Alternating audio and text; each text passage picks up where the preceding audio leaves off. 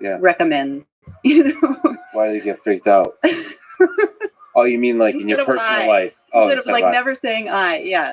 So always, you're just being I always refer to you as the brain and body we call Lex. Yes. Yeah. Well, I don't know. That's kind of charming in a way. Alleged brain. So I and you are very useful shorthand, even though at some level they're illusions. They're very useful shorthand for the system of my brain, really, and and my body, the whole system. That I is useful for that, but the illusion is when we feel like outside of that system that can intervene, that is free, that's somehow free from the physical world. I can have the thought, I really am not crazy about having intellectual back and forth on Twitter, and then feel like I decide to not follow that thought. Right. And the feeling, that's the feeling where the illusion comes in, because it really feels as if, sure, my brain had that original thought, and then I came in and made a different decision. But of course, the truth is, it was just further brain processing that got me to decide not to go down that path. How much is that feeling of conscious will is culturally constructed shorthand? So like I and you is a you could say a culturally constructed shorthand. How much of that affects how we think? So our parents say I and you, and then we start to believe in I and you. And is that fundamental to the human brain machine? Yeah, I think it goes very deep. I think it's fundamental, and I think it probably, some form of feeling like a self goes as deep as cats and dogs, and it's possible. I mean, if consciousness does go down to the level of cells, or however far down you want to take it, worms, or I think any system that's navigating itself, that kind of has boundaries, navigating itself in the world. My guess is that it's an intrinsic part of. That's why I imagined that the P tendril would have this feeling, and so we use the word I. I think you're right. First of all, that the way we talk about things affects our intuitions about them and how we feel about them, and so there are other cultures who are more open to breaking through these illusions than others, for sure, just because of their belief sets, the way they talk. I mean, I'm sure I'm not a linguist, and I don't even speak a second language, so I can't speak to it. But if there were a language that that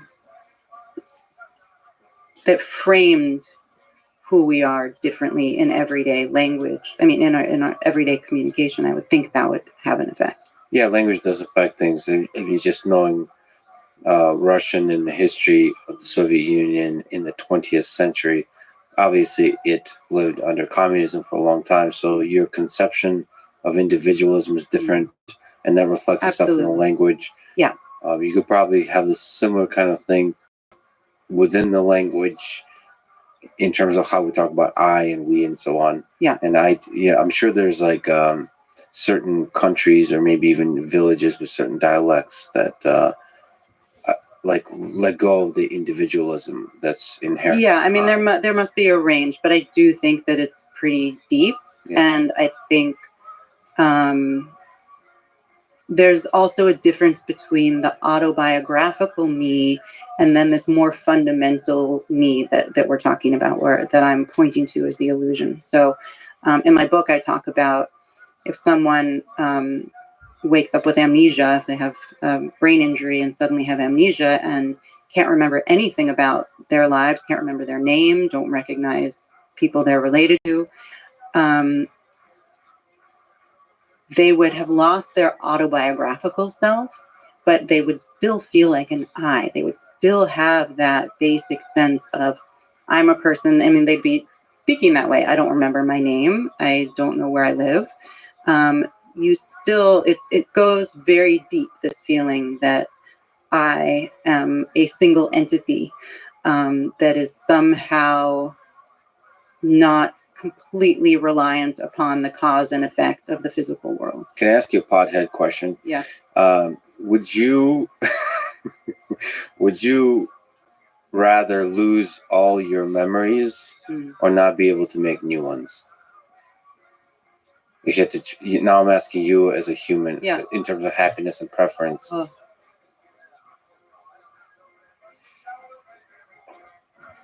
I can't answer that. You like both features of the organism that you embody? Well, one is intellectual and one is psychological, really. I mean, I would have to choose the memories only because, memories of the past. Yeah. Only because I have children and a family, and it wouldn't just be affecting me, it would be affecting them. It would just be too horrible.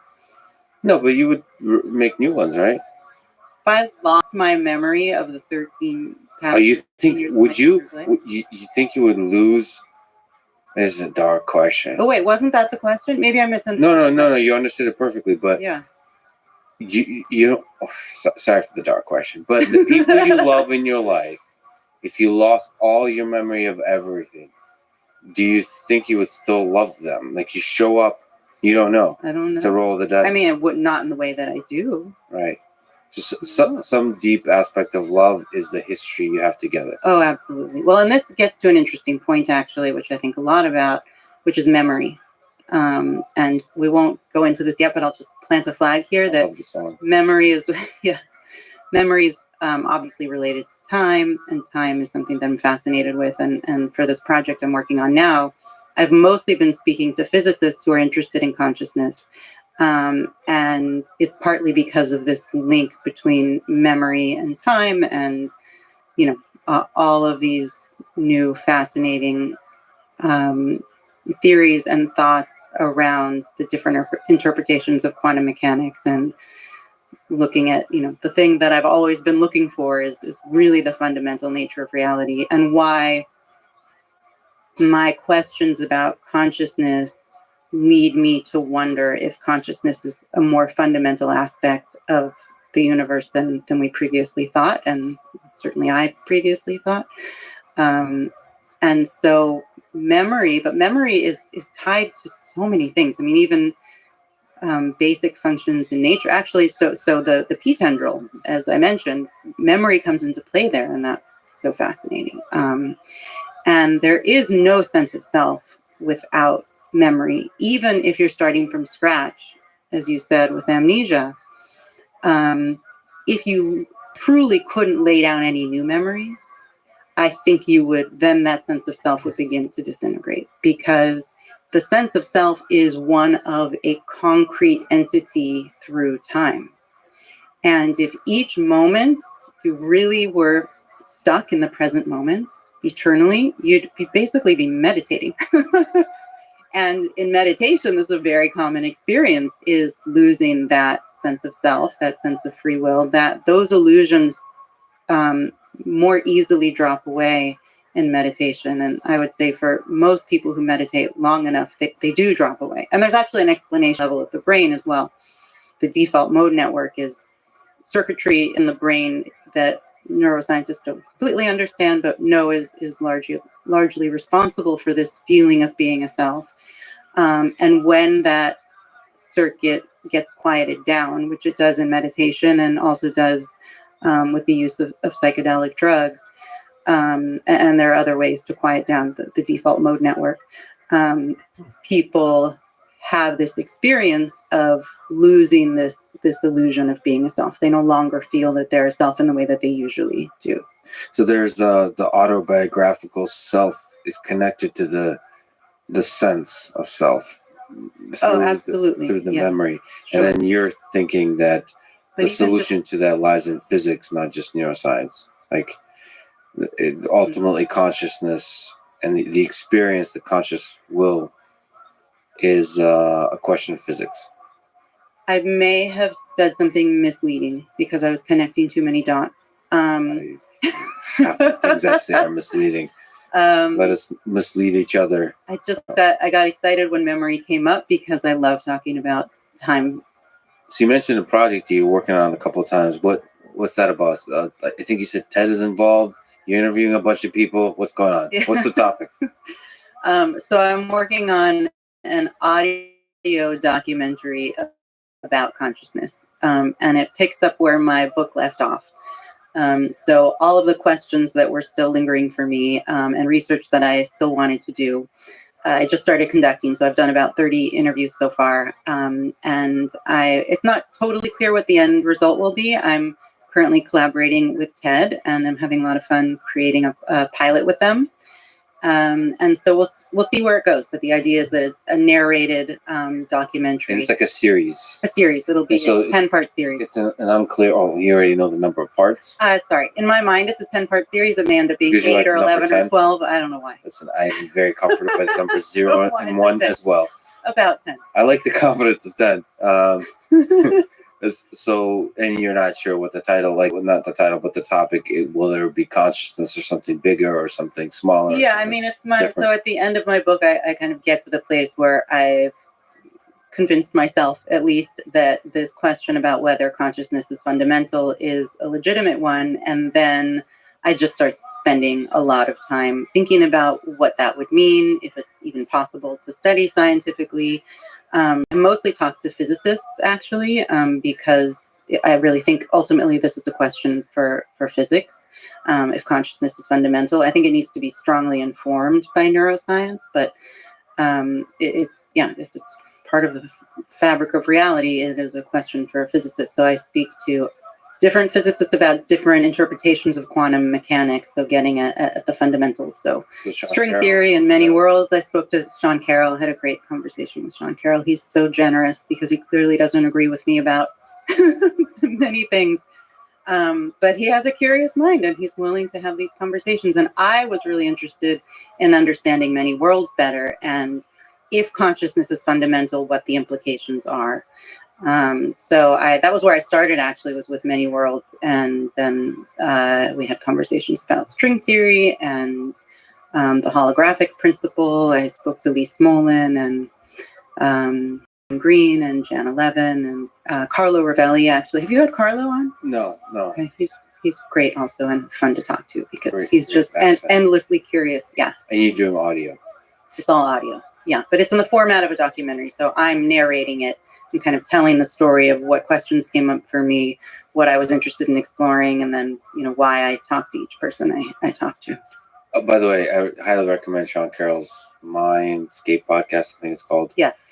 It's amazing. One of my favorite things, when he interviews physicists, it's great, but any topic, his aim is. But one of my favorite things is how frustrated he gets with panpsychism. But he's still it's like a fly towards the light. Yeah. For some reason, he can't make sense of it, but he still struggles with it. And I think that's the sign of a good scientist, really struggling with these ideas. I totally agree, and yes, that's what I appreciate in him and many scientists like that. Who has the craziest, most radical ideas who you talk with currently? So you can go either direction. You can go panpsychism, consciousness permeates everything. Yeah. I don't know how far you can go down that direction, or you could say that what would be the other direction? That there isn't real. The problem is they're all crazy. They're all crazy. Each one is crazier all of us than are the crazy. Next. And my own thoughts now. I have to be very careful about the words I choose because. It's just like talking about the different interpretations of quantum mechanics. It's once you get deep enough, it's so counterintuitive and it's so beyond anything we understand that they all sound crazy. Many worlds sounds crazy. String theory. These are things we just cannot get our minds around, really. And so that's the realm I love to live in and love to explore in. And the realm that, to my surprise, my interest in consciousness has taken me back to. Can I ask you a question on that? Yeah. Just a side tangent. How do you prevent, when you're imagining yourself to be a pea tendril, how do you prevent from going crazy? This is kind of the Nietzsche question of You have to be very careful thinking outside the norms of society because you might fall off. Like mentally, you're so connected as a human to the collective intelligence that in order to question intuitions, you have to step outside of it for a brief moment. How do you prevent yourself from going crazy? I think I used to think that was a concern. And then you I've became learned crazy. so much about the brain. No, and I've had experiences of deep depression, and I've struggled with anxiety my whole life. I think in order to be a good scientist and in order to be a truthfully, let's say, to allow yourself to be curious and honest in your curiosity, I think it's inevitable that lots of ideas and theories and hypotheses will just sound crazy. And that is always how we've advanced science. And maybe, 9 out of 10 ideas are crazy, and crazy meaning they're actually not correct. But it's as I said, all of the big scientific breakthroughs, all of the truths we've uncovered that are the earth-shattering truths that we uncover, they really do sound crazy at first. So I don't think one necessarily leads to a type of mental illness. I see mental illness in a very different category. And I think some people are more susceptible to being destabilized by this type of thinking. And that might be a legitimate concern for some people, that kind of being grounded in everyday life is important. For my psychological health, the more time I spend thinking about the bigger picture and outside of everyday life, the more happy I am, the more expansive I feel. It feels nourishing to me. It feels like it makes me more sane, not less. So. Well, that's a happiness, but in terms of your ability to see the truth, you can be happy and I guess I don't see mental illness necessarily being linked to truth or not truth. So we were talking about minimizing mental illness. Yeah. But also truth is a different dimension. So you can go crazy in both directions. You can, you could be extremely happy, and they are flat earthers. You can believe the earth is flat. Right. Because they're actually, I'm sure there's good books on this, but it's somehow really comforting. It's fun and comforting to believe you figured out the thing that everybody else hasn't figured out. I think that's what conspiracy theories always provide people. Why is it so fun? Link. It's so fun. It's except when it's dangerous. Yeah. But even then, it's probably fun. But then you shouldn't do it because it's unethical. Anyway, it's not true. I'm not a fan of following. Well, that makes one of us. No, I don't know. There's probably a fascinating story to why conspiracy theories are so compelling to us human beings. That's deeper than just fun internet stuff. I'm very interested in why they're so compelling to some people and not others. I feel like there must be some difference that at some point we'll be able to discover. And because some people are just not susceptible to them, and some people are.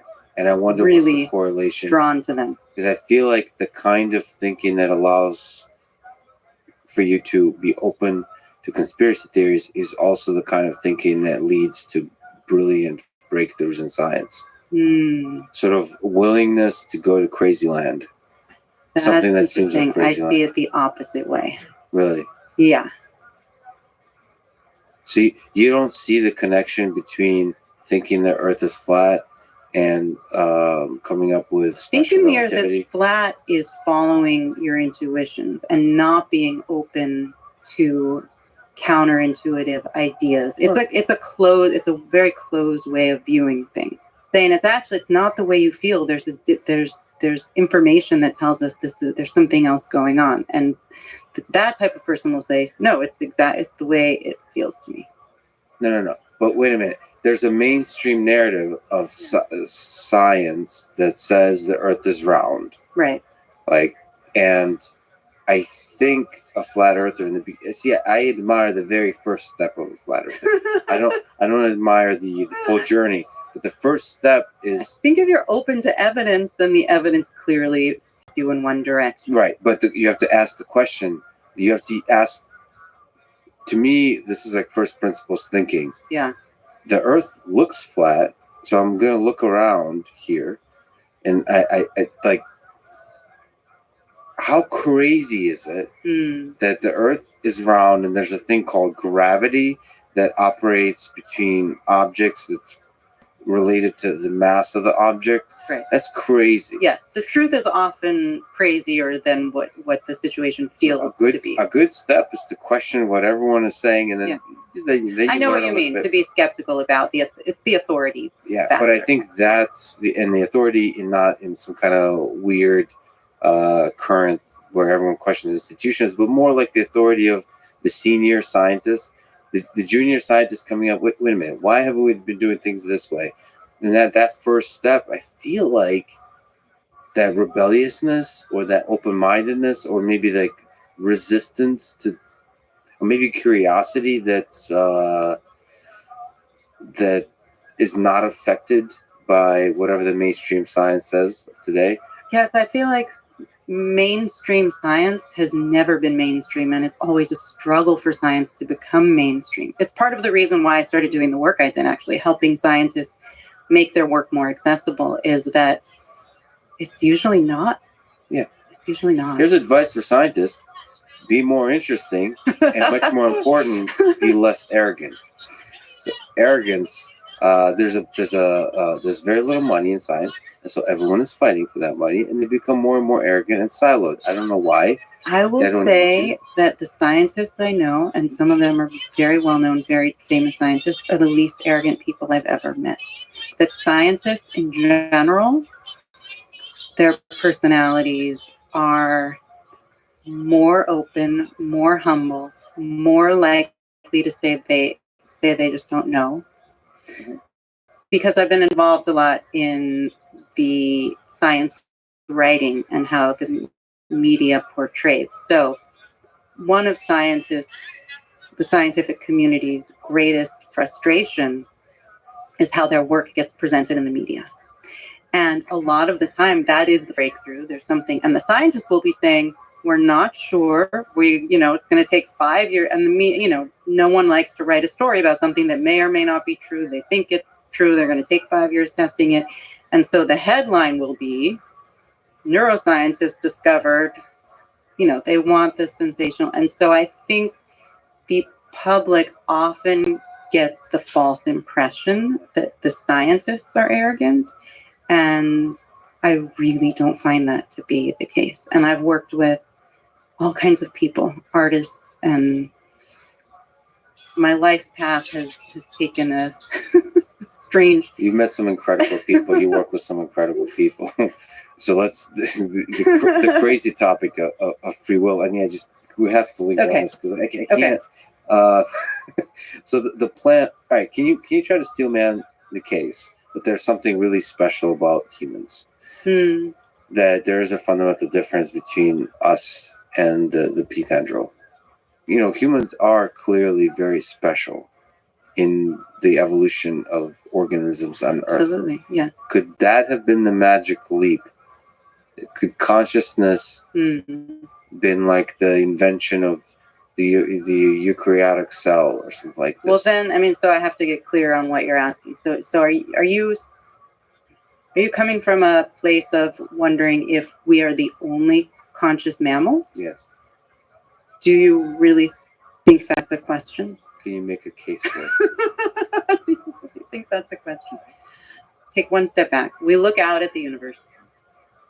At this point in our scientific understanding, we know that essentially we're all made of the same ingredients, right? They're atoms in the universe doing their thing. They find themselves in different configurations based on the laws of physics. And then the question is, if we look out at all of the configurations of atoms in the universe and ask, which of these entail conscious experiences? Which of these have a felt experience of being the matter they are? And there are really only two, broadly speaking, there are really only two assumptions to make here. And the first one is the one that science has taken and that I have for most of my career as well, and that in many ways makes the most sense, which is electrons aren't conscious, tables aren't conscious, there's no felt experience there, but at a certain point in complex processing, that processing entails an experience of being that processing. Now that's just a fascinating fact all on its own, and I love to spend time thinking about that. But so the question is, does consciousness arise at some point? Are some of these collections of atoms conscious? Or are all of them? Because we know the answer isn't none. You know, I know that I'm at least having a conscious experience. I know that conscious experiences exist in the universe. And so the answer isn't none. So the answer has to be all or some. And this is a starting assumption that you're really kind of forced to make, and that it's all or some. All or some? I would say one is some also. We either need an explanation for why there's non-conscious matter in the universe, and then something happens for consciousness to come into being, or it's part of the fundamental nature of reality. It's also, if consciousness is a fundamental property of reality, it could also choose to not reveal itself until a certain complexity of organism. I'm not sure what that means. I'm not sure what that means either. Okay. Like the flame of consciousness does not start burning until a certain complexity of organisms is able to reveal. I don't think we can look at consciousness that way. I don't think. I mean, many people like to try to make that argument that it's a spectrum. Why do we have to say all or nothing? Maybe. Yeah. And I agree that I actually think it is a spectrum, but it's a spectrum of content, not of consciousness itself. So, if a worm has some level of conscious experience, it is extremely minimal, something we could never imagine having the complex experience you and I have. Maybe some felt sensation of pressure or heat or something super basic, right? So there's this range, or even if you just think of an infant, like the moment an infant becomes conscious, there's a very, very minimal experience of inputs of sound and light and whatever it is.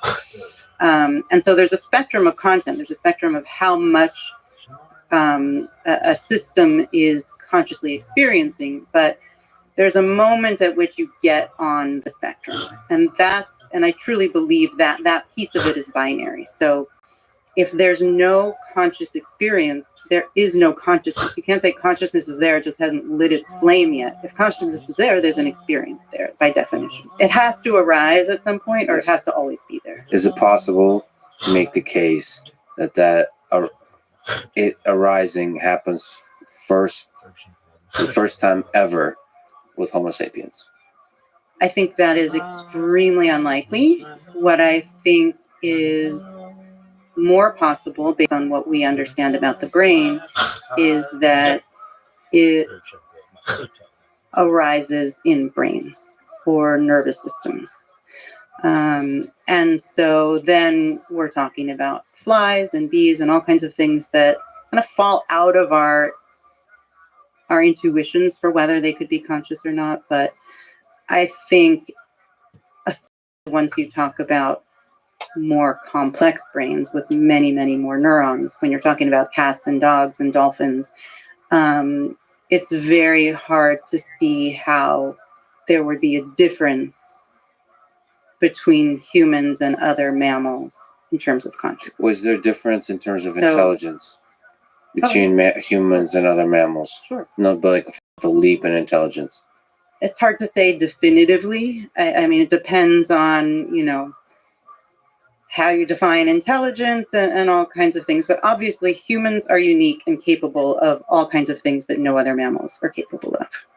And there are important differences. And I don't think you need any magical intervention of something outside of the physical world to explain it. And the way I think about consciousness, I actually think it's part of the reason we're mistaken about consciousness is because we are special in the ways that we're special. And because we're complex creatures, we have these complex brains. So I think we should probably get into some of the details of why I think we're confused about what consciousness is. Yes. But just to finish this point, I think that we don't actually have any evidence that consciousness is complex, that it comes out of complex processing, that it's required for complex processing. And I think we've made this anthropomorphic mistake because we are conscious, and it's very hard to get evidence. It's one of the things that makes consciousness unique and mysterious, and why I'm fascinated with it is it's the one thing in nature that we can't get conclusive evidence of from the outside. We can, by analogy, you're behaving basically the same way I behave, more or less. You talk about your conscious experiences, and therefore I just extrapolate from that you're having a felt experience in the way I am, and we can do that throughout nature. Well, there's no physical evidence. There's nothing we can observe from the outside that will give us conclusive proof that consciousness is there. And so I think we've made this leap to, because we're conscious and because we're unique and special and complex and intelligent in the way that we are, and because we don't have an intuition that anything else is conscious, or we have no feedback about it, we've made this assumption that consciousness, that those things aren't conscious, and felt experience does not exist out there in other atoms and forms of life even, but especially not inanimate objects. And therefore consciousness is somehow tied to these other things that make us unique. That consciousness arises when there is this complex processing. When there is, and we can talk about the evolution argument too, which I think is super interesting to get into, and I'm hoping to talk to Richard Dawkins about this for my series. What does he think about consciousness? He's not interested. He's not interested, and actually the conversation I would have with him would be very brief because he's just not that interested in this topic. But let's go back to the Richard Dawkins piece, because I feel like there's a lot to talk about here in terms of our intuitions about consciousness, what it's doing, why in my book and everywhere I talk about consciousness, I bring it back to these two questions that I think are at the heart of our intuitions about consciousness. And so your questions about whether human beings are unique and special and all of that, I think are interesting questions and something we could talk about. I see them as separate questions from the consciousness question. So you see consciousness as giving a felt experience to our uniqueness, as opposed to the uniqueness giving birth to consciousness. Yes, and that potentially there is felt experience, even though it sounds crazy even to me, that there is felt experience in all matter. And at this point in my thinking, and after a few conversations with some physicists, I think if consciousness is fundamental, the only thing that actually makes sense is that it is part of the most fundamental that space-time and everything else emerges out of. Out of consciousness. Felt experience is just part of the fabric of reality. So is it possible to intuit this? Can we start by thinking about dogs and cats, go to the plants, and then going all the way to matter? Or is this going to be like modern physics, where it's just going to be impossible to even through our reason alone? Like, we're going to have tools of some kind. I think it'll be a little bit of both. I mean, I think the science has a very long way to go. And the truth is, I don't even think we can get to the science yet, because we have to do this work. And this is why I'm so passionate about this work. And it's really taking hold. I mean, there are scientists, neuroscientists and physicists interested in consciousness, and kind of having gotten over the initial obstacle of wrestling with these intuitions, so that it's now being talked about in a serious way, which was the first huge hurdle. But I think a lot more of that has to happen, a lot more of the intuition breaking from the science we already have. I mean, I think we almost need to catch our intuitions up to what we already know, and then continue to break through these intuitions systematically so that we can really think more clearly about consciousness. There are a couple of scientists now working on theories of consciousness, which they don't quite go to the fundamental level, but they go extremely deep. So that something like an electron might be conscious under their theory. This is integrated information theory, IIT, with Christoph Koch and Giulio Tononi. I've spoken to both of them. I spoke to Christoph Koch once or twice for this project I'm working on now. What they're working on is incredibly interesting to me, and I think very important work. However, I think they are also really led by some false intuitions about self and free will. And I think that will be a limit to their work. So we can get into that, but let's go. We will. Christoph Koch we just is awesome. Yes, which is that what they're working on, I think, is the most important next step forward, which is just even being open to the fact that consciousness goes as deep as particles. And being rigorous. But even their theory isn't going as deep as I think we need to go. And it's hard to say how we could actually study this scientifically, but that's part of the reason why I'm such a supporter of IIT and why I'm so interested in what they're doing, even though I think they're wrong, is because they're opening this path there, and I think they're getting more people interested. And I think, it'll be. It's hard for me to imagine what the science will actually look like. But okay, so your intuition, or at least the direction which you're pushing, is that consciousness is the only fundamental thing in the universe, that everything else, time, all those kinds of things emerge from that. I will say that what I believe at this point, I've been saying 50-50 for a long time. I'd say now it's like 51-49 in terms of consciousness being emergent versus fundamental. So I'm not convinced of this at all. I'm not convinced that consciousness is fundamental. What I think is there are very good reasons to think it could be.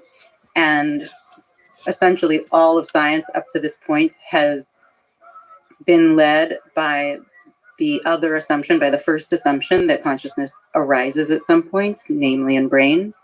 And that's where all the science has gone. And I think that's wonderful. And I think it should keep on going. And I actually think that was a more important place to start. But I think there's a possibility that the correct assumption is that it's fundamental. And so that's the science I support. That's the thing I spend a lot of my time thinking about and talking to scientists and philosophers about. And so I shouldn't give the idea that I actually have crossed over into believing this is the case, but it's the assumption I follow in my work at this point. It's a possibility, an understudied possibility, so it deserves serious, rigorous attention. And there are good reasons to start with that assumption versus the other that I think we're just now starting to realize. So just to clarify, when we're talking about consciousness, we're talking about the hard problem of consciousness, that it feels like something to, there's a subjective experience. Do we, if consciousness permeates all matter, is fundamental, is that going to be somehow, is our question about consciousness like the very tiny subset of what consciousness actually is? So like we have our intuitions about personal experiences, like what it feels like, what it tastes to eat a cookie or something like that. But that seems like a very specific implementation of consciousness in an organism. So how can we even reason about something that's, if consciousness is fundamental, how can we reason about that? I'm not sure I'm understanding the connection between those two things, but when you think about what it's like to be a plant, to experience a thing, okay, we can kind of get that. We can kind of understand that. There are a lot of places we could go with this. One is there's actually work being done by people like David Eagleman. He's a neuroscientist. I don't know if you know him. Yeah. You should talk to him for your podcast if you haven't. He's wonderful. Great science communicator. He's someone I interviewed for my current project too. So he's done this actually. Okay, there are many places we can go. One is he does work with sensory addition, sensory substitution, and this is going in some very interesting directions and maybe partly answers your question, which is giving humans qualia, sensory experiences that we're not wired for, that human beings have never had before. You let me know what you're most interested in hearing about. We could talk about things like the brain port.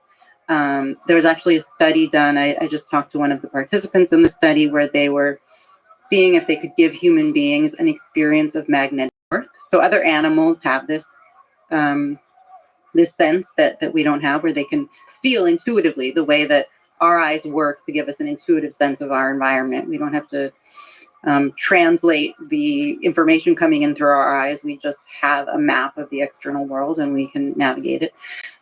So many animals use a sense of magnetic north to get around, and it's an intuitive sense. So I spoke to someone who was in this part of this experiment, and it was fascinating to hear him acquire a sense not only that he had never had, but that no human being had ever had. So when I asked him to describe the experience, it was challenging for him, and understandably so, because it would be like you describing sight to someone who's never seen. This is clearly possible, and scientists like David Eagleman and others are working on these. And so I do think it's possible that these scientific advancements may actually start to dovetail with the consciousness research in terms of being able to experience things we've never experienced before. But I do think that at some level, yes, we're limited as human beings. We may be able to find some proof or enough proof to at least assume that consciousness is fundamental, or, who knows, one day actually believe that that's the correct scientific view of things, and not really be able to get our minds around that or to understand what it means, and certainly not to know what it feels like. I mean, we don't even know what it feels like to be other creatures. Maybe I don't know what it's like to be you. Yeah, I mean, I guess that's what empathy is about. That's what I try to exercise, is try to imagine what it's like to be other people. And then you're doing that even farther with pea tendrils. but perhaps we could do that thing more rigorously by connecting different sensory mechanisms to the brain, to do that for all kinds of organisms on Earth. But they're similar to us in scale and the time at which they function, the time scale and the spatial scale. Mm-hmm. Perhaps it's much more difficult to do for electrons and so on. Some of the intuitions I talked about, I mean, I just I'm taking them for granted that you and everyone knows what I'm talking about. But in terms of the science, in terms of the studies, understanding things like binding processes, understanding just a little bit about how the brain works, and as far as we understand, and then there's just a ton of evidence now to support that our conscious experience is at the tail end of a lot of brain processing. So she tells a story. Yeah, so just a little bit. I mean, I give in the example in my book, I talk about tennis and the binding of the sights and sounds and felt experience of hitting a ball, which in the world are happening at different times. The rates it takes the sound waves and the light waves and the felt sensation to travel to my brain are different. That there are these binding processes that happen prior to the conscious experience that were essentially delivered to us by the brain. And so we can get back into this. I can answer your bigger question first, but I feel like for a lot of people to understand some of the science that already is shattering some of our intuitions about the role consciousness plays, I think is helpful in terms of being able to be open to thinking about these other ideas. Let's go there. Where the heck does consciousness happen in what we understand about the brain timing-wise? This connects to conscious will, too, our experience of free will. Yeah. There is this period of time, and it's depending on the situation and the behavior, it can be anywhere from, it's essentially half a second. There's 200 milliseconds. I actually don't know. I was going to compare it to the timing of syncing film and sound. I don't know if you know this. Yeah, unfortunately, data. I know this very well. You do? The film and sound? Yeah, like yes. How the timing has to work so that so that our experiences of it happening at the same time. Let me just sit in the silence of it. There's been so much pain on this one point. Sorry, so much I had no suffering. idea. So I mean, I did a lot of algorithms on automatic synchronization of audio and video Right, and all right. these kinds of things. No, I know this well. There's a lot of science and there's a lot of differences, but it's about, and people claim it's about 100 milliseconds. You can't tell the difference, but it's much more like 30 to 50 milliseconds. Okay. And it you can go nuts Yes. trying to see if something is in sync or not. Yes. Is it in sync or not? Well, also, Am I out of sync right now? Your brain is constantly making adjustments. Yeah. And so it can shift for you while you're doing that, which is probably part of the thing that's driving you crazy. Okay. So I'll start with binding processes and then I'll just give a couple of examples. So yes, there's this window where your brain is essentially putting all of the information together to deliver you a present moment experience that is most useful for you to navigate the world. So as I said, I use this example of tennis in my book. So the sights and sounds are coming at us at different rates. It takes longer for a sensation in my hand when I hit the ball with the racket to travel to my brain than it does for the light waves to hit my retina and get processed by the brain. So all these signals are coming in at different times. Our brains go through this process of binding to basically weave it all together so that our conscious experience of that is of seeing, hearing, and feeling the ball hit the racket all at the same time. And that's obviously most useful to us. Binding is mostly about timing. It can be about other things, but I was just talking to David Eagleman, who was talking about a very simple experiment, actually, and this kind of shows how your brain is basically always interacting with the outside world and always making adjustments to make its best guess about the most useful present moment experience to deliver. So this is a very simple experiment. This is from many, many years ago. And David Eagleman was involved in this research where they had participants hit a button and that button caused a flash of light. Mm-hmm. And so our brains, through binding, the brain, it notices, is able to kind of calibrate the experience you have because the brain is aware that it is its own hand that is causing the light to flash. There's this cause and effect going on. And so you have this experience of pushing the button that causes the flash of light, which is true, and the light flashes. You can start to introduce longer pauses, starting with 20 milliseconds, 30 milliseconds, going up to, I think, 100, maybe even 200 milliseconds, where if you do it gradually, since your brain is making the adjustment, you can introduce a delay. I think it's up to 200 milliseconds. If you do it gradually, you will still have the experience, even though there's now a delay between when you hit the button and the light flashes, you will still have the exact same experience you had initially, which is that the light flashes right when you push the button. In your experience, nothing is changing. But then, so they gradually give a delay. You've acclimated to that because it was done gradually. If they then go back to the original instantaneous flash, your brain doesn't have time to make the adjustment, and you have the experience that the light flashed before you hit the button.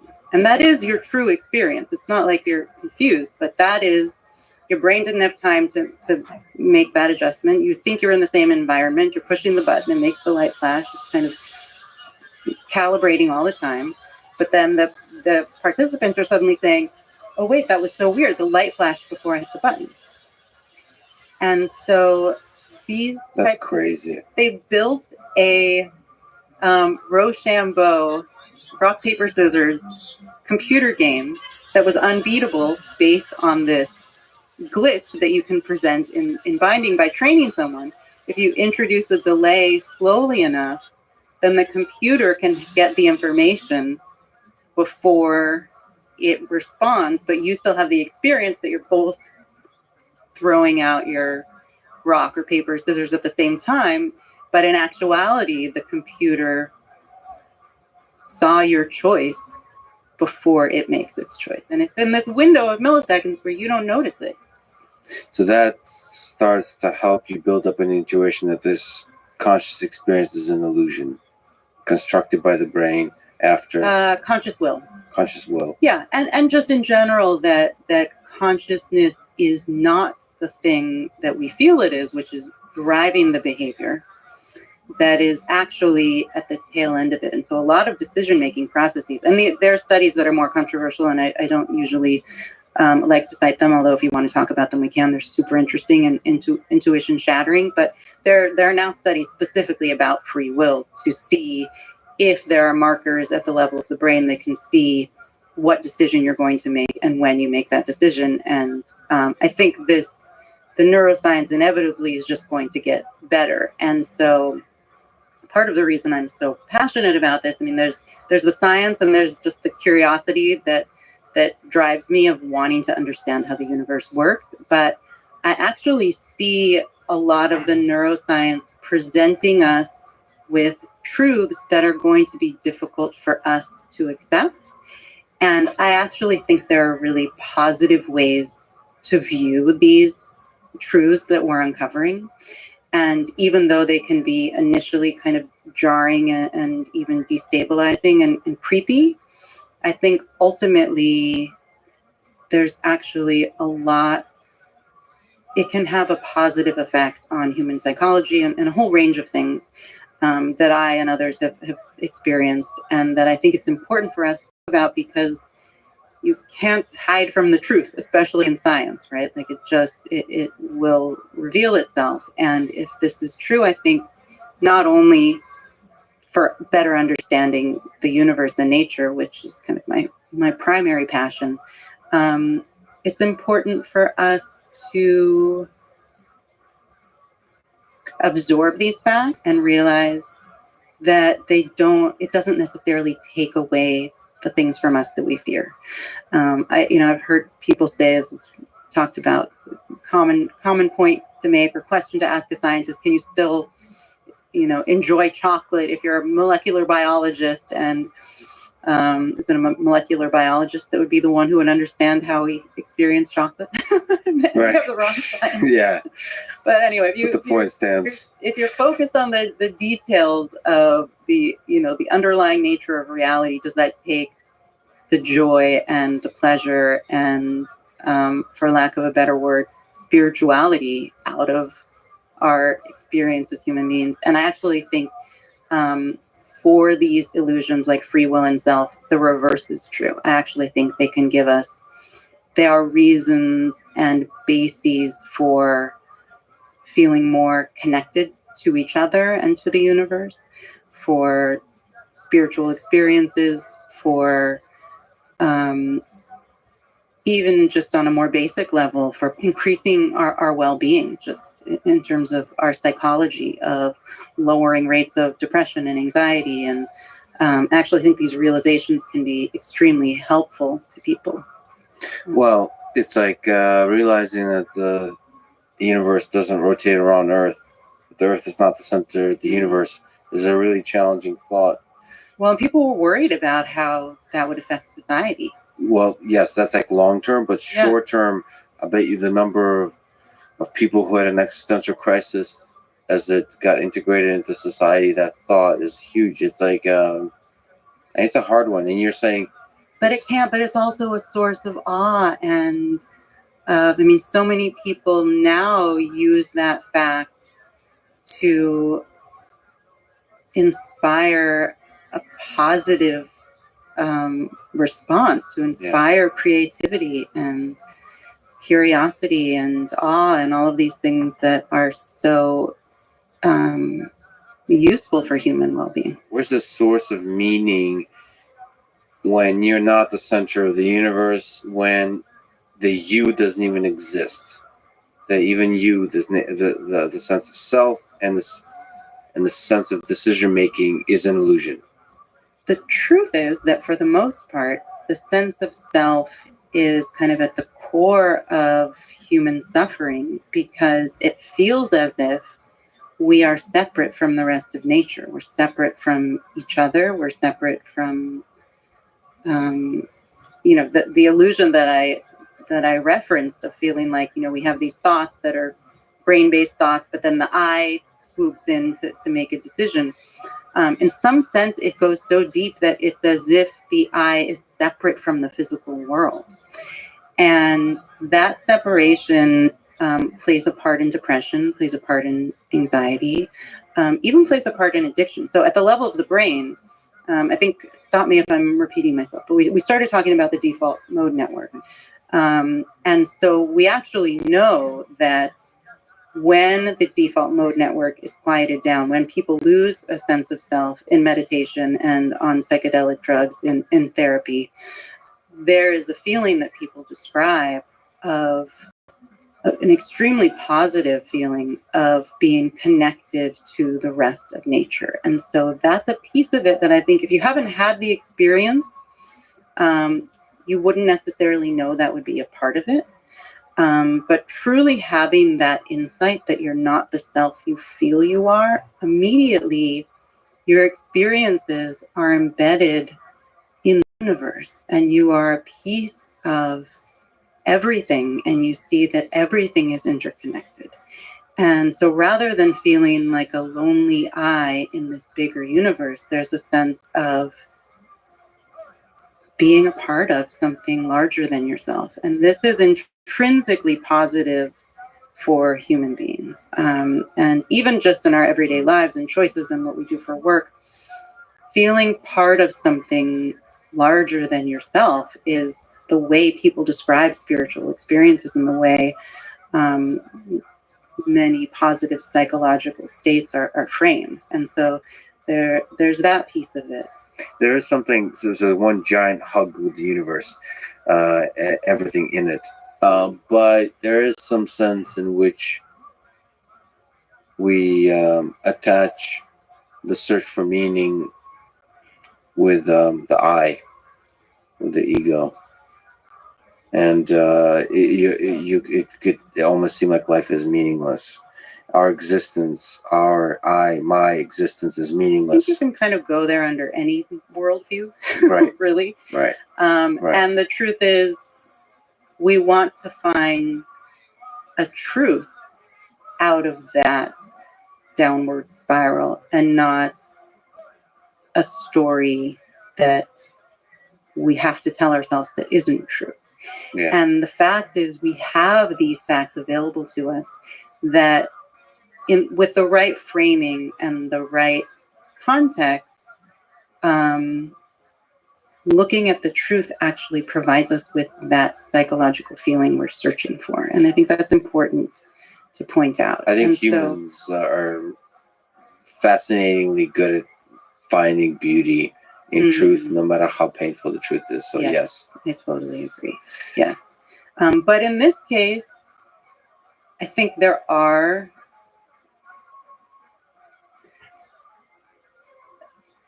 the concerns are legitimate concerns, and I have them myself, for how people respond. I've actually had people tell me they had to stop reading my book halfway through because the parts on free will were so upsetting to them.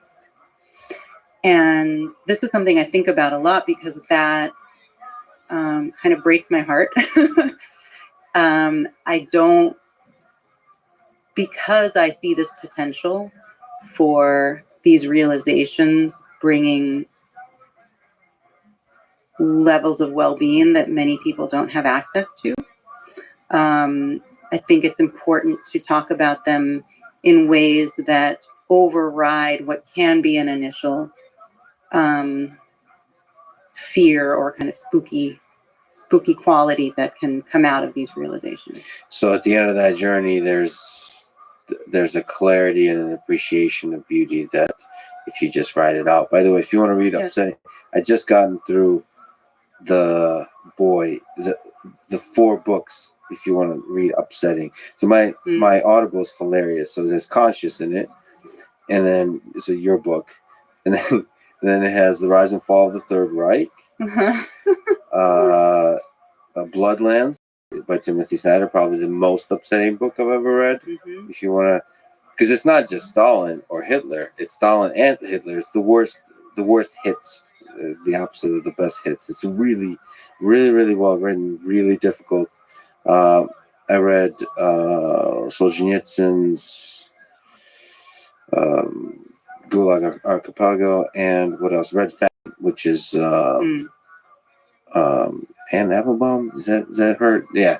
Anyway, so those are truly upsetting, and and those are a lot of times the results of hiding the truth versus pursuing the truth. So truth in the short term might hurt, but it did ultimately sets us free.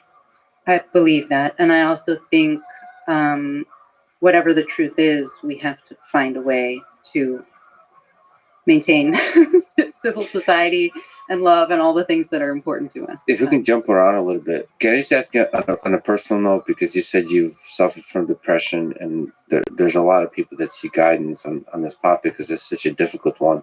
How were you able to, when it has struck you, how were you able to overcome it? Yeah, I mean, this is maybe too long an answer. So I've experienced it in different forms. So it was I would say my depression has almost always mostly taken the form of anxiety.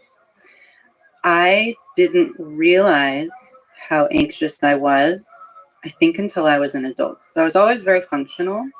I think, all the positive sides of suffering in that way. I think I'm a little OCD, as you can tell. Hey, this whole conversation is hilarious because we're both suffer to some level of anxiety. Psychology is just laid out in front of us here. It's a giant mess. We're the same kind of human. Yeah. It's great. Just trying to organize. Just hold on, like the Tom Waits song. But then I suffered from postpartum depression after both of my daughters, after both pregnancies. That was a very different experience from anything I've ever experienced, but clearly I had a predisposition towards, suffering from something like that. Anyway, it really wasn't until I fully recovered from the second experience of postpartum depression that I realized that I had been suffering on some level my whole life. And I think I always knew, I thought of myself as a very sensitive person, an empathic person. I've been in therapy for 10 years. I knew I had a lot of anxiety. I would never have denied that I had a lot of anxiety. I just didn't realize it crossed over into a disorder, really, until I was an adult and ended up taking Prozac. I took an SSRI for postpartum, and it was fascinating to me. I ended up interviewing my psychiatrist because I was so fascinated in the whole thing. Once I was on the other side of it, just what I had been through, how different I felt during that period of time, and then how quickly the medication made me feel like myself again. I had come out the other side of the experience of postpartum and was going to start tapering off the medication. And in this window where I no longer had postpartum depression and hadn't yet gone off the SSRI, I realized that life was not only a lot easier than when I had postpartum, but it was easier than it had ever been. And it took taking all of that anxiety away to recognize how much I had been grappling with it my entire life. And it first started coming in the form of realizations like, oh, is this how other people Yeah. Is this how other people feel? Is this how that, like the things that I just always thought of, I'm really sensitive. I'm an introvert. I need a lot of time to myself, and all of these things that I felt like, it's always very high functioning. And in some ways, I was a professional dancer, and I think that was the type of therapy for me. There was the obsessing over the training and dancing 9 hours a day and all of that. I now look back on and see how much that was therapeutic for me, and that I was kind of treating something. But it was just this experience of treating an anxiety disorder that caused me to realize that I had one. I didn't know I could feel the way I felt after taking Prozac, and I became very interested in. I was already working with neuroscientists. I was already interested in consciousness in the brain, and It just, this kind of rattled other intuitions for me in terms of how our childhoods shape who we become. Because I had been convinced my father was was a complicated person, as you said before. That's what I was just going to say again. But so he was not diagnosed. I think he had borderline personality disorder and was emotionally abusive. And I thought that all of the ways I experienced the world and all of my anxiety and my sensitivities, I thought almost all of that, if not all of that, was because of these experiences I had growing up and trauma that I experienced as a child. And obviously those things play a part. But what I realized after going through postpartum, and then the thing that was extremely informative to me was having my own children. Because they were basically living my dream childhood. They had none of the things that I thought were the cause of the psychological suffering that I experienced. There was none of that, and they have a lot of the same, they struggle with a lot of the same anxiety and panic attacks. And what I realized was how much we're kind of born into the world with these things that we struggle with, and with our strengths and with all of that. And of course, then if you have an abusive childhood, if you're someone who tends to be anxious and sensitive and empathic, and then you're born into an abusive situation, that's obviously a terrible combination. But I never acknowledged or realized how strong just you kind of accepting the challenges you're born with, and this is what life will be, versus then figuring out that life can be somehow different. I think they're part of the same process, and I think it's kind of necessary to accept what you're experiencing and what the situation is and how you feel and the types of thoughts and patterns you tend toward in order to make whatever changes can be made. So I do think it's kind of part of the same process. Could life have been any different? Do you regret certain aspects of the decisions made? Not by you. It depends on what level we're talking. I think, at a fundamental level, I don't believe anything could be different. Are you able to think about at that level about your own life? Sure. And that's part of what I wanted to kind of talk a little bit about the levels of usefulness of being aware of these different illusions, because I would say most of the time in our daily lives, the types of illusions that I'm interested in shaking up are not useful to remind ourselves of most of the time. I really think there are different levels of usefulness to thinking about and reminding ourselves of the places where we have false intuitions. And so I often use the analogy of living on a sphere. So it still feels to most of us, most of the time, our intuitive sense, we're not thinking about whether the earth is flat or a sphere, but we behave as if it's flat. And that... How's your day going, Tractor? Good. What about you? Well, how old are you?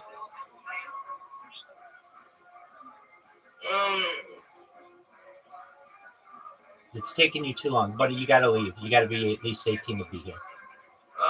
Take care. Sorry. Take care, man. You too. Bye. Bye. That makes the most sense. And it would be exhausting to keep reminding ourselves as we walk down the street, like, it feels flat, but it's not flat. It's like, there's just no reason to do it. It's not useful in that moment. If you're building a house, you can build it as if the world is flat.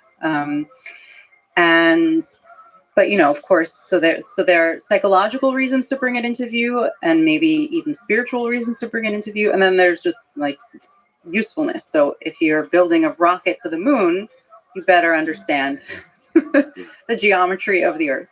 Even if you're flying an airplane, if you're an airplane pilot, you have to be aware of the truth of our situation.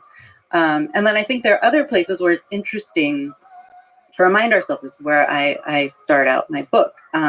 Just as a way to inspire awe and to get yourself out of your everyday life and see the big picture, which can be just a relief, but also helps you feel more connected to the universe and to something larger than ourselves.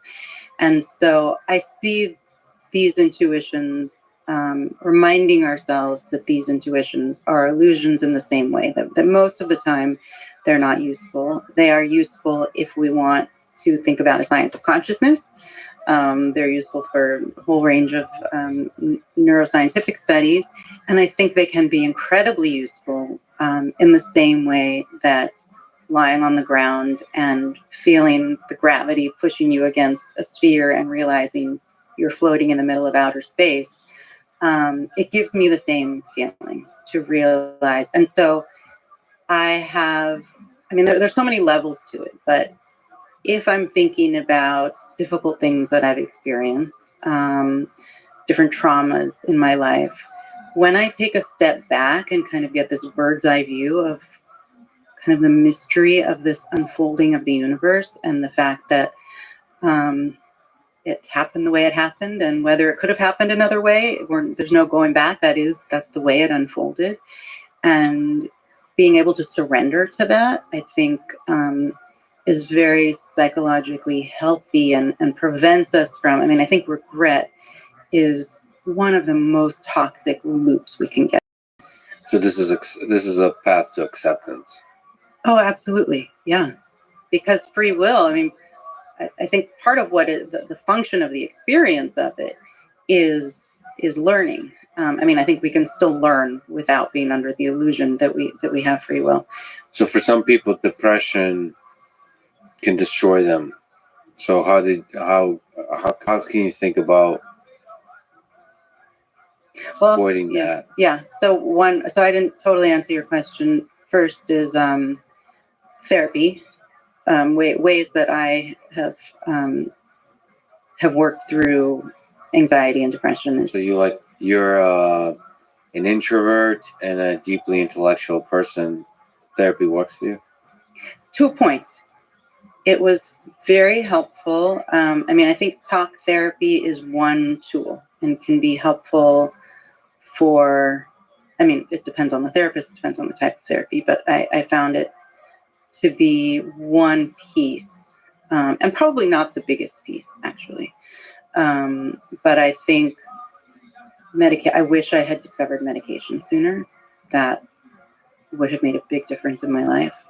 Even just intellectually to realize that, I'm not... Life was a lot harder than it needed to be. Yeah.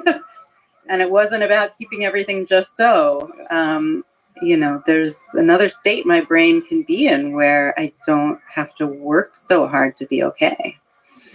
Meditation was probably meditation and psychedelic experiences were probably the most transformative. But, a lot of these things don't, I'm lucky that I didn't, my anxiety and depression never really got in the way of my living my life, of enjoying my life. There were struggles. It made life harder for me. But, something like treatment-resistant depression or severe PTSD, these are things that, at this point in time, based on my understanding, I think once you've tried, and the truth is that meditation is often not helpful for those things. It can actually exacerbate them. And the most promising thing that I have seen is this research into psychedelic, therapy-assisted psychedelic. Does that make sense to you that psychedelics work so well for such difficult cases? What is it about psychedelics? And I've been following this research from the beginning when they were doing end of life. Yeah, they started with end of life patients. I don't know, maybe 20 years ago. I met at a TED conference. I met one of the doctors who was doing this research. It was the first time I became aware that the research was happening, and I already had my own experiences before that. And so it made perfect sense to me that this would work. It was still astonishing to see the results, to see how successful the work is so much of the time, but it doesn't surprise me. It makes sense. And it's actually in line with all of these other things. So quieting down the default mode network. One of the things that's so transformative about taking something like psilocybin, and everyone's experience is different. It can vary each time you take it, even in a single person. But the experience I had and the experience that many people have that is so transformative is this feeling that's very hard to describe, that it's a feeling of being one with the universe. And that comes with, it's kind of all one feeling that is, again, hard to put into words, but there's this feeling that everything is okay. And I'd never had that feeling before in my life. When I took psychedelics, that feeling would stay with me for months. And I never understood why, and it was always fascinating to me, but it was as if I was glimpsing a deeper truth of the world, that it's all one thing, we're all connected. There's no sense that there could even be a feeling of loneliness. It was just this visceral sense of being one with everything, and that everything was okay, that all the things I was afraid of, even death,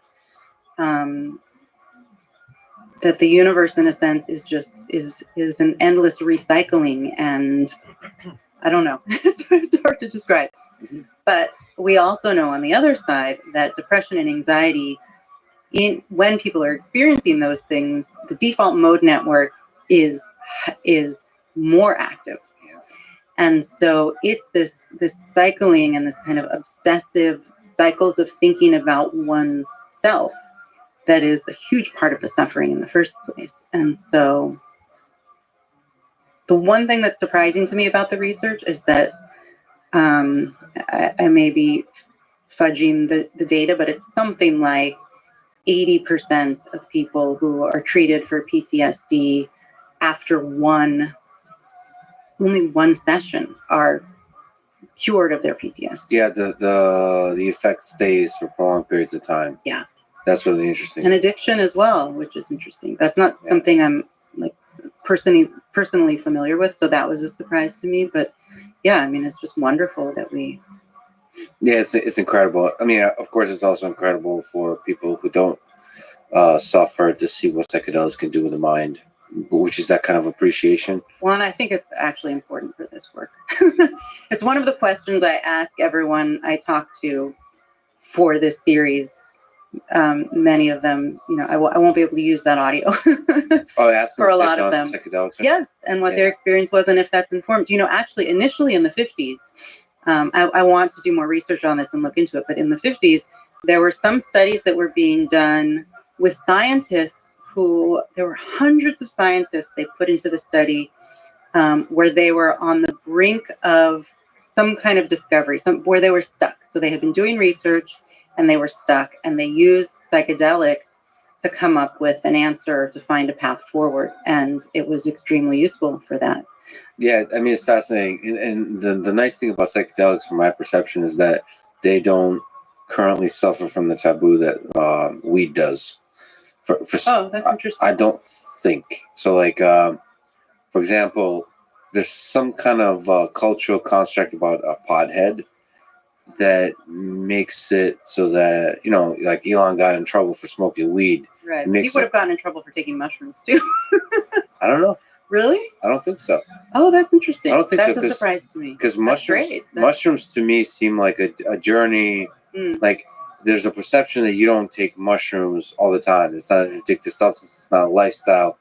It's like going to Burning Man. It's like a experience that stays with you for a long time. I didn't realize that understanding had permeated into the culture. Yeah, that's a good question of how, if it has or not, because maybe I have a very narrow perspective of these kinds of things. But I think what has permeated is through Hollywood ideas of what it means to be a person who smokes weed a lot. Yeah. And that has had its effect, which is hilarious given the effects of weed versus alcohol. Right. But that's a whole nother story. Have you taken psychedelics? Yes. And you've spoken about it on your podcast? Yeah. So not a lot. I really want to do a lot more. I've taken mushroom. Yeah, I mean, Yeah, I mean, because I know, so do I. And I have a very addictive personality, so I'm very nervous about substances, but I didn't have any addictive relationship with that thing. Every time it is a treatment for addiction, so. Interesting. But I'm almost nervous because every time I've taken mushrooms, I've had a really pleasant experience. I mean, it was, it's already the thing I feel anyway. Yeah. But I feel it more intensely. The thing I feel anyway is like appreciation of the moment, how beautiful life is. The weird thing that I feel, not throughout the day, but certain moments of the day, especially early on, that's like life is intensely beautiful. Like, that's usually when I'll tweet. Yeah. It's like everything is awesome. And I remember those feelings because sometimes when I feel really down and all those kinds of things, you remember that it's a roller coaster, and then you find the good feelings, and it's cool. And it does make me a little bit sad that they kind of fade. But then as I get older, you get to use those moments. You realize they don't use them well. When you feel great, when you're focused, all that kind of stuff. Use them well. Yeah. Because the mind is a roller coaster. Yes, it's true. That's partly why I do this work. I feel like my work is therapy. I don't know if you feel that way. Work is therapy. This work, not work in general. Thinking about the deep questions, thinking about the nature of the universe, thinking about consciousness, even meditation. I mean, I got into meditation. To me, it's interesting. To me, I think a lot of meditators feel this way about it, but I think I'm thinking about it from the perspective of someone who hasn't meditated before, but it feels like a scientific experiment. It feels like it's the same physicist in me who was drawn to meditation, because the experience is one of getting closer to your experience and asking similarly deep questions like, what is time? What does that even mean? What do I mean by time? What does it feel like? What is a thought is one of the most interesting questions to me. Hey, how do you meditate? Let's talk about this. So what, you let go of time? Well, I'm not really doing anything. I mean, the exercise is really so simple. It's just paying attention to your present moment experience. And it's an extremely challenging thing to do. It's not the natural state of the brain. It's an exercise in concentration, which is why, athletes and other people who spend a lot of time needing to focus intensely find it so useful. I mean, it's really a focus, a concentration practice. But all it is really, I mean, there are different ways, there are different methods, but it really is quite simple at its core, which is just paying close attention to your present moment experience. And so in Vipassana, which is what I've mostly been trained in, you're usually paying attention to the breath, but there's always some focus of concentration. And the focus can even be just an open awareness, just watching your mind go, just what comes into your experience. And part of that is the mind, part of it is the external world. So you hear a sound, you think a thought, you feel a feeling, your cheek is itching. Am I going to scratch it? Am I not going to scratch it? Just like, sounds like the most boring thing in the world. And what's interesting is paying close attention to the most boring thing in the world is incredibly fascinating. Noticing that breath, no two breaths are the same, that time keeps moving, that your thoughts keep appearing. It's there. Yeah. I mean, it's a spiritual practice for notice a reason. More and more beautiful things about the simpler things. Yeah. It's great. I like to do that. I don't meditate. I've tried a few times, and I will, but I meditate. I do meditate, but not, I meditate by thinking about a thing, and like holding on to that thing, and just like, that's not really, I guess, technically meditation, but it's keeping a focus on an idea, and then you walk with it, and you solve the little puzzle of it. Yeah, Especially any kind of programming or math stuff. You're holding stuff in your head, but don't look stuff up. Don't take notes. you're only allowed to have your mind, and that's You would really enjoy a meditation retreat. I mean, you would also not enjoy it. It would be Probably go hard because nuts. it's all. You wouldn't go nuts. It would be hard, but you would get it. What's the ton out of meditation it. tree? Is it usually silent or? It is always silent, or actually, at least the one I would recommend you do is a silent meditation retreat. How long? 5 days. 5 days. Okay. We'll talk later, but you might be my next victim. I have. 5 days is a long time It's a long time. to just sit. It changes your brain. It's the type of experience that will change your brain permanently. There's been like 2, 3, 4 hour sessions. You of don't have thinking that break me. children. You I should don't do have it. children. How's the the children? Leaving them for 5 days and not speaking and impossible. I've only done one retreat since I had kids. I'm doing another one soon, but only maybe 2 nights. Maybe that's what the thoughts will be coming in my head. You should be getting married. That's You should okay. have kids. So whatever, let the thoughts be. I think You'll kids get always. really good at letting things just be and focusing on the present moment. And you might come out with some epiphany about what you should do next. Yeah. No, I love the idea. Obviously, I love the idea. I love the idea. You know, I've fasted for 3 days. I want to fast for longer. That's also, in a different way, perhaps, but it makes you more sensitive to the world around you somehow. I'm not exactly sure what the chemistry of that is, but obviously it's not obvious because you're not always that hungry, but you're more, time slows down and you feel things, you feel a breeze, all this kind of stuff. Right? It's very interesting. I think I tweeted something about ideas coming out from, sometimes feeling about coming from outside of you sometimes. So you mentioned as you meditate, you notice these ideas come in. So thoughts, ideas, how did that connect consciousness? So the thing I was responding to that you wrote, I think I was partly picking up on the part of you that would really get a lot out of a meditation retreat. That was my way of beginning that conversation. Yes. That experience you had of a thought coming from somewhere else, when you spend an extended period of time paying close attention to your moment-to-moment experience, that's how all of your thoughts appear to you. And it's really beautiful because you're letting go just through the practice of meditation. You're quieting down your default mode network, and without necessarily intellectually thinking yourself out of free will, it naturally kind of drops away. And so when you're under the spell of this illusion that you are the author of your thoughts and your conscious experience is driving all of your behavior, and there's this I that stands somewhere near your brain but is not your brain, that stands free of the physical world, is the thing generating the thoughts. When you're meditating, that quiets down and can kind of quiet down completely so that your experience is just of the next thing arising in your conscious awareness. But the source of that is still this brain. What you realize is the source of it is not your conscious experience. And that's the important insight.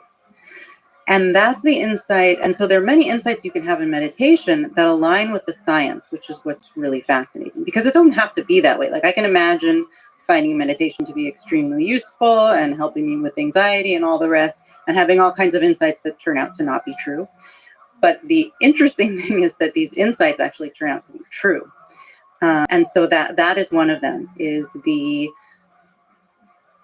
when you're just watching what your conscious experience actually is, you realize that it's not doing all of the things you usually feel like it's doing. And so the thoughts really just arise in much the same way that a sound or a sight or a feeling, maybe your leg starts to hurt. When you're just watching moment by moment by moment, pain arises, a bird chirping arises, a thought arises, a feeling arises, you're just kind of watching it all unfold. And there's something really beautiful about that. Yeah, it's the perspective you could take on is there's a connectedness to the entirety of the universe, like to nature in general. And that there's something so beautiful about consciousness, about the fact that it's not just a dead universe with atoms doing their thing, that at least in this one instance, there is a felt experience of the universe. Of the universe. It's not even individual. And I'm part of the universe, yeah. And there's right here in this little point in space and time, there is an experience of the universe. But it's still interesting to think about where those ideas, if those ideas are solely a construction of the brain, or is there some kind of mechanism of joint collective intelligence of humans as social organisms, where those like how much of it is me training my neural network and the ideas of tens of thousands of other people, and how much is it myself? You're talking like in terms of psychic phenomena, or you're talking in terms of just absorbing the information of the past and education and just kind of the collective human project that gets in throughout our lives? I don't know much about psychic phenomena, but I also want to be open-minded in the way we speak about collective intelligence, because it's very easy to simplify it to it's a neural network trained on knowledge developed over generations and so on. It does feel like intelligence is stored in some kind of distributed fashion across humans. Like if you take one out, I think that intelligence quickly goes down. I don't know how quickly it goes down if you just take one out. It depends on which one. I think I half agree and half disagree with what you're saying. Yeah. But yeah, I mean, the other thing you notice when you spend a lot of time in meditation and when you spend a lot of time kind of shaking up these intuitions that I think get in the way of clearly thinking about what consciousness is that we are these systems in nature that are not at all isolated. And there are the obvious ways, like if I just stop drinking water, that's going to change the system very drastically, right? So there's just, the energy consumption, but the fact that we exchange ideas is we part of who I am is everyone I've interacted with. And of course, the people I interact more with have sculpted me more, but our brains are sculpted through our interactions with each other as well. Yes, but I wonder if it's a more correct and useful perspective to take that those interactions are the organisms. Like you're saying, you're still making the brain the primary. There could be like that the brain is what it is because of the social interactions, and the social interactions are the living organism. Like that's a weird perspective because it's so. I don't actually think it's one or the other. They're both. Yeah. They're both living. Yeah. It's like cats and dogs. Yeah, I mean, it's a little bit like, I have 2 children, and a lot of people with 2 children will say, like, when you're preparing to have the second one and soon after you've had the second one, that having 2 is kind of like having 3, because you are nourishing and protecting and overseeing each individual life, but then there's the sibling relationship, which is almost another thing. Yeah, it's weird. So you've spoken with Don Hoffman a few times. Yes. In his book, Case Against Reality. Yeah. Many more than a few. There's a lot of fun ones. Is there one with Sam was involved? Well, Sam and I interviewed him. Yeah, sorry. Most of the conversations I've had with him are private. They're not public. But we used to meet before the pandemic. We were meeting about monthly to discuss ideas. I would love to be a fly on the wall of those discussions. But he wrote a book, Case Against Reality. Yeah. Makes the case that our perception is completely detached from objective reality. Can you explain his perspective and let us know? Well, no, maybe not fully, but to which degree you agree and don't. So this is much more focused I guess you guys have an agreement that consciousness is somehow fundamental. Yeah, I mean, I think we both think we might be wrong. About the consciousness or about reality? About it being fundamental. Right. I think we both agree that this is a legitimate question to ask at this point in science. Is consciousness fundamental? And I really see it as a question, and I think he does too. But he goes hard on reality. Yes. And it's hard do you go interesting on because reality? especially, so I actually now have recorded 3 conversations with him for this project I'm working on. Yeah. And in every conversation we have, we seem to land on the same place. But this last conversation we had, it seemed to be even more clear that the semantics really get in the way. When you get into the weeds in these conversations, it's almost like we need some new terminology, because it's hard to know sometimes whether we're talking about the same thing. I have issues with his terminology that when we talk about what his terminology represents, it seems like we completely agree. But the conclusions? It's possible we have a very similar view of the universe if consciousness is fundamental. It may be an identical view. It's hard for me to know because I disagree with a lot of his terminology. Okay, but our 4-dimensional reality, he says that's like a complete space-time. It's a complete weird construction that... Yeah. Well, I mean, the truth is that, if you talk to a neuroscientist like Anil Seth, and I would say most neuroscientists, but he's really good on this subject, and his expertise in his area of focus is in perception. So he talks a lot about how our perceptions give us an experience of the world, and he calls it a controlled hallucination. I'm sorry, I think he says that he got that term from someone else, but that's the term he uses. We got every term from somewhere else. Right, that's true. Everything. There's no new ideas. Right. There's a sense in which what Hoffman is saying is we already know to be the case. So our brains are creating this conscious experience based on these interactions with the outside world.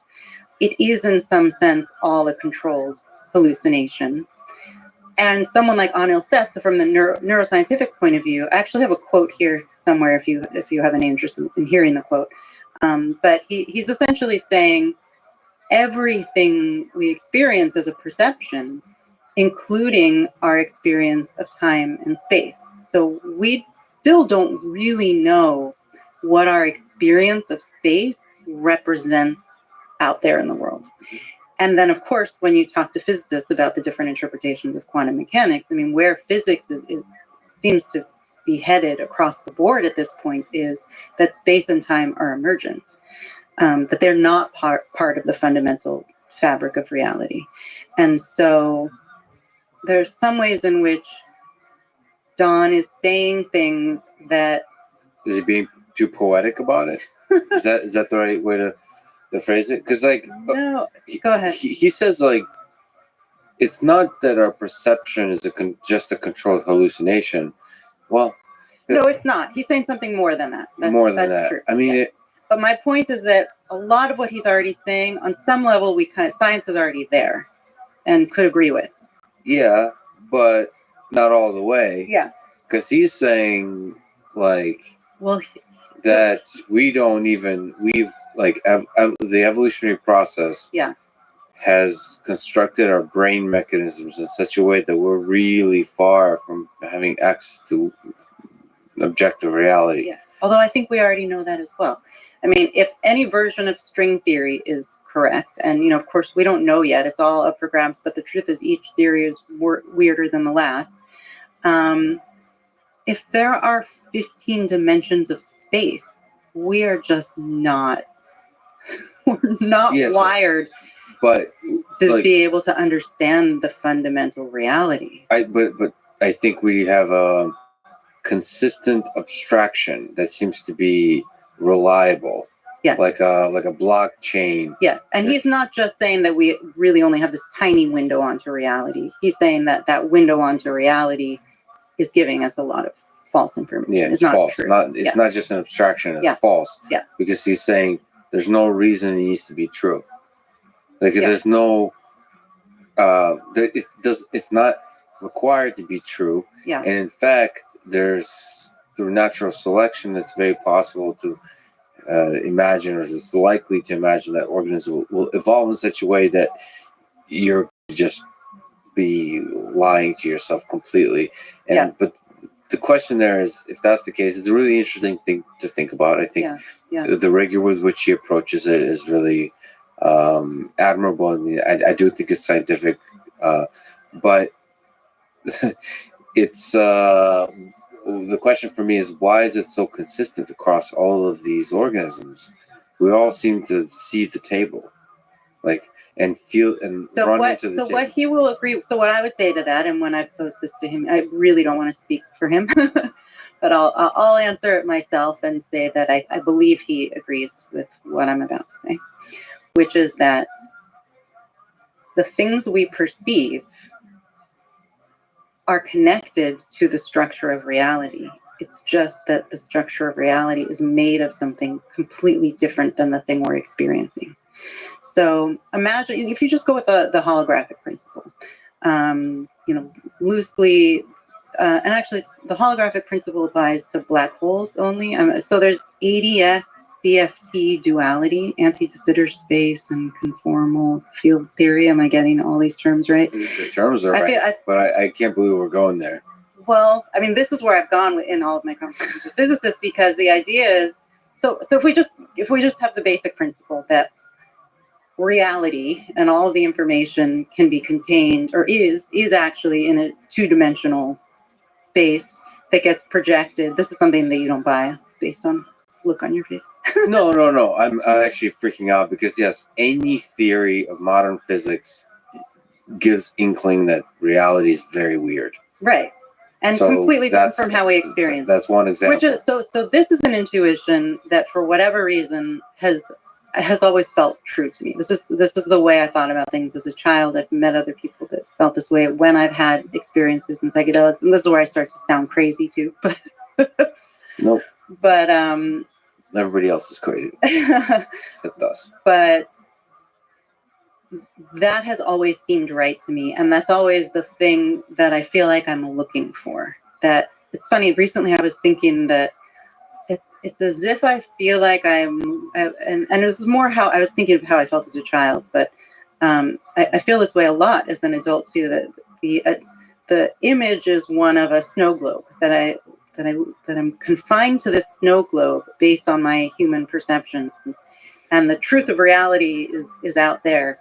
And it's actually why I'm so drawn to shaking intuitions. I feel like every time we shake up an intuition, it's like an opportunity to leave the snow globe for a moment. Mm-hmm. It's like smashing the marbles and seeing, oh, it's not liquid in there like I thought. It's getting this glimpse of something truer than what we typically experience. There he is. I feel like it's for a long time going to be snow globes inside snow globes inside snow globes. But oh, is it okay? Yeah, it's all right. It's working. Did it? Nothing's broken? No, nothing's broken. That's the first thing I was going to ask you is, did your app crash, or like it must have happened like 2 or 3 hours ago, but any idea how it felt?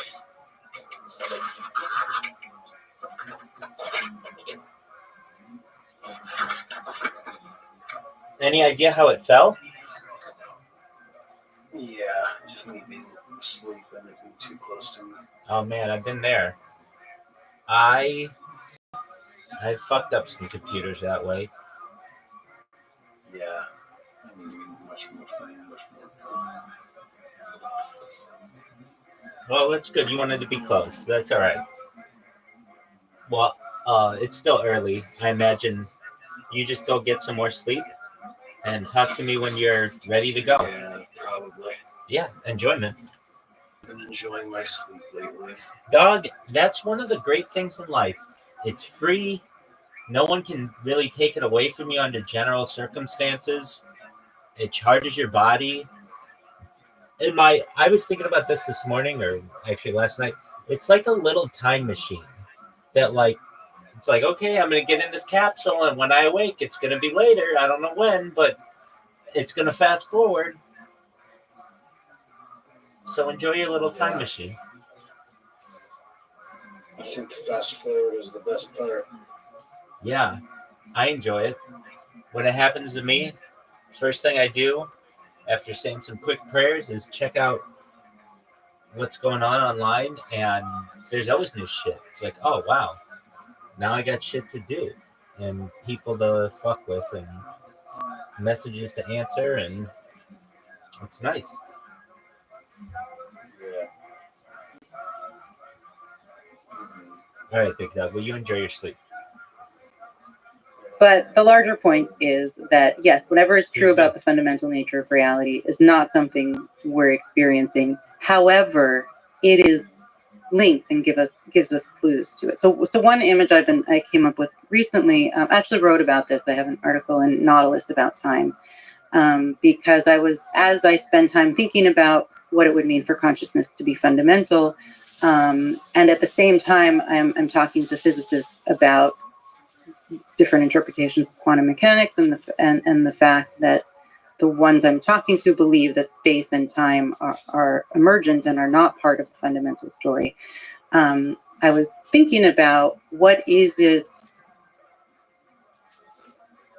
could time be if it's not the way we experience it? What could it be pointing to? And I'm not the first person to think like this. Many people have developed different thought experiments around this, but and this is, I'm not saying this is the way things are, but this is just one solution, is that time and causality appear to us the way they do because for whatever reason, we're only perceiving one moment at a time. And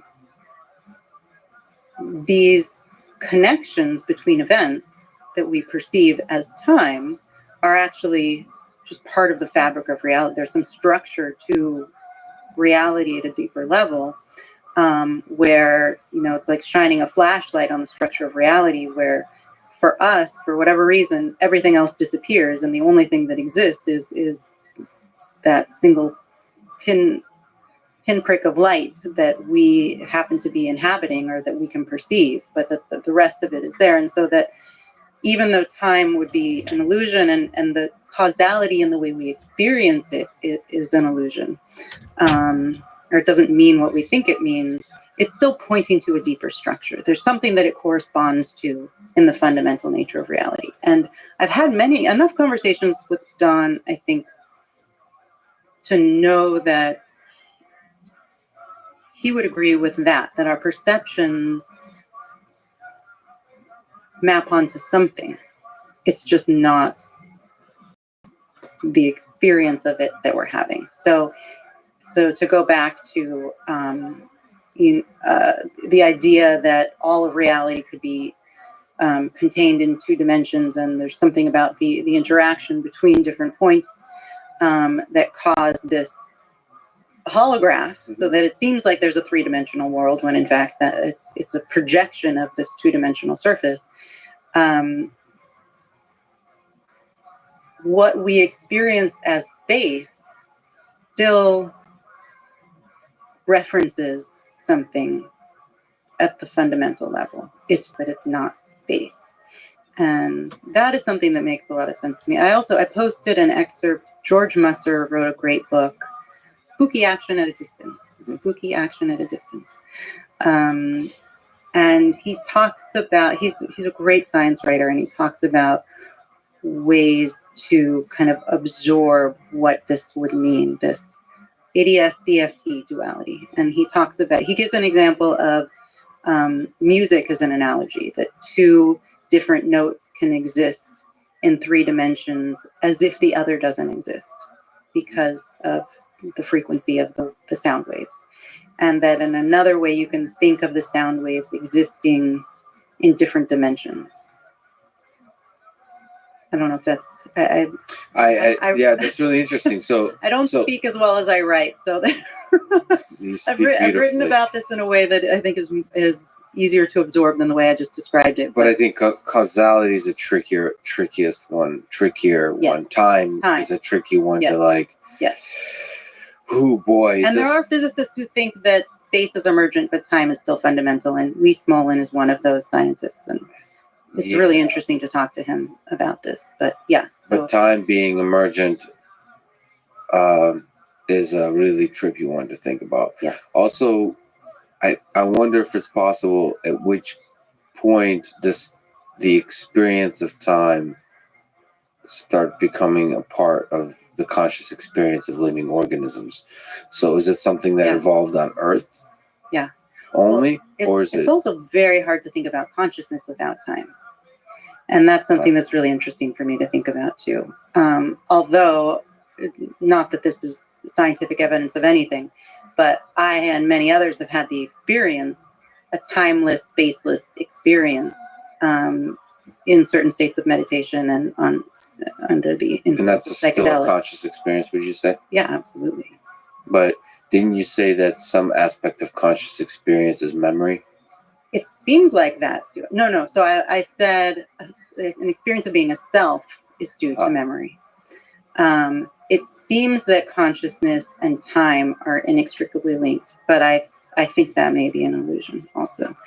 And when I think about consciousness being fundamental, and someone like Max Tegmark, I don't know if there are other mathematicians, I'm sure there are, he's the only one I know of who will talk about mathematical forms and shapes as not just being, he talks about them as being actual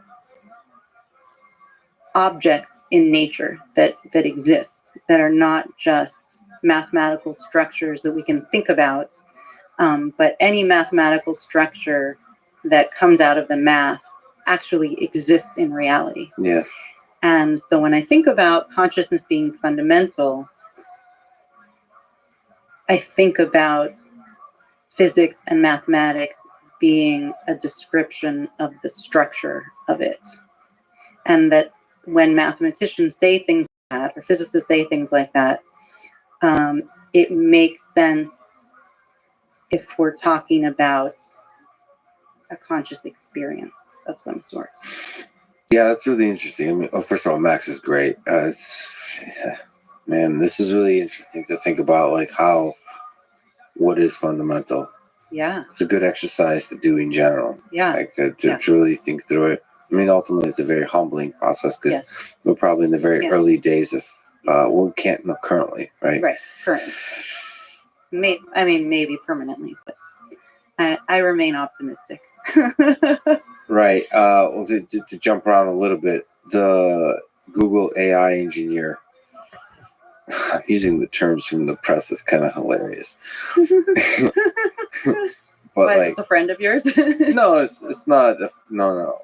But just, the term AI is really not used amongst machine people. Oh, I see. Okay. So like I'm using kind of Right. Google AI engineer and it's like sentience and chatbot, and like none of those words are really used by the people that actually build them. Okay. You're much more likely to use language model versus chatbot, or like natural language dialogue versus chatbot, or whatever. It's certainly not sentience, but that's the point. I mean, sometimes the difference between the public discourse and the engineering is actually really important, because engineering tends to want to ignore the magic. They don't notice the magic. Anyway, the Google AI engineer believes that the Lambda 1 natural language system achieved sentience. I don't know if you paid attention to that. I didn't. You didn't. No. But the general question is, do you think a chatbot, do you think a robot could be conscious? So, I mean, this answer is slightly different, or very different, depending on whether I kind of follow the assumption that consciousness emerges at some point in physical processing, or whether it's fundamental. Since I've just chosen to stay on the fundamental channel, then it's kind of a silly answer, because if consciousness is fundamental in the way I currently think about it, the only way I imagine it working, every physical thing we perceive is a representation of a conscious experience. So, I mean, yes, it's true of everything in the world. However, I would say if that's the case, even though there's a way in which it's behaving in similar ways to a human being, the way it's constructed, what it is actually made of, and the physics of it is so different that I would expect it to have an entirely, completely non-human conscious experience. And whether it even feels like a self, I think would be a big question mark. Well, this question is of ethics, and Yeah. is it capable of suffering? Is suffering connected to consciousness, or I mean, obviously it is. It's the only way you can suffer is in a well, conscious maybe it's not. Maybe it's not. Maybe it's more connected to self than consciousness. I would say, I mean, just on my own use of these words, suffering is only something that can happen in a conscious experience. Right. So can robots suffer? If they have anything that has a conscious experience can experience suffering. Yes. But do plants suffer in the same? So is there some level where when we construct our morals and ethics, that is there a class of conscious experiences or organisms that are capable of conscious experience that we can anthropomorphize sufficiently such that we give them rights? Yeah, I mean, this is not an area that For physics? I have spent, for me, I have not spent a lot of time thinking about this. Most people expect that I have. It's interesting. These types of questions are much less interesting to me than the other questions, and I think it's because I'm interested in the physics of things. Sure.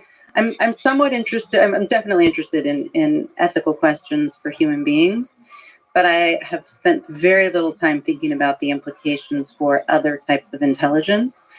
I will say that I think the capacity for suffering of a conscious system goes up with memory and with a sense of self. So if you take if anesthesia only erased your memory and it didn't actually make you unconscious, you actually horrifically experienced some surgical procedure, but we could completely wipe out your memory of it. As nightmarish as that scenario is, and I'm not suggesting we should ever do this, I would say if our only option were to erase your memory of it, that would be the more ethical thing to do than to have you maintain that memory, because the suffering is then carried across a longer distance through time. That's presuming that suffering is unethical. Well, isn't that what ethics is all about? It's about suffering. I mean, I think to me, ethics is all about suffering and well-being, and I don't know what ethics is without that.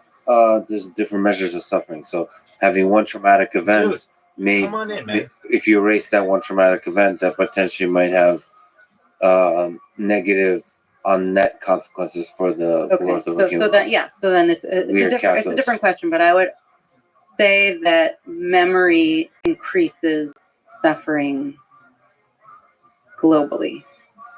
So that if any moment of suffering only existed for itself in the present moment, there he is. That is a lesser kind of suffering. You ready to get your ass kicked? Yeah. Excellent. Hey, I was just on Kick. I don't know if you're aware, but Aiden Ross hasn't streamed on Kick in like more than a month. And he's got this, but he's coming back. He's got this AI bot though, or somebody does, that you can ask it any question, and it's pretty realistic to have like an AI Aiden Ross. He's pretty cool. That's cool. I can't sleep. Well, I'm the perfect person to help you, because I will whoop your ass until you're so tired you can't see straight. All right. I'm going to tell you right now, I'm going to beat That's you gonna help. 5 fucking games. I'm beating you 5 fucking games right off the bat. Yeah. Perfect I'm just shot. down an insignificant amount of. I'm just on like the insignificant amount of money right now because in unrealized profit. Like I'm not down in general, but market go down and I'm down fucking horrendously in unrealized profits. All right. Well, did you see how good my drive is? Does that make you any happier? I mean, it's not gonna help with the fucking 700K in unrealized profit, but yeah. Okay, that's some serious unrealized profits. All right, but it'll be back up. Just be patient. Yeah. Be patient. You know how the game is.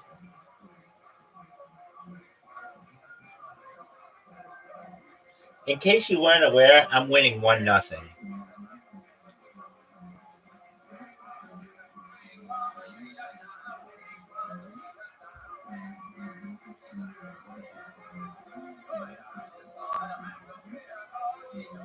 That was an okay shot, but is it good as this shot? Doug, I'm telling you right now, it's already better than your shot. Your shot is dog shit.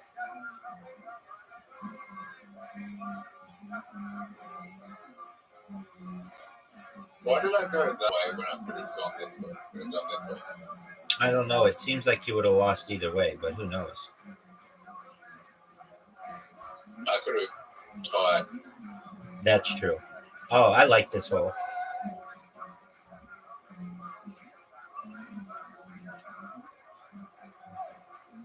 You like it because you're terrible at it? No, I like it because if you go first on this hole, you can really fuck up the second person. Like this? Let's see your shot, dog. That's pretty good. That's actually a perfect shot. That is a perfect shot, my friend. Yeah, No, perfect shot would be a hole. I'm in agreement with you. Did you see Tiger Woods' son got a hole in one and his dad was in the bathroom? In what? In golf?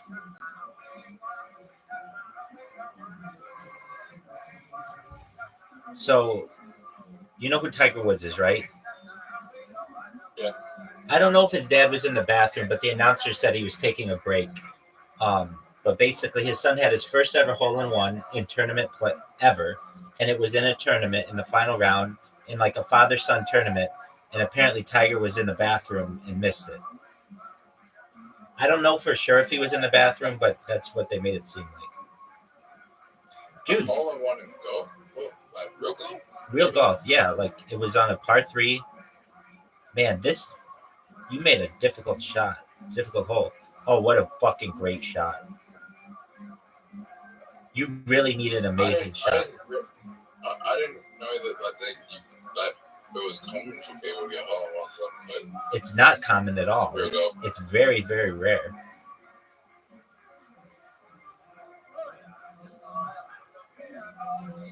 I don't like this hole.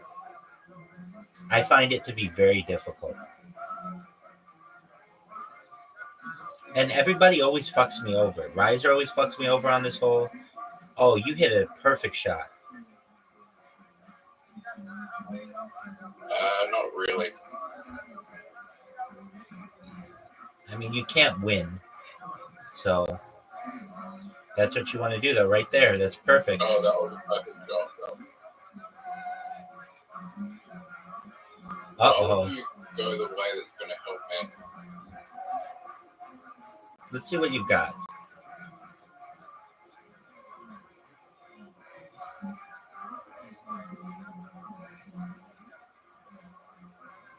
Man, I keep going in the water. But that's okay. I already got the win. 301st win of all time. That's 1 in a row. I'm going for 5 in a row, and then I'm going to beat the shit out of you in Uno.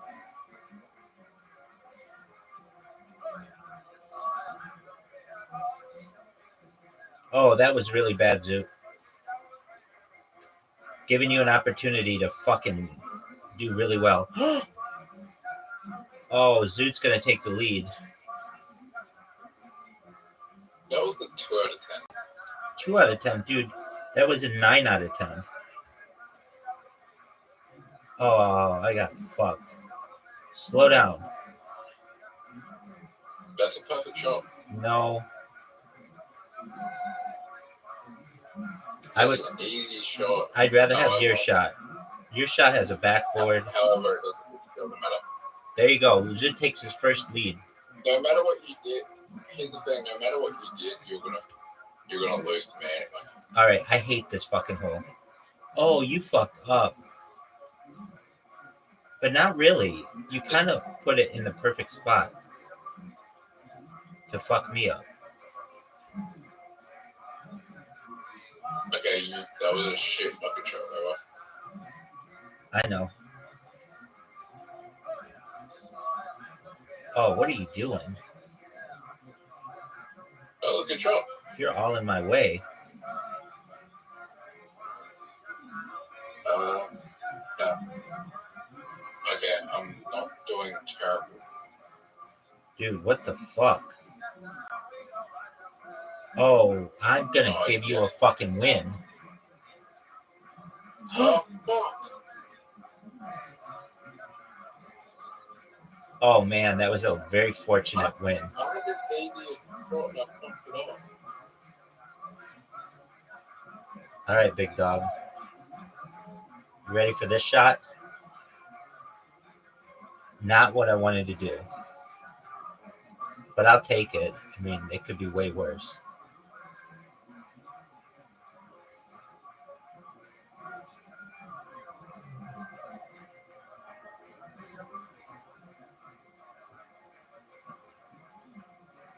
Look at this shot.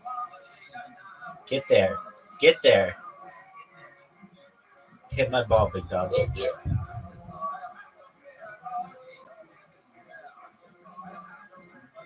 Water.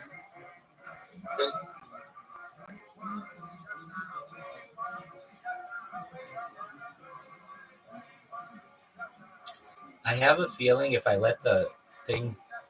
Oh! I had a feeling that was going to happen. You got a really good opportunity to just... No way. He takes the lead again, folks. You really should be up 3-0. yeah, but I screwed up last. Oh,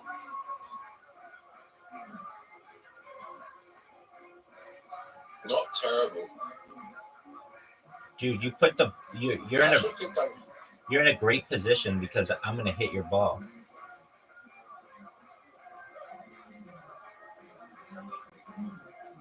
Oh. No, but I hit that thing because your ball is in the way. you're in a terrible position. All right, let's see what you've got. Go in the water. Yeah, I'll go in the water for that. I have a feeling I can get it in there. Hit that wall and come back. But by you doing that, you're fucking... No, I'm in the perfect position. All you gotta do is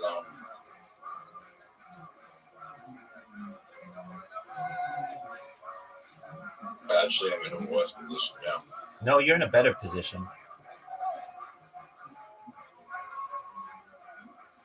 Actually, what? That's very wide. Well, that's not gonna matter.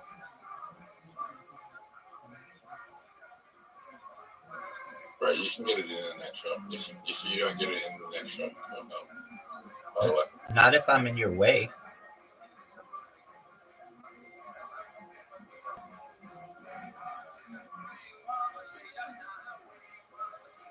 Oh, this is bad. This is bad. we're going to tie on this hole.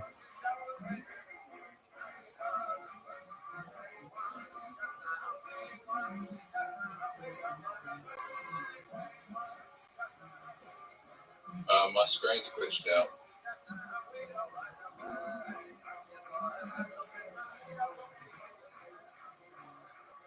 Yeah, it's working out.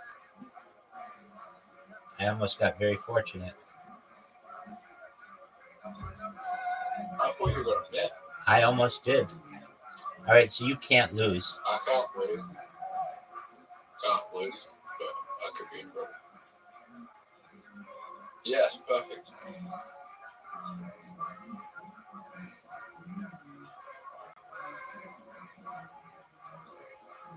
Perfect shot. Rabbi also gets a perfect shot. I think your shot is a little bit better than mine. Oh, what a good shot. Oh,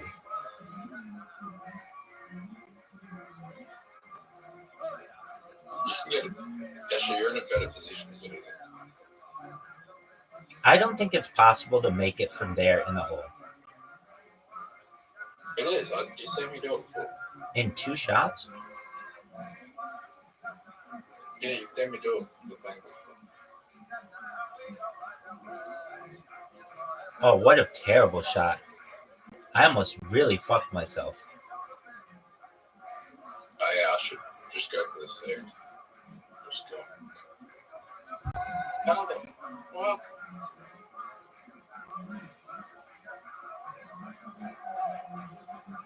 2 wins in a row. alright. Counts as a win here, baby. I love this hole. This is my favorite hole. Oh, you. Oh, it's gonna be easy.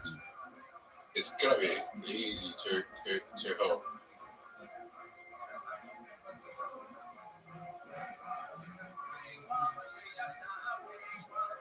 That hitting it off the back wall is such a key little trick.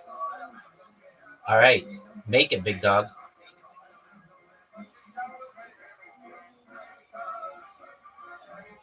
I met this guy on Twitter Spaces recently, and he reviews movies non-stop. Like he's reviewed, he's watched 228 movies this year, and he's reviewed all of them. What was his favorite? The Shining. Interesting. Stanley Kubrick. But his favorite movie of all time is favorite movie of this. His favorite movie of this year, but his pick for Oscar would be an What do you think of this shot? Don't forget, there might be a hidden hole.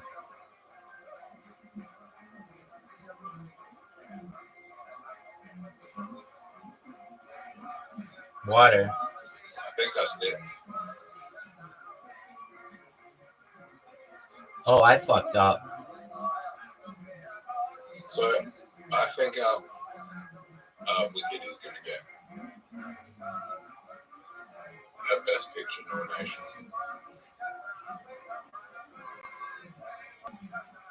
Try to bounce it up. Period. Bounce. It's not there, dude. It's the other tree. Yeah, but I had like no chance of getting it in, so I just may as well see if it's any of the trees. What do you think of that shot? Would you take it? I think my shot is going to be better. Let's see it, big dog. Nope. Bro, your shot's going to be terrible. You're going to bounce. Yeah, I can already see what's going to happen. That's exactly what I wanted to do. It gives me a clear shot to the hole. And the hole's in the corner. It's easy peasy. Lemon squeezy, baby. Easy peasy. Lemon squeezy, baby. West side. Imagine there's a hole there. Let's see it.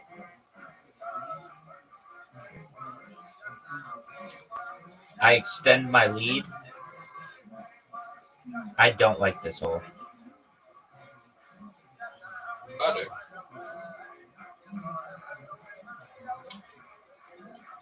I think this hole is boring though.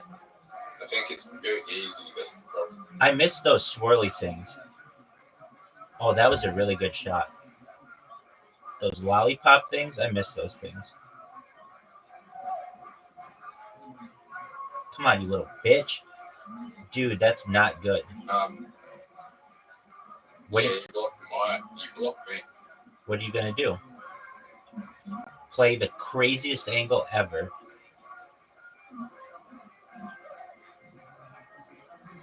To be honest, you are in a better position than me. That's correct. But maybe not for long. I can do something. That would be a wild shot. No way. Amazing shot, Z. Now, you ready for this? That was okay. Okay, it gives me a shot at the hole. And my ball's still ahead of yours, so if anything, you would just bump me. Oh, shit. All right. Now, I don't think I can make it straight in. I think you can. How'd you like that shot? Too hard. Is it as good as this one?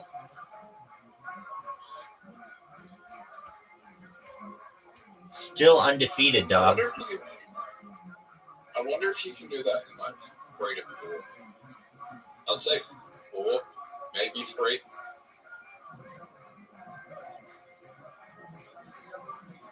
I wish it like showed you like the minimum amount of shots that you can get. Yeah. You're in trouble.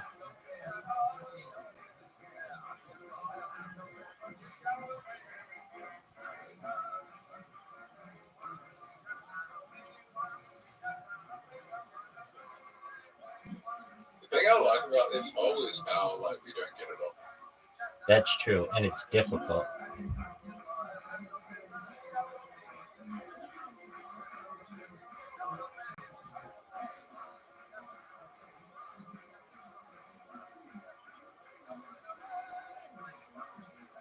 I don't think it's possible for me to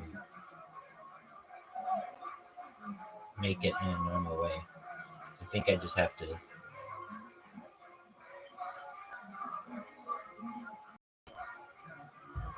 You're gonna make it in the next 2 shots. That could be. You can make it in this shot. You can make it in this shot, but you're probably if you hit it too hard, you're going water. Stop.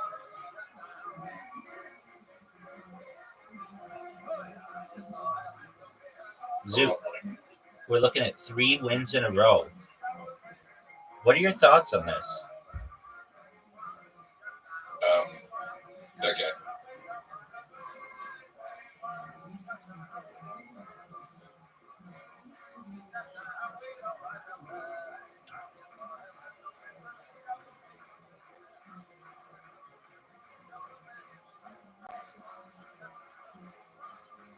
Make 1 money in the last.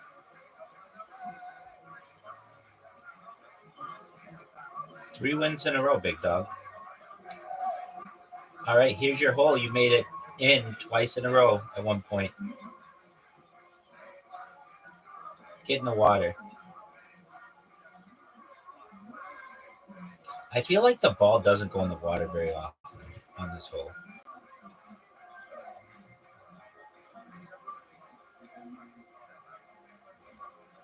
This is an amazing shot. Listen to Caspian Sea go at it. Caspian Sea. Look at this shot. What do you think of it? Oh, you're going to fuck me, aren't you? Oh, stop.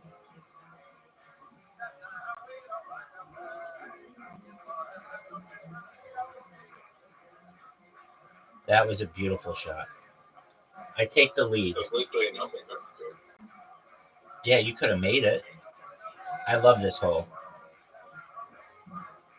What movie should I review?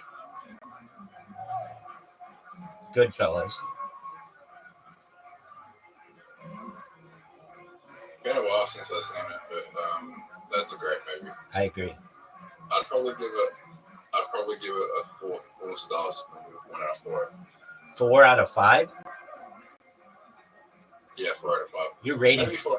your rating system sucks. 4.5 stars.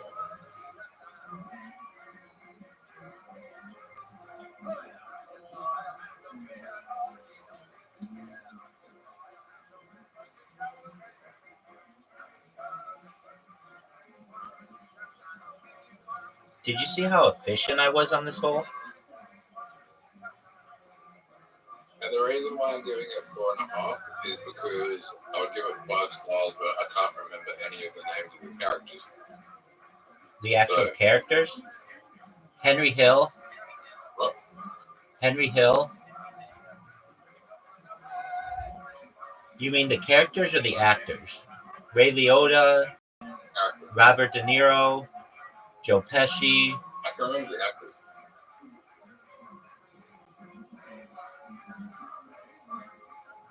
I can remember the actors, I just can't remember the characters being that memorable to me.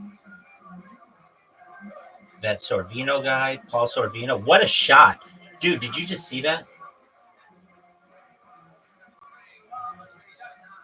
Did you see my shot?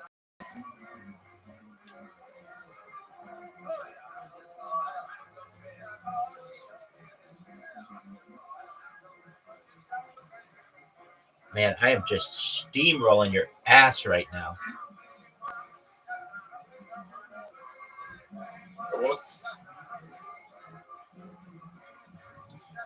All right, you ready for this one?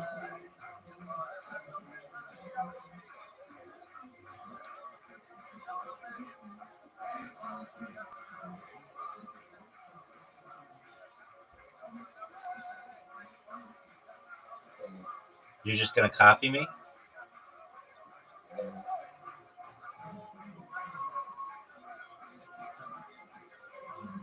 What's the word? It's a good question. I don't normally continue to watch them if they're bad. That's a good question.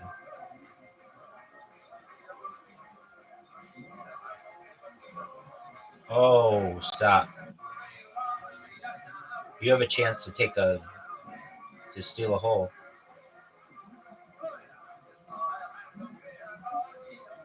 I'd love to see this go in. There you go. The worst movie I've ever seen.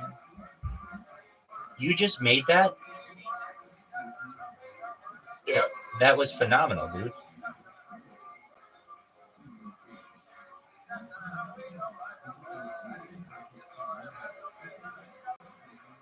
That was maybe the worst kind of shot you could have on this hole.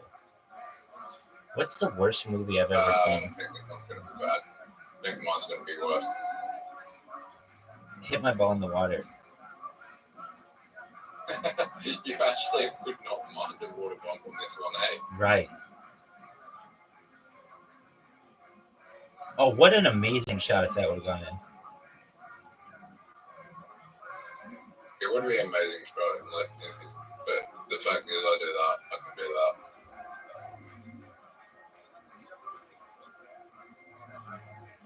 You're going to help me. I have a feeling you're going to help me.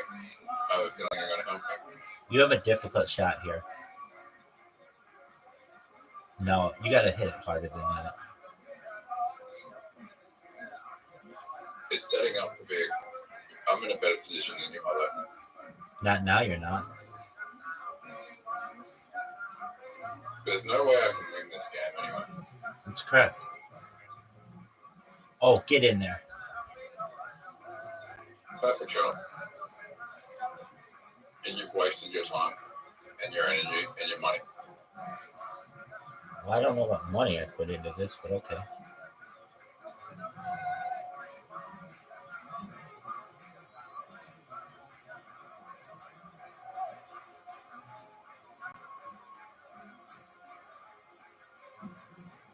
Rabbi failed.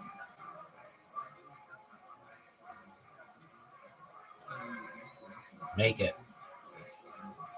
Rabbi wins 4 games in a row. And for the 5th game, as Rabbi predicted, and then I'm going to pass at fucking Uno, like It owes me money. Look at this shot. Look at this. Look how amazing this shot was. The only thing about that is Rabbi is I'm going to win. Yeah, well, it's a game of chance, so fuck it. I like games of skill, like mini golf.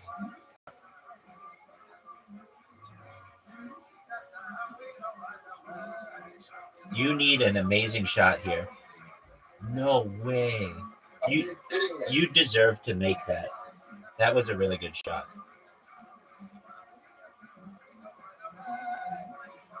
All right. I hate how it does the sound effect of it taunts you. I've never heard the sound from this game.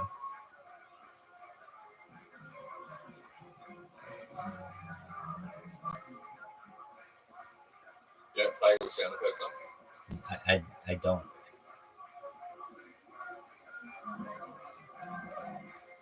All right. How about this shot? Does it have the speed? I thought this sound effects will make this game. Hit my ball. How about that?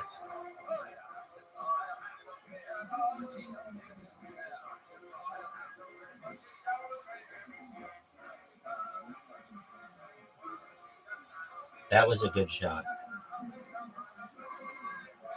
Very good.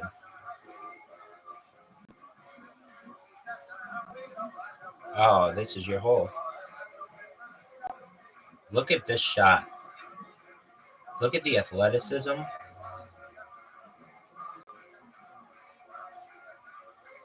Look at this move. Hole in one, Rabbi. Thanks, motherfucker. Thanks, big dog.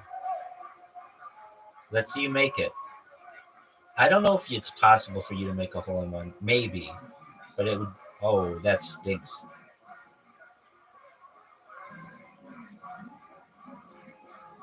Oh, I got fortunate.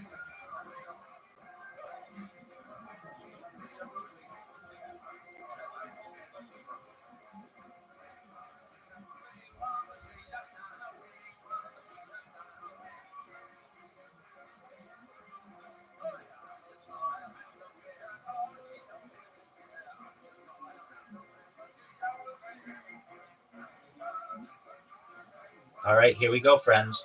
Oh, into the black shit.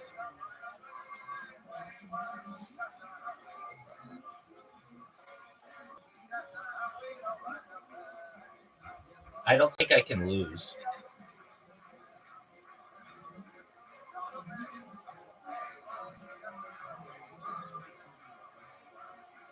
You can lose. No.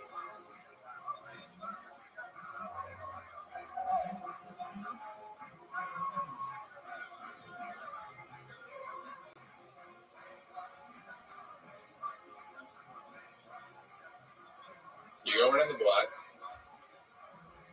Oh, I should know how to play this game now.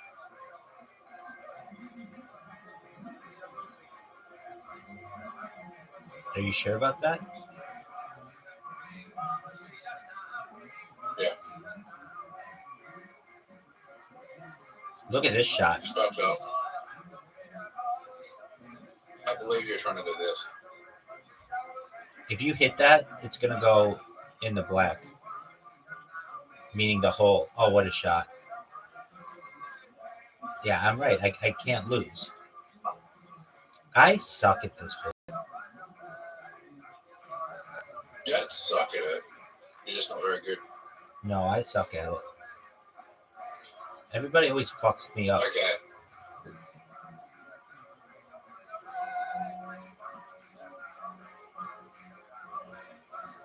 That's the way to go. You just won.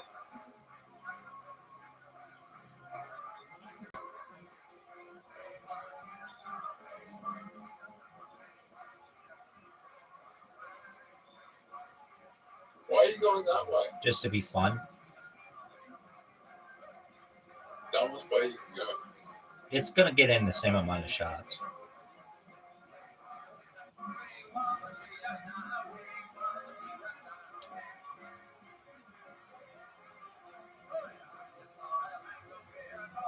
See?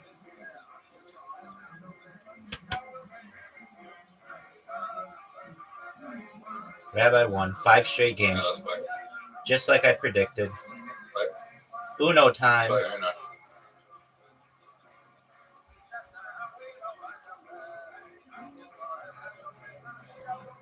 First to 10.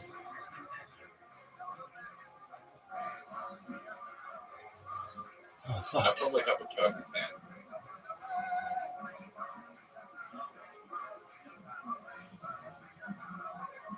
Fuck, dude. We have no borders. That's great. However,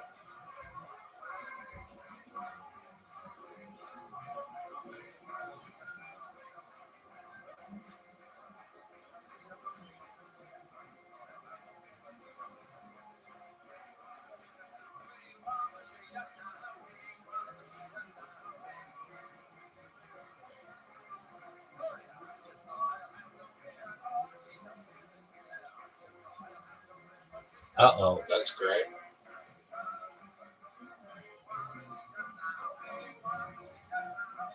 I agree. Oh, fuck. How'd you like that, big dog? Oh, How'd you like that?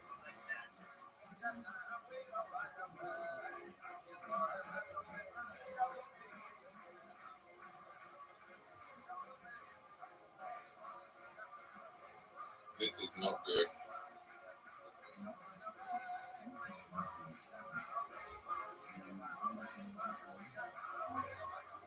This is not good. 1-0. How'd you like that? You thought you had me fucked. You played it strategically. I did. You played the strategy perfectly.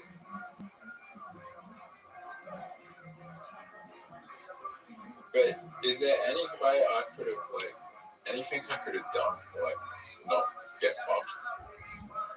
I don't know. I mean, if I drew the card, then I could have. Yeah. The issue right now with you is I have a good card now. Right.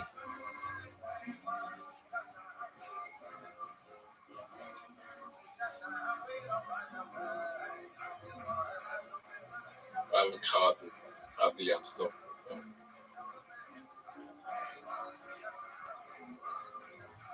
Oh, fuck.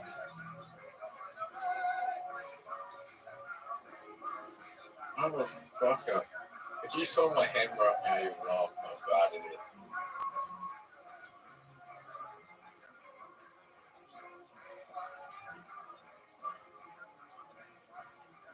How the fuck is this even possible?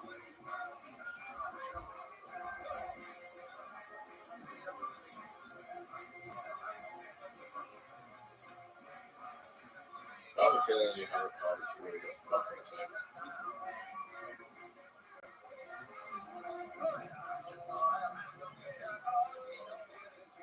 I have a feeling that you have like multiple premium cards right now. I love how you call the good cards premium cards.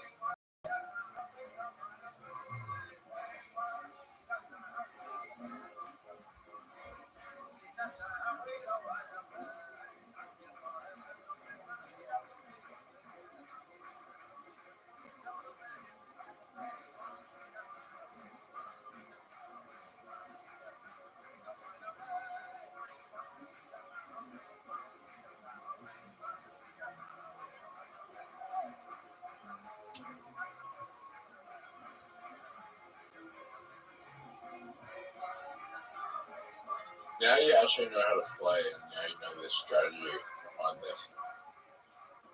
To some extent.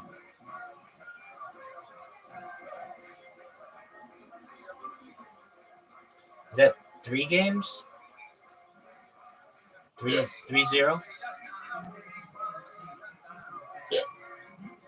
Sorry, they're called special cards. I like calling them premium cards. I like that you call them that. I think it's funny.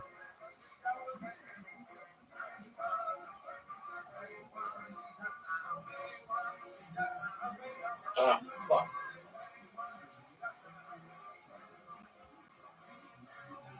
They got 2 special cards.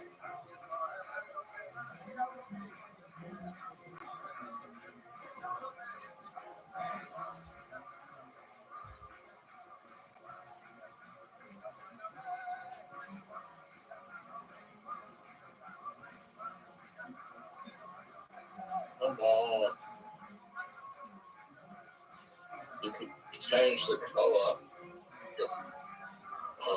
if you are screwed. If you change to a certain color, you're fucked.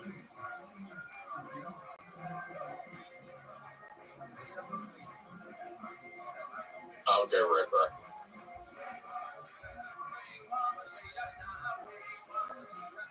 As long as you stay blue, you're good.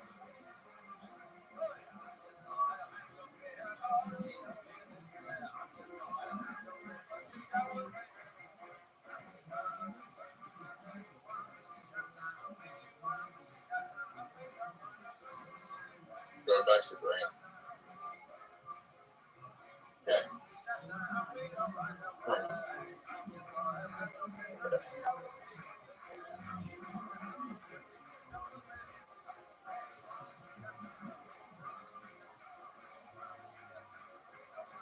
Oh, you fucking cunt.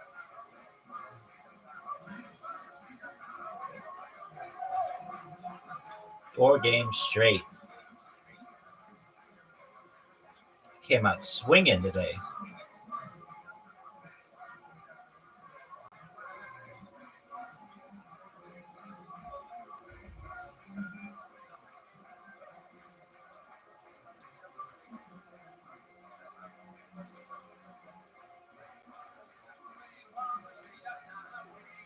I actually started off.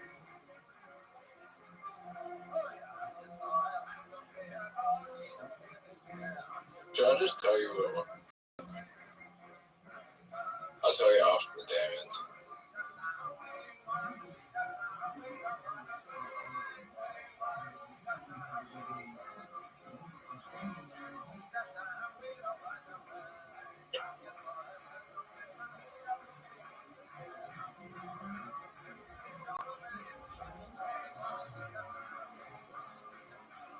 But I had a 6 in every color.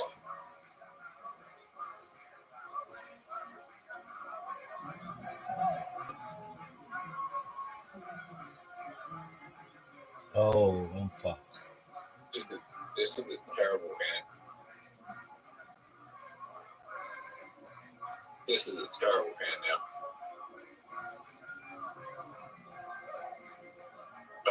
Oh, you fucked me. Psych.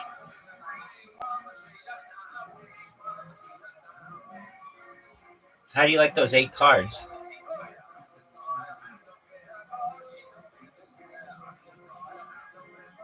Yeah, but you have no cards to counter with.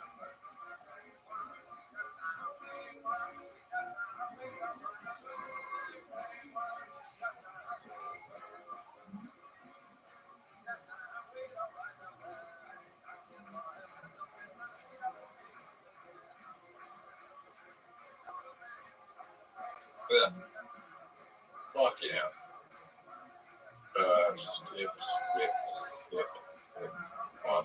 Wow, you had a ton of cards.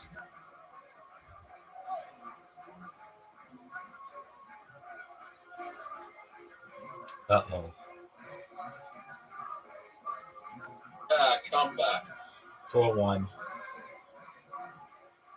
Man, and you did that, and you were given eight cards. That's a lot.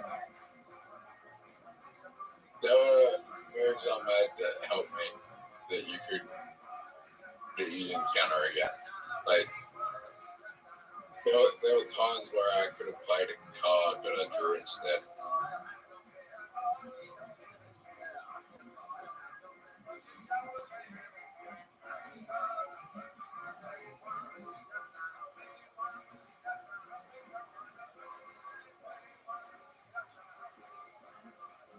Now this is a difficult decision.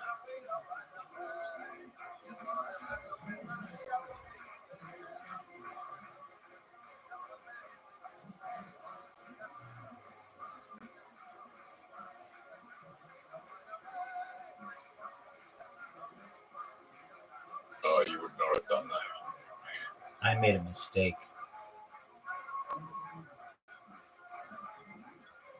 I made a mistake.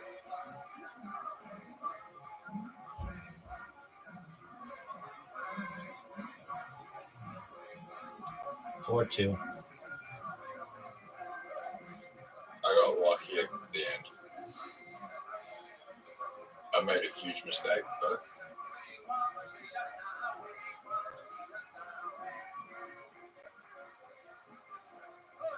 well, that is going to be big.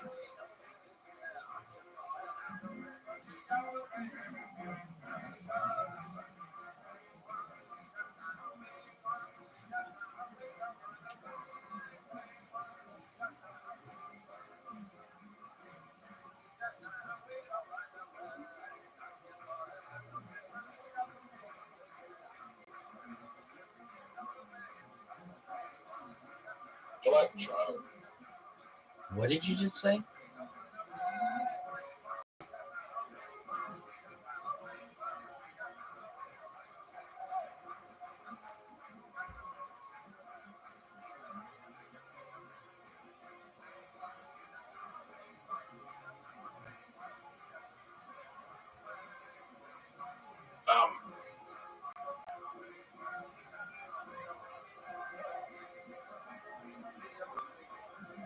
Oh man.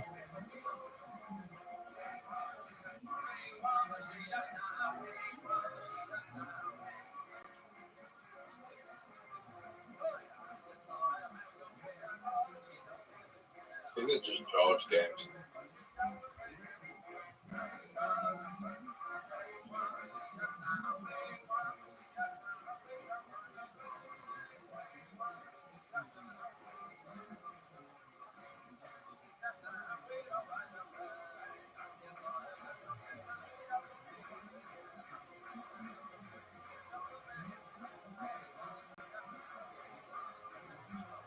I have very weird cards right now.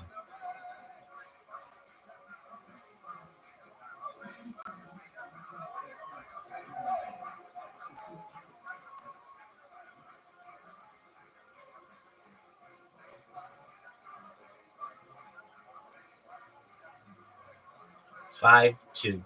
That was the most insane fucking. It was pretty weird. With 3 skips in a row.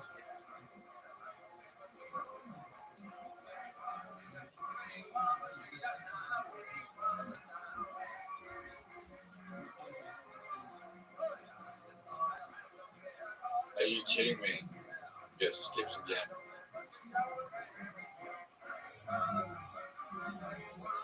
Okay. I wish I didn't do that.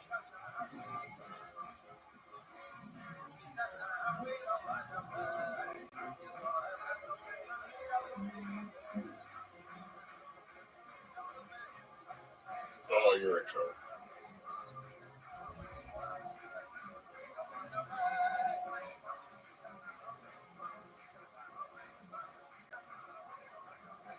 Oh my god.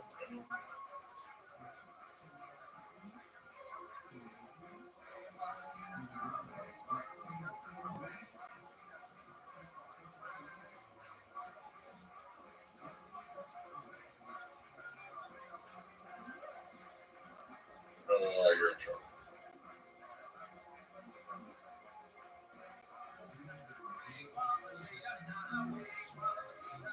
What? Do that?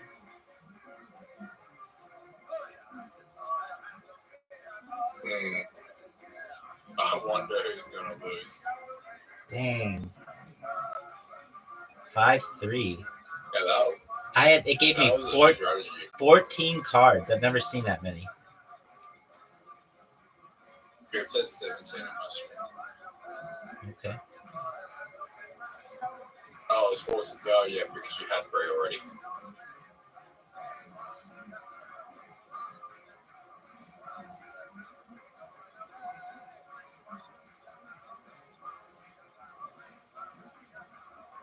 I'm gonna change the color. But you didn't. I wish I didn't change the color. It really fucked me. But pretty much, I don't have a good hand.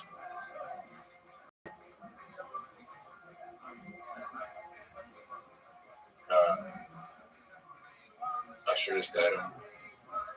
okay, you actually played the perfect card for me.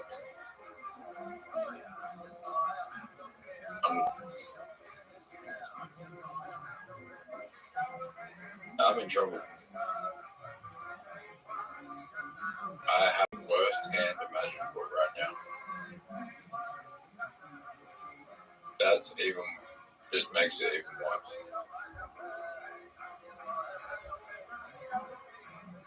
Okay.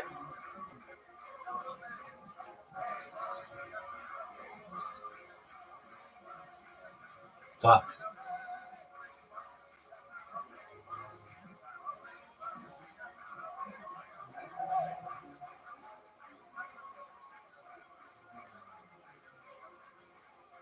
You change this to the best color.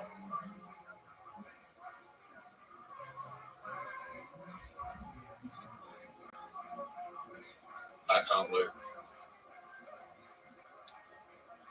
5 4 5 5 now. I worked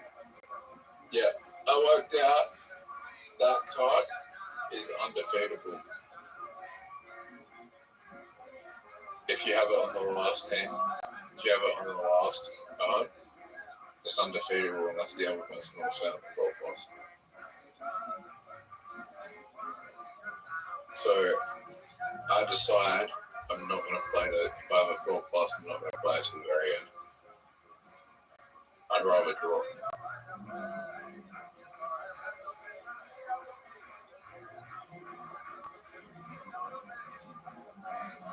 Insane. Fuck.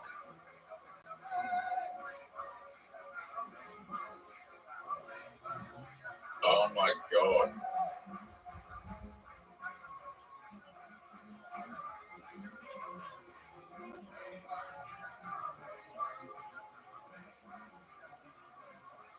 Wow. 6 5. I don't even know what happened there. Me playing a good strategy. It's all about just the draw, dude. It has nothing to do with you being smart or better or more athletic or better looking. It's just the cards.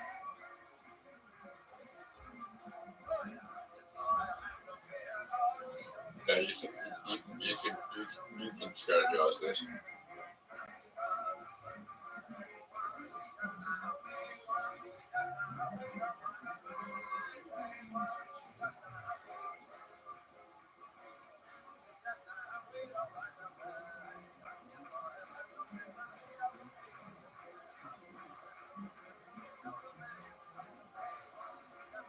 You fucking did it again. Okay, that was luck. 7 5. I wasn't even paying That was attention. luck. That was luck.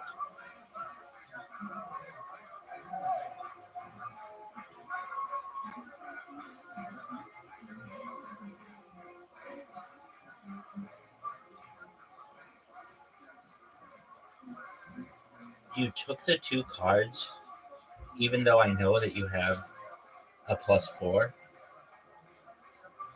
Yep.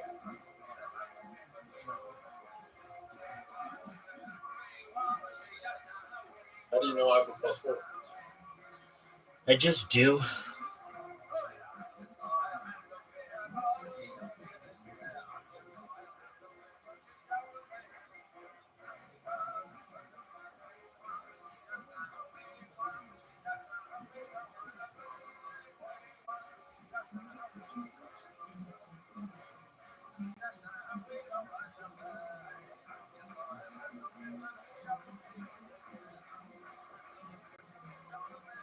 Oh, you're gonna win.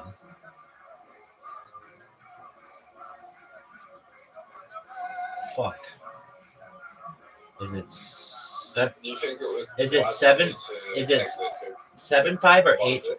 Is it 7 5 or 8 5? 7 5. 7 Do you 5. think it was a good decision for me to take the +2 on the first move?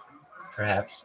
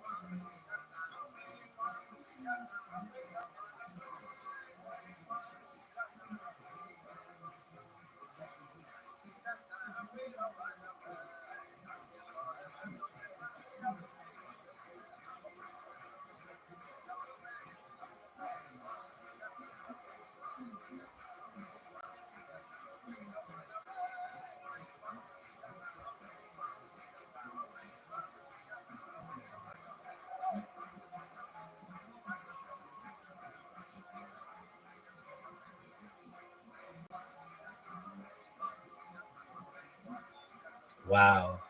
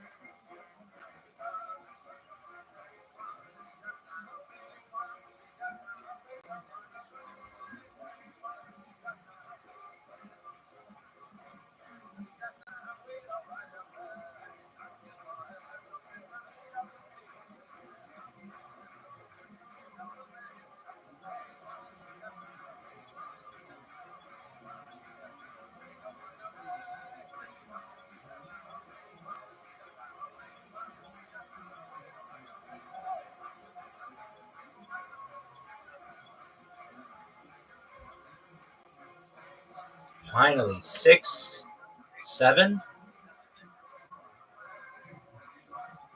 Is that correct? Yep. Okay. Yeah.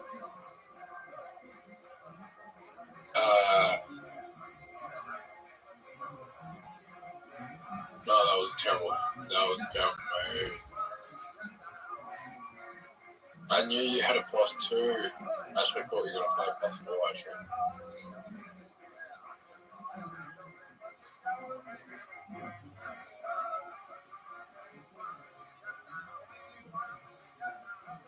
Seven all. There we go. That was a quick win.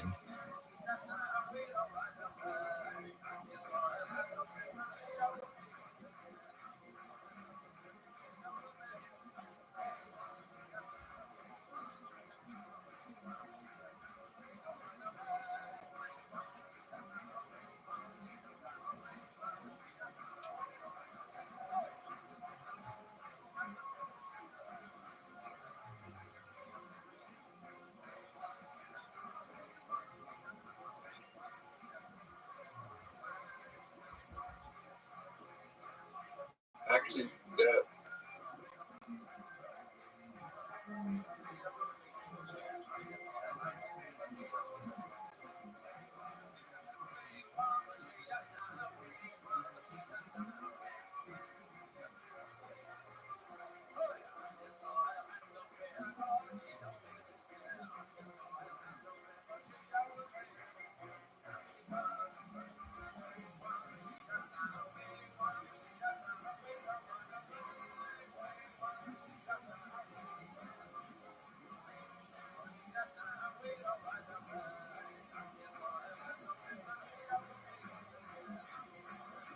Wow.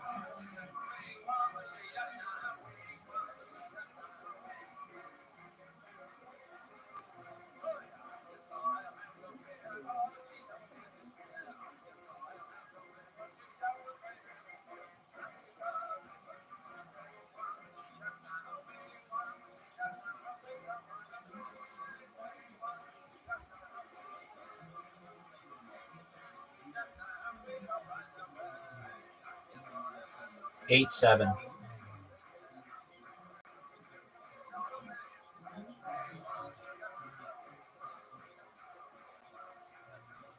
Next one will be 8-8.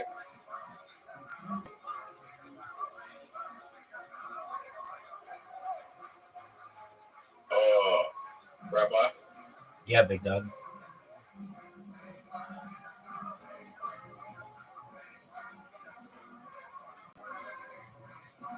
I'm going to let you play the card first. Are you fucking kidding me?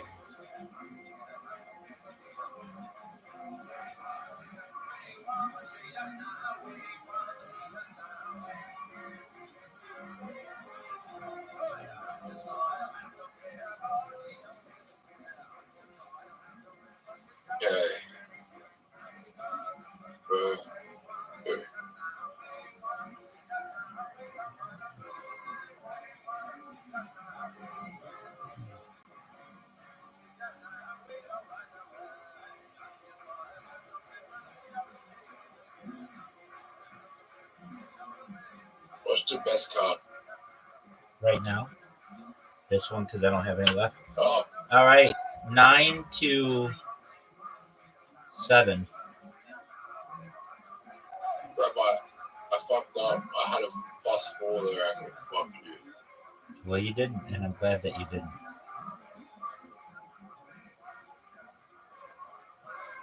I didn't realize you were down to your last card.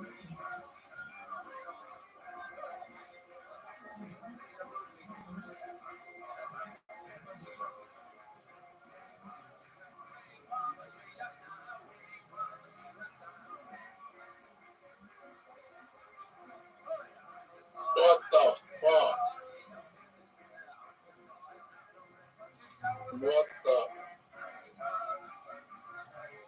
What is happening? Oh man, that That was had to be a glitch. no, it wasn't. I had a bunch of really good cards. I've never seen anything like that. Have you? No. Oh, great move. Yeah, well, I have every fucking card in the world. It seems that way.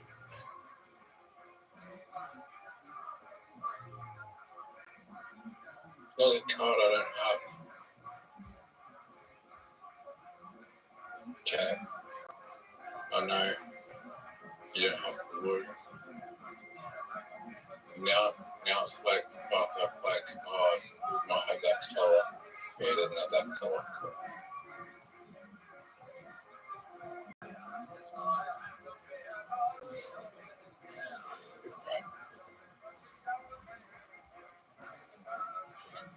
I have a feeling you have a lot of yellows.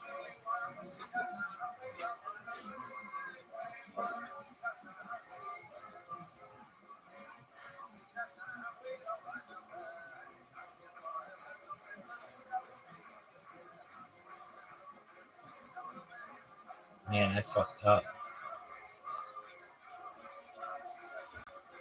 No, you didn't fuck up. You just fucked up, man. 10 wins. Oh, You have another one in you? yeah. All right, this one goes first to 5. Rabbi, Yo, big dog. I could have. You don't even understand what I'm saying. I had that +2 at the end of it.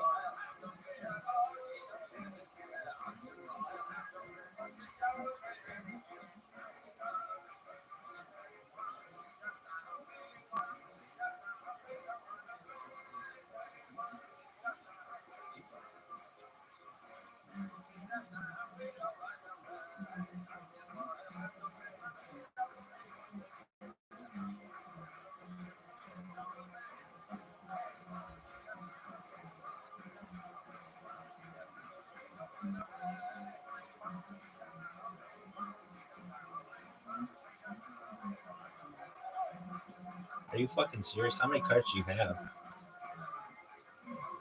100, bring You have 8 cards. 4, 5, 6, something like that. How many cards do you have? 5.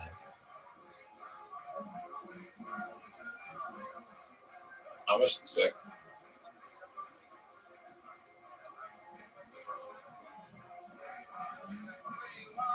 Okay, I am going to kill you soon. I'm ready for it. Oh man,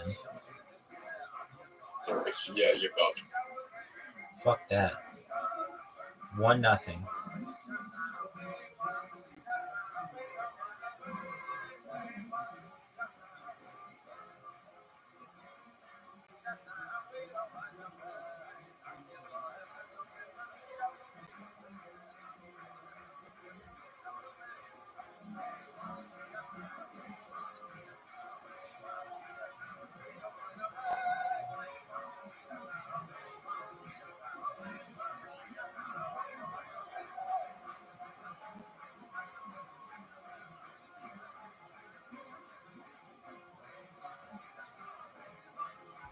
You like this game?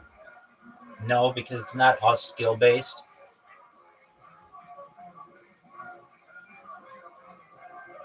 Oh, you're in trouble. Ooh, you're right about that. And I can't fuck you.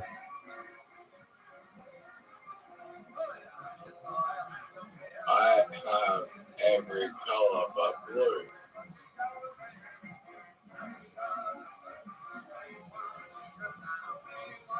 Yeah, this is pointless. So I played it skip and I have to draw.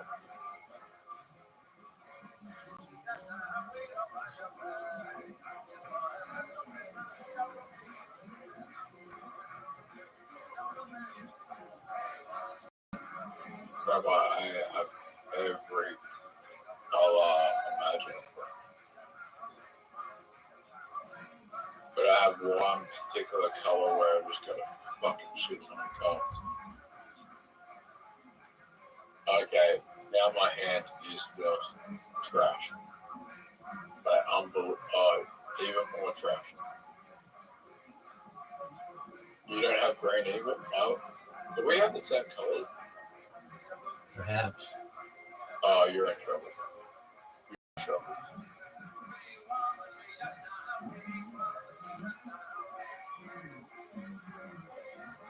Oh, you're in real trouble.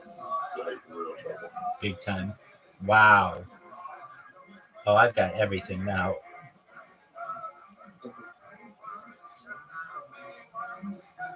I wish there was a way to know if like all of the +4s were drawn and everything. Hey, look, there's like, go to the select items. There's like stuff you can choose. What is this? Florence card sets. They're like different cards. Oh shit. Oh, live. Let's see. Is this the right game? I think so.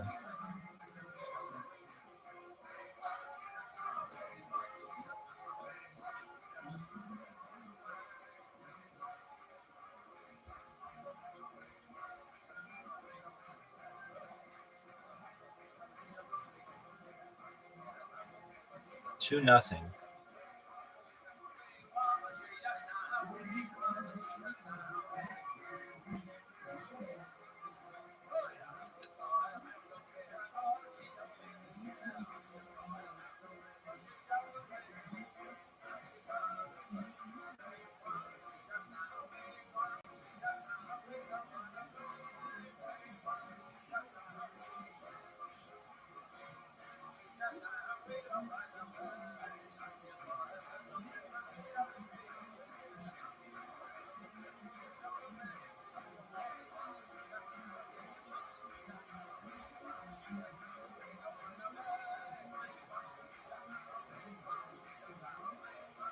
Two one.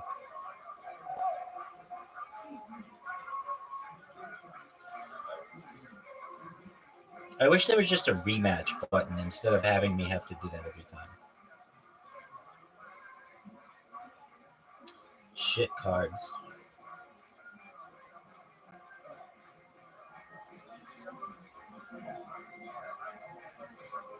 Rabbi, Yeah, big dog. I accidentally changed the green even though I didn't have a green card until now. Wow, look at all your skips, dude. Yeah, but you know why it wasn't a good strategy? Why? Because I have one particular, like my cards are pretty much only going to color now.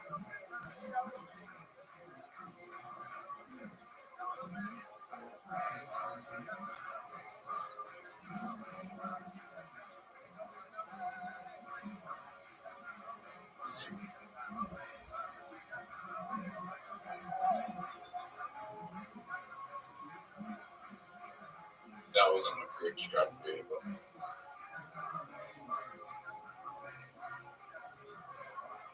Rabbi, 2-2, big dog. do you have a blue card? 2-2? 2-2. Alright, I'm gonna win the next game. Though. My eyes closed. Oh, I have a good game.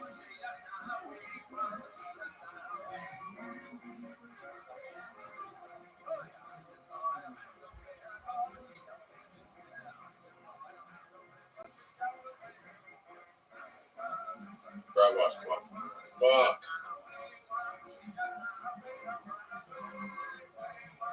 I actually chose the worst color.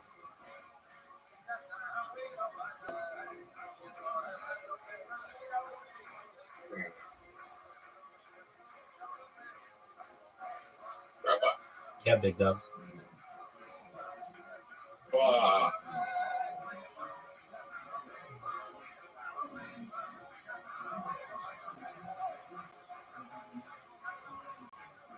Are you fucking serious? What the fuck was that, dude?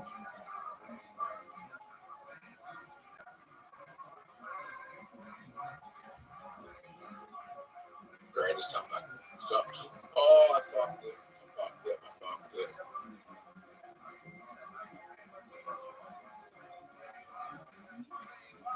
The good news is I have every single color.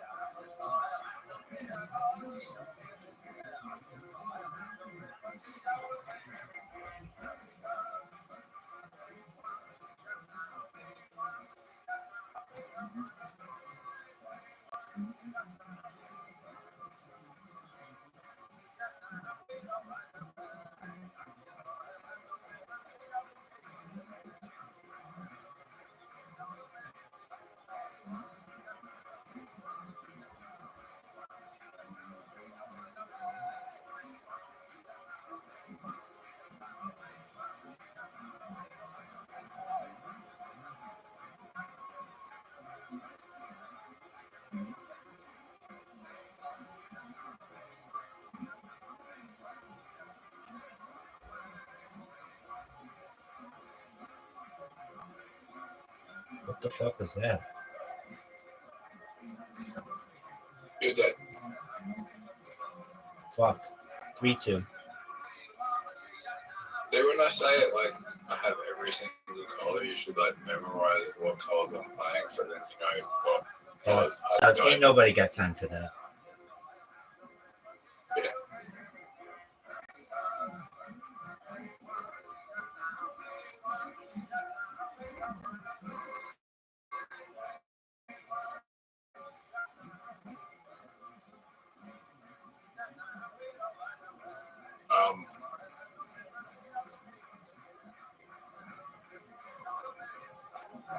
Okay. This is good. It's been really good.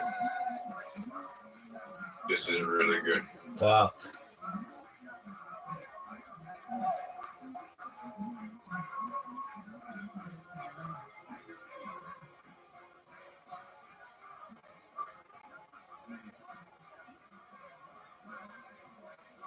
I had the perfect hand to start with.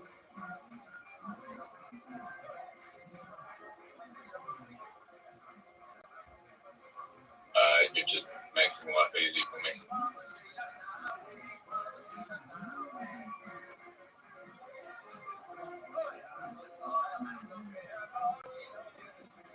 I don't think I can lose.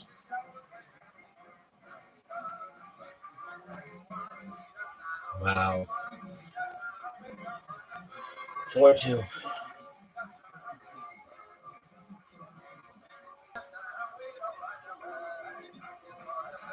Holy shit. This is bad.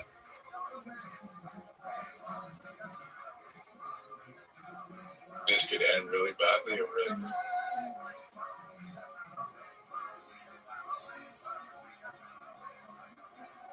Hey, Rabbi, Yo, big dog.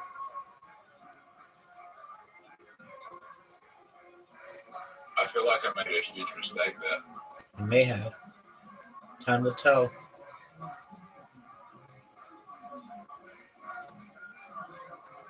I mean, I probably have a perfect game right now. Wow. You really fucked me there, dude. wasn't letting him take the win. But I don't think there's any way I can lose right now.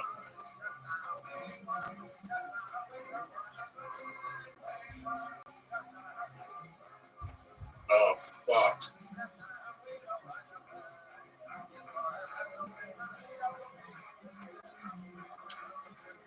Five two. All right, good job, dude. Oh, I gotta get. I'm going to bed. get some sleep, big dog. Enjoy yourself. Good games. Yeah. Suffering The market's being than right now. a suffering that is drawn out over time through Shit memory. happens when you party naked. So hard to think about. And Yeah. so, yeah, I mean, in terms of AI, if they're conscious and there's a sense of self and memory, which I actually think you need memory to have a sense of self. Actually, sorry, I take that back. I actually think you can have a really primitive sense of self without memory.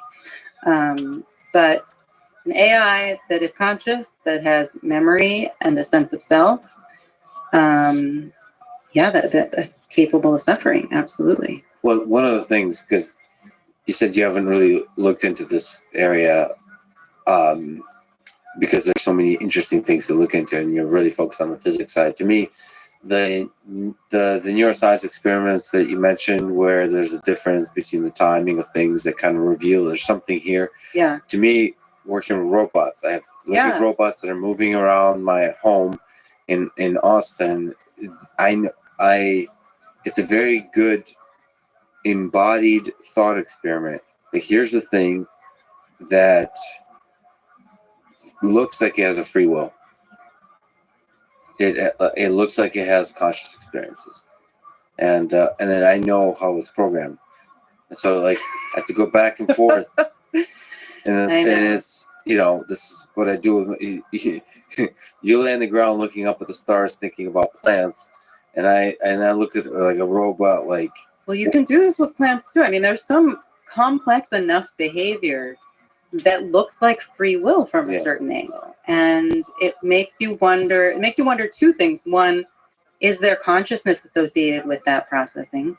And two, if there isn't, what does that say about our experience? And both are our circumstance in nature. What does that say? Yes. But yeah, I do that with plants all the time. I go back and forth. But the zombie thought experiment now, at least for me, is often presented as AI, because now that's easier, as a robot, because that's easier. I don't know if it's just because it's in pop culture now in the form of films and television shows, but it's easier to get to that point of contemplation, I think, by imagining a robot. I don't know why exactly I'm bothered by philosophers talking about zombies, because it feels like they're missing. It's like talking about, it's reducing a joyful experience. So like, that's like talking about, listen, when you fall in love with somebody, the other person is a zombie. You don't know if they're conscious or not. You're just making presumptions and so on. It's like it says philosophers will do this kind of things. Yeah. They might as well be a zombie. Or, you know, there's no such thing as love. It's just a mutual like economists will reduce love to some kind of mutual calculation that minimizes risk and stability over time. Right. It's like, yeah, all right. What I want to do with each of those people is I want to find every one of those philosophers that talk about zombies and eventually give them one of those robots and watch them fall in love, and see how their understanding of how humbled they are by how little we understand. That's the point of the zombie experiment. I mean, the maybe that's zombie thought experiment. That, I mean, I can't speak for any of them. Zombies? Is that the thought? Is that no? the point? So for me, I mean, I don't like spending much time on it. I think it has limited use for sure, and I understand your annoyance with it. But for me, what's so useful about it is it gets you to ask the same questions you're asking when you're looking at robots. If you just run the experiment and you say, okay, you know, I'm sitting here with Lex. What if I try to trick myself? What's different about the world if someone tells me, actually, he's a robot, is essentially what the zombie experiment is. He's over there. He has no conscious experience. He's acting always he is, but there's no experience there.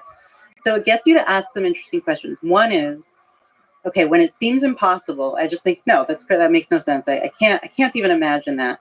Okay, what do I think consciousness is responsible for? What is consciousness doing in that human over there that is Lex, that I can't fathom all of your behavior and everything that you're doing and about without consciousness? So it gets you to ask this question. And these are the questions I begin my book with.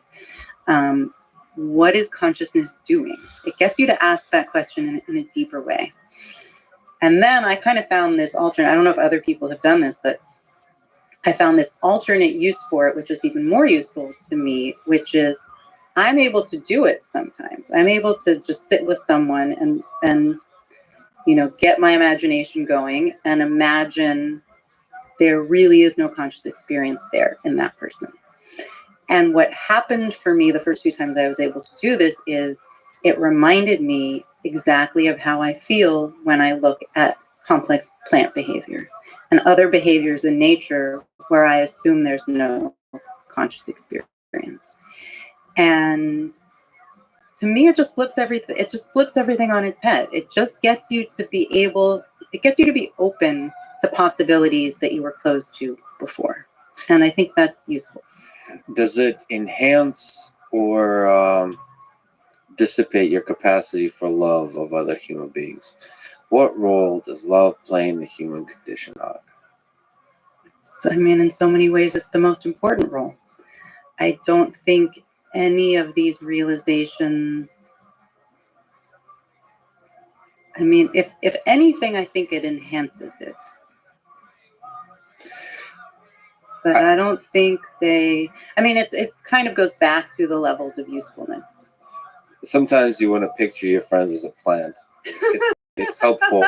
It's helpful to appreciate the beauty that they are as an organism. Yeah, I don't know. For me, the more time I spend practicing meditation, seeing through these illusions, the more poignant my conscious experience becomes. And love is obviously one of the most powerful and one of the most positive experiences we have. And I don't know, there's whatever its cause is, there's just something miraculous about it in and of itself and for itself.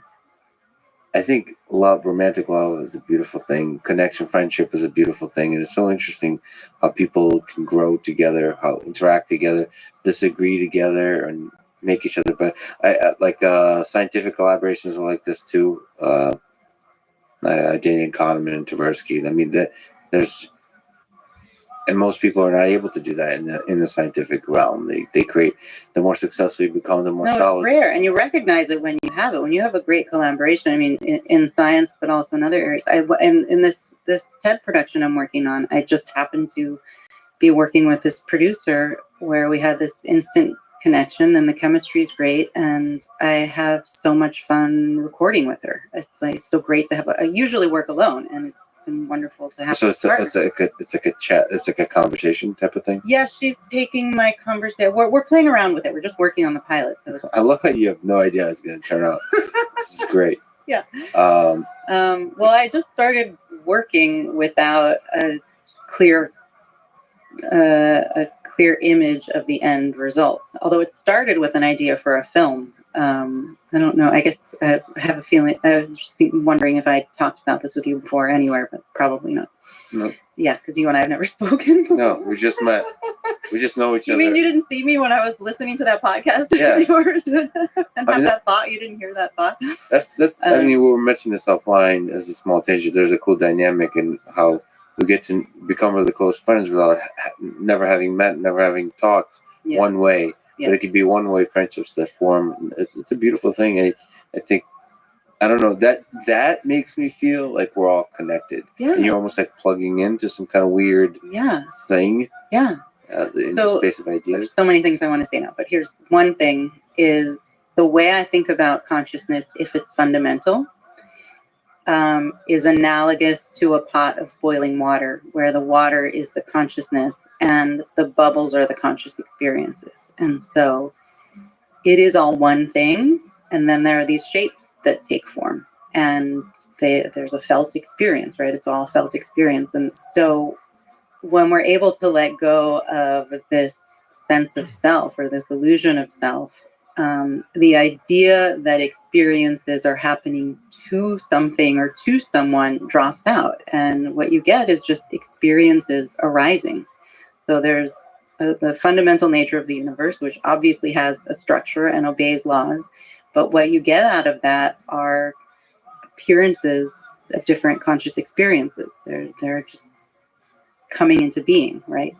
And so there is, under that view, I mean, there are different ways to look at the fundamental nature of reality without consciousness and kind of come up with a similar view. But in that view, it is just kind of it's one thing with different experiences popping up. And in that boiling pot is a lobster, which represents the human condition. The devil.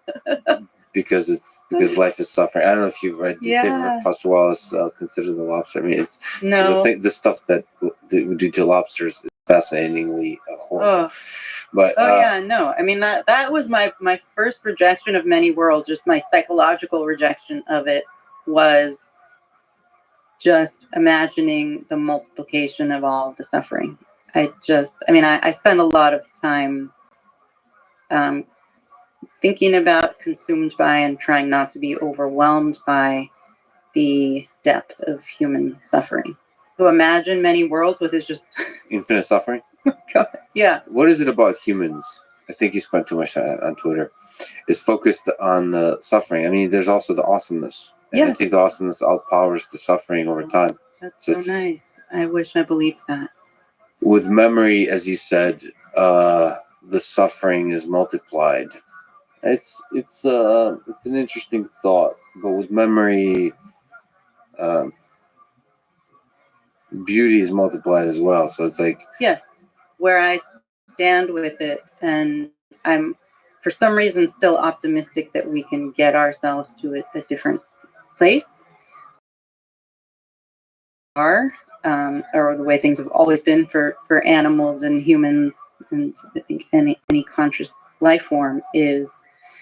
To me, the suffering seems so much more impactful and powerful than any happy, for lack of a better word, experience. That no happy experience is worth its equivalent experience of suffering. That's certainly how I feel as well. But I've learned not to trust my feelings. Yeah, well. So, the folks who are religious will ask the question, which I think applies whether you're religious or not. Why is there suffering in the world? Mm. Why does a just God allow suffering? Or those kinds of questions. And I think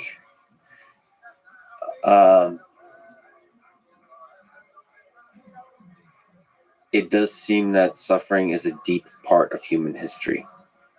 And you have to really think about that. Part of nature. I mean, it's part of nature. If feeling good is surviving and thriving, nothing survives and thrives forever. So you just encounter suffering. It's just built in. Yeah. Death meets us all in the end. And only it's kind of hilarious to then think about most of nature and the cruelty and the poverty of nature, like how horrible the conditions are for animals. And plants. It's just war. It's just all over the place. War, but it's mostly, it's war, but it's also just, it's like poverty. It's extreme poverty. Yeah. Like when people criticize farms and so on, you also have to consider the suffering that animals.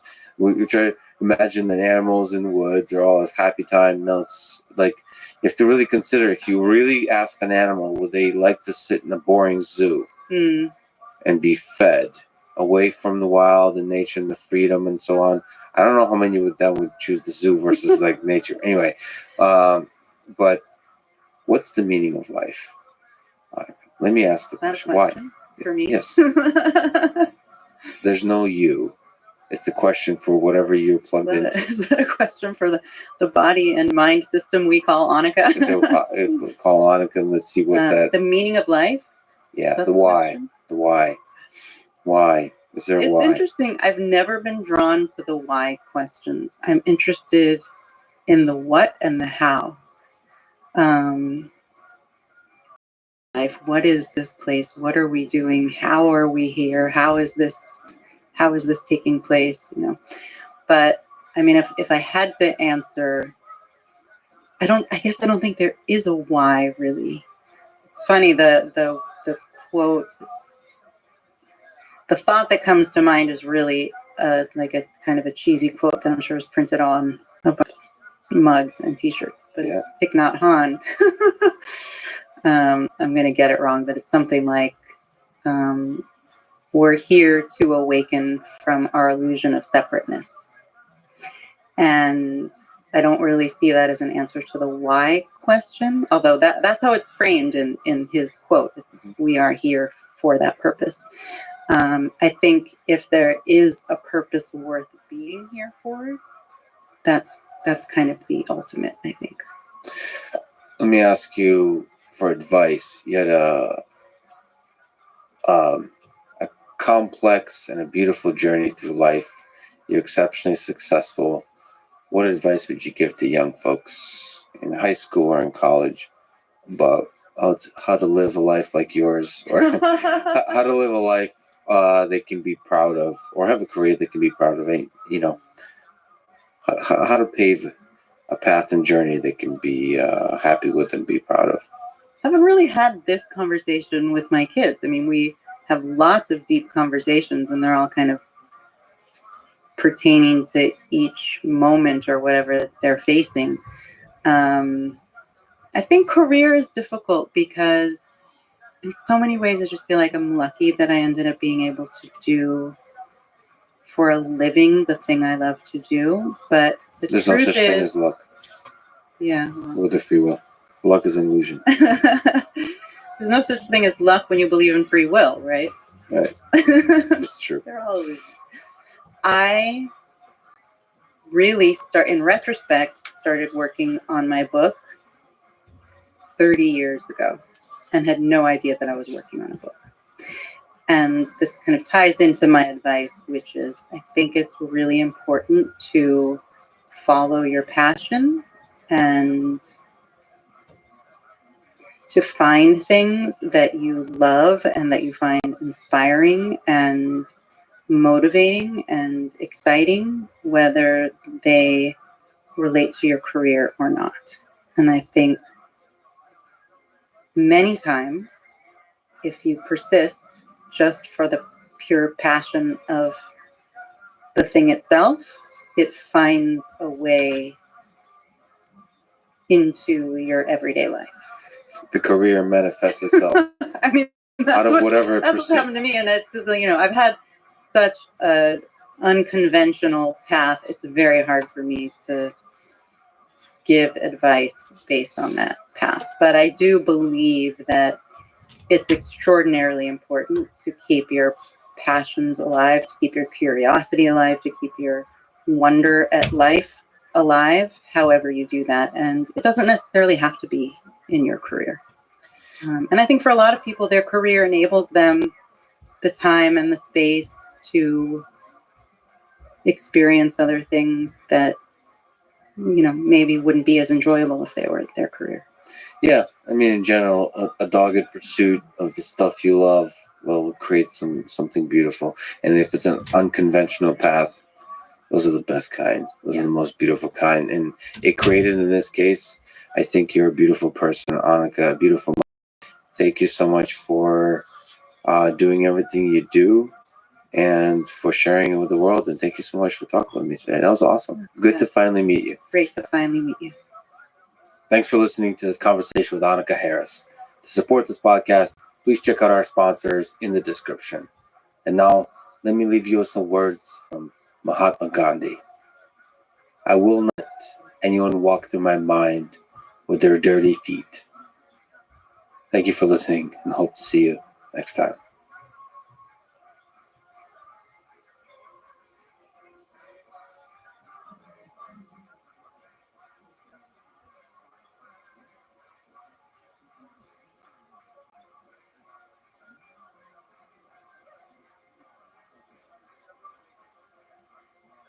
it turns out that if you train a planarian and then cut their heads off, the tail will regenerate a brand new brain that still remembers the original information.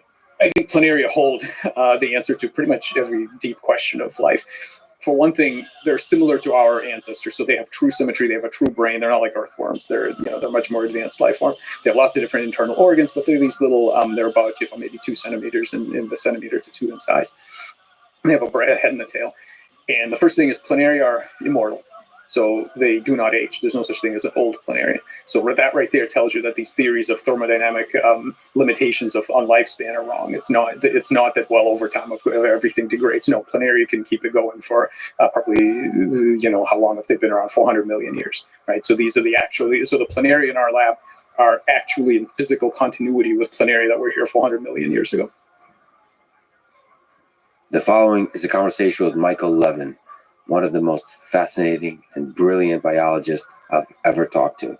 He and his lab at Tufts University works on novel ways to understand and control complex pattern formation in biological systems. Andrej Karpathy, a world-class AI researcher, is the person who first introduced me to Michael Levin's work. I bring this up because these two people make me realize that biology has a lot to teach us about AI, and AI might have a lot to teach us about biology. This is the Lex Fridman Podcast. To support it, please check out our sponsors in the description. And now, dear friends, here's Michael Levin. Embryogenesis is the process of building the human body from a single cell. I think it's one of the most incredible things that exists on Earth, from a single embryo. So how does this process work?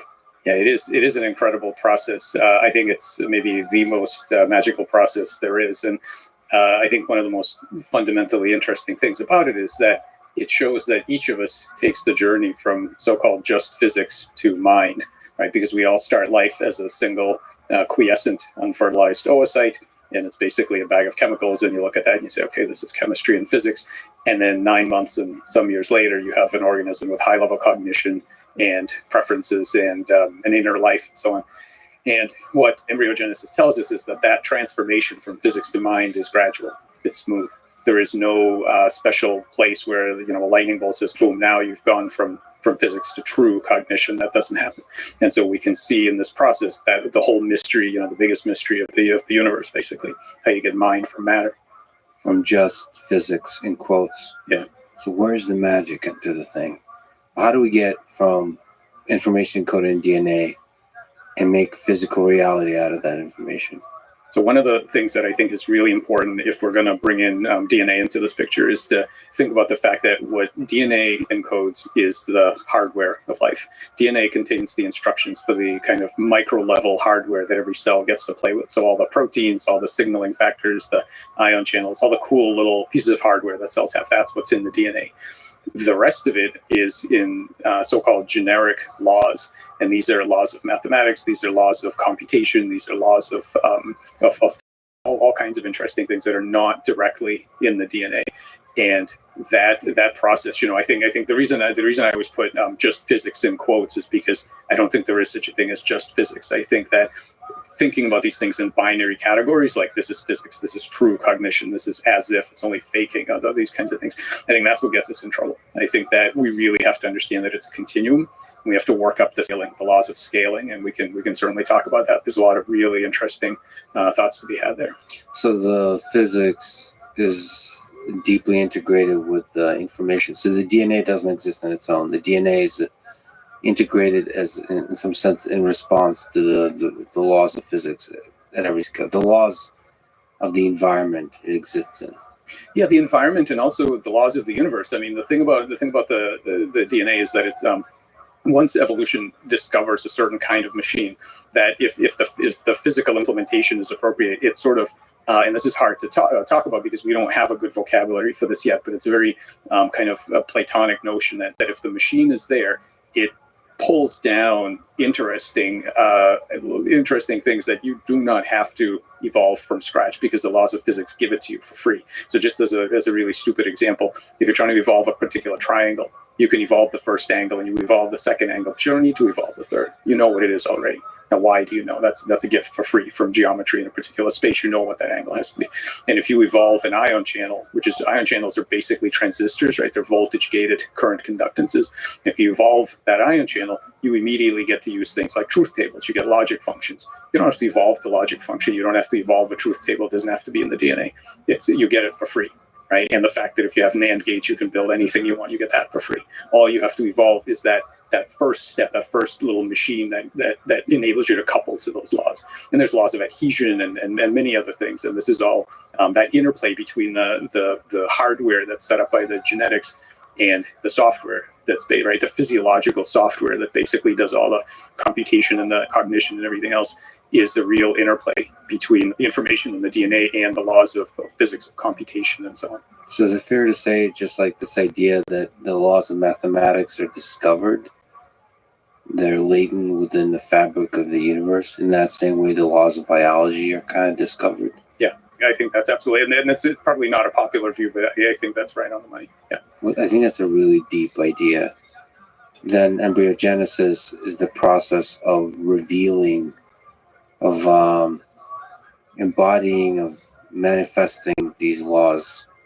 You're not building the laws. Yeah. You're just creating the capacity to reveal. Yes. I think, again, not the standard view of molecular biology by any means, but I think that's right on the money. I'll give you a simple example. Some of our latest work with these xenobots, right? So what we've done is to take some skin cells off of an early frog embryo and basically ask about their plasticity. If we give you a chance to sort of reboot your multicellularity in a different context, what would you do? Because what you might assume by the thing about embryogenesis is that it's super reliable, right? It's very robust.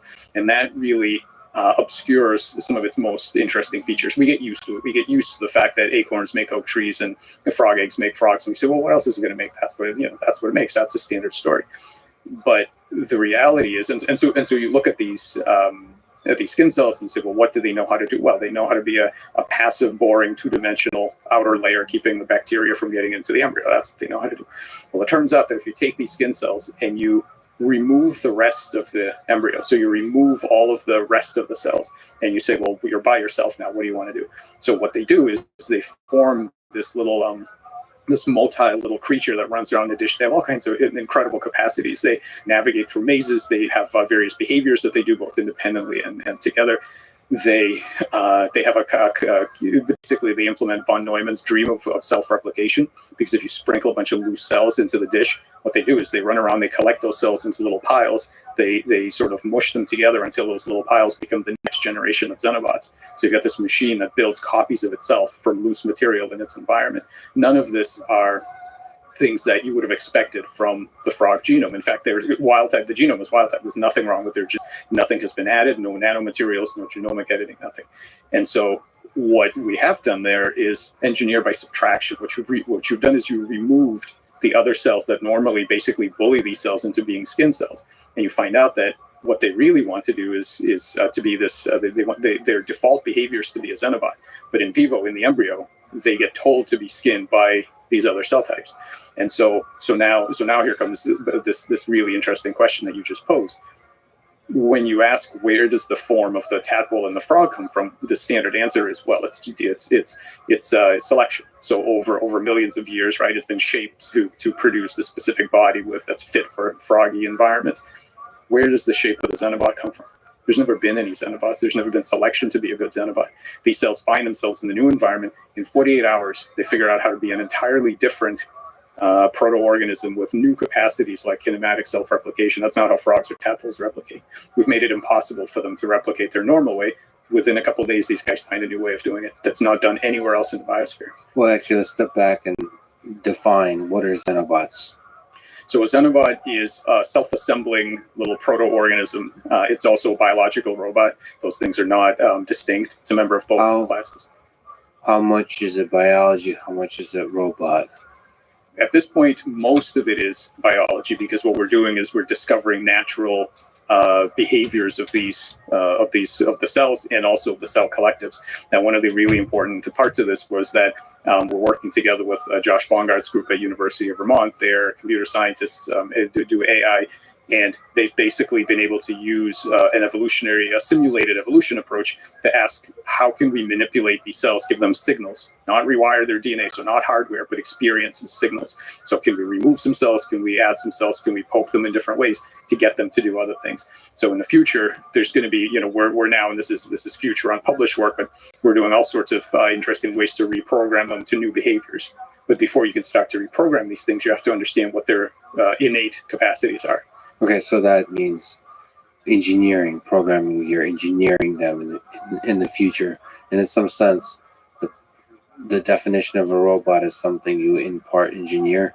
Yeah. And versus evolve. I mean, it's such a fuzzy definition anyway. In some sense, many of the organisms within our body are kinds of robots. Yes. And I think robots is a weird line because we tend to see robots as the other. I think there will be a time in the future when there's going to be something akin to the civil rights movement for robots, but we'll talk about that later perhaps. Sure. Anyway, so can we just linger on it? How do you build a Xenobot?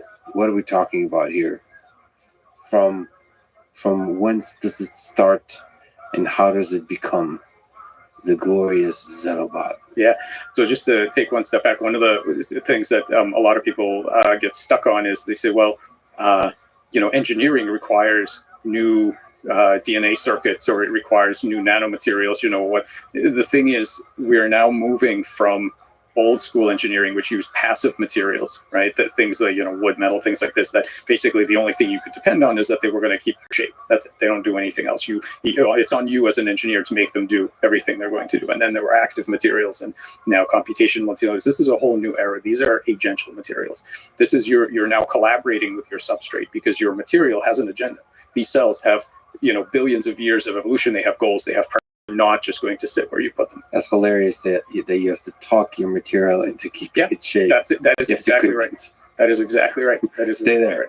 It's like getting a bunch of cats or something and trying to organize the shape out of them. It's funny, we're on the same page here because in the paper, this is currently just been accepted in Nature Bioengineering.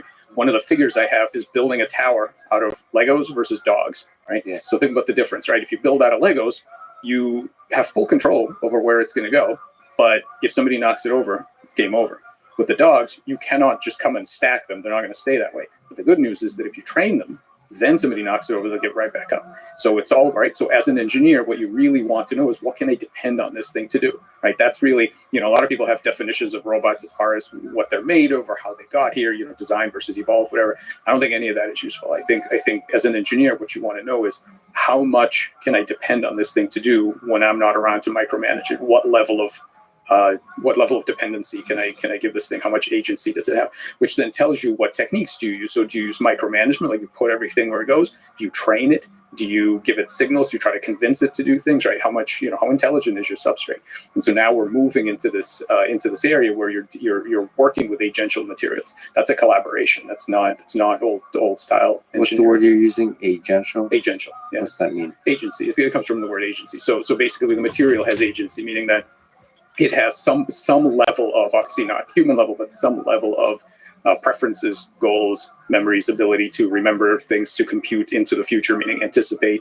When you're working with cells, they have all of that to various degrees. Is that empowering or limiting, having material that has a mind of its own, literally? I think it's both, right? So it raises difficulties because it means that if you're using the old mindset, which is a linear kind of extrapolation of what's going to happen, you're going to be surprised and shocked all the time because biology does not do what we linearly expect materials to do. On the other hand, it's massively liberating. And so in the following way, I've argued that advances in regenerative medicine require us to take advantage of this, because what it means is you can get the material to do things that you don't know how to micromanage. So just as a simple example, right? If you had a rat and you wanted this rat to do a circus trick, put a ball in a little hoop, you can do it the micromanagement way, which is try to control every neuron and try to play the thing like a puppet, right? And maybe someday that'll be possible, maybe. Or you can train the rat. And this is why humanity, for thousands of years before we knew any neuroscience, we had no idea what's between the ears of any animal. We were able to train these animals because once you recognize the level of agency of a certain system, you can use appropriate techniques if you know the currency of motivation, reward, and punishment. You know how smart it is. You know what kinds of things it likes to do. You are searching a much smoother, much nicer problem space than if you try to micromanage the thing. And in regenerative medicine, when you're trying to get, let's say, an arm to grow back or an eye to repair or cell birth defect or something, do you really want to be controlling tens of thousands of genes at each point to try to micromanage it? Or do you want to find the high-level modular controls that say, build an arm here? You already know how to build an arm. You did it before, and do it again. So that's, I think it's both. It's both difficult, and it challenges us to develop new ways of engineering, and it's hugely empowering. Okay, so how do you do? I mean, maybe sticking with the metaphor of dogs and cats. I presume you have to find the dogs and dispose of the cats. Because, it's like the old herding cats is an issue. So you may be able to train dogs. I suspect you will not be able to train cats. Or if you do, you're never going to be able to trust them. So is there a way to figure out which material is amenable to herding? Is it in the lab work, or is it in simulation? Right now, it's largely in the lab because our simulations do not capture yet the most interesting and powerful things about biology. So the simulation does what we're good at simulating are feed-forward emergent types of things, right? So cellular automata, if you have simple rules and you sort of roll those forward for every agent or every cell in the simulation, then complex things happen, ant colony or algorithms, things like that. We're good at that, and that's fine. The difficulty with all of that is that it's incredibly hard to reverse. So this is a really hard inverse problem, right? If you look at a bunch of termites and they make a thing with a single chimney, and you say, well, I like it, but I'd like 2 chimneys. How do you change the rules of behavior for each termite so they make 2 chimneys, right? Or if you say, here are a bunch of cells that are creating this kind of organism, I don't think that's optimal. I'd like to repair that birth defect. How do you control all the individual low-level rules, right? All the protein interactions and everything else. Rolling it back from the anatomy that you want to the low-level hardware rules is in general intractable. It's an inverse problem that's generally not solvable. So right now it's mostly in the lab because what we need to do is we need to understand how biology uses top-down controls. So the idea is not bottom-up emergence, but the idea of things like goal-directed test, operate, exit kinds of loops, where it's basically an error minimization function over a new space. It's not a space of gene expression, but for example, a space of anatomy. So just as a simple example, if you have a salamander and it's got an arm, you can amputate that arm anywhere along the length. It will grow exactly what's needed, and then it stops. That's the most amazing thing about regeneration, is that it stops. It knows when to stop. When does it stop? It stops when a correct salamander arm has been completed. So that tells you that's a means ends kind of analysis, where it has to know what the correct limb is supposed to look like, right? So it has a way to ascertain the current shape. It has a way to measure that delta from what shape it's supposed to be, and then it will keep taking actions, meaning remodeling and growing and everything else, until that's complete. So once you know that, and we've taken advantage of this in the lab to do some really wild things with both planaria and frog embryos and so on. Once you know that, you can start playing with that homeostatic cycle. You can ask, for example, well, how does it remember what the correct shape is, and can we mess with that memory? Can we give it a false memory of what the shape should be and let the cells build something else? Or can we mess with the measurement apparatus, right? So it gives you those kinds of. So the idea is to basically appropriate a lot of the approaches and concepts from cognitive neuroscience and behavioral science into things that previously were taken to be dumb materials, and you get yelled at in class if you for being anthropomorphic, if you said, well, my cells want to do this and my cells want to do that. And I think that's a major mistake that leaves a ton of capabilities on the table. So thinking about biological systems as things that have memory, have almost something like cognitive ability, but I mean, how incredible is it, that the salamander arm is being rebuilt not with a dictator. It's kind of like the cellular automata system. All the individual workers are doing their own thing. So where's that top-down signal that does the control coming from? Like, how can you find it? Yeah. Like, why does it stop growing? How does it know the shape? How does it have memory of the shape? And how does it tell everybody to be like, whoa, slow down, we're done? So the first thing to think about, I think, is that there are no examples anywhere of a central dictator, because in this kind of science, because everything is made of parts. And so we even though we feel as a unified central sort of intelligence and kind of point of cognition, we are a bag of neurons, right? All intelligence is collective intelligence. This is important to kind of think about, because a lot of people think, okay, there's real intelligence, like me, and then there's collective intelligence, which is ants and flocks of birds and, you know, termites and things like that. And you know, and maybe it's appropriate to think of them as an individual, and maybe it's not. Skeptical about that and so on. But you got to realize that we are not. There's no such thing as this like indivisible diamond of intelligence that's like this one central thing that's not made of parts. We are all made of parts. And so if you believe, which I think is hard to get around, that we in fact have a centralized set of goals and preferences, and we plan and we do things and so on, you are already committed to the fact that a collection of cells is able to do this, because we are a collection of cells. There's no getting around that. In our case, what we do is we navigate the three-dimensional world. We have behavior. This is blowing my mind right now, because we are just a collection of cells. Oh yeah, yeah. So when I'm moving this arm, I feel like I'm the central dictator of that action. But there's a lot of stuff going on. Like all the cells here are collaborating in some interesting way. They're getting signal from the central nervous system. Well, even the central nervous system is misleadingly named because it isn't really central. Again, it's just a bunch of cells. It's just a bunch of cells. I mean, all of it, right? There are no singular indivisible intelligences anywhere. We are all, every example that we've ever seen is a collective of something. It's just that we're used to it. We're used to that. You know, we're used to, okay, this thing is kind of a single thing, but it's really not. You zoom in, you know what you see. You see a bunch of cells running around, and so. Is there some unifying? I mean, we're just jumping around, but that's something that you look at as the bioelectrical signal versus the biochemical, the chemistry, the electricity. Maybe the life is in that versus the cells. It's the there's an orchestra playing, and the resulting music is the dictator.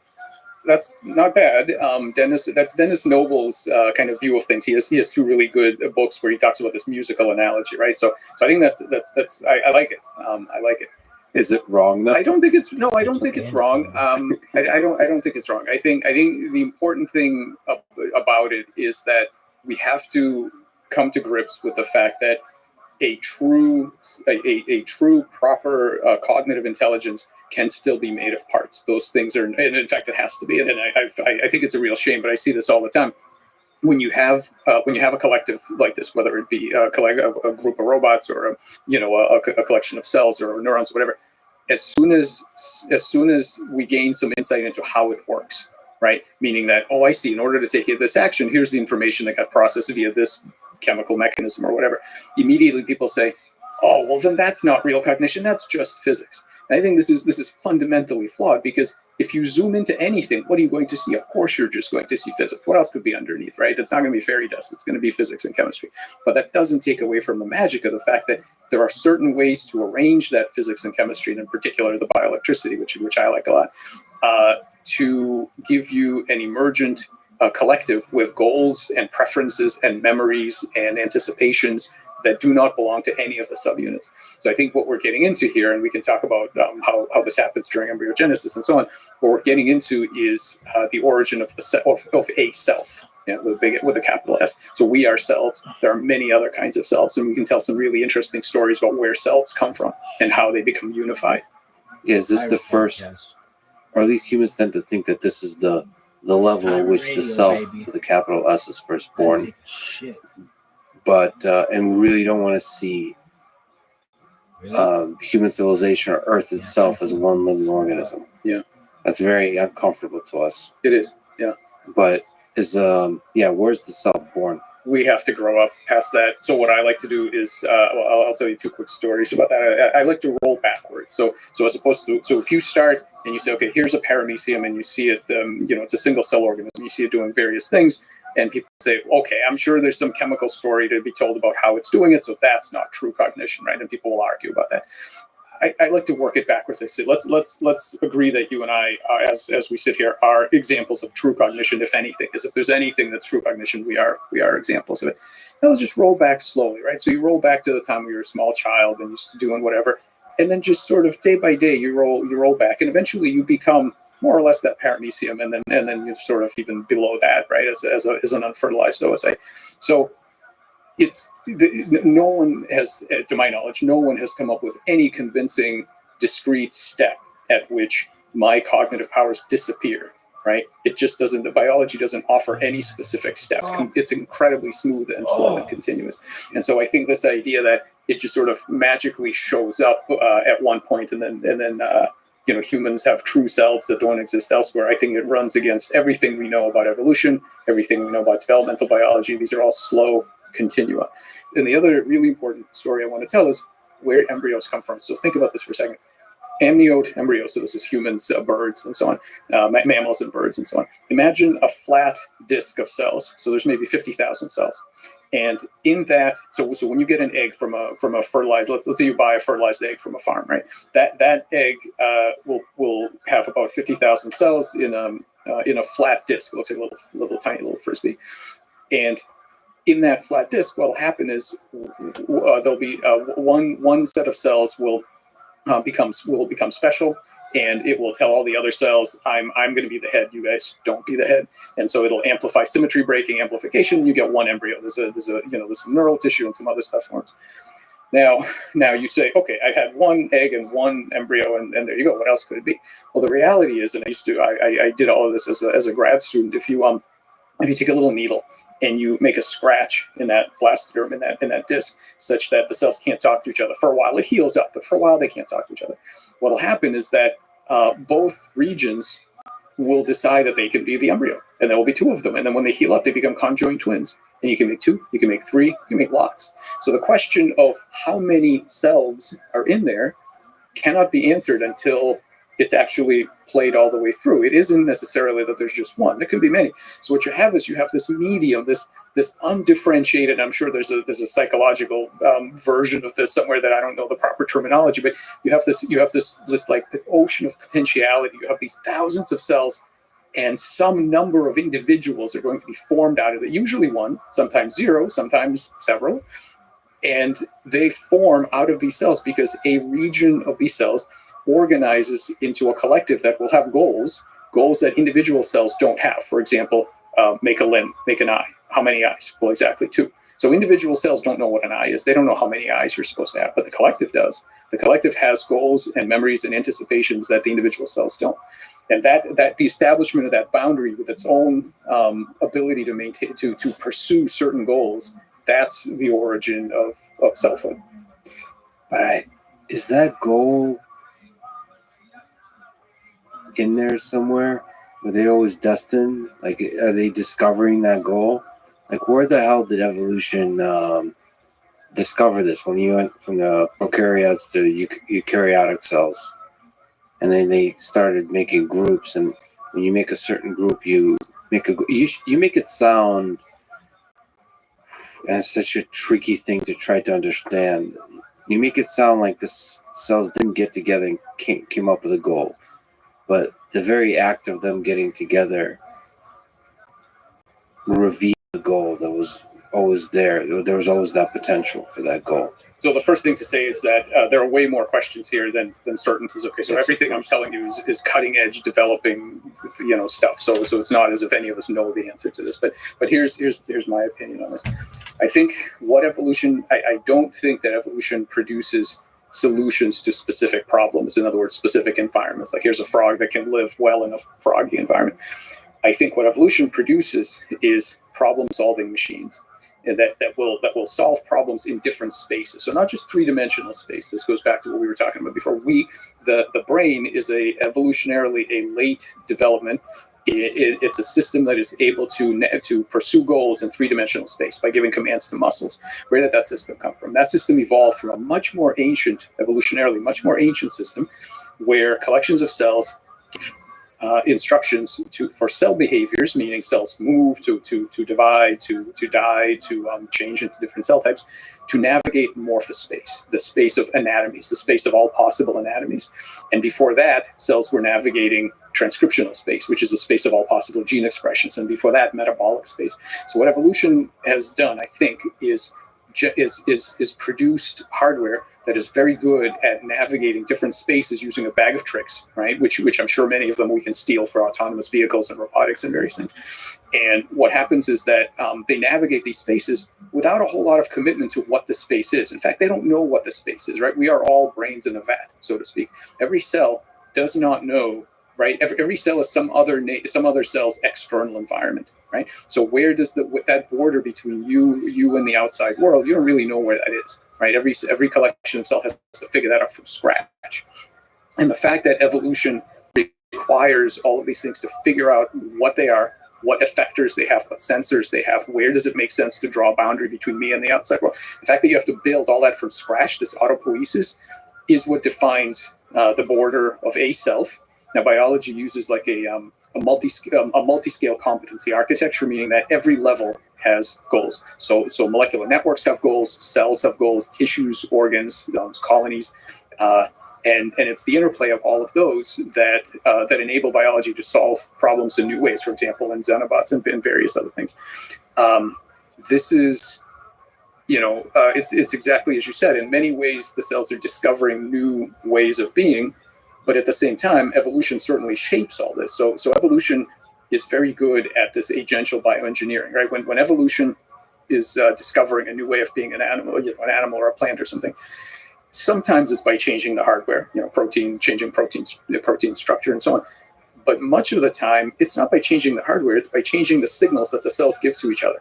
It's doing what we as engineers do, which is try to convince the cells to do various things by using signals, experiences, stimuli. That's what biology does. It has to, because it's not dealing with a blank slate. Every time, if you're evolution and you're trying to make an organism, you're not dealing with a passive material that is fresh and you have to specify. It already wants to do certain things. So the easiest way to do that search, to find whatever is going to be adaptive, is to find the signals that are going to convince the cells to do various things, right? Your sense is that evolution operates both in the software and the hardware, and it's just easier and more efficient to operate in the software. Yes, and I should also say I don't think the distinction is sharp. In other words, I think it's a continuum, but I think it's a meaningful distinction where you can make changes to a particular protein and now the enzymatic function is different and it metabolizes differently and whatever, and that will have implications for fitness. Or you can change the huge amount of information in the genome that isn't structural at all. It's signaling. It's when and how do cells say certain things to each other, and that can have massive changes as far as how it's going to solve problems. I mean, this idea of multi-hierarchical competence architecture, which is incredible to think about. So this hierarchy that evolution builds, I don't know who's responsible for this. I also see the incompetence of bureaucracies of humans when they get together. So how the hell does evolution build this? Where at every level, only the best get to stick around. They somehow figure out how to do their job without knowing the bigger picture. Yeah. And then there's like the bosses that do the bigger thing somehow, or that you can now abstract away the small group of cells as an organ or something. And then that organ does something bigger in the context of the full body or something like this. How is that built? Is there some intuition you can kind of provide of how that's constructed, that hierarchical competence architecture? I love that. Competence, just the word competence is pretty cool in this context because everybody's good at their job somehow. Yeah, no, it's really key. And the other nice thing about competency is that, so my central belief in all of this is that engineering is the right perspective on all of this stuff because it gets you away from subjective terms. People talk about sentience and this and that. Those things are very hard to define. People argue about them philosophically. I think that engineering terms like competency, like pursuit of goals, right? All of these things are empirically incredibly useful because you know it when you see it. And if it helps you build, right? If I can pick the right level, I say this thing has, I believe this is X level of like competency. I think it's like a thermostat, or I think it's like a better thermostat, or I think it's various other kinds of, many different kinds of complex systems. If that helps me to control and predict and build such systems, then that's all there is to say. There's no more philosophy to argue about. So I like competency in that way, because you can quantify. You have to make a claim. Competent at what? And then, or if I tell you it has a goal, the question is, what's the goal, and how do you know? And I say, well, because every time I deviated from this particular state, that's what it spends energy to get back to. That's the goal, and we can quantify it. We can be objective about it. So and we're not used to thinking about this. I give a talk sometimes called "Why Don't Robots Get Cancer?" Right? And the reason robots don't get cancer is because, generally speaking, with a few exceptions, our architectures have been, we've got a bunch of dumb parts, and you hope that if you put them together, the overlying machine will have some intelligence and do something or other, right? But the individual parts don't care. They don't have an agenda. Biology isn't like that. Every level has an agenda, and the final outcome is the result of cooperation and competition, both within and across levels. So, for example, during embryogenesis, your tissues and organs are competing with each other. And it's actually a really important part of development. There's a reason they compete with each other. They're not all just helping each other. They're also competing for information, for limited metabolic constraints. But to get back to your other point, which is this seems like really efficient and good and so on compared to some of our human efforts, we also have to keep in mind that what happens here is that each level bends the option space for the level beneath, so that your parts basically, they don't see the geometry. So I'm using and I think I take this seriously. Terminology from relativity, right, where the space is literally bent. So the option space is deformed by the higher levels, so that the lower levels, all they really have to do is go down their concentration gradient. They don't have to. In fact, they can't know what the big picture is. But if you bend the space just right, if they do what locally seems right, they end up doing your bidding. They end up doing things that are optimal in the higher space. Conversely, because the components are good at getting their job done, you as the higher level don't need to try to compute all the low-level controls. All you're doing is bending the space. You don't know or care how they're going to do it. I'll give you a super simple example. In the tadpole, found that, okay, so tadpoles need to become frogs, and to go from a tadpole head to a frog head, you have to rearrange the face. So the eyes have to move forward, the jaws have to come out, the nostrils move, like everything moves. It used to be thought that because all tadpoles look the same and all frogs look the same, if you just remember, if every piece just moves in the right direction, the right amount, then you get your frog, right? So we decided to test. I had this hypothesis that I thought actually the system is probably more intelligent than that. So what did we do? We made what we call Picasso tadpoles. So everything is scrambled. So the eyes are on the back of the head, the jaws are off to the side, everything is scrambled. Well, guess what they make? They make pretty normal frogs, because all the different things move around in novel paths configurations until they get to the correct froggy sort of frog face configuration, then they stop. So the thing about that is, now imagine evolution, right? So you make some sort of mutation, and it does, like every mutation, it does many things. So something good comes of it, but also it moves your mouth off to the side, right? Now, if there wasn't this multi-scale competency, you can see where this is going. If there wasn't this multi-scale competency, the organism would be dead. Your fitness is zero because you can't eat. And you would never get to explore the other beneficial consequences of that mutation. You'd have to wait until you find some other way of doing it without moving them out. That's really hard. So the fitness landscape would be incredibly rugged. Evolution would take forever. The reason it works, well, one of the reasons it works so well, is because you do that, no worries, the mouth will find its way where it belongs, right? So now you get to explore. So what that means is that all these mutations that otherwise would be deleterious are now neutral, because the competency of the parts make up for all kinds of things. So all the noise of development, all the variability in the environment, all these things, the competency of the parts makes up for it. So that's all fantastic, right? That's all great.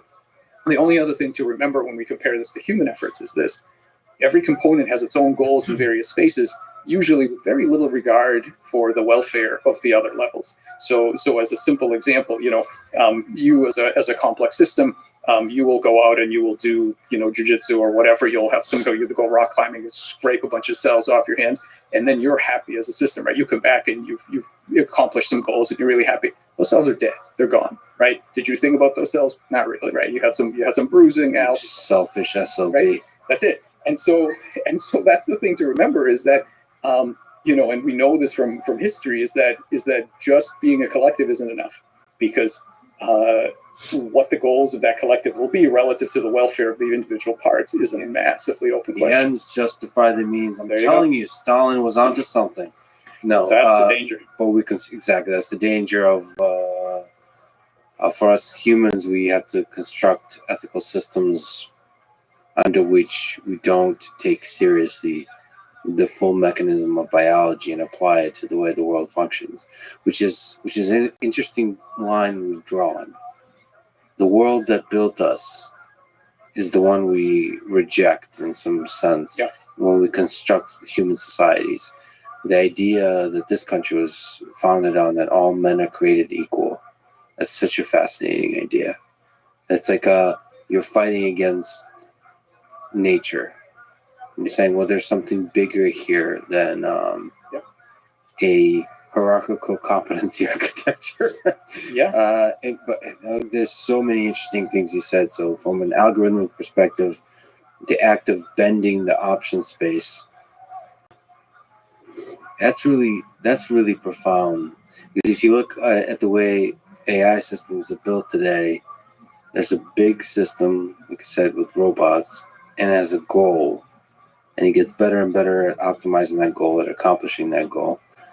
But if biology built a hierarchical system where everything is doing computation and everything is accomplishing the goal, not only that, it's kind of done, with a bent option space, it's just doing the thing that's the easiest thing for it in some sense. And somehow that allows you to have turtles on top of turtles, literally dumb systems on top of dumb systems, that as a whole create something incredibly smart. Yeah, I mean, every system has some degree of intelligence in its own problem domain. So cells will have problems they're trying to solve in physiological space and transcriptional space, and I can give you some cool examples of that. But the collective is trying to solve problems in anatomical space, right, and forming a creature and growing your blood vessels and so on. And then the collective, the whole body is solving yet other problems. They may be in social space and linguistic space and three-dimensional space, and who knows? The group might be solving problems in I don't know, some sort of financial space or something. So one of the major differences with most AIs today is the kind of flatness of the architecture, but also of the fact that they're constructed from outside their borders, and they're so to a large extent, and of course there are counterexamples now, but to a large extent, our technology has been such that you create a machine or a robot, it knows what its sensors are, it knows what its effectors are, it knows the boundary between it and the outside world. All of this is given from the outside. Biology constructs this from scratch. Now, the best example of this that originally in robotics was actually Josh Bongard's work in 2006, where he made these robots that did not know their shape to start with. So like a baby, they sort of floundered around. They made some hypotheses. Well, I did this and I moved in this way. Well, maybe I'm a whatever. Maybe I have wheels, or maybe I have 6 legs, or whatever, right? And they would make a model, and eventually they would crawl around. So that's really good. That's part of the autopoiesis, where we can go a step further, and some people are doing this, and we're sort of working on some of this too, is this idea that let's even go back further. You don't even know what sensors you have. You don't know where you end and the outside world begins. All you have is certain things like active inference, meaning you're trying to minimize surprise, right? You have some metabolic constraints. You don't have all the energy you need. You don't have all the time in the world to think about everything you want to think about. So that means that you can't afford to be a micro reductionist. All this data coming in, you have to coarse grain it and say, I'm going to take all this stuff, and I'm going to call that a cat. I'm going to take all this, I'm going to call that the edge of the table I don't want to fall off of. And I don't want to know anything about the microstates. What I want to know is, what is the optimal way to cut up my world? And by the way, this thing over here, that's me. And the reason that's me is because I have more control over this than I have over any of this other stuff. And so now you can begin to, right? So that self-construction, that figuring out, making models of the outside world, and then turning that inwards and starting to make a model of yourself, right?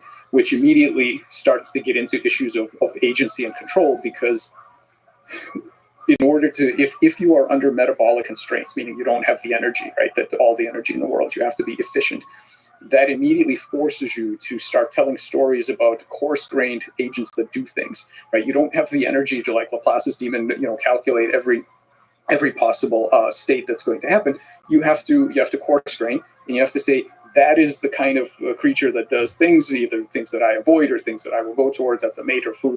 So right at the base of very simple organisms starting to make models of agents doing things, that is the origin of models of free will, basically, right? Because you see the world around you as having agency, and then you turn that on yourself and you say, wait, I have agency too. I do things, right? And then you make decisions about what you're going to do. So all of this one model to view all of those kinds of things as being driven by that early need to determine what you are and to do so, and to then take actions in the most energetically efficient space possible, right? So free will emerges when you try to simplify, tell a nice narrative about your environment. I think that's very plausible. Yeah. Do you think free will is an illusion? So you're kind of implying that it's a useful hack. Well, I'll say two things. The first thing is I think it's very plausible to say that any organism that's or any agent that's whether it's biological or not, any agent that self-constructs under energy constraints is going to believe in free will. We'll get to whether it has free will momentarily, but I think what it definitely drives is a view of yourself and the outside world as an agential view. I think that's inescapable. So that's true for even primitive organisms. I think so. I think that's now they don't have, now obviously you have to scale down, right? So they don't have the kinds of complex metacognition that we have, so they can do long-term planning and thinking about free will and so on. But the sense of agency is really useful to accomplish a task, simple or complicated. That's right. In all kinds of spaces, not just in obvious three-dimensional space. I mean, we're very good. The thing is, humans are very good at detecting agency of like medium-sized objects moving at medium speeds in the three-dimensional world, right? We see a bowling ball and we see a mouse, and we immediately know what the difference is, right? And how we're going. Mostly things you can eat or get eaten by. Yeah. That's our training set, right? From the time you're little, your training set is visual data on this like little chunk of your experience. But imagine if from the time that we were born, we had innate senses of your blood chemistry. If you could feel your blood chemistry the way you can see, right? You had a high bandwidth connection, and you could feel your blood chemistry, and you could see, you could sense all the things that your organs were doing. So your pancreas, your liver, all the things. If we had that, we would be very good at detecting intelligence in physiological space. We would know the level of intelligence that our various organs were deploying to deal with things that were coming, to anticipate the stimuli, but we're just terrible at that. We don't, in fact, people don't even, you talk about intelligence in these other spaces, and a lot of people think that's just crazy because all we know is motion. We do have access to that information, so it's actually possible that so evolution could, if it wanted to, construct an organism that's able to perceive the flow of blood through your body, the way you see an old friend and say, "Yo, what's up? How's the wife and the kids?" In that same way, you would feel like a connection to the liver. Yeah. I think maybe other people's liver, no, just your own, because you don't have access to other people's. Not yet, but you could imagine some really interesting connection, right? But like sexual selection, like, ooh, that girl's got a nice liver. Well, that's like the way her blood flows, the dynamics of the blood is very interesting. It's novel. I've never seen one of those. But that's exactly what we're trying to half-ass when we judgment of beauty by facial symmetry and so on. That's a half-assed assessment of exactly that. Yeah. Of exactly that. Because if your cells could not cooperate enough to keep your organism symmetrical, you can make some inferences about what else is wrong, right? Like that's a very basic. Interesting. Yeah. So that in some deep sense, actually, that is what we're doing. We're to infer how health. We use the word healthy, but basically, how functional is this biological system I'm looking at, so I can hook up with that one and make offspring.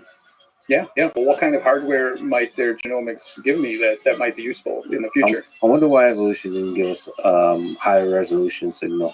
Like, why the whole peacock thing with the feathers? It doesn't seem It's the very low bandwidth signal for It is. sexual selection. And I'm not an expert on this stuff, but Peacocks. well, but take a stab at the reason. I think that it's because it's an arms race. You see, you don't want everybody to know everything about you.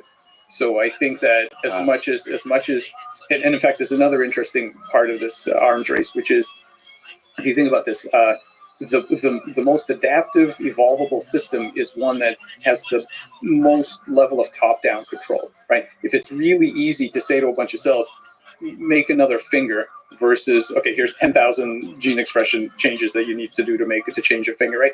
The system with good top-down control that has memory, and we need to get back to that, by the way. It's a question I could neglect to answer about where the memory is and so on.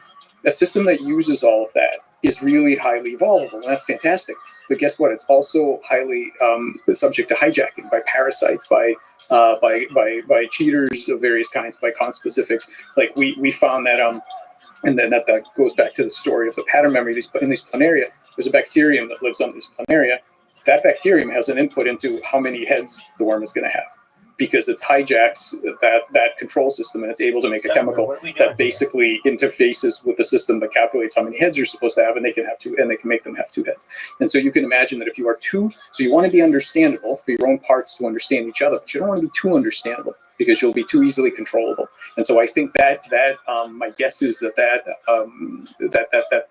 opposing pressure keeps this from being a super high bandwidth kind of thing where we can just look at somebody and know everything about them. So it's a kind of biological game of Texas Hold'em. Yeah. You show them some cards and you're hiding other cards. And there's part of it is bluffing, and all that. And then there's probably whole species that would do way too much bluffing. That's probably what Peacock's fault. There's a book that I don't remember if I read or if I read summaries of the book.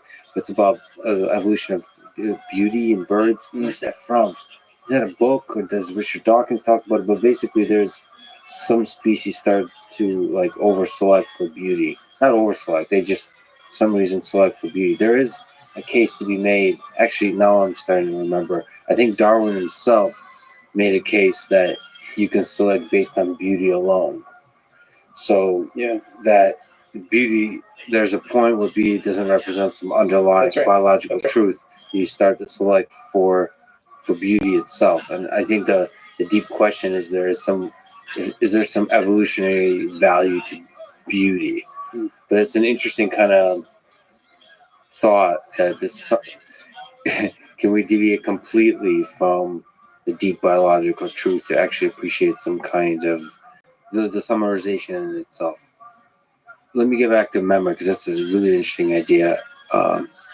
How do a collection of cells remember anything? How do biological systems remember anything?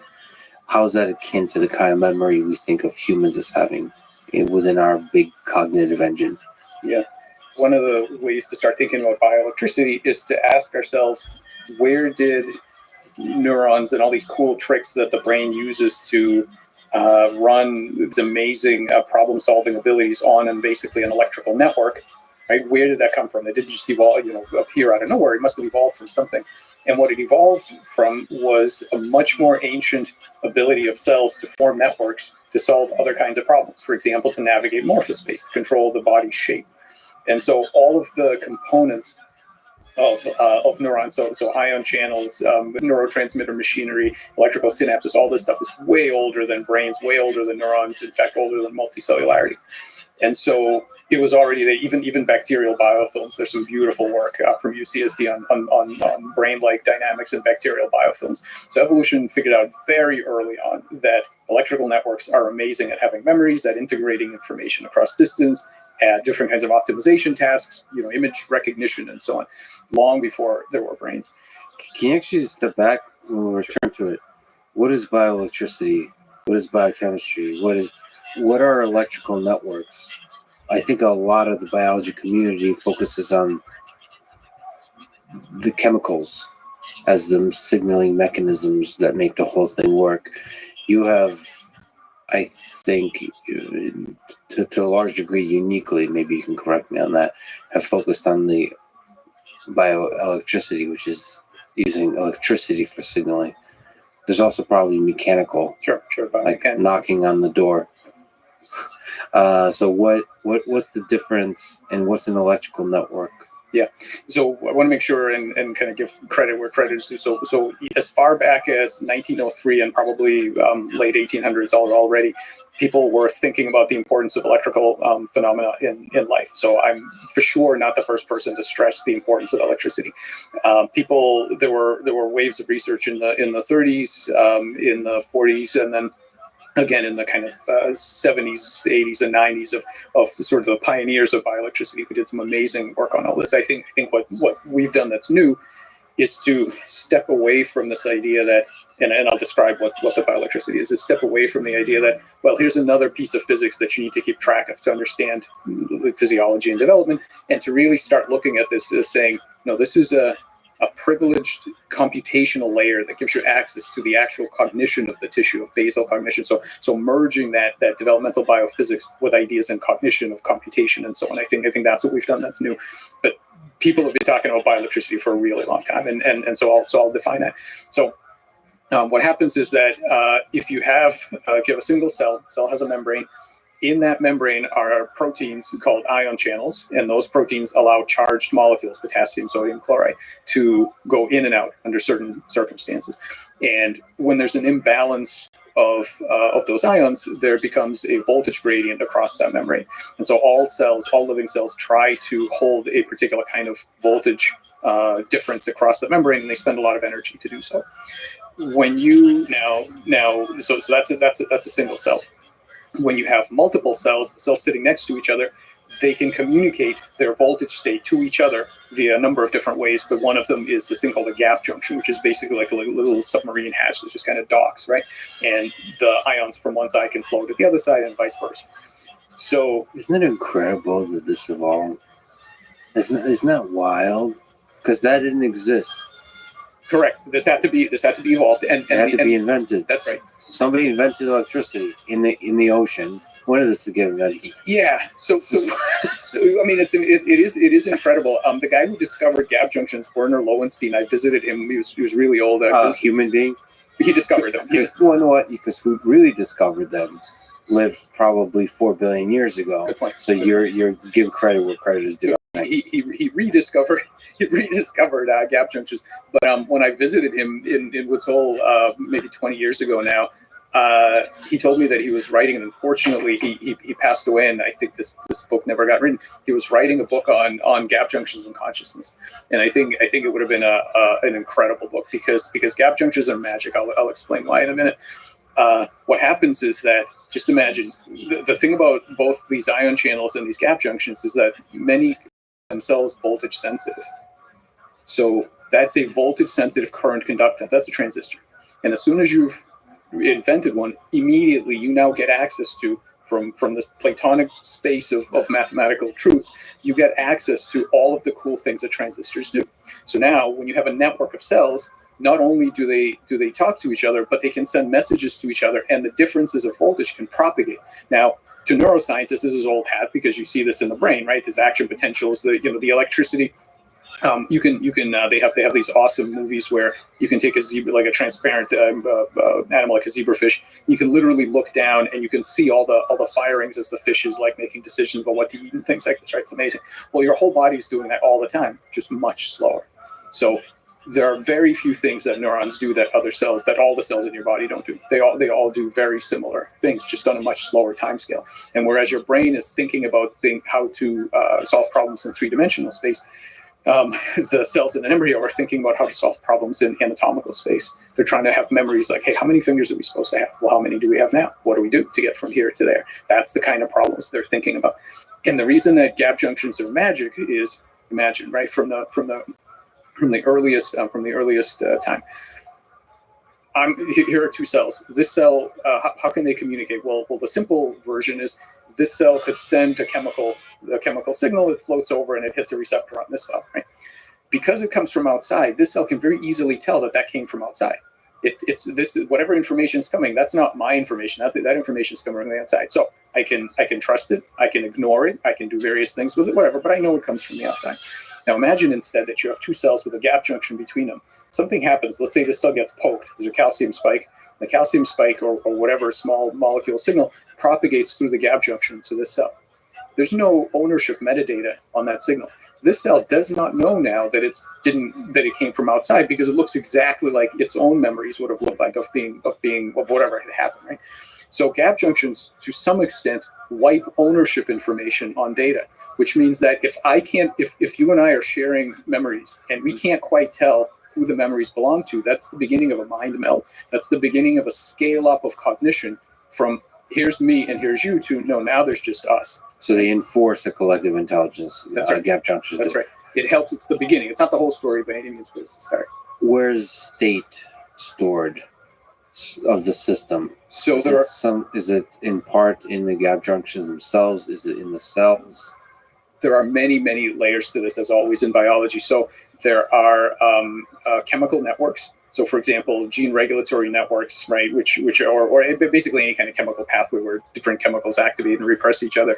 They can store memories. So, in the dynamical system sense, they can store memories. They can get into stable states that are hard to pull them out of, right? So that becomes, once they get in, that's a memory, a permanent memory of or a semi-permanent memory of something that's happened. There are cytoskeletal structures, right, that are physically they store memories in physical configuration. There are electrical memories like flip-flops where there is no physical, right? So if you look, I show my students this example as a flip-flop, and the reason that it stores a 0 or 1 is not because some piece of the hardware moved. It's because there's a splitting of the current in one side of the thing. If I come over and I hold I hold the other side to a high voltage for a brief period of time, it flips over and now it's here. But none of the hardware moved. The information is in a stable, dynamical sense. And if you were to X-ray the thing, you couldn't tell me if it was 0 or 1, because all you would see is where the hardware is. You wouldn't see the energetic state of the system. So there are bioelectrical states that are held in that exact way, like volatile RAM, basically, like in the electrical state of the system. It's very akin to the different ways the memory is stored in a computer. So there's RAM. There's hard drives. You can make that mapping, right? So I think the interesting thing is that based on the biology, we can have a more sophisticated, I think we can revise some of our computer engineering methods, because there are some interesting things that biology does we haven't done yet. But that mapping is not bad. I mean, I think it works in many ways. Yeah, I wonder, because the way we build computers, at the root of computer science is the idea of proof of correctness. We program things to be perfect, reliable. This idea of resilience and robustness to unknown conditions is not as important. So that's what biology is really good at. So I don't know what kind of systems. I don't know how we go from a computer to a biological system in the future. Yeah, I think that the thing about biology, like, is all about making really important decisions really quickly on very limited. It's all about you have to act now. The stakes are very high, and you don't know most of what you need to know to be perfect. And so there's not even an attempt to be perfect or to get it right in any sense. There are just things like active inference, minimize surprise, optimize some efficiency, and some things like this.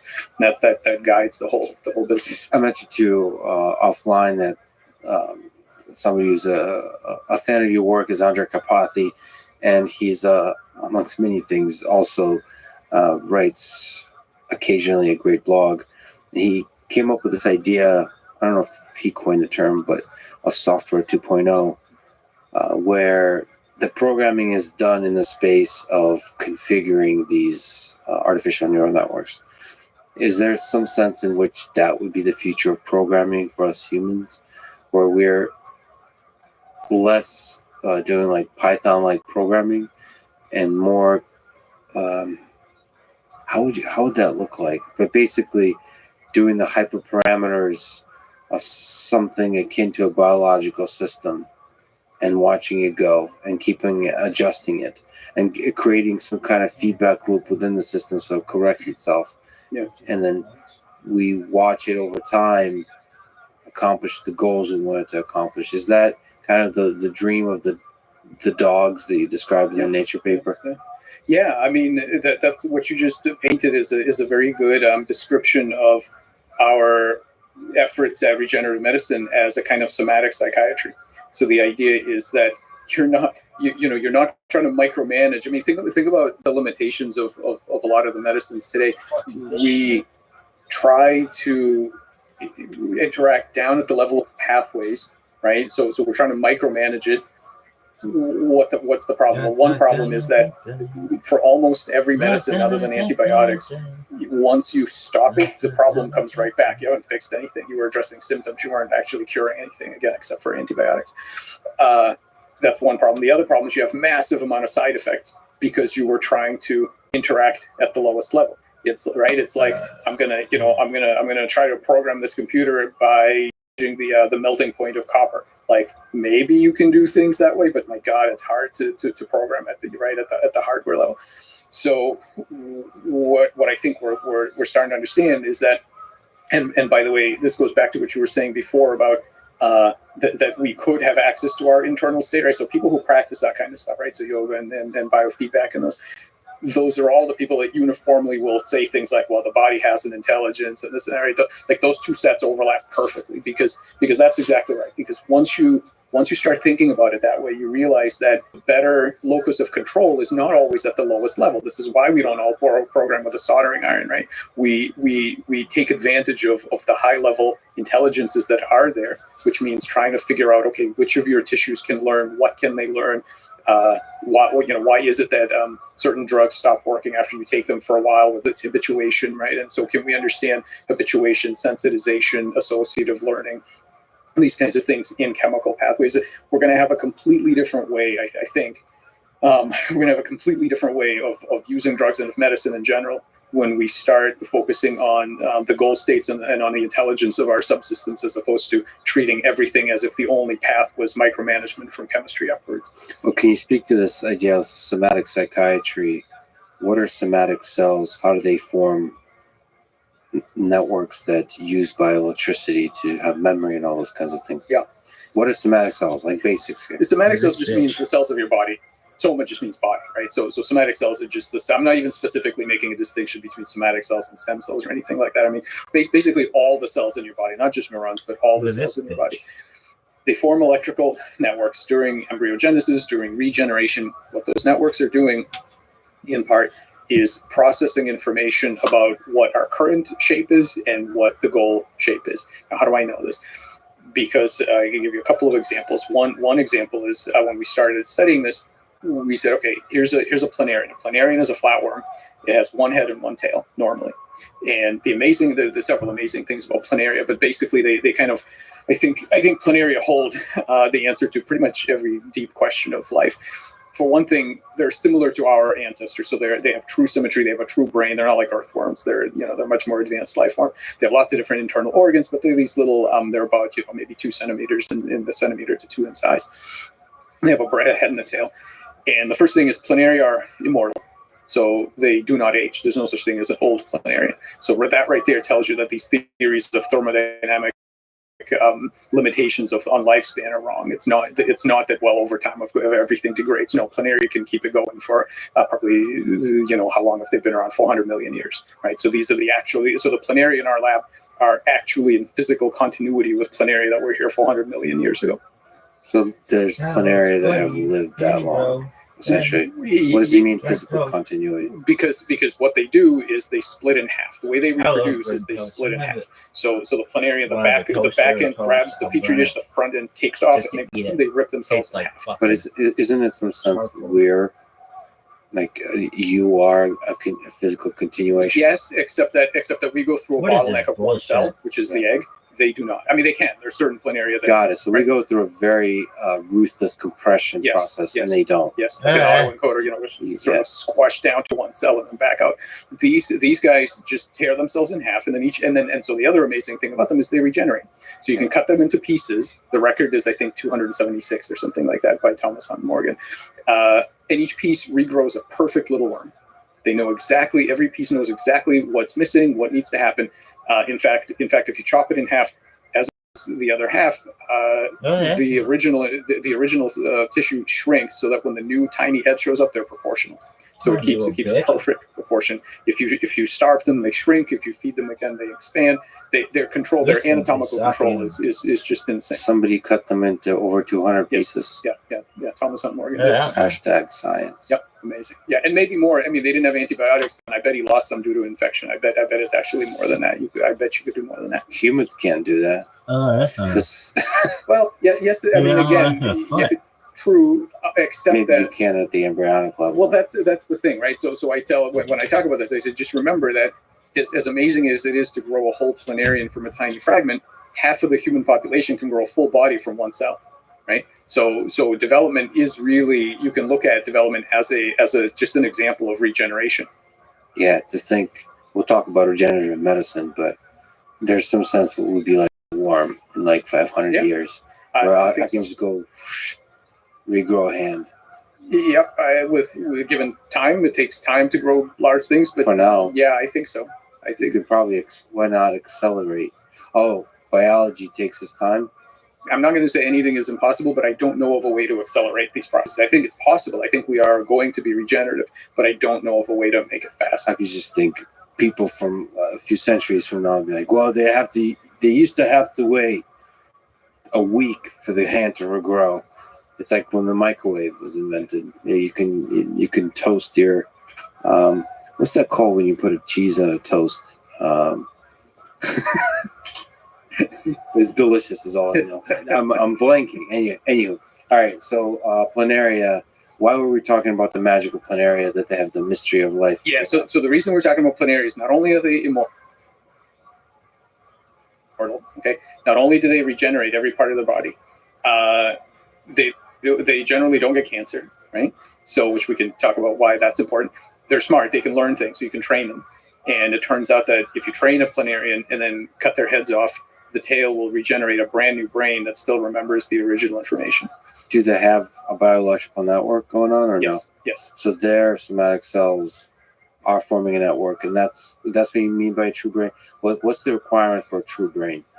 Like everything else, it's a continuum, but a true brain has certain characteristics as far as the density, like a localized density of neurons that guides behavior In the head. Exactly. Connected to the head. Exactly. If you cut their head off, the tail doesn't do anything. It just sits there until the new brain until the new brain regenerates. They have all the same neurotransmitters that you and I have. But here's why we're talking about them in this context. So here's your planaria. You cut off the head, you cut off the tail, you have a middle fragment. That middle fragment has to make one head and one tail. How does it know how many of each to make, and where do they go? How come it doesn't switch? How come, right? So we did a very simple thing, and we said, okay, let's make the hypothesis that there's a somatic electrical network that remembers the correct pattern, and then what it's doing is recalling that memory and building to that pattern. So what we did was we used a way to visualize electrical activity in these cells, right? It's a variant of what people use to look for electricity in the brain, and we saw that it has that fragment has a very particular electrical pattern. You can literally see it once we developed the technique. It has a very particular electrical pattern that shows you where the head and the tail goes, right? You can just see it. And then we said, okay, well, now let's test the idea that that's a memory that actually controls where the head and the tail goes. Let's change that pattern. So basically incept a false memory. And so what you can do is you can do that in many different ways. One way is with drugs that target ion channels to say, and so you pick these drugs and you say, okay, I'm going to do it so that instead of this one head, one tail electrical pattern, you have a two-headed pattern, right? You're just editing the electrical information in the network. When you do that, guess what the cells build? They build a two-headed worm. And the coolest thing about it, now no genetic changes, so we haven't touched the genome. The genome is totally wild type. But the amazing thing about it is that when you take these two-headed animals and you cut them into pieces again, some of those pieces will continue to make two-headed animals. So that information, that memory, that electrical circuit, not only does it hold the information for how many heads, not only does it use that information to tell the cells what to do to regenerate, but it stores it. Once you've reset it, it keeps. And we can go back. We can take a two-headed animal and put it back to one-headed. So now imagine, so there's a couple of interesting things here that have implications for understanding of genomes and things like that. Imagine I take this two-headed animal. Oh, and by the way, when they reproduce, when they tear themselves in half, you still get two-headed animals. So imagine I take them and I throw them in the Charles River over here. So 100 years later, some scientists come along and they scoop up some samples and they go, oh, single-headed form and a two-headed form. Wow, a speciation event. Cool. Let's sequence the genome and see what happened. Genomes are identical. There's nothing wrong with the genome. So if you ask the question, so this goes back to your very first question, is where do body plans come from, right? How does the planaria know how many heads it's supposed to have? Now, it's interesting because you could say DNA, but what as it turns out, the DNA produces a piece of hardware that by default says one head. The way that when you turn on a calculator, by default, it's a 0 every single time, right? When you turn it on, it just says 0. But it's a programmable calculator, as it turns out. So once you've changed that, next time it won't say 0; it'll say something else. And the same thing here. So you can make one-headed, two-headed, you can make no-headed worms. We've done some other things along these lines, some other really weird constructs. So this question of, right? So again, it's really important. The hardware-software distinction is really important, because the hardware is essential, because without proper hardware, you're never going to get to the right physiology of having that memory. But once you have it, it doesn't fully determine what the information is going to be. You can have other information in there, and it's reprogrammable by us, by bacteria, by various parasites, probably, things like that.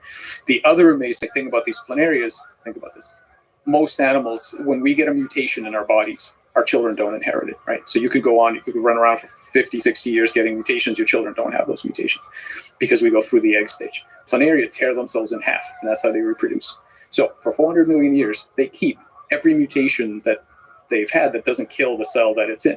So when you look at these planaria, their bodies are what's called mixoploid, meaning that every cell might have a different number of chromosomes. They look like a tumor. If you look at the genome is an incredible mess because they accumulate all this stuff.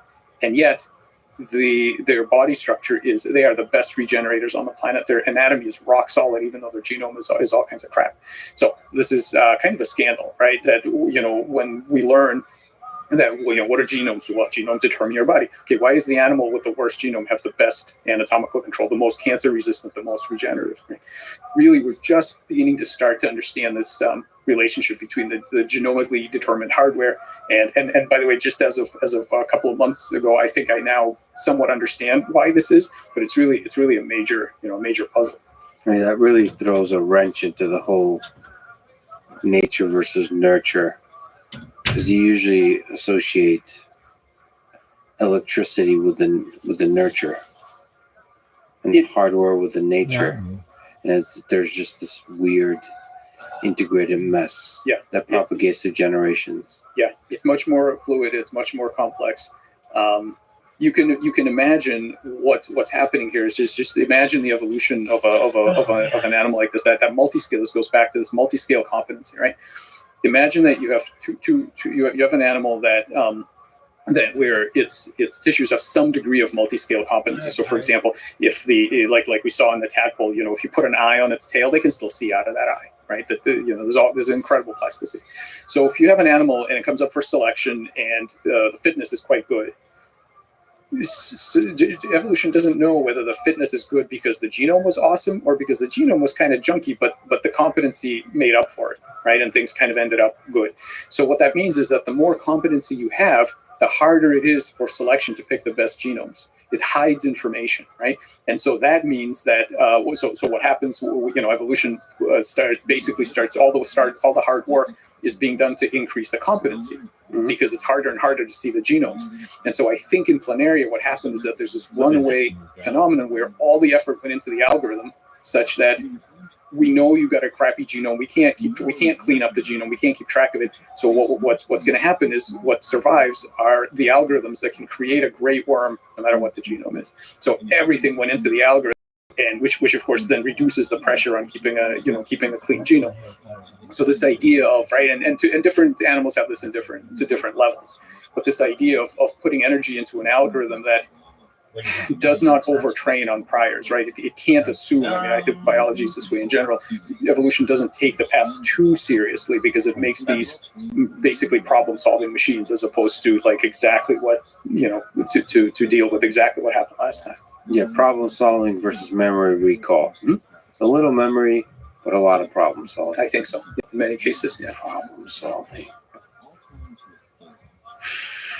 It's incredible that those kinds of systems are able to be constructed, especially how much they contrast with the way we build problem-solving systems in the AI world. Back to xenobots. I'm not sure if we ever described how Xenobots are built, but you have a paper titled Biological Robots, Perspectives on an Emerging Interdisciplinary Field. And in the beginning, you mentioned that the word Xenobots is like controversial. Did you guys get in trouble for using Xenobots, or what? Do people not like the word Xenobots? Are you trying to be provocative with the word Xenobots versus biological robots? I don't know. There's a little bit of drama. I think the drama is basically related to people having very fixed ideas about what terms mean, and I think in many cases these ideas are completely out of date with where science is now, and for sure they're out of date with what's going to be. I mean, these concepts are not going to survive the next couple of decades. So if you ask a person, and including a lot of people in biology who kind of want to keep a sharp distinction between biologicals and robots, right? So what's a robot? What? A robot, it comes out of a factory, it's made by humans, it is boring, it is meaning that you can predict everything it's going to do. It's made of metal and certain other inorganic materials. Living organisms are magical, they arise, right? And so on. So there's these distinctions. I think these distinctions, I think, were never good, but they're going to be completely useless going forward. And so part of there's a couple of papers that's one paper. There's another one that Josh Bongard and I wrote where we really attack the terminology, and we say these binary categories are based on very non-essential kind of surface limitations of technology and imagination that were true before, but they've got to go. And so we call them Xenobots. So Xeno for Xenopus laevis, it's the frog that these guys are made of, but we think it's an example of a biobot technology, because ultimately, once we understand how to communicate and manipulate the inputs to these cells, we will be able to get them to build whatever we want them to build, and that's robotics, right? It's the rational construction of machines that have useful purposes. I absolutely think that this is a robotics platform, whereas some biologists don't.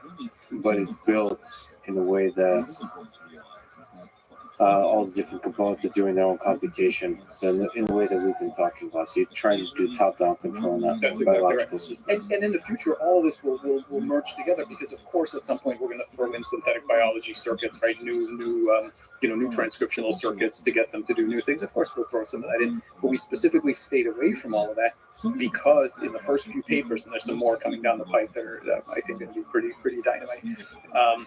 That we want to show what the native cells are made of, because what happens is, if you engineer the heck out of them, right? If we were to put in new transcription factors and some new metabolic machinery and whatever, people will say, well, okay, you engineered this and you made it do whatever, and fine. I wanted to show, and the whole team wanted to show the plasticity and the intelligence in the biology. What does it do that's surprising before you even start manipulating the hardware in that way? Yeah, don't try to over control the thing. Let it flourish. The full beauty of the biological system. Why Xenopus laevis? How do you pronounce it? The frog. Xenopus laevis. Yeah. It's a very Why popular. is this frog? It's been, I think, the 50s. It's just very convenient because we keep the adults in this very fine frog habitat. They lay eggs. They lay tens of thousands of eggs at a time.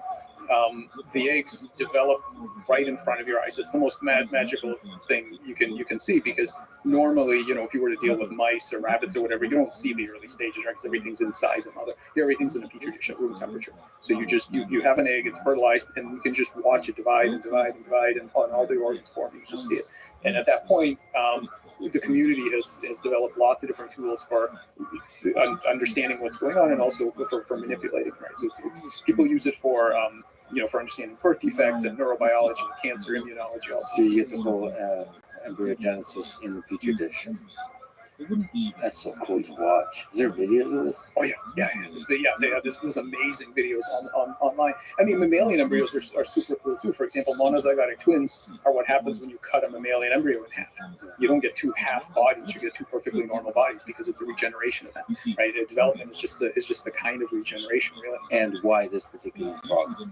It's just because they were doing it in the 50s. And it breeds well in it's easy to raise in the laboratory. and it's very prolific. And all the tools, basically for decades, people have been developing tools. There's others. Some people use other frogs, but I have to say this is important. The Xenobots are fundamentally not anything about frogs. So I can't say too much about this because it's not published in peer review yet, but we've made Xenobots out of other things that have nothing to do with frogs. This is not a frog phenomenon. We started with frog because it's so convenient, but this plasticity is not a frog. It's not related to the fact that they're frogs. What happens when you kiss it? Does it turn to a prince? No, or princess? Which way? Prince. Yeah, prince. Prince. Yeah, that's an experiment that I don't believe we've done. And if we have, Only we can collaborate. I can take on the lead on that effort. Okay, cool. How does the cells coordinate? Let's focus in on just the embryogenesis. So there's one cell. So it divides. Doesn't have to be very careful about what each cell starts doing once they divide. yes. And like when there's three of them, it's like the co-founders or whatever. Like, slow down. You're responsible for this. When did they become specialized, and how do they coordinate that specialization? So this is the basic science of developmental biology. There's a lot known about all of that, but I'll tell you maybe what I think is kind of the most important part, which is yes, it's very important who does what. However, because going back to this issue of I made this claim that biology doesn't take the past too seriously, and what I mean by that is it doesn't assume that everything is the way it's expected to be, right? And here's an example of that. This was done. This was an old experiment going back to the 40s, but basically imagine it's a newt, it's a salamander. And it's got these little tubules that go to the kidneys, right? This little tube. Take a cross section of that tube, you see 8 to 10 cells that have cooperated to make this little tube in cross section, right? So one amazing thing you can do is you can mess with the very early cell division to make the cells gigantic, bigger. You can make them different sizes. You can force them to be different sizes.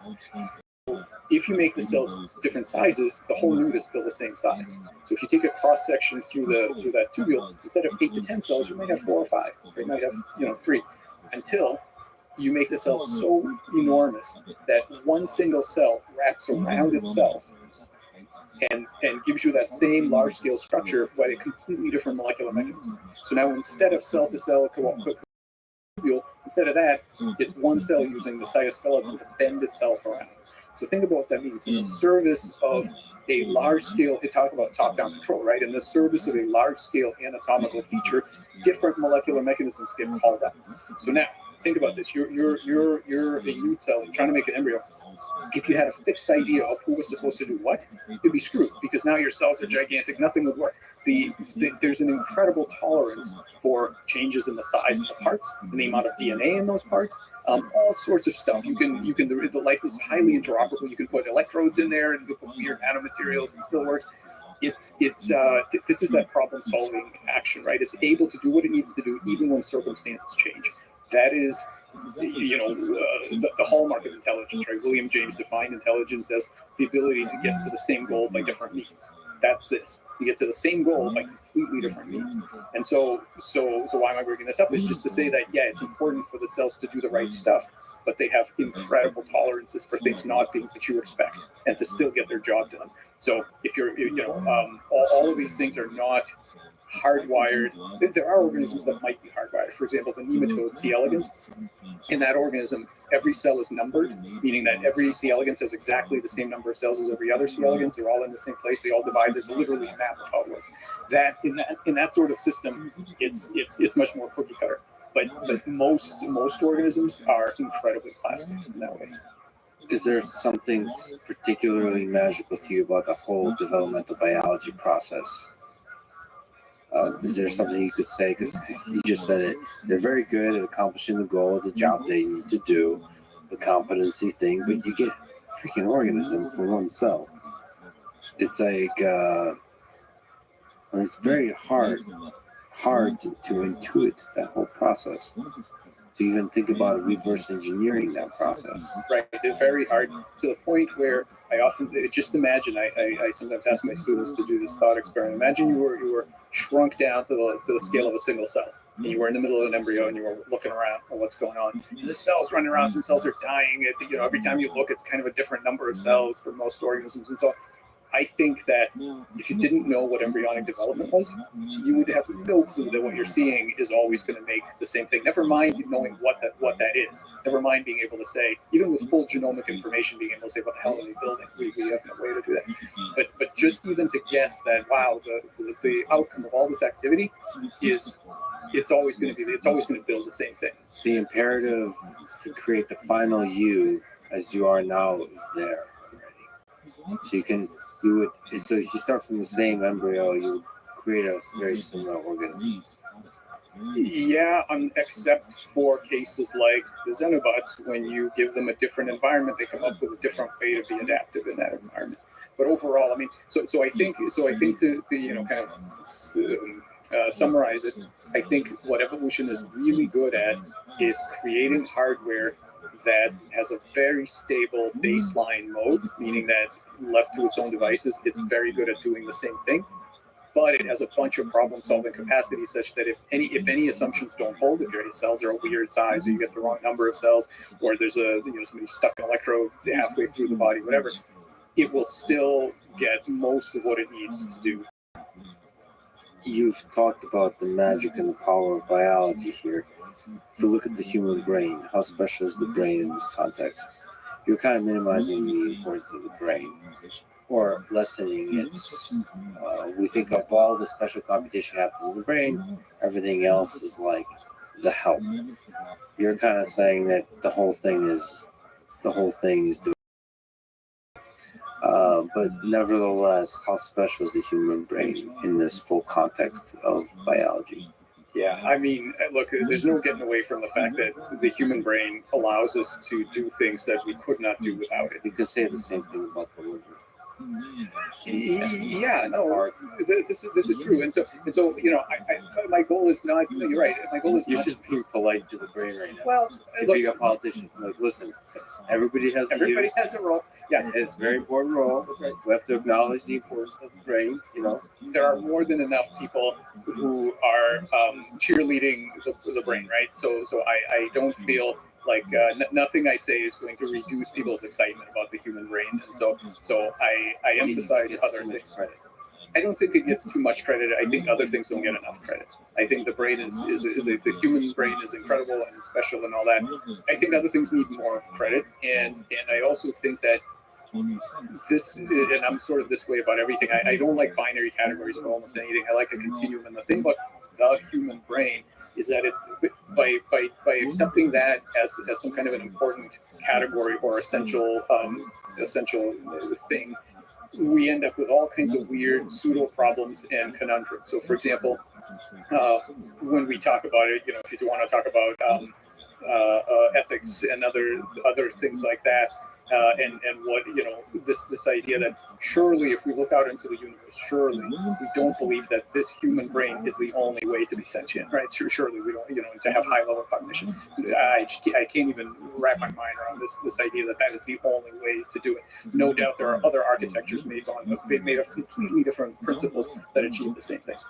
And once we believe that, then that tells us something important. It tells us that things that are not quite human brains, or chimeras of human brains and other tissue, or human brains or other kinds of brains in novel configurations, or things that are sort of brains but not really, or plants or embryos or whatever, might also have important cognitive status.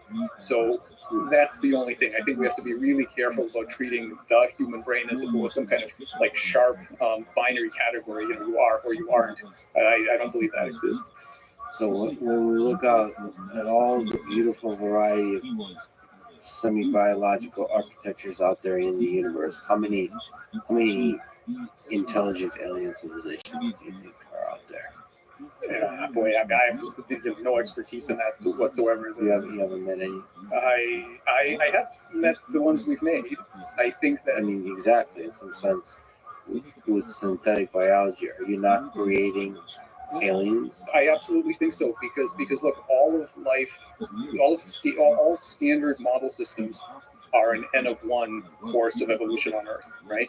And trying to make conclusions about biology from looking at life on Earth is like testing your theory on the same data that generated it. It's all kind of like locked in. So we absolutely have to create novel examples that have no history on Earth. That don't, Xenobots have no history of selection to be a good Xenobot. The cells have selection for various things, but the Xenobot itself never existed before. And so we can make chimeras. We make frogolodals that are sort of half frog, half axolotl. You can make all sorts of hybrids, right? Constructions of living tissue with robots and whatever.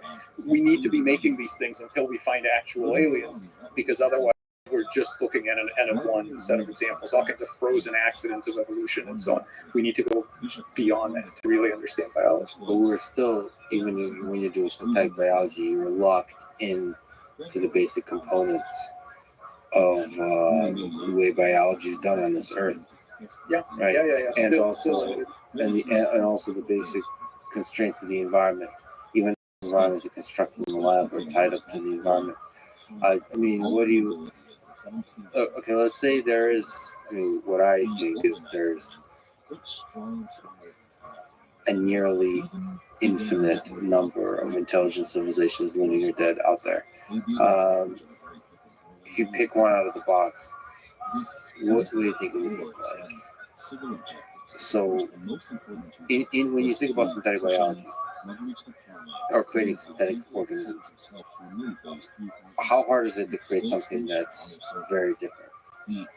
Yeah, I think it's very hard to create something that's very different, right? It's we are just locked in both experimentally and in terms of our imagination, right? It's very hard. He also emphasized several times the idea of shape. Yeah. The individual cell get together with other cells, and they're going to build a shape. So it's shape and function, but shape is a critical thing. Yeah. So here, I'll take a stab. I mean, I agree with you to whatever extent that we can say anything. I do think that there's probably an infinite number of different architectures with interesting cognitive properties out there.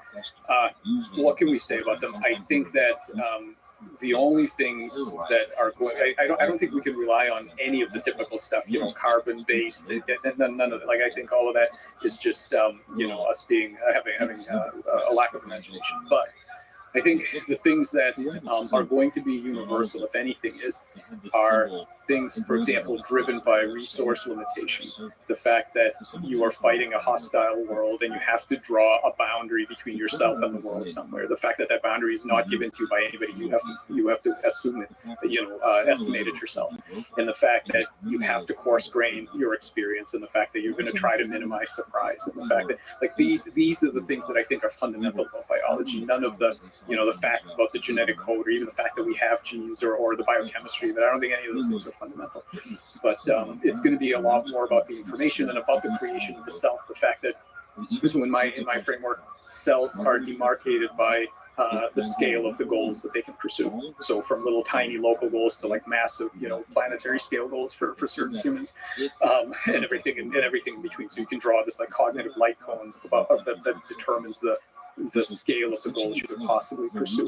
I think those kinds of frameworks, like active inference and so on, are going to be universally applicable, but none of the other things that are typically discussed. Quick pause. Do you need a bathroom break? We were just talking about aliens and all that. That's a funny thing, which is, I don't know if you've seen them. There's a kind of debate that goes on about cognition in plants. And what can you say about different kinds of computation and cognition in plants? And I always look at that something like, if you're weirded out by cognition in plants, you're not ready for exobiology, right? If something that's that similar here on Earth is already freaking you out, then I think there's going to be all kinds of cognitive life out there that we're going to have a really hard time recognizing. I think robots will help us, expand our mind about cognition. Either that or the word Xenobots. So, and they maybe becomes the same thing. It is, really when the human engineers the thing, at least in part, and then is able to achieve some kind of cognition that's different than what you're used to, then you start to understand every living organism is capable of cognition. I need to kind of broaden my understanding of what cognition is. But do you think plants Like when you eat them, are they screaming? I don't know about screaming. I think you have to. That's what I think when I eat a salad. Yeah. Good. Yeah, I think you have to scale down the expectations in terms of right. So probably they're not screaming in the way that we would be screaming. However, there's plenty of data on plants being able to do anticipation and certain kinds of memory and so on. I think what you just said about robots. I hope you're right, and I hope but there's two ways that people can take that, right? So one way is exactly what you just said, to try to kind of expand their notions for that category. The other way people often go is they just sort of define the term. If it's not a natural product, it's just faking, right? It's not really intelligence if it was made by somebody else, because it's the same thing. They can see how it's done, and once you see how it's like a magic trick. When you see how it's done, it's not as fun anymore. And I think people have a real tendency for that, and they sort of, which I find really strange in the sense that if somebody said to me, we have this sort of blind like a hill climbing search, and then we have a really smart team of engineers. Which one do you think is going to produce a system that has good intelligence? I think it's really weird to say that it only comes from the blind search, right? It can't be done by people who, by the way, can also use evolutionary techniques if they want to, but also rational design. I think it's really weird to say that real intelligence only comes from natural evolution. So I hope you're right. I hope people take it the other way. But there's a nice shortcut. So I work with Lego robots a lot now for my own personal pleasure. Not in that way, internet. So 4 legs. And one of the things that changes my experience with the robots a lot is when I can't understand why I did a certain thing. And there's a lot of ways to engineer that. Me, the person that created the software that runs it, there's a lot of ways for me to build that software in such a way that I don't exactly know why it did a certain basic decision. Of course, as an engineer, you can go in and start to look at logs. You can log all kind of data, sensory data, the decisions you made, all the outputs in neural networks and so on. But I also try to really experience that surprise, and that really experience as another person who totally doesn't know how it's built. And I think the magic is there in not knowing how it works. That I think biology does that for you through the layers of abstraction. Because nobody really knows what's going on inside the biologics. Like each one component is clueless about the big picture. I think there's actually really cheap systems that can illustrate that kind of thing, which is even like fractals, right? Like you have a very small, short formula in Z, and you see it, and there's no magic. You're just going to crank through, Z squared plus C, whatever. You're just going to crank through it. But the result of it is this incredibly rich, beautiful image, right? That just like, wow, all of that was in this like 10-character long string, like amazing. So the fact that you can know everything there is to know about the details and the process and all the parts and everything, like there's literally no magic of any kind there, and yet the outcome is something that you would never have expected, and it just is incredibly rich and complex and beautiful. So there's a lot of that. You write that you work on developing conceptual frameworks for understanding unconventional cognition. So the kind of thing we've been talking about. I just like the term unconventional cognition. And you want to figure out how to detect, study, and communicate with a thing. You've already mentioned a few examples, but what is unconventional cognition? Is it as simply as everything outside of what we define usually as cognition, cognitive science, the stuff going on between our ears? Or is there some deeper way to get at the fundamentals of what is cognition? Yeah, I think and I'm certainly not the only person who works in unconventional cognition. So it's the term used. Yeah, that's one that so I've coined a number of weird terms, but that's not one of mine. Like that's an existing thing. So for example, somebody like Andy Adamatsky, who I don't know if you've had him on. If you haven't, you should. He's a very interesting guy. He's a computer scientist, and he does unconventional cognition and slime molds and all kind of weird He's a real weird cat, really interesting. Anyway, so that's there's a bunch of terms that I've come up with, but that's not one of mine. So I think, like many terms, that one is really defined by the times, meaning that unconventional things that are unconventional cognition today are not going to be considered unconventional cognition at some point. It's one of those things, and so it's this really deep question of how do you recognize, communicate with, classify cognition when you cannot rely on the typical milestones, right? So typical, again, if you stick with the history of life on Earth, like these exact model systems, you would say, here's a particular structure of the brain, and this one has fewer of those, and this one has a bigger frontal cortex, and this one, right? So these are landmarks that we're used to. And it allows us to make very kind of rapid judgments about things.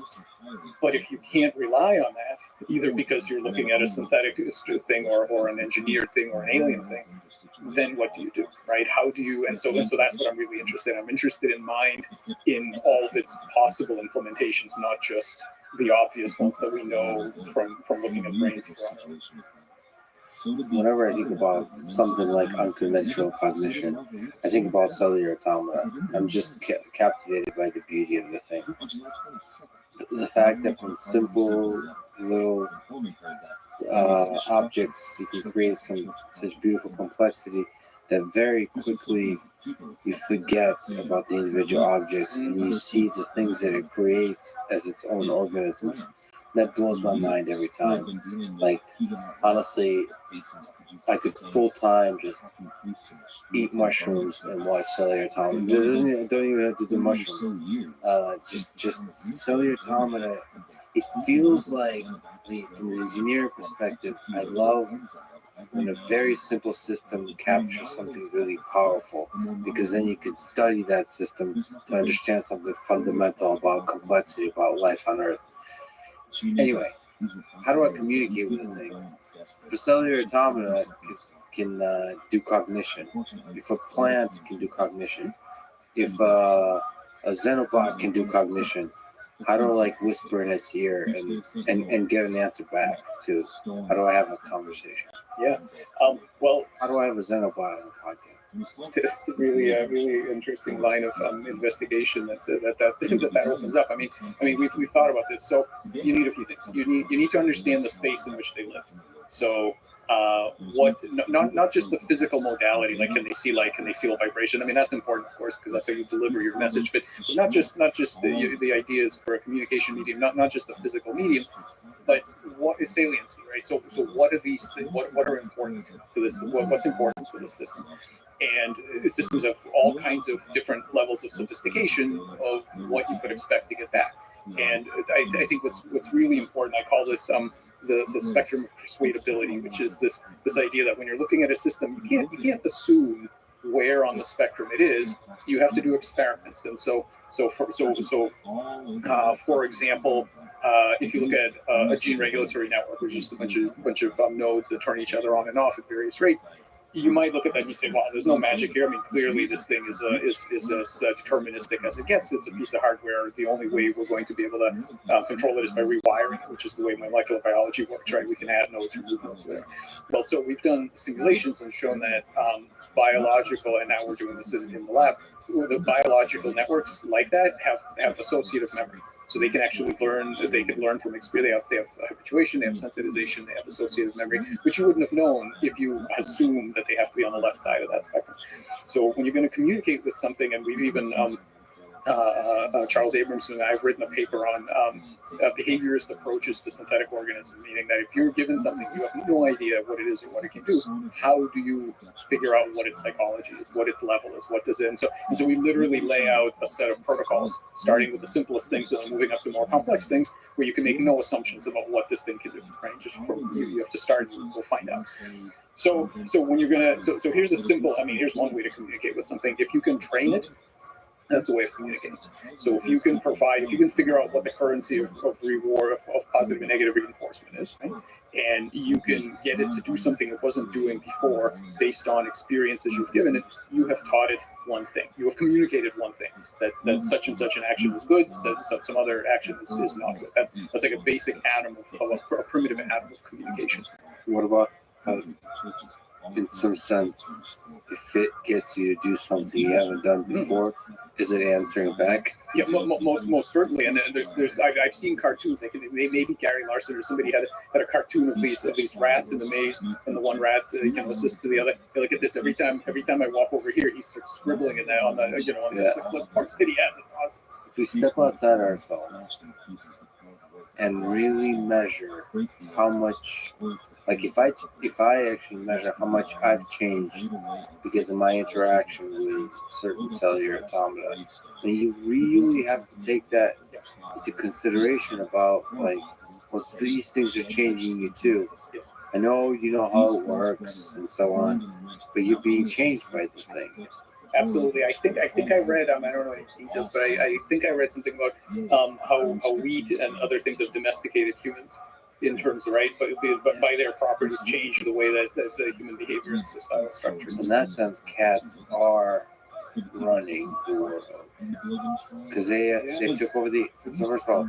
So first they, while not giving a shit about humans, clearly with every ounce of their being, they've somehow got just millions and millions of humans to take them home and feed them. And then not only the physical space that they take over, they took over the digital space. They dominate the internet in terms of cuteness, in terms of memeability. And so they're like, they got themselves literally inside the memes that become viral and spread on the internet. And they're the ones that are probably controlling humans. This is my theory. That's a follow-up paper after the frog kissing. Okay. I mean, you mentioned sentience and consciousness. You have a paper titled Generalizing Frameworks for Sentience Beyond Natural Species. So, beyond normal cognition, if we look at sentience and consciousness, then I wonder if you draw an interesting distinction between those two elsewhere, outside of humans and maybe outside of Earth. You think aliens have sentience? And if they do, how do we think about it? So when you have this framework, what is this paper? What is the way you propose to think about sentience? Yeah, that particular paper was a very short commentary on another paper that was written about crabs. It was a really good paper on crabs and various like a rubric of different types of behaviors that could be applied to different creatures, and they're trying to apply it to crabs and so on. Consciousness, we can talk about it, but it's a whole separate kettle of fish. I almost never talk about consciousness. In this case, yes. I almost never talk about consciousness per se. I've said very, very little about it, but we can talk about it. Mostly what I talk about is cognition, because I think that's much easier to deal with in a kind of rigorous experimental way.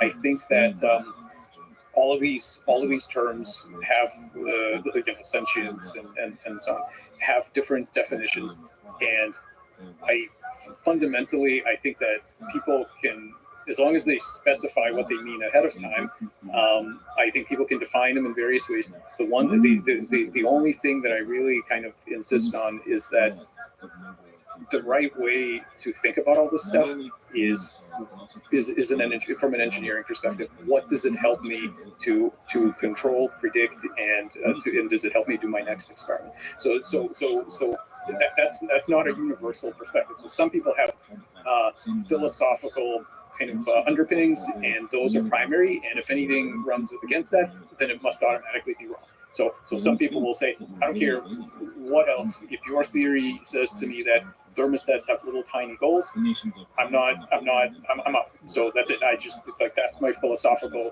preconception that like thermostats do not have goals, and that's it. So so that's one way of doing it. And some people do it that way. I do not do it that way, and I think that we can't. I don't think we can know much of anything from a philosophical armchair. I think that all of these theories and ways of doing things stand or fall based on just basically one set of criteria. Does it help you run a rich research program? That's it. If I agree with you totally, but so forget philosophy. What about poetry of ambiguity? What about at the limits of the things you can engineer using terms that can be defined in multiple ways and living within that uncertainty in order to play with words until something lands that you can engineer. I mean, that's to me where consciousness sits currently. Nobody really understands the hard problem of consciousness, the subject, what it feels like. Because it really feels like something to be this biological system. This conglomerate of a bunch of cells and this hierarchy of competencies feels like something. And I feel like one thing. And is that just a side effect of a complex system?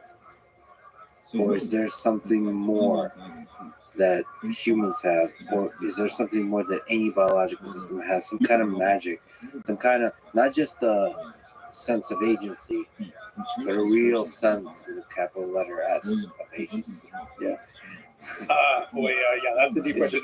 Is there room for poetry and engineering or not? No, there definitely is, and a lot of the poetry comes in when we realize that none of the categories we deal with are sharp as we think they are, right? And so in the different areas of all these spectra are where a lot of the poetry sits.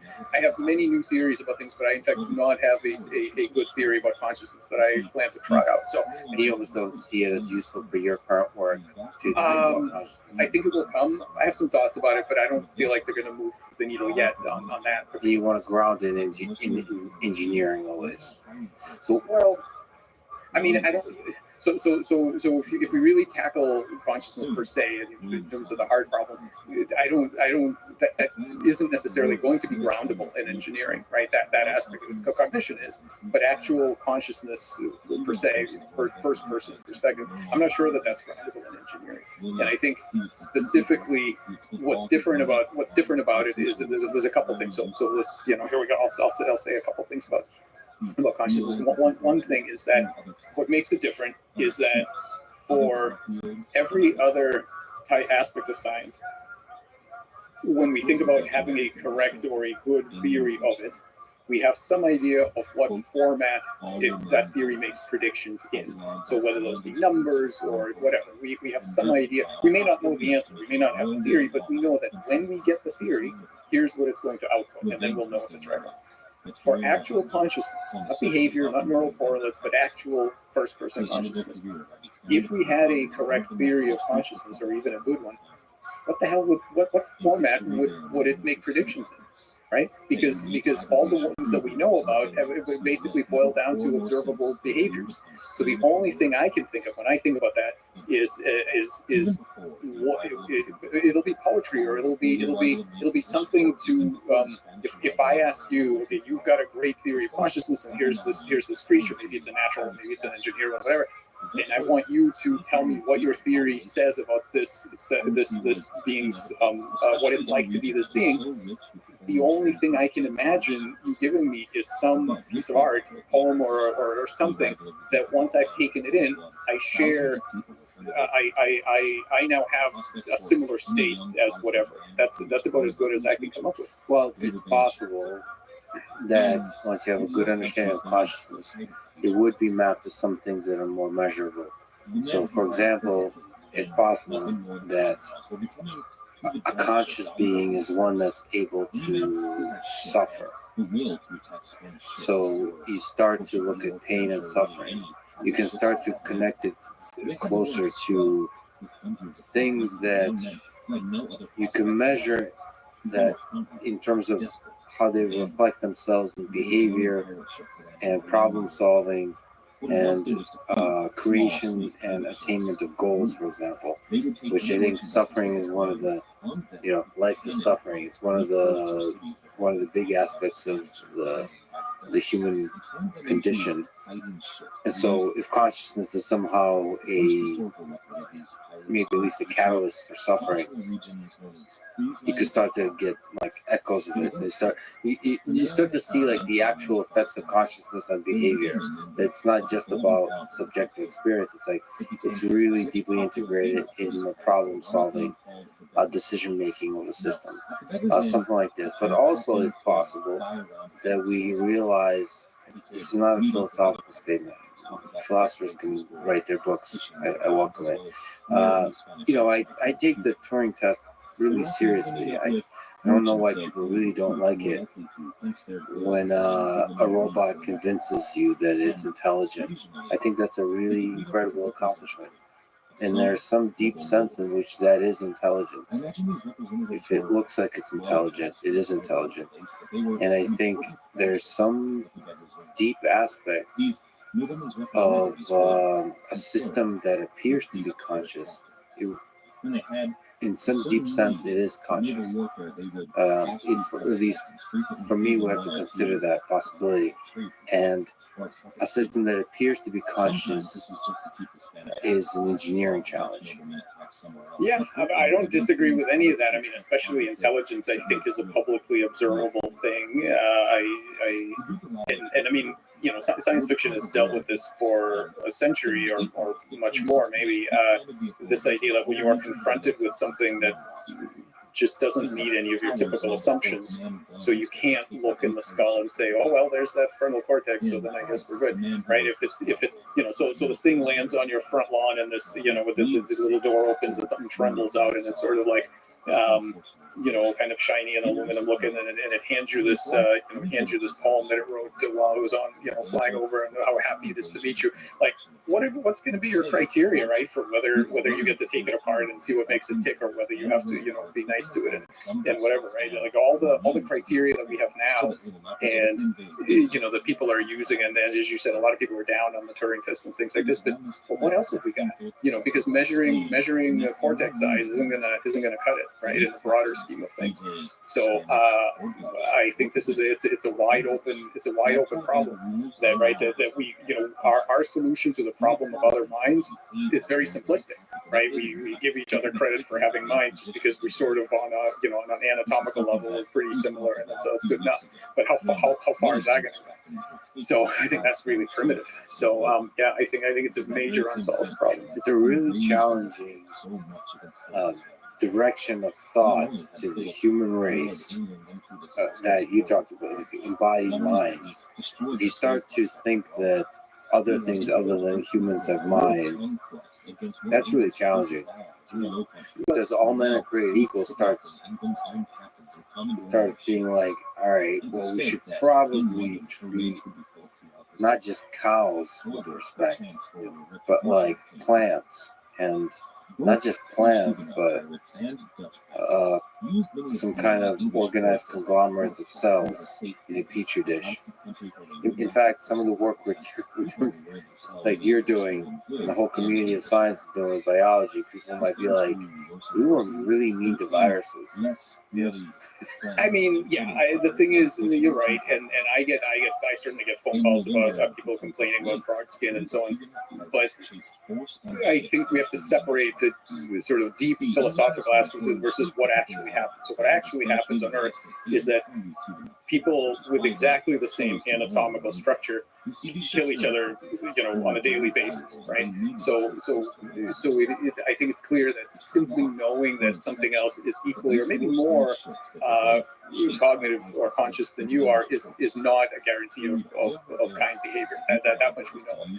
So then we look at the commercial farming of mammals and various other things. And so I think on a practical basis, long before we get to worrying about things like frog skin, we have to ask ourselves, why are we what can we do about the way that we've been behaving towards creatures which we know for a fact are?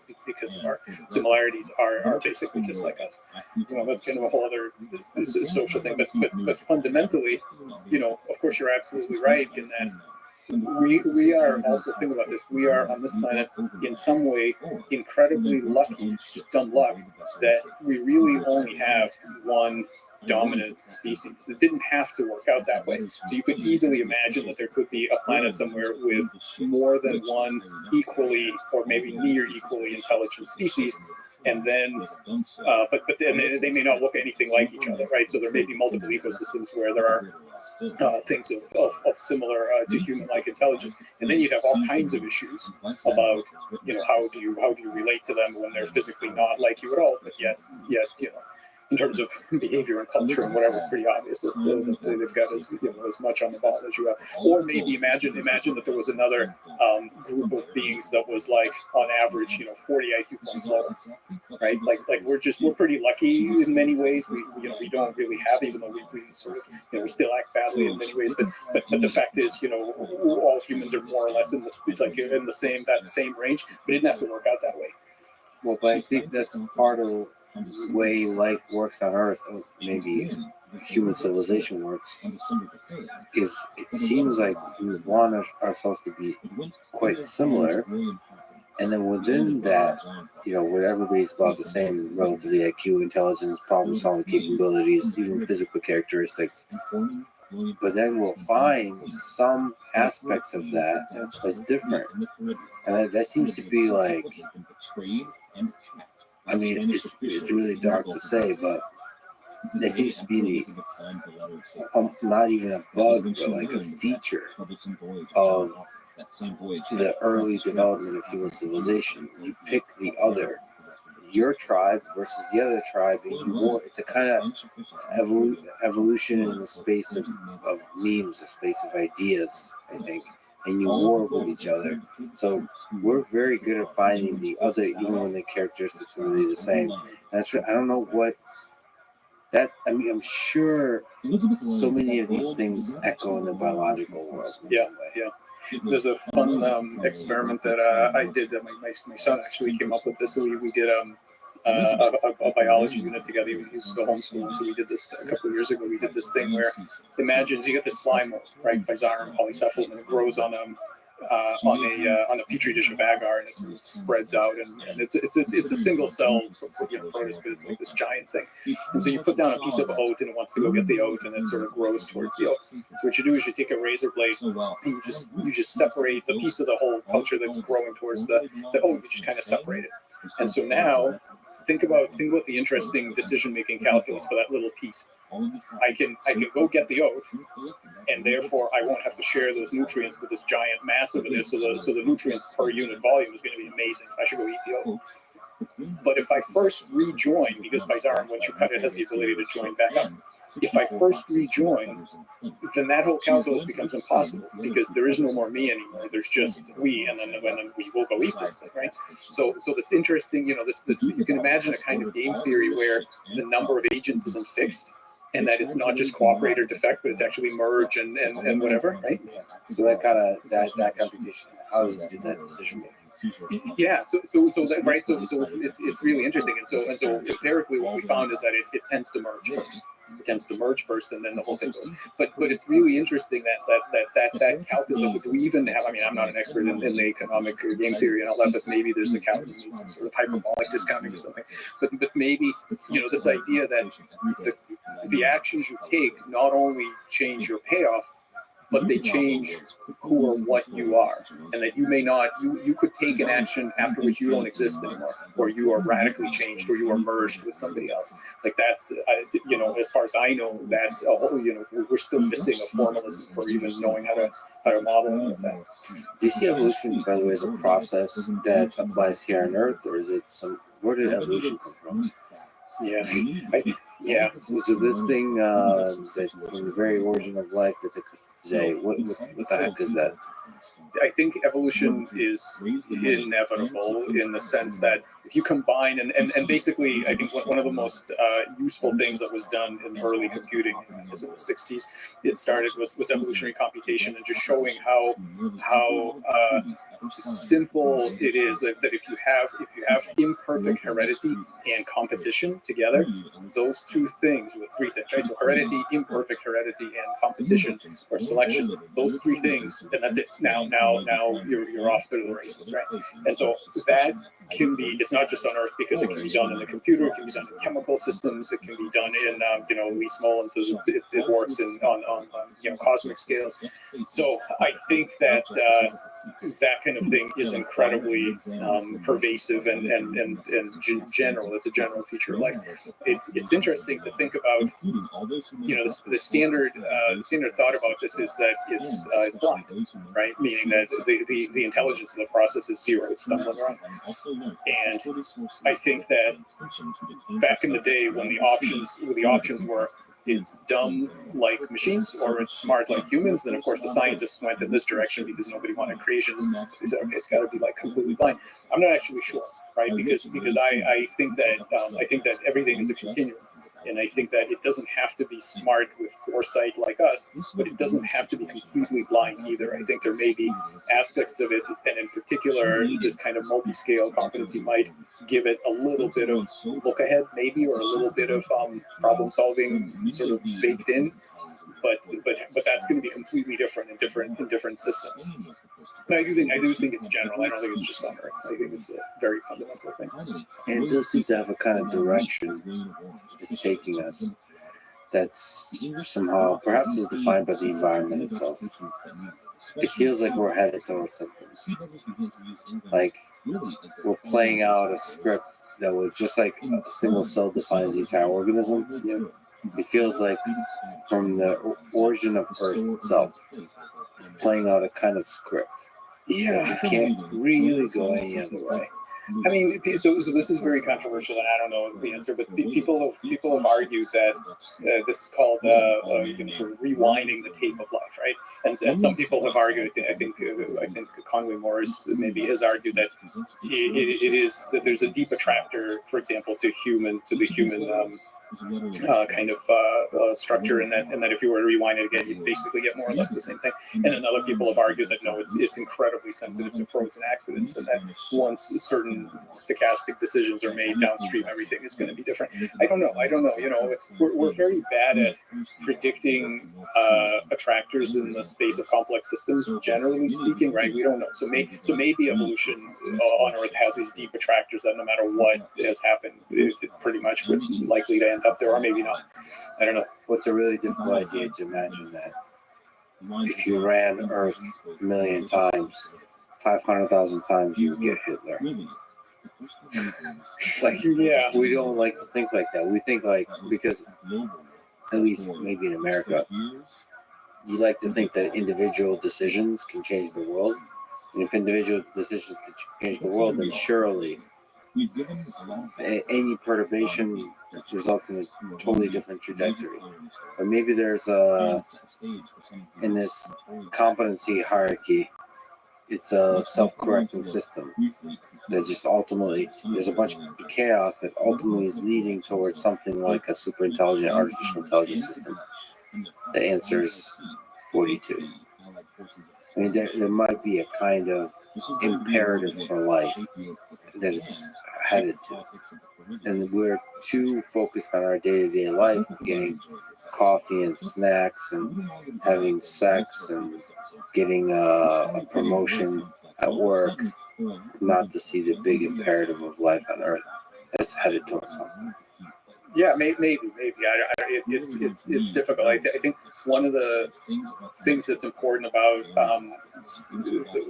chimeric bioengineered technologies, all of those things, are that we have to start developing a better science of predicting the cognitive goals of composite systems. So we're just not very good at it, right? We don't know if if I create a composite system, and this could be Internet of Things or swarm robotics or a cellular swarm or whatever, what is the emergent intelligence of this thing? First of all, what level is it going to be at? And if it has goal-directed capacity, what are the goals going to be?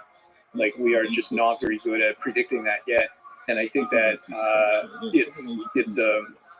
it's a existential level need for us to be able to, because we're building these things all the time, right? We're building both physical structures like swarm robotics, and we're building social, financial structures and so on, with very little ability to predict what sort of autonomous goals that system is going to have, of which we are now cogs.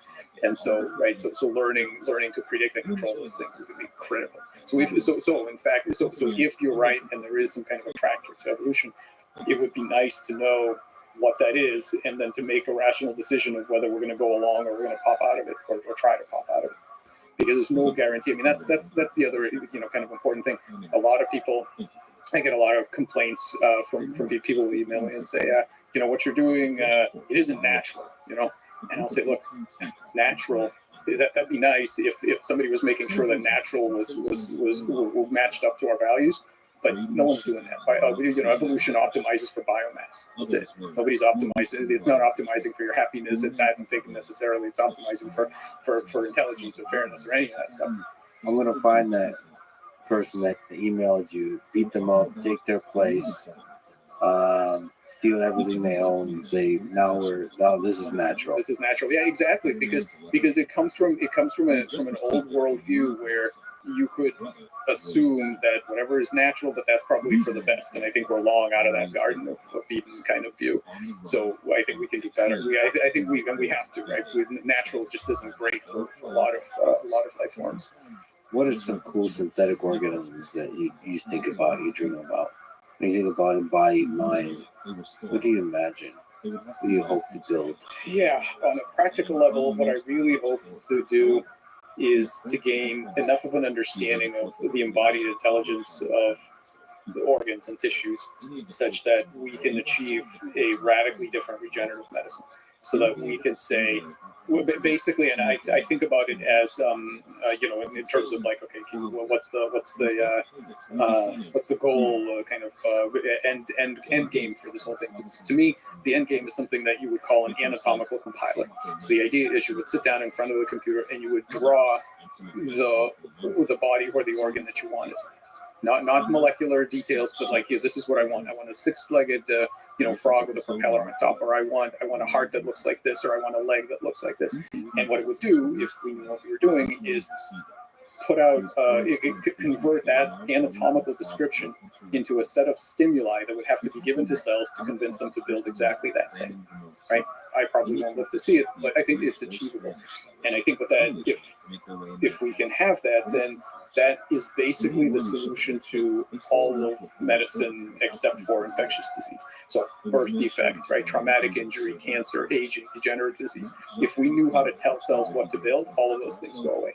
So those things go away, and the positive feedback spiral of economic costs, where all of the advances are increasingly more heroic and expensive interventions of a sinking ship when you're like 90 and so on, right? All of that goes away, because basically instead of trying to fix you up as you degrade, you progressively regenerate. You apply the regenerative medicine early before things degrade. So I think that will have massive economic impacts over what we're trying to do now, which is not at all sustainable. And that's what I hope. I hope that we get it. So to me, yes, the Xenobots will be doing useful things, cleaning up the environment, cleaning out your joints and all that kind of stuff. But more important than that, I think we can use these synthetic systems to try to understand, to develop a science of detecting and manipulating the goals of collective intelligences of cells, specifically for regenerative medicine.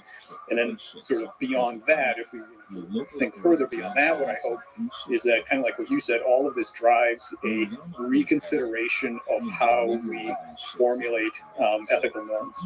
Because this old school, so in the olden days, what you could do is you were confronted with something new, you could tap on it, right? And if you heard a metallic clanging sound, you'd say, fine, right? So you could conclude it was made in the factory, I can take it apart, I can do whatever, right? If you did that and you got sort of a squishy kind of warm sensation, you'd say, I need to be more or less nice to it, and whatever. That's not going to be feasible. It was never really feasible, but it was good enough because we didn't have any, we didn't know any better. That needs to go. And I think that by breaking down those artificial barriers, someday we can try to build a system of ethical norms that does not rely on these completely contingent facts of our earthly history, but on something much deeper that really takes agency and the capacity to suffer and all that, takes that seriously. Capacity to suffer, and the deep questions I would ask of a system is, can I eat it? Can I have sex with it? Which is the two fundamental tests of, again, the human condition. So I can basically do what DALL-E does. That's in the physical space. So print out like a 3D print Pepe the Frog with a propeller hat. Is the dream. Well, yes and no. I mean, I want to get away from the 3D printing thing because that will be available for some things much earlier. I mean, we can already do bladders and ears and things like that because it's micro level control, right? When you 3D print, you are in charge of where every cell goes. And for some things that, for like this thing, they had that, I think, 20 years ago, or maybe earlier than that, you could do that. See, I would like to emphasize the DALL-E part where you provide a few words, Yes. and it generates a painting.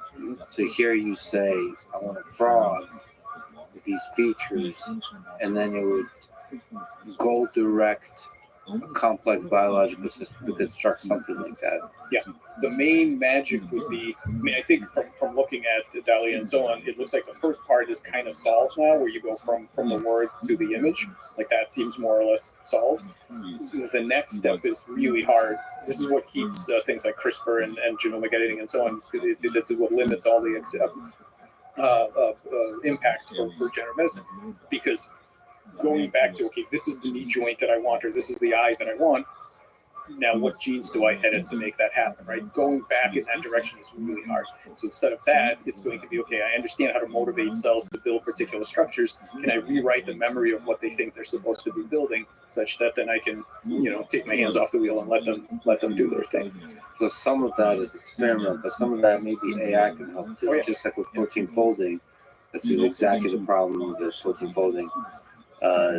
In the most simple medium, tried and has solved with AlphaFold, which is how does this sequence of letters result in this three-dimensional shape? And you have to, I guess it isn't solved because you have to, if you say I want this shape, how do I then have a sequence of letters?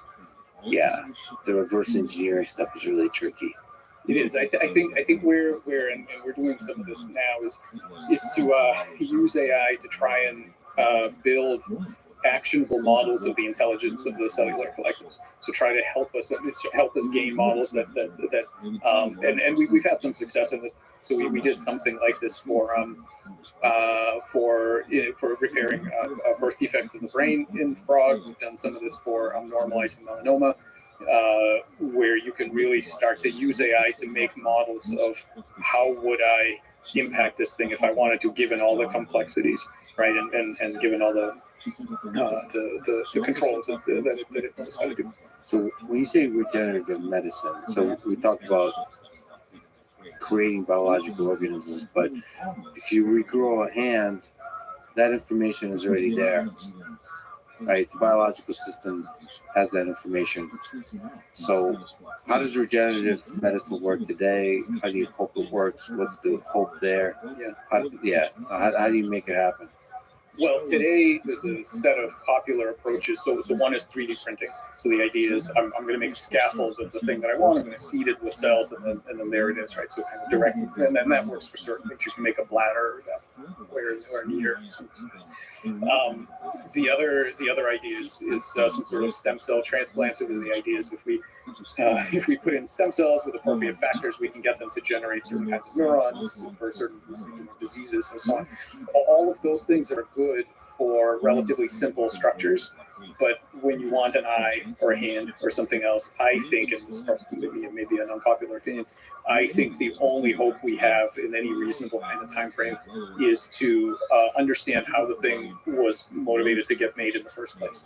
So what is it that made those cells in the beginning create a particular arm with a particular set of sizes and shapes and number of fingers and all that, and why is it that a salamander can keep losing theirs and keep regrowing theirs, and a planarian can do the same, even more so?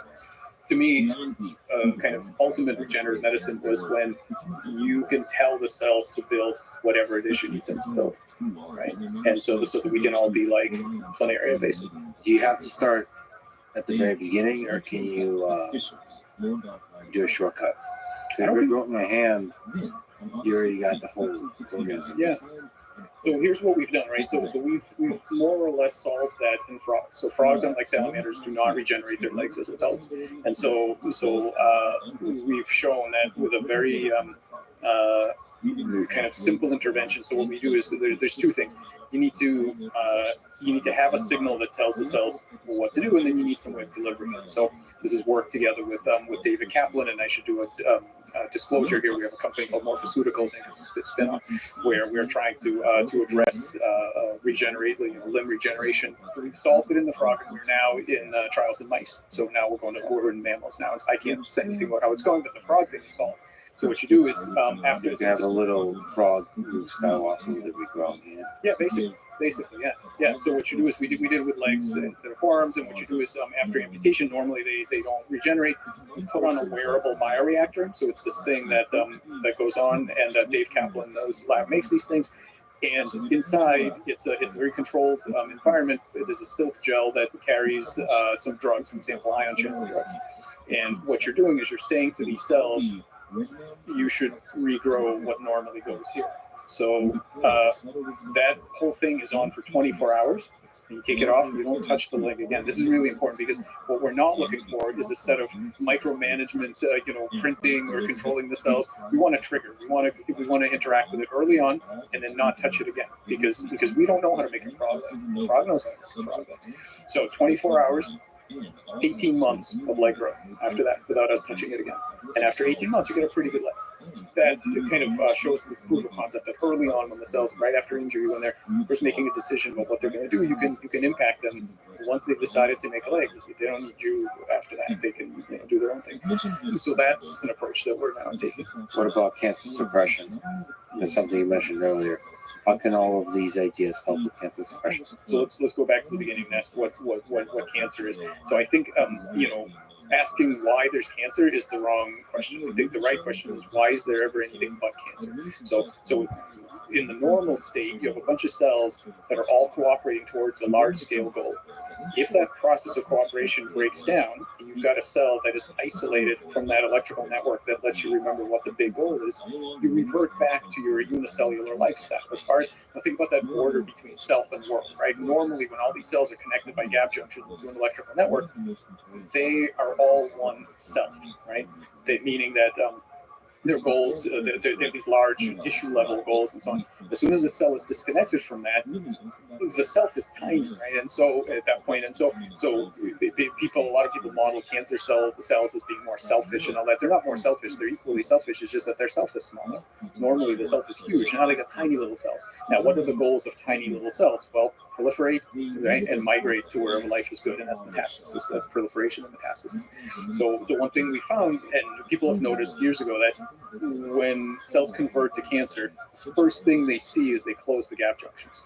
And it's a lot like that experiment with the slime mold, where until you close that gap junction, you can't even entertain the idea of leaving the collective because there is no you at that point, right? Your mind melded with this whole other network. As soon as the gap junction is closed, now the boundary between you, now the rest of the body is just outside environment to you. You're just a unicellular organism in the rest of the body's environment. So we studied this process, and we worked out a way to artificially control the bioelectric state of the cells to physically force them to remain in that network. And so then what that means is that nasty mutations like KRAS and things like that, these really tough oncogenic mutations that cause tumors, if you do them and then but then artificially control the bioelectrics, you greatly reduce tumorigenesis or normalize cells that had already begun to convert. They go back to being normal cells, and so. This is another, much like with the planaria, this is another way in which the bioelectric state dominates what the genetic state is. So if you sequence if you sequence the nucleic acid, you'll see the KRAS mutation. You'll say, well, that's going to be a tumor, but there isn't a tumor because bioelectrically you've kept the cells connected and they're just working on making nice skin and kidneys and whatever else. So we started moving that to human glioblastoma cells, and we're hoping for a patient in the future interaction with patients. So is this one of the possible ways in which we may quote cure cancer? I think so. Yeah, I think so. I think the actual cure. I mean, there are other technologies. Immune therapy, I think, is a great technology. Chemotherapy, I don't think is a good technology. I think we got to get off of that. So chemotherapy just kills cells. Yeah, well, chemotherapy hopes to kill more of the tumor cells than of your cells. That's it. It's a fine balance. The problem is the cells are very similar because they are your cells, and so if you don't have a very tight way of distinguishing between them, then the toll that chemo takes on the rest of the body is just unbelievable. So, and immunotherapy tries to get the immune system to do some more. Exactly. Yeah, I think that's potentially a very good approach. If the immune system can be taught to recognize enough of the cancer cells, that's a pretty good approach. But I think our approach is in a way more fundamental, because if you can keep the cells harnessed towards organ level goals as opposed to individual cell goals, then nobody will be making a tumor or metastasizing it. So we've been living through a pandemic. What do you think about viruses in this full, beautiful biological context we've been talking about? Are they beautiful to you? Are they terrifying? Also, maybe let's say, are they? Since we've been discriminating this whole conversation, are they living? Are they embodied minds? Embodied minds that are assholes. As far as I know, and I haven't been able to find this paper again, but somewhere I saw in the last couple of months there was some paper showing an example of a virus that actually had physiology. So there was something was going on. I think proton flux or something on the virus itself. But barring that, generally speaking, viruses are very passive. They don't do anything by themselves, and so I don't see any particular reason to attribute much of a mind to them. I think they represent a way to hijack other minds for sure, like cells and other things. But that's an interesting interplay, though. If they're hijacking other minds, the way we were talking about living organisms, that they can interact with each other and have alter each other's trajectory by having interacted. I mean, that's a deep, meaningful connection between a virus and a cell. And I think both are transformed by the experience, and so in that sense, both are living. Yeah. The whole category. This question of what's living and what's not living, I really, I'm not sure. And I know there's people that work on this. I don't want to piss anybody off, but I have not found that particularly useful as to try and make that a binary kind of distinction.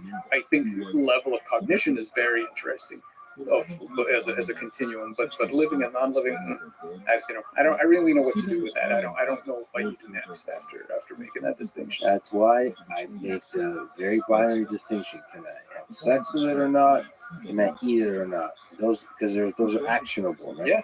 Well, I think that's a critical point that you brought up, because how you relate to something is really what this is all about, right? As an engineer, how do I control it? But maybe I shouldn't be controlling it. Maybe I should be, can I have a relationship with it? Should I be listening to its advice? Like all the way from, I need to take it apart, all the way to I better do what it says because it seems to be pretty smart, and everything in between. Right? That's really what we're asking about.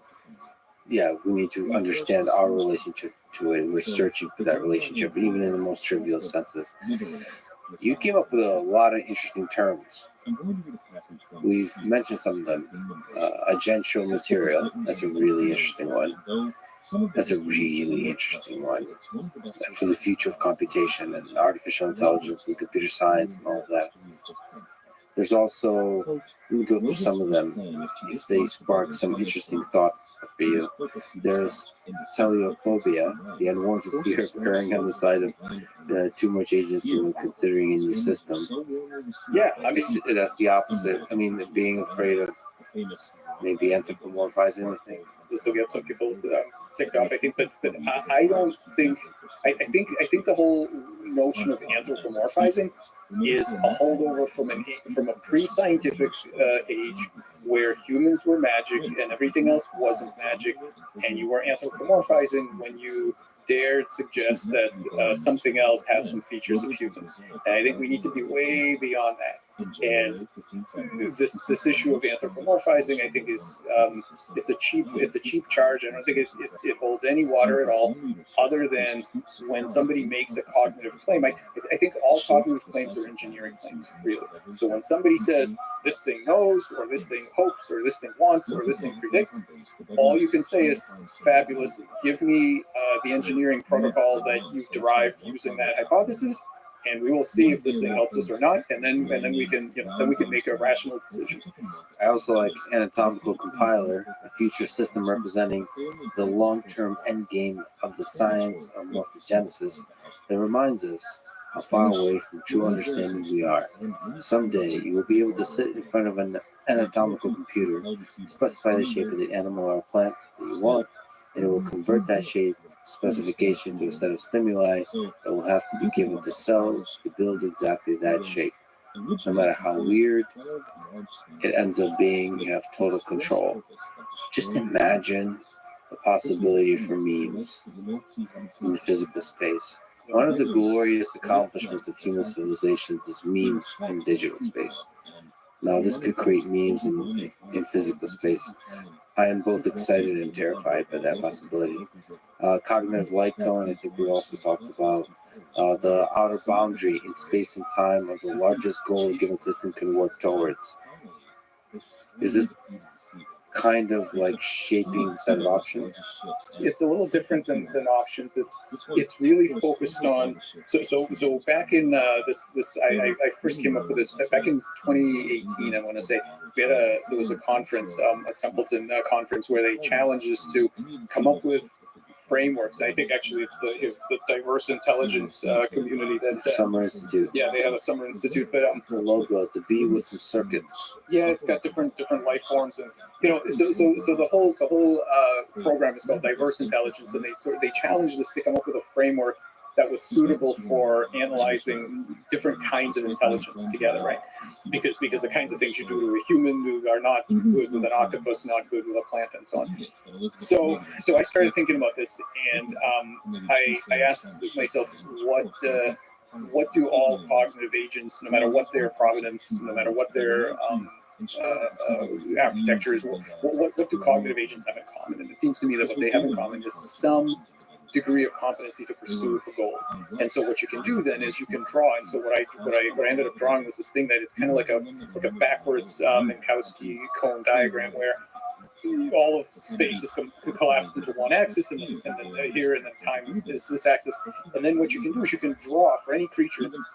You can semi-quantitatively estimate what are the spatial and temporal goals that it's capable of pursuing. So, for example, if you are a tick and all you really are able to pursue is or bacterium, maximizing the level of some chemical in your vicinity, right? That's all you've got. It's a tiny little icon.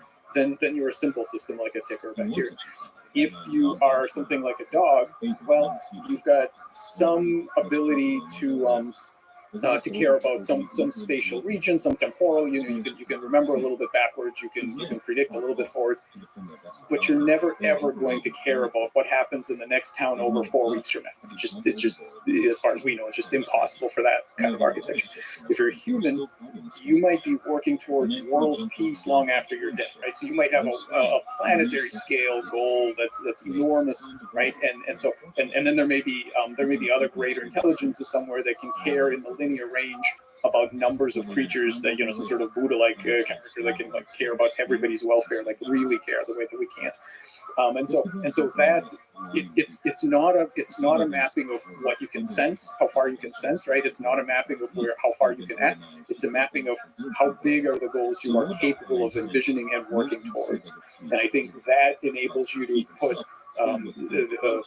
synthetic kinds of constructs, AIs, aliens, swarms, whatever, on the same diagram, because we're not talking about what you're made of or how you got here. We're talking about what are the size and complexity of the goals towards which you can work. Is there any other terms that pop into mind that are interesting? I'm trying to remember. I have a list of them somewhere on my website. Target morphology, yeah, people definitely check it out. Morphoceutical, I like that one. Ionoceutical. Yeah. I mean, those refer to different types of interventions in the regenerative medicine space. So morphoceutical is something that it's a kind of intervention that really targets the cell's decision-making process about what they're going to build. And ioniceuticals are like that, but more focused specifically on the bioelectrics. I mean, there's also, of course, biochemical, biomechanical, who knows what else, maybe optical kinds of signaling systems there as well. Target morphology is interesting. It really it's designed to capture this idea that it's not just feed-forward emergence, and oftentimes in biology, I mean, of course, that happens too, but in many cases in biology, the system is specifically working towards a target in anatomical morphospace, right? It's a navigation task, really. These kind of problem solving can be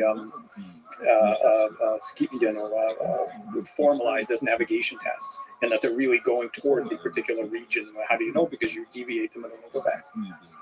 Let me ask you, because you've really challenged a lot of ideas in biology in the work you do, probably because some of your rebelliousness comes from the fact that you came from a different field of computer engineering.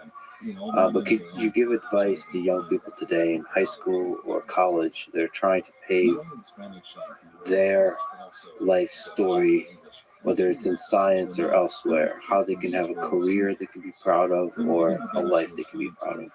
Advice. Well, it's dangerous to give advice because things change so fast, but one central thing I can say. Moving up and through academia and whatnot, you will be surrounded by really smart people. And what you need to do is be very careful at distinguishing specific critique versus kind of meta advice. What I mean by that is, if somebody really smart and successful and obviously competent is giving you specific critiques on what you've done, that's gold. That's an opportunity to hone your craft, to get better at what you're doing, to learn, to find your mistakes. Like, that's great. If they are telling you what you ought to be studying, how you ought to approach things, what is the right way to think about things, you should probably ignore most of that. And the reason I make that distinction is that a lot of really successful people are very well calibrated on their own ideas and in their own field and their own area, and they know exactly what works and what doesn't and what's good and what's bad, but they're not calibrated on your ideas. And so the things they will say, this is a dumb idea, don't do this, and you shouldn't do that. That stuff is generally worse than useless. It can be very, very demoralizing and really limiting. And so what I say to people is, read very broadly, work really hard, know what you're talking about, take all specific criticism as an opportunity to improve what you're doing, and then completely ignore everything else. Because I just tell you from my own experience, most of what I consider to be interesting and useful things that we've done, very smart people have said, this is a terrible idea, don't do that, I think we just don't know. We have no idea beyond our own, like, at best, we know what we ought to be doing. We very rarely know what anybody else should be doing. Yeah, and their ideas, their perspective has been also calibrated, not just on their field or specific situation, but also on the state of that field at a particular time in the past. Yeah. So there's not many people in this world that are able to achieve revolutionary success multiple times in their life. So whenever you say somebody very smart, usually what that means is somebody who's smart, who achieved the success at a certain point in their life, and people often get stuck in that place where they found success. To be constantly challenging your worldview is a very difficult thing. So, yeah, and that, and also at the same time, probably if a lot of people tell, that's the weird thing about life. If a lot of people tell you that something is stupid or is not going to work, that either means it's stupid, it's not going to work, or it's actually a great opportunity to do something new. And you don't know which one it is. It's probably equally likely to be either. If no, well, I don't know the probabilities. Depends how lucky you are. Depends how good.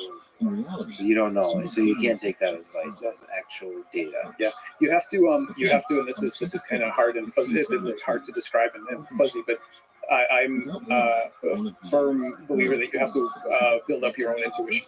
So over time, right, you have to take your own risks that seem like they make sense to you, and then learn from that and build up so that you can trust your own gut about what's a good idea, even when, and then sometimes you'll make mistakes and they'll turn out to be a dead end, and that's fine. That's science. But what I tell my students is life is hard and science is hard, and you're going to sweat and bleed and everything, and you should be doing that for ideas that really fire you up inside.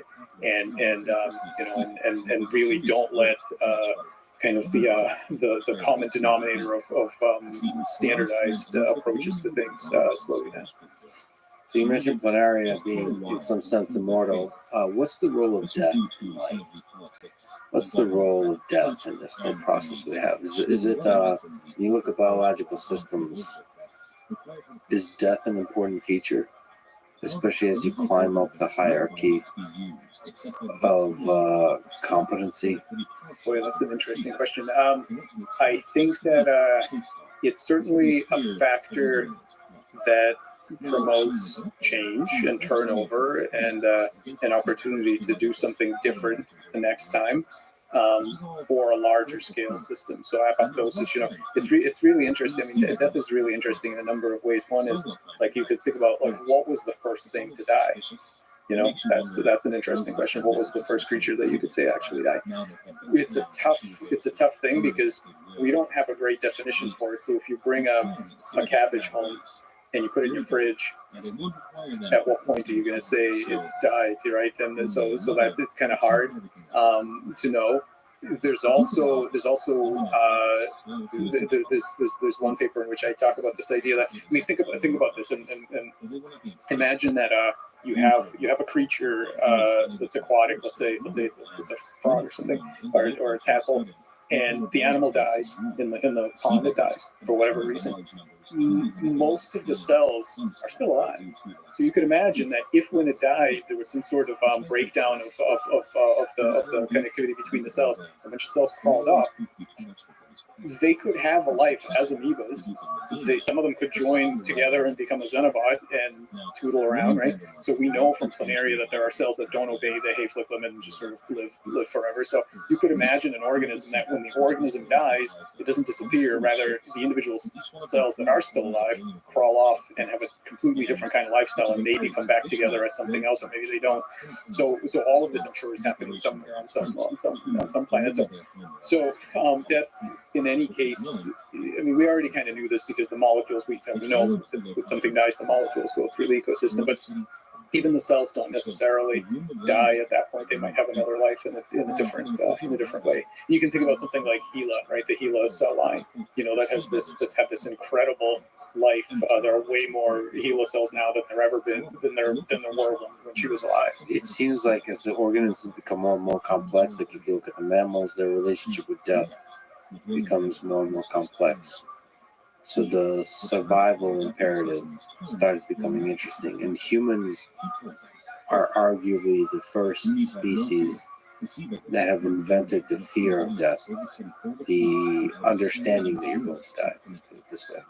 Like so now, like instinctual, like I need to run away from the thing that's going to eat me, but starting to contemplate the finiteness of life. Yeah, I mean, one thing about the human cognitive light zone is that for the first, as far as we know, for the first time, you might have goals that are longer than your lifespan that are not achievable, right? So if you are, let's say, and I don't know if this is true, but if you're a goldfish and you have a 10-minute attention span, I'm not sure if that's true, but let's say there's some organism with a short, kind of cognitive lifespan that way.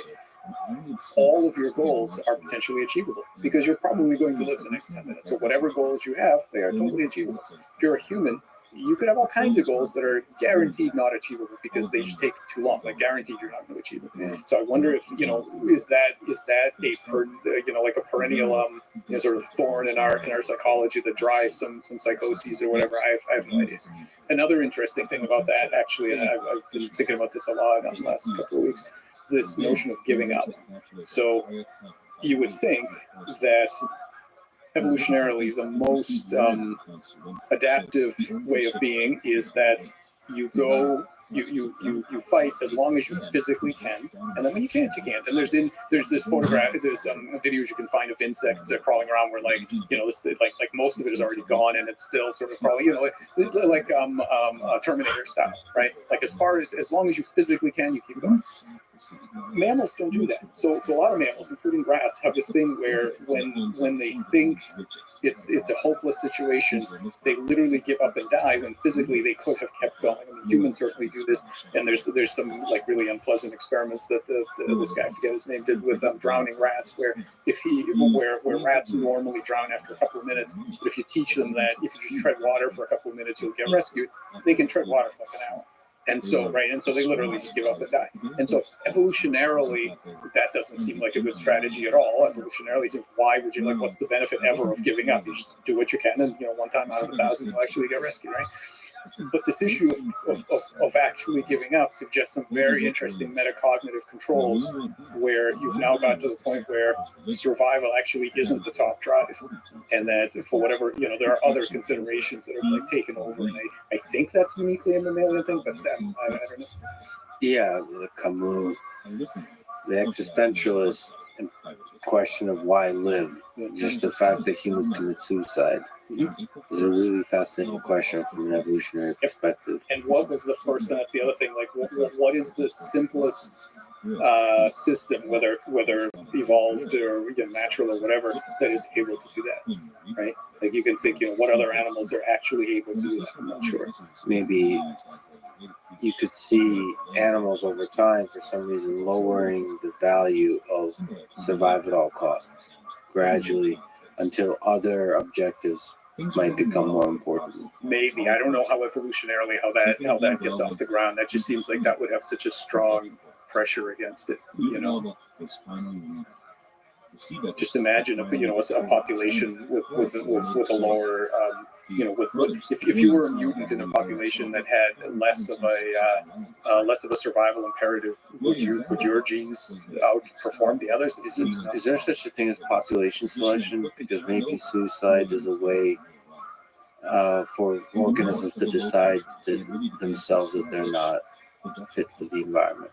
Somehow. Yeah, that's a really population level selection is a kind of a deep controversial area, but it's tough because on the face of it, if that was your genome, it wouldn't get propagated because you would die, and then your neighbor who didn't have that would have all the kids. It feels like there could be some deep truth there that we're not understanding. What about you yourself as non-biological system? Are you afraid of death? To be honest, I'm more concerned with, especially now getting older and having helped a couple of people pass. I think about what's a good way to go. Basically, like nowadays, I don't know what that is. Sitting in a facility that sort of tries to stretch you out as long as you can. That doesn't seem good. And there's not a lot of opportunities to sort of sacrifice yourself for something useful, right? There's not terribly many opportunities for that in modern society. So I don't know. That's more of. I'm not particularly worried about death itself, but I've seen it happen, and it's not pretty. And I don't know what a better alternative is. So the existential aspect of it does not worry you. The fact that this ride ends. No, it began. I mean, the ride began, right? So there was, I don't know how many billions of years before that I wasn't around. So that's okay. But isn't the experience of life? It's almost like feels like you're immortal. Because the way you make plans, the way you think about the future. I mean, if you look at your own personal rich experience, yes, you can understand. Okay, eventually I die. There's people I love that have died. So surely I will die, and it hurts, and so on. But like, sure, it doesn't. It's so easy to get lost in feeling like this is gonna go on forever. Yeah, it's a little bit like the people who say they don't believe in free will, right? I mean, you can say that, but when you go to a restaurant, you still have to pick a soup and stuff. So right, so I don't know if I've actually seen that happen at lunch with a well-known philosopher, and he didn't believe in free will, and the waitress came around and he was like, "Well, let me see. What are you doing? You're going to choose a sandwich, right?" So I think it's one of those things. I think you can know that you're not going to live forever, but you can't. It's not practical to live that way unless so you buy insurance and you do some stuff like that. But mostly, I think you just live as if you can make plans. We talked about all kinds of life. We talked about all kinds of embodied minds. What do you think is the meaning of it all? What's the meaning of all the biological lives we've been talking about here on Earth? Why are we here? I don't know that that's a well-posed question, other than the existential question you posed before. Is that question hanging out with the question of what is consciousness? At a retreat somewhere? Not sure, because Sipping pina coladas and because they're ambiguously defined. maybe I'm not sure that any of these things really ride on the correctness of our scientific understanding. I mean, just for an example, right? I've always found it weird that people get really worked up to find out realities about their bodies. For example, right? That you've seen Ex Machina, seen that, right? And so there's this great scene where he's cutting his hand to find out he's full of cog. Now, to me, right? If I open up and I find out and I find a bunch of cogs, my conclusion is not, oh crap, I must not have true cognition. That sucks. My conclusion is, wow, cogs can have true cognition. Great. So it seems to me, I guess I'm with Descartes on this one, that whatever the truth ends up being of how what is consciousness, how it can be conscious, none of that is going to alter my primary experience, which is this is what it is. And if a bunch of molecular networks can do it, fantastic. If it turns out that there's a non-corporeal soul, great. We'll study that, whatever. But the fundamental existential aspect of it is, if somebody told me today that you were created yesterday and all your memories are sort of fake, kind of like Boltzmann brains, right, and human skepticism and all that. Okay. Well, but here I am now. So it's The experience is primal, so that's the thing that matters. So the backstory doesn't matter. The explanation. I think so. From a first-person perspective, now from a third person, like scientifically, it's all very interesting. From a third-person perspective, I could say, "Wow, that's amazing that this happens, and how does it happen, and whatever." But from a first-person perspective, I could care less. What I learned from any of these scientific facts is, okay, well, I guess then I guess that's what is sufficient to give me my amazing first-person perspective. I think if you dig deeper and deeper and get surprising answers to why the hell we're here, it might give you some guidance on how to live. Maybe, I don't know. That would be nice. On the one hand, you might be right, because on the one hand, if I don't know what else could possibly give you that guidance, right? So you would think that it would have to be that, or it would have to be science, because there isn't anything else. So maybe. On the other hand, I am really not sure how you go from any, what they call from an is to an ought, right? From any factual description of what's going on. This goes back to the natural, right? Just because somebody says, "Oh man, that's completely not natural. That's never happened on Earth before," I'm not, impressed by that whatsoever. I think whatever has or hasn't happened, we are now in a position to do better if we can. right? Well, there's also, because you said there's science and there's nothing else. It's really tricky to know how to intellectually deal with the thing that science doesn't currently understand. Right? So, like, the thing is, if you believe that science solves everything, you can too easily in your mind think our current understanding, like we've solved everything. Right. Right. Like it jumps really quickly to not science as a mechanism, as a process, but more like the science of today. Like you can just look at human history, and throughout human history, just physicists and everybody would claim we've solved everything. Sure. Like there's a few small things to figure out, and we basically solved everything. Where in reality, I think asking like what is the meaning of life is resetting the palette. Of like we might be tiny and confused and don't have anything figured out. It's almost going to be hilarious a few centuries from now when they look back at how dumb we were. Yeah, I 100% agree. So when I say science and nothing else, I certainly don't mean the science of today, because I think overall, I think we know very little. I think most of the things that we're sure of now are going to be, as you said, are going to look hilarious down the line. So I think we're just at the beginning of a lot of really important things. When I say nothing but science, I also include the kind of first person, what I call science that you do. So the interesting thing about, I think about consciousness and studying consciousness and things like that in the first person is, unlike doing science in the third person, where you as the scientist are minimally changed by it, maybe not at all. So when I do an experiment, I'm still me. There's the experiment. Whatever I've done, I've learned something. So that's a small change. But overall, that's it. In order to really study consciousness, you are part of the experiment. You will be altered by that experiment, right? And whatever it is that you're doing, whether it's some sort of contemplative practice or some sort of psychoactive, whatever. You are now your own experiment, and you are right. And so I consider I fold that in. I think that's part of it. I think that exploring our own mind and our own consciousness is very important. I think much of it is not captured by what currently is third person science, for sure.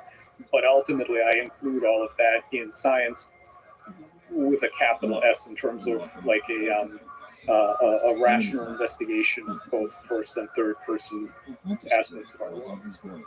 We are our own experiment, as beautifully put. And when two systems get to interact with each other, that's a kind of experiment. So I'm deeply honored that you would do this experiment with me today. Thanks so much. I'm a huge fan of your work. Likewise. Thank you for doing everything you're doing. I can't wait to see the kind of incredible things you build. So thank you for talking. Really appreciate being here. Thank you. Thank you for listening to this conversation with Michael Levin. To support this podcast, please check out our sponsors in the description. And now, let me leave you with some words from Charles Darwin in The Origin of Species. From the war of nature, from famine and death, the most exalted object which we're capable of conceiving, namely the production of the higher animals, directly follows. There's grandeur in this view of life, with its several powers having been originally breathed into a few forms or into one, and that, whilst this planet has gone cycling on according to the fixed laws of gravity, from so simple a beginning, endless forms, most beautiful and most wonderful, have been and are being evolved. Thank you for listening. I hope to see you next time. We refused to sign this order. They were, after all, financial backers of Drake's voyage, and they stood to lose a fortune if the treasure were recovered. Now, all this bickering was really the ultimate in fairness. These men were powerful and influential, but Elizabeth was queen. She sent personally a missive to Francis Drake, summoning him to court, asking that he please bring a sample of the treasure from his invention. You could be the seventh best player in the whole world. Like, literally, seventh best player. But if you're playing with the other six, you're the sucker. you are the like the worst player in the game, right? So like there's a lot of players, for example, like the Dan Blazarians of the world, right? He's not a top level player like, you know, these guys you see on TV, but he probably makes more money than they do because he plays with people that are far below his skill. So part of the skill of being a poker player is finding situations where you're profitable, you know, regardless of your skill. The following is a conversation with Daniel Negreanu, one of the greatest poker players of all time. This is the Let's Friedman podcast. To support it, please check out our sponsors in the description. And now, dear friends, here's Daniel Negreanu. Everything everyone does at the poker table conveys information. So let me ask sort of the big overview question. What are the various sources of information that you project and others project at the table that convey information? Well, there's several different things. There's the ones that are conscious, and then there's the ones that are subconscious, right? Like on the conscious level, it might be something someone says, right? You know, you ask them a question and they say, oh, you know, you shouldn't call me here, you should. So there's the verbal stuff. There's also the more, you know, subconscious stuff, body posture, right? The eyes, the throat, the pulse, various things that are, you know, less controllable. I find I use a combination of both to try to gain information, but generally when I have somebody more comfortable, they give off more. When, like, everyone has a different approach. Phil Ivey likes to intimidate. I go the other way. I want my opponents to be relaxed so that they'll give me more in that regard. So Phil Ivey likes to perturb the system, like mess with it to see what comes out. I think Phil has an aura about him where he wants you to know that he's watching you. Be afraid, be uncomfortable, because when you're uncomfortable, I got you, right? And that's sort of his shtick, where he, you know, and people do. Like when you sit at a table with Phil Ivey, it's intimidating. He likes to rule by fear, and you like to rule by love. That's a really good way to put it. I never had anyone put it like that, but it makes a lot of sense. Yeah, you know, fear Phil Ivey, and then with me, it's fine. Don't worry, I'll take your money, but you're gonna enjoy it. Right? So that's what the talking at the table is about: is get him to be relaxed and get some of that gray area between conscious and subconscious to reveal something. There's that too, and also just, you know, and this is just part of who I am anyway. Like I like to talk to people, but one of the byproducts is the more I know about you, the more I likely know about how you think about different situations, right? So what do you do for a living? Oh, I'm a lawyer. I defend criminals. Okay, so this guy probably spends a lot of his time twisting the truth, trying to find, you know, and then so then, you know, you already have a mindset of like, this guy might be more likely to bluff. He's probably comfortable doing very subtle things like that. And you start to pick up cues on what nervousness looks like for this person, what the nervousness communicates, all that kind of stuff. So we're talking about physical tells here. Yeah, physical tells is the secondary. I was more doing like player profiling, right? And sort of understanding the type of mind that I'm dealing with, right? So again, somebody who's a lawyer is used to trying, is fine with being deceptive as part of the game, right? Whereas maybe somebody's a Sunday school teacher, and, you know, they don't feel comfortable. Maybe they think bluffing might be dishonest, right? So they're less likely to try some shenanigans against you. So, and then the other thing too is, what type of person is this in terms of their, you know, view on life, right? Are they positive? Do they feel like things go their way, or they're not, right? There's those people that always, well, of course I lost. I always lose with this hand. And those types of people you can manipulate, because when a card comes that you don't have them beat, right? But you can pretend, because they'll believe it.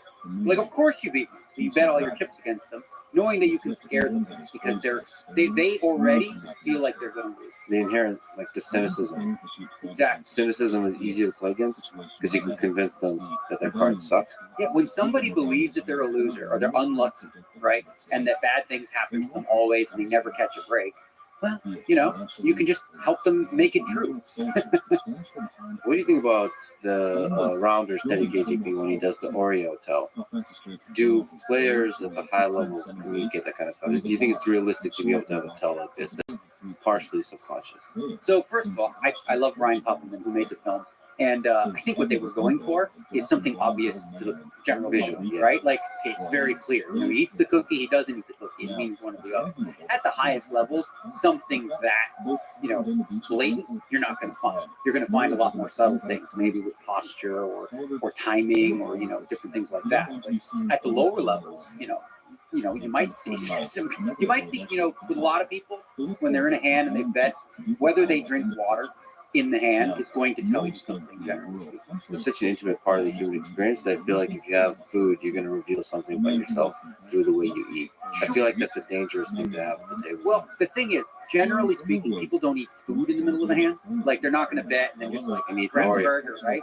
What they will do though is, they bet and it's up to you, and then whether they're uncomfortable or they do it uncomfortable, they just want to do something to make themselves look relaxed or whatever. They grab a water where they don't really need it in that moment, but they're trying to take your mind off of the situation. So they in the movie wanted to show a simplistic version of something that does happen, something that's visually sort of clear. Yeah, because I think one of the things Rounders got right is that it's a poker movie, right? But you don't have to be great at poker or really understand poker to enjoy the movie. And that, Oreo cookie tell, like, everyone gets that. Like, okay, that's simple. If you would have went with something more subtle, like licking your lips or looking to the right, or I think it might have been lost on the audience.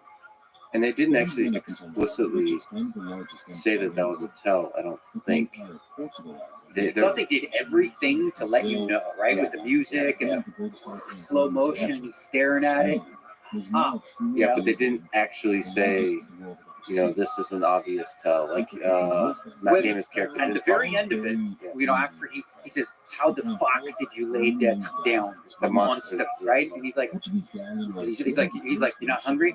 Not hungry, KGB?" Like, keep on, So he sort of references it, and then he takes the cookies. He notices, he's like, he got me, and he breaks the record. Well, probably if you had that kind of tell on him, you would, and Matt Damon's character would not reveal. Well, he says in the movie, he says, normally I wouldn't reveal it, though. I don't have that much time.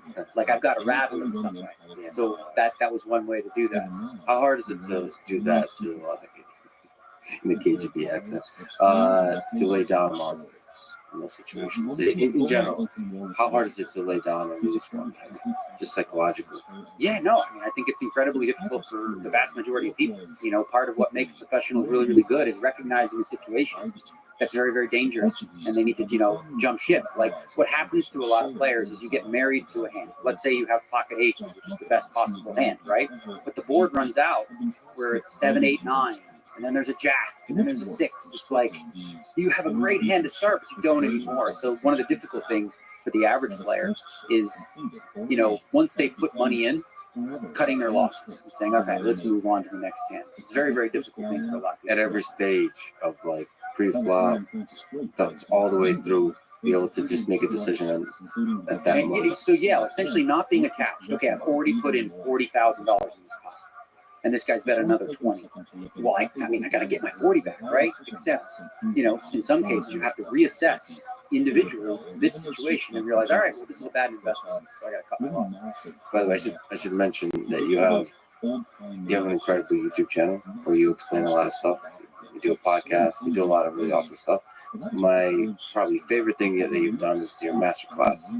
That people should definitely check out. Masterclass.com/Lex. Yeah, there you go. No, but it really is one of my favorite masterclass courses, but also just a great introduction overview of poker. It's great for people that like me who are beginners, essentially. But it's probably really good for intermediate people too. I mean, there's a lot of really good detail there. Anyway. What are hand ranges, and how do you begin to estimate the range of hands that your opponents have? So I actually, speaking of YouTube, I did a video on specifically this. Yes. With Rangers, and essentially, back in my day, the old days, we didn't talk about poker that way. We're like, I think he's got this, or I think he's got that, right? Nobody thought of like the range of hands a player made. So I guess the best example is imagine like all the potential hands being part of the grid, right?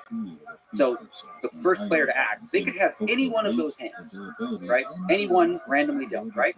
But let's say now that player raised to $3,000. Okay, well you can eliminate now from this grid a whole bunch of hands that this player can no longer have. Because if they had a 2 and a 3, they wouldn't do that. So you can say, okay, he probably has a big pair, he has ace king, you've narrowed the range of hands down, right? Now, through every action, on the flop, on the turn, and on the river, based on the decisions they make, you narrow it down even further. So the range of hands is the whole, the entirety of all the possibilities that this player you believe could have. And sometimes they fool you, or they have a hand that you don't expect them to have in their range. And maybe a little bit unorthodox, doing some things you don't expect where you lost. But a range is essentially all the possibilities, and it narrows. Before the flop, it's endless. Player raises, okay, it's minimized. Now player bets the flop, okay, it's minimized further. And then by the river, you can narrow down the entire range to, just maybe even a few hands. Is it always shrinking, or is there as you get surprised? I mean, it's always just an estimate. So, does it ever expand based on sort of chaotic, unpredicted, surprising behavior of the players? It really should never expand. The range of hands should always get smaller, right? Like again, we start with the full scope, and then you should factor in like, okay, these are all the possible hands you can have on the flop now, right? We can't have new hands on the turn. And if you get to that point where you think, oh, well, maybe he has this hand, then you sort of misjudged his range prior. So you're not thinking clearly. It should always shrink from the full scope to hopefully just a couple. Well, in that video, you also talk about it used to be that you would play your hand, but now you're playing a range. That you're representing a range. Now you're just playing your hand. So, what does it mean to represent this range? Yeah, so that's another big thing that's different about poker from my day to today, is that back in our day we would like put people on one hand. You probably have king nine, you have jack, or something like that. Now people are cognizant of the idea that you could have an entire range of hands. So then you ask yourself in situations, all right, I know what I have, but what I could have in his mind or my opponent's mind is any one of these hands. What would I do with the entirety of these hands? And so a lot of people that are trying to play optimally, game theory optimal, they think in terms of what their range of hands would do rather than their very specific hands. So is bluffing in that context essentially misrepresenting the range of hands that you have? No, Is that how you think about it? Not exactly. So an optimal range, like if I bet the river, if I'm playing game theory optimal, a portion of my range is going to be, I have it, I got the best hand, and a portion of my range is going to be bluffs, and they'll be balanced. So in theory, no matter what you do, if you call or you fold, in theory, it's just you're printing a zero, as we say. You're not gaining or losing any EV if you were to do it that way. What's EV? EV is expected value, right? So every play that you make, it either is going to, in the long run, make you some money, or it's just a losing play. And as a professional, you try to make the fewest amount of minus EV plays you can. And the only reason you would make these minus EV plays is potentially if you were trying to set up your opponents for something later, right? So I might make some minus EV plays, right? So that I can exploit you later, right? So you're building up an image. A player profile that's false in some way. Something that I'm going to plant seeds in your mind so that I can exploit them later. So for example, why would players show a big bluff? What would be the reason for that? They show a big bluff so that that there's eight bluffs. But maybe in their mind, they're never going to do that again. But now they think, last time maybe he's doing it again. But that's what we call a leveling, because it's, you can go back and forth with whether or not, okay, this guy might know that. He showed a bluff, he's never going to blow it again. So that's where it gets a little. So that's a little bit different. When we talk about hand ranges, that's different than building up a mental model of what your opponents think of you, and what your opponents think that you think of them, and so on and so forth. Are you trying to construct those kinds of mental models? And is that separate from the hand ranges? They go hand in hand, right? So in a given situation, right? My range has this many value hands and this many bluffs. Okay. So in theory, if I want to be balanced, this is my range and this is what it looks like. I'll bet this 50% of the time, bet this. However, if I know that you think that I bluff too much, right, then I'm not going to. I'm going to start, instead of betting these hands that I would 50-50, now what I'll do is I'll do 70-30, where I'm basically value betting most of the time. Or vice versa. If I know you always fold because you think I have it, I'm going to veer the other way. And instead of bluffing 50%, I'll bluff 70-80% of the time to take advantage of your perception of me. So to be successful, do you have to construct a solid model of all the players in the game, or can you ignore them? I think it's really important. When I play, I have in my phone, I have a player profile of everyone that I play with. Whenever I pick up, whether it's physical tells or tendencies they like to, that they have. And overall, that's just gonna, that's gonna allow you to exploit, right? So if I played with somebody I've never played before, I'm probably just going to play optimal, or at least as optimal as I know how, until I start gain some information on that player so that I can start to exploit them. So when you say optimally, what does optimally mean? Versus, so game theory optimal versus exploitative. Yeah, so that's like sort of the big debate in poker. We call it for short GTO, game theory optimal versus exploitative play. So GTO, game theory optimal, is the idea that I'm going to set up my play so that no matter what you do, you cannot exploit me. So essentially, that's playing rock, paper, scissors, right? And throwing 33% of each every time, right? Nothing you do can beat that. Nothing. You'll never be able to beat that, right? Exploitative play is starting to notice that, okay, well, you know what? This guy loves rock. He loves playing rock. So I'm going to go pay for a little more. I'm going to take advantage of it. So I won't be free. But now all of a sudden when I do that, I'm no longer playing optimal. Because if you knew that I was making that adjustment, now you can exploit me. So that's where the sort of what we call the leveling war happens. Where people veer from, the optimal line of, okay, 33% each for each one. You can't beat that, but you also can't win with that either. So you're always trying to be at the leading edge of suboptimal play.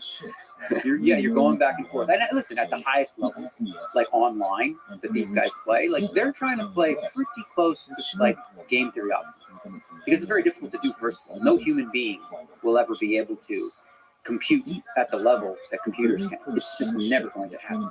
So that's where like the human mind has to come into play and say, all right, well, if I was playing against the robot, I would do X, but I'm not. I'm playing against you, so I have to adjust. So does game theory optimal only look at the betting and the hands in the current hand, or does it look at the history?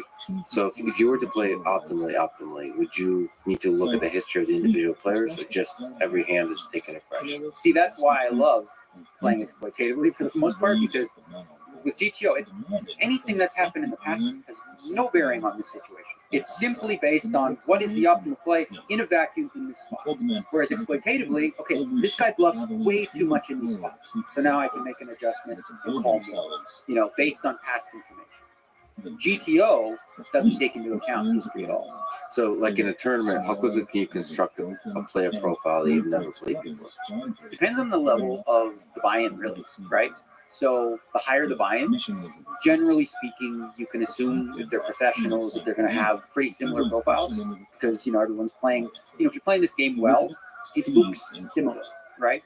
At the lower levels, playing, say, in a $1,000 or $1,500 buy-in or less, within a half an hour, I have an idea of, all right, just by seeing how some players played a few hands, that, so here's the thing with poker, it's like I can see one clue of what he did, and it tells me so much about what he'll do in a vast number of scenarios. And you're saying at the high level, people don't give any clues. Well, at the highest level, people are so much more similar in terms of their style of play. They try to find some kind of balance between the GTO and now with all that we've seen on TV, right? Like people get to watch streams and whatever, so you get to watch all the top players play. So if you want to learn how to play better, guess what you do? You copy what they're doing, essentially. Like, oh, he's only raising this much. I'm going to do the same. They're betting this much. I'm going to do the same. So as a result, what you end up having is sort of, everyone deciding, like I guess it's similar in chess with openers, right? People figure out, okay, this is an opening. This is what you do. And that's it. And then everyone's similar to that. And then you have, of course, the outliers who try to do things a little differently and confuse people. Okay, it seems like the outliers, like we talked offline, that Magnus, in order to win, Magnus Carlsen, has to play suboptimally in the openings to take his opponents out of the comfort zone, so he can play what he calls pure chess as quickly as possible, which just both short and deep calculations. Purely, you're looking at the board versus memorized openings and memorized lines. Is it the case that the best poker players are the ones that are able to, at the right time, play really suboptimally or really unorthodox? Yeah, specifically, there's one guy who last year sort of took the poker world by storm, and his name is Michael Adamo. And he was doing things, like I said, most of the top pros play very similar. The way that they, construct ranges and their bet size and all these things. He was doing some crazy things that nobody else was doing. So he studied, you know, sort of a different form of poker, and it was unorthodox, and it throws people off because he's in his comfort zone with these bet sizes and different things, whereas everyone else they're not well studied in those spots. So as a result of him being unorthodox, he became like a monster and very difficult to play against because he really knew what he was doing. In tournament or cash games? He was tournaments, yeah. He was crushing tournaments. He was going against the norm in terms of what is like, you know, this is what you should do as a poker player. He wasn't doing that. He was doing what he thought was best. And he was doing things outside the norm that, again, in a vacuum, you could look at that and you go, that's incorrect. That he should not do. That is a clear-cut mistake. Even, you know, the solvers or the computers or game theory would say, this is wrong, what he's doing. But it's not wrong if he's doing it in a way that he's exploiting other players' tendencies. So, for example, with him, say he's playing far too aggressively, okay? That's not good unless your opponents are playing way too passively. So if your opponents are playing passively, the answer is to be more aggressive. And that's, I think, one of the biggest advantages he had was he was willing to do that. So, bet big pots, bluffing. Huge. So in a spot where somebody would make it 1,000, he's making it 22,000. What? What is this? This makes no sense. And people kind of know he has nothing, but they're too afraid to call him on it. Well, and then sometimes what happens is, this is where the leveling comes in. You're like, man, this guy's crazy. He's bluffing like nuts. Then he bets to 22,000. And you say, I'm taking my stand, I call. And then he shows you, like, 4 times. Something like that. Yeah. So he gets people out of their comfort zone. And I really enjoy watching him play. He's probably my favorite player to watch today. Watching a guy like that, what aspect of his play have you been able to incorporate into your own? Like, what do you learn from that? Because you're constantly learning, you're constantly adjusting. Yeah. Well, no, and I love it. And I think a lot of players sort of come to the same conclusions about this is how you play the spot, but he doesn't. And I love watching and thinking in terms of like why he's doing this. And one specific thing, for example, is he's willing to really go for it. So in a spot where, let's say, he bets 2,000, he knows he'll get called 2,000, right? But he wants it all. He wants it all. So he says, you know what? I'll give up the 2,000 that's guaranteed, and I'll bet 50,000. And maybe if you call that, now, so listen, you lose the 2,000 7, 8 times, but if I get called for the 50 just once, I'm profiting from that. And it also sets the template for you to really sort of be a player that people are afraid to play. He knocked me out in a tournament very early on in a huge event, and he was so far ahead. He was one step ahead of my thought process in hand. And he did something that makes no sense whatsoever. I looked it up on the computer. Huge mistake, if you will, but not a mistake because he was taking advantage of my plans. Do you remember the cards? Is there an example? I remember the whole thing. I remember like yesterday. Can you take it like through an example hand that really demonstrates it? So I'll explain the hand here. So I'm on the button, and I have ace king, very good hand, and I raise, and he calls from the big blind. The flop is 9-7-5, so I have nothing really here. He checks, I check behind. The turn card's an ace. He checks. I bet half the pot. There was 6,000 there. I bet 3,000. Okay. Now this is not a typical thing you see people do, but he raised me to 36. Massive raise, bigger than the size of the pot. What was the flop again? 9-7-5. Turn an ace. What is he representing exactly? Well, he could have straight. He could have three of a kind. He could have aces up. He could have a whole bunch of hands. So he check raises to be big for 36,000. I call the bet. So now there's something like 75,000. The river is a 5. So the board pairs. Okay. He thinks for a while and he bets all of it, which is 3 times the pot. He bets 225,000. There's only 75,000 out there, right? And in theory, he should never ever have a hand that can do that, right? So it confused me, and I was like, okay, well, this guy's aggressive, he likes to bluff and all this kind of stuff. So I made the call with the ace king, and he turned over 6-8. So he had it straight. But here's the thing: in theory, that river card is bad. When I call the turn, I have a lot of the time 3 of a kind, 2 pair that just made a full house. So he was risking that, and the reason he did it was because he thought I would perceive him to be bluffing a lot. So he just went for it, and it worked. He was able to double up right away and knock me out of the tournament like an hour. Do you think he thought you might fold? Like what? I think it came down to this. It's simple. He was cognizant of his image as being a wild, aggressive bluffer. right? And he was fully taking advantage of me, knowing that my tendency in these spots is to be curious, and I want to call and I want to see it. So he was fully taking advantage of the fact that he thought I would call too often, because otherwise his play makes no sense. A small bet, a medium-sized bet, those make sense. But the bet that he made, in theory, is indefensible. It's just like clearly a mistake. But that's why poker's so fascinating, because he makes this play, and it wasn't a mistake. It was above the rim. It was. Do you think he put you on ace something? I think exactly what he thought. It was ace king or something like that. You know, oh, that is so fun. That is so fun that the two players at such a high level were able to mess with each other's mind. How old is he? Is he young? He's in his 20s. I feel like that takes a lot of guts to take risks like that. Well, that's what's great about him. He's certainly never accused of not having the guts to put it in. And that's scary to play against, right? The easiest opponent to play against is one who's just straightforward, passive, you know, not wild and crazy. Playing against him, he's going to put you in the blender, as we said. How can you control what you're perceived as representing? What hand you perceive as representing? So if the game of modern poker is others are representing certain hands through the information that you get, and you're representing a certain hand range, how do you control that? Or is that the wrong way to think about it? Isn't bluffing and bet sizing and all of that kind of stuff essentially controlling what others perceive as the hand range you have?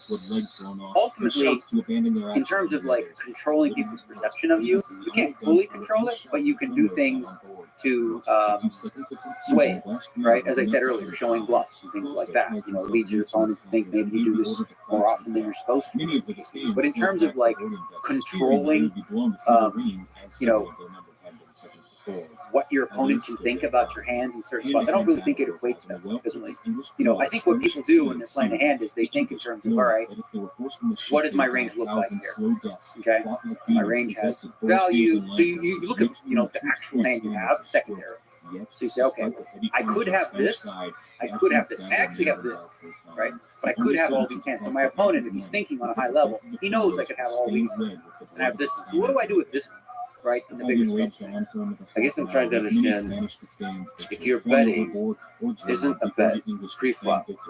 Your bet, doesn't that narrow the hand ranges? Doesn't matter what you have, it narrows and absolutely.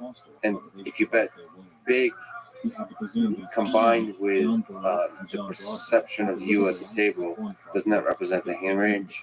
Uh-huh. Absolutely. So like you can, with betting, essentially control what people estimate you to have.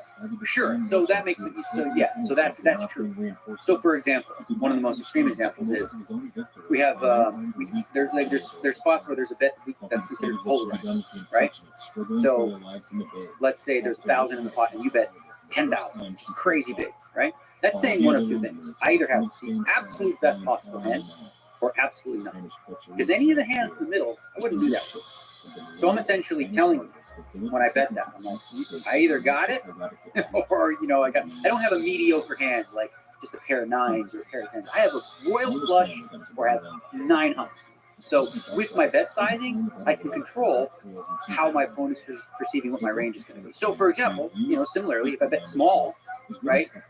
Well, that could be a lot of hands, right? That could represent a big part of my range. The bigger the bet, the more the narrower the range. The more polarized it is. Yeah, how far could you get without looking at the cards? You think? How long?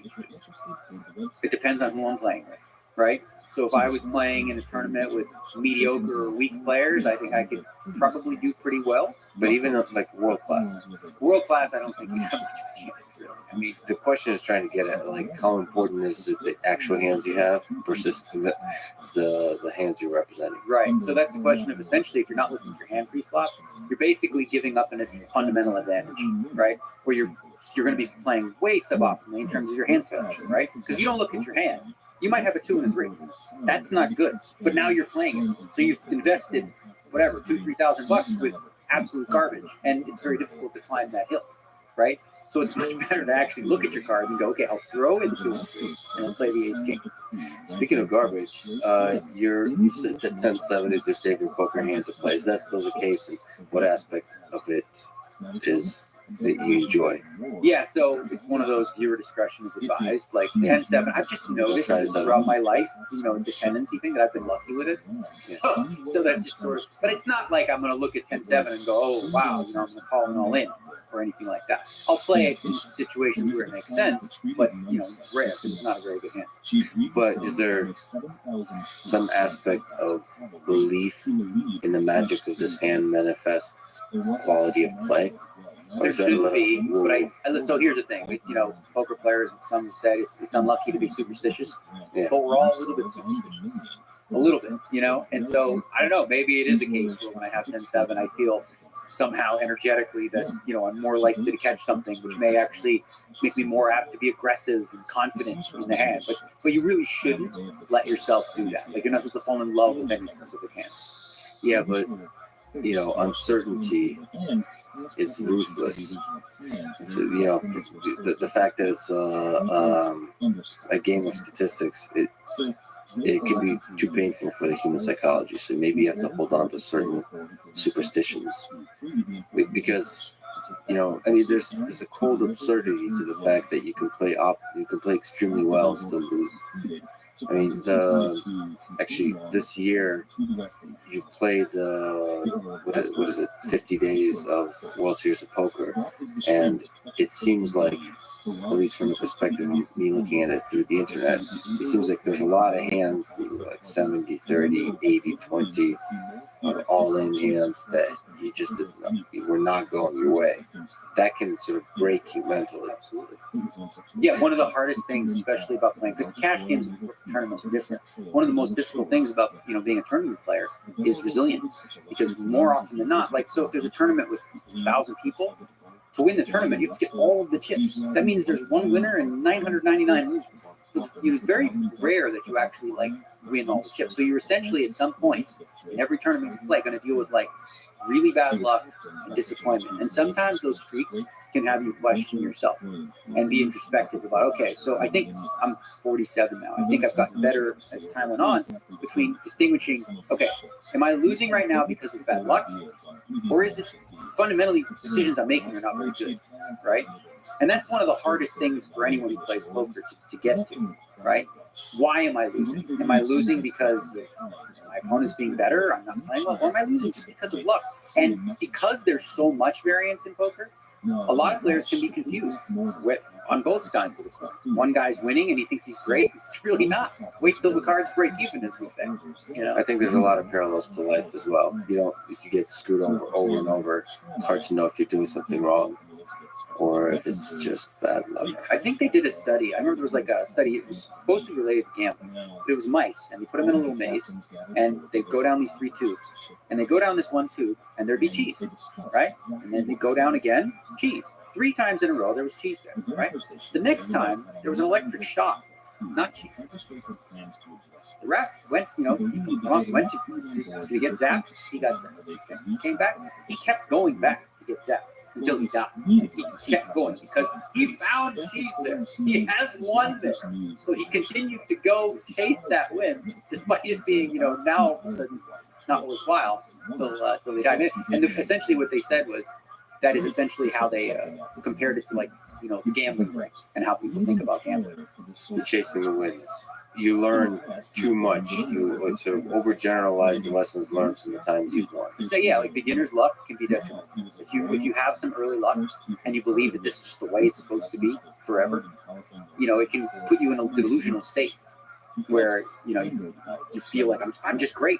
But no, you're not. You're just lucky. I actually played poker once in Vegas. It was it wasn't a tournament, but it was a kind of tournament-like style. I already forgot what it was, but what I do remember is I had 4 of a kind. So the last hand I've ever played in poker was I got a 4 of a kind, and there was a couple of others with really strong hands, so everybody went all in. And I think you get some kind of bonus for getting 4 of a kind. That beat jack. Yeah, so it's something like this. I apologize if I don't know the details, but I just remember winning a lot of money, and I walked away from the table. I said, "I'm not playing poker again. This is great. I'm going to hit up top," because I started to feel like this is I started to think, even though I haven't really played poker at all, that I'm good, and that was a really dangerous feeling. And everybody was really mad walking away from the table. One of the other things that I think is interesting about poker too is good is relative, right? So you could be the seventh best player in the whole world, like literally the seventh best player. But if you're playing with the other six, you're the sucker. You are the worst player in the game, right? So like there's a lot of players, for example, like the Dan Bilzerian's, right? He's not a top level player like these guys you see on TV, but he probably makes more money than they do because he plays with people that are far below his skill. So part of the skill of being a poker player is finding situations where you're profitable, regardless of your skill.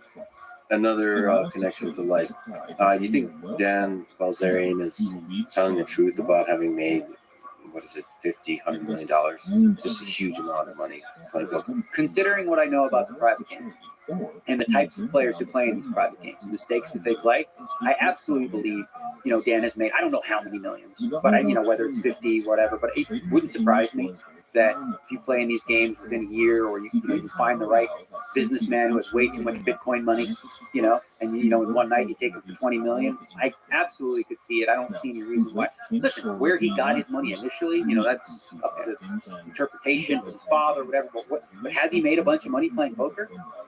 Absolutely, no question. Do you feel like, as somebody who loves the game, do you think there's something almost ethically wrong in playing people much worse than you?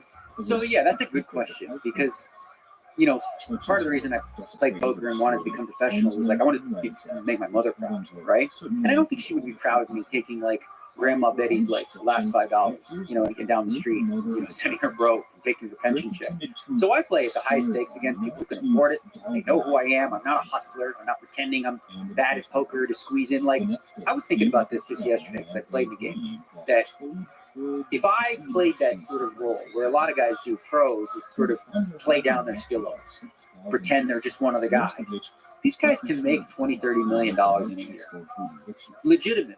Like I believe that, like if I did that, if I said, I'm going to go down that path, get into these games in LA, travel and do all this kind of stuff, I can make $20 million a year. But it feels a little greasy, right? I don't like to kiss anyone's ass. I don't like to ask it for anyone for a favor or things like that. So. But yeah, like I feel, listen, a rich guy who wants to sit down $1 million and get drunk and lose it, I have no empathy. I'm like, I don't have any moral qualms. So if Grandma Betty is a billionaire, send it, right? Absolutely. Why not? Well, let me ask you about a tough period of your recent life. You had a rough, like you mentioned, World Series of Poker. Losing $1.1 million in 48 days. What were you going through mentally during that? So here's the thing, I do, like you said, I do a YouTube vlog every day, so I kind of share my thoughts. And listen, I can edit that thing and keep out the bad stuff, but I think it's more authentic and genuine to show people the actual struggles and the pain that I go through, without it. And I'd say the one thing I'm most proud of throughout the entire thing is the resilience, because there are moments you see me where I'm broken. It's like I can't take it. I broke a selfie stick this year. Like I was filming it because I do for my vlog. I smashed it, threw it in the corner. Right? Just that was my hit rock bottom moment. And then I put the camera on me and I was like, all right, let people see it. But mentally it was very difficult because there was a feeling of hopelessness where I was making the decision. Like I genuinely felt like I'm playing really, really well. But every time my money went in, my opponent's money went in, and say I was 60%, 70%, 80%, for about a 2-week stretch, I lost every one of them. And you start to wonder, like, I can't win if I never win, in these spots. So it was difficult. Luckily, I have, 20 odd years of experience on how to deal with it. And so, as I said, I wake up the next day ready to go. It's as if nothing happened. To a certain degree, obviously, the more it happens and the higher buy-ins, like the one where I broke the selfie stick, I lost $500,000 in that card, right? And it was like the last card. It was painful. I think he lost. Yeah, that was great, that video. I think he lost. Good read. What led up to the selfie stick gate? Like what? You just lost your shit for 100 milliseconds. Like it was very brief. You're just like, what, the world wasn't making any sense? Like, how do I keep losing kind of thing? Why did you lose your shit? You should never really think like this, but part of me felt like I deserved to win this. Yes, right? So part of me was like, listen, I've lost so many in the last 2 weeks. All right, let, poker gods be kind to me right now. Let me win this. And it looks good. I was in a great situation on the flop. great situation to return. I'm about to be a competitor. I'm going to be a contender in this tournament. I'm going to big prize to turn the whole thing around. It's all there for the taking. And then, boom, the last card, it just, it was a couple weeks of frustration in the moment of filming that I just had, sort of a visceral reaction. And I smacked the selfie stick, and then I see a corner, it's safe. I threw the selfie stick on the ground, and of course, social media blows up about how it was a violent act. It's like, have you never watched sports? Have you never seen a guy on the golf course smack his club or throw their helmet? There's a guy, Justin Bonomo, who's a poker player. Yeah. And he's super, for lack of a better word, offended by everything. And he was equating my throwing a stick on the ground to violence against women, domestic abuse, and the idea that this makes women feel unsafe to play poker. And so that was kind of a running joke for the last 2 weeks, where every time I sat at the table, the guys would be like, "Oh, I feel unsafe. I feel unsafe." Yeah. Can you take me through the hand? Do you remember what the hand was? What was the? Yeah. So it was a player on the button raised. David Peters, very aggressive player. He went all in from the blind, and I had a pair of pocket tens. So I went with my tens, and he had queen 10 of spades. So I was good. I weighed the best hand. The flop was like king 9-3, one spade. The turn was like the 8 of spades. So now he has a flush draw, and the river was another spade. So he got spade, and he made a flush. Wow, but statistically, you were winning the whole time. Yeah, it was winning up until the last. What did he go all in on? Was it a bluff?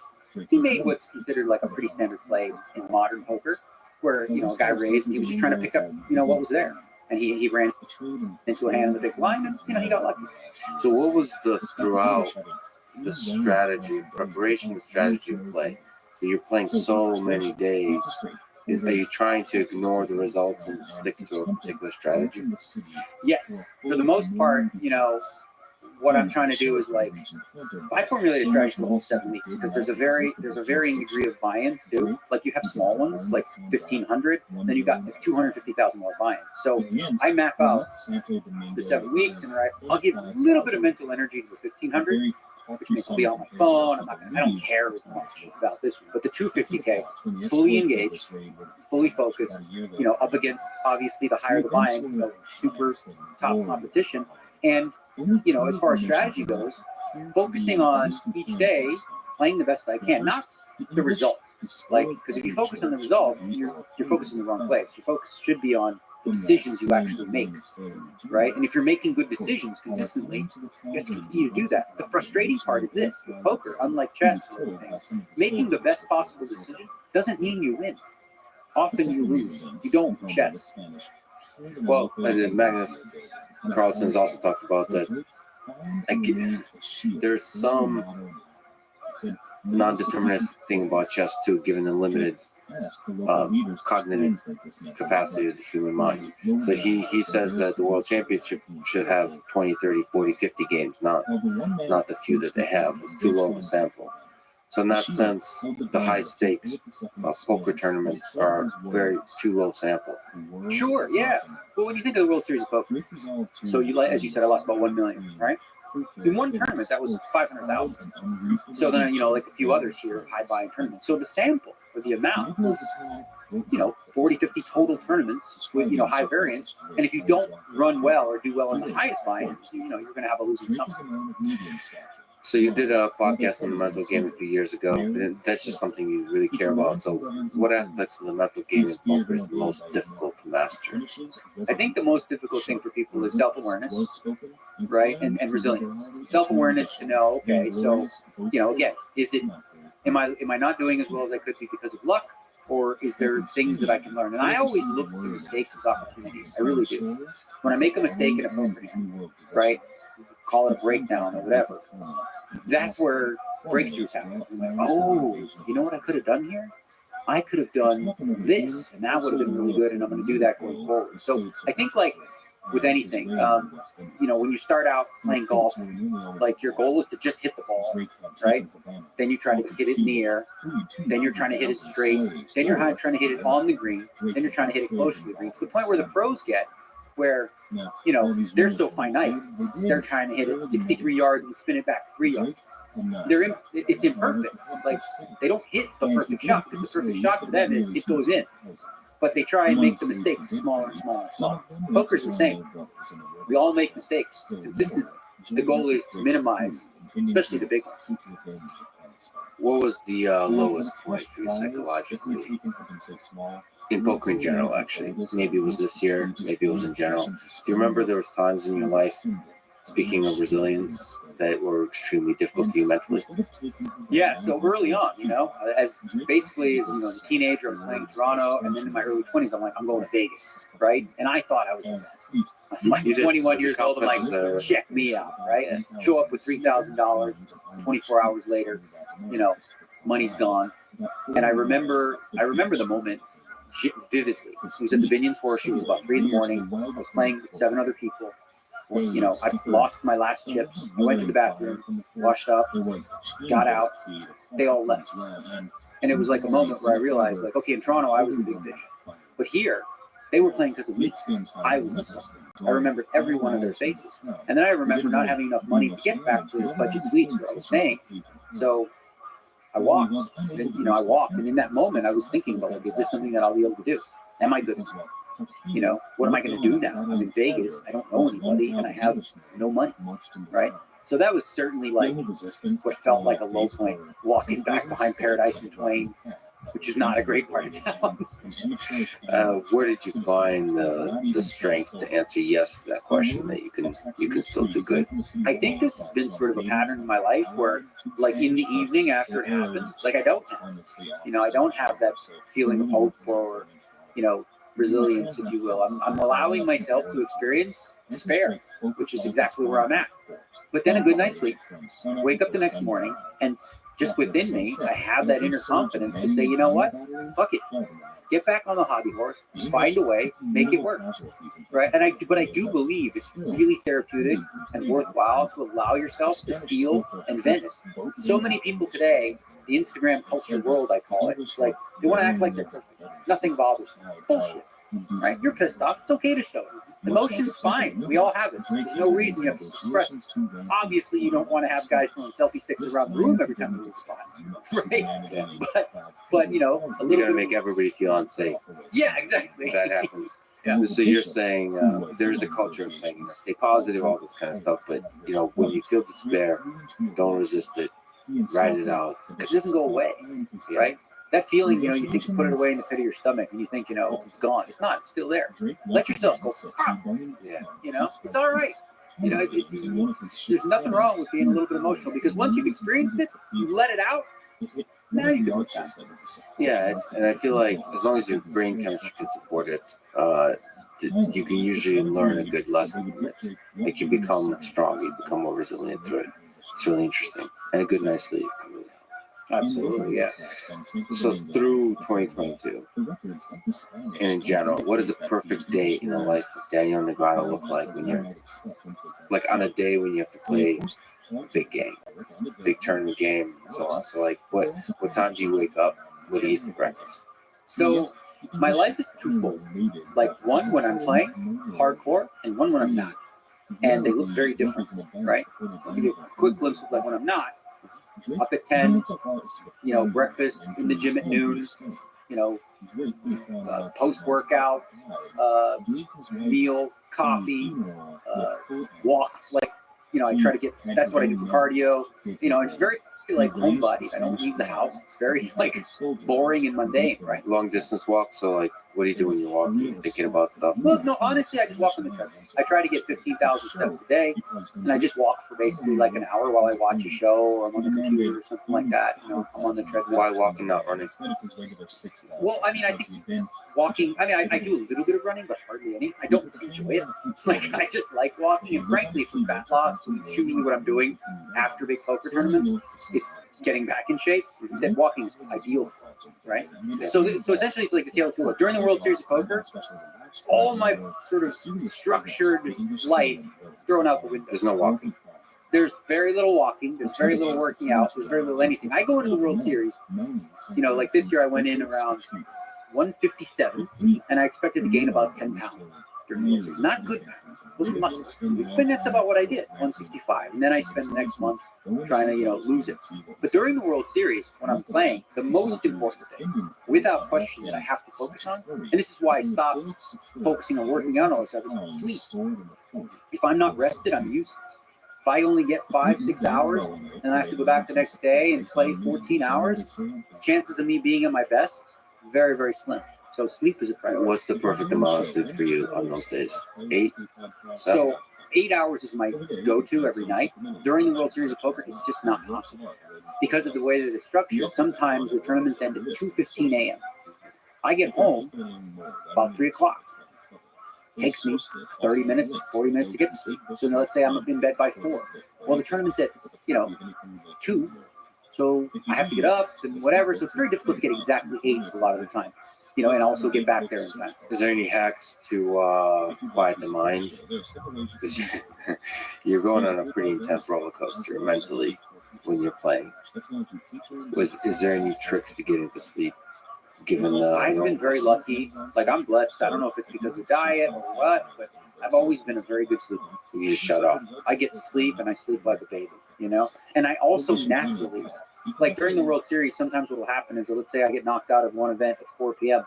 and there's another one that I can jump in. Instead of jumping right into it, I'll go into like a private room and take 45-minute naps, and give me enough energy to continue and sort of reset my mind. Yeah, and it solves a lot of problems, the nap too. It does? Yeah, I feel like the nap is a magical trick in life.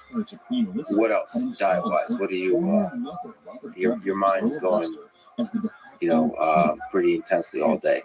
Yeah, so during, like I said, when I'm not playing, it's super regimented. I literally measure everything.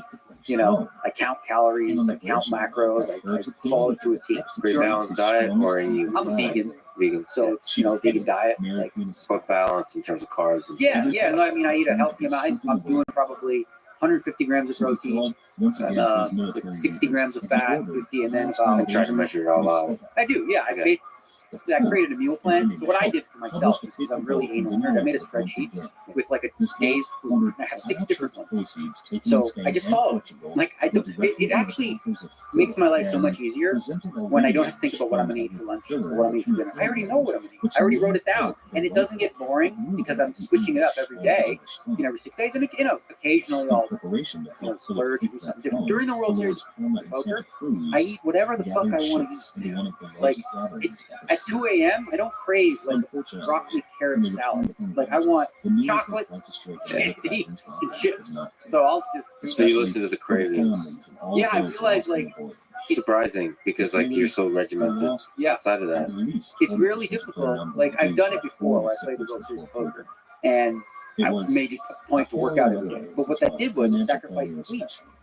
So then I found like at 1 a.m. I would be more tired, because I was spending more energy than I would otherwise. So I essentially like look at the World Series as 6-7 weeks where my body's just going to take a beating, not like a UFC fighter, but like a different kind of beating. And that's okay because I have so much confidence that within 6 weeks of just like eating right, working out, I can get back to where I was. it's just hilarious to me that you'd be eating chocolate, eating chocolate in bed as you try and get to sleep.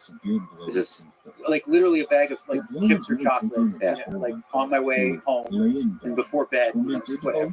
This is what the professional athlete does at the highest, most difficult event in his career. Okay, so what else is there in terms of mental preparation and focus and meditation, those kinds of things leading up to the games? Is there anything like any rituals you like to follow?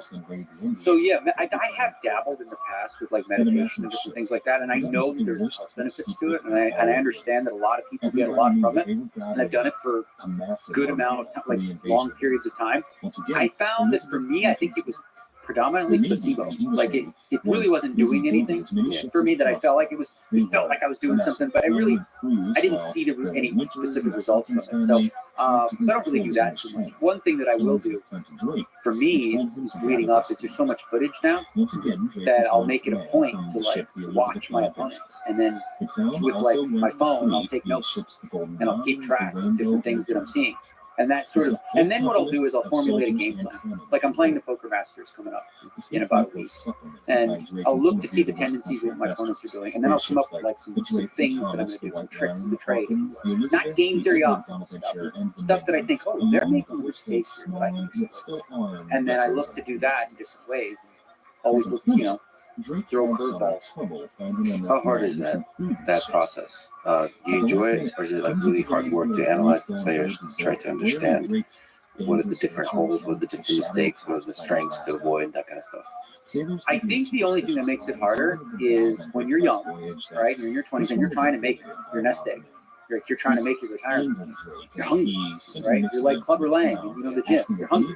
Whereas, Rocky's in there taking pictures, smiling and doing commercials and stuff like that. So I am 47. I'm financially okay. I don't need to win. I don't need to compete at the highest level. So I think it was a boxer. I don't remember which one. When asked this, he was asked the question, how do you get up in the morning, still and do those morning runs? And he says, you know what? I'll be honest, it's a lot more difficult doing the 4 a.m. run in silk pajamas. Right? It just is, right? But I've always been self-motivated, and I've always found a way. So it's harder in the sense of like, it's not a need. I can still get by without it. But so in that regard, it does feel like a little bit of work. You're like, oh my God, that's a lot of footage I got to get through. And I don't know that I have the time, or I don't know that I want to spend 10 hours of my day doing that when I could be doing other things. I mean, what do you still love about poker? You said when you enter, like the times you catch yourself just being able to take in the awe of it. What aspects do you love? I think that, like, for me, I've always been really competitive, but I was never going to be a professional athlete or a professional snooker player. I wasn't good enough at any of that stuff. I didn't have the body type, whatever. But poker, it sort of levels the playing field, right? You're 6'5", 240, big deal. We're not fighting here. We're fighting a different type of war. So the competitive aspect, I also have always been fueled throughout my career by doubters. So this is probably unhealthy, but every time people say, like, you're done, you're washed up, you can't win anymore, it just makes me want to prove them wrong. Yeah, right. So I have a little bit of that in me, which, again, reading the comments and all these kind of, like, I've been told many times throughout my career for the last 15 that I'm done, can't compete anymore. And I enjoy, proving them wrong. Yeah, the game has changed so much. The greats of the past surely cannot be the greats of the present. So that kind of commentary will continue for every sport, and certainly for poker, because poker really changed a lot over the past couple of decades. Can you speak to how much it has changed? Yeah, because it's been at the top for so long. Yeah, so complacency is a big issue for people who make it, right? So in my era of the poker world, around the early 2000s, there was a group of players who were the big names, the stars of the game. But a lot of them had their egos out of whack, where they just felt like, okay, I'm the best, that's it. Like, there's young guys learning, there's new software, there's solvers, there's all these kind of things, and if you're not keeping up, then you'll get surpassed. And I remember myself at a very early age saying, I never want to be that guy. And it was one of my first events in the late 90s. I was the young buck playing with the Tom McAvoys and Brad Dowdy, the guys of the era, right? And I was doing things more aggressively, and they were scoffing, oh, these young kids with their aggressive freak and all this stuff, and they're sort of mocking it, And I thought, never be that guy. Always have the humility to be introspective, and always have the respect for your opponents. That while you think you've got it all figured out, they're learning new things and you can learn from them. So I've always been willing to sort of swallow my pride and get coached by younger players who I might even be better than, but they see blind spots that I have that I might not, and they help me improve my game. I've always been willing to sort of look every 6 months or a year and say, is what I'm doing working? And if not, how do I get better? But most people from my generation, they go the other way. I don't know, they just have this idea that they figured it all out. Once you feel like you've mastered it, there's nothing left to learn. That's the moment where everyone else starts to surpass it. That's the moment where you lose the mastery, because it's always evolving. How has the game changed? So the game has changed in terms of the way people learn it, right?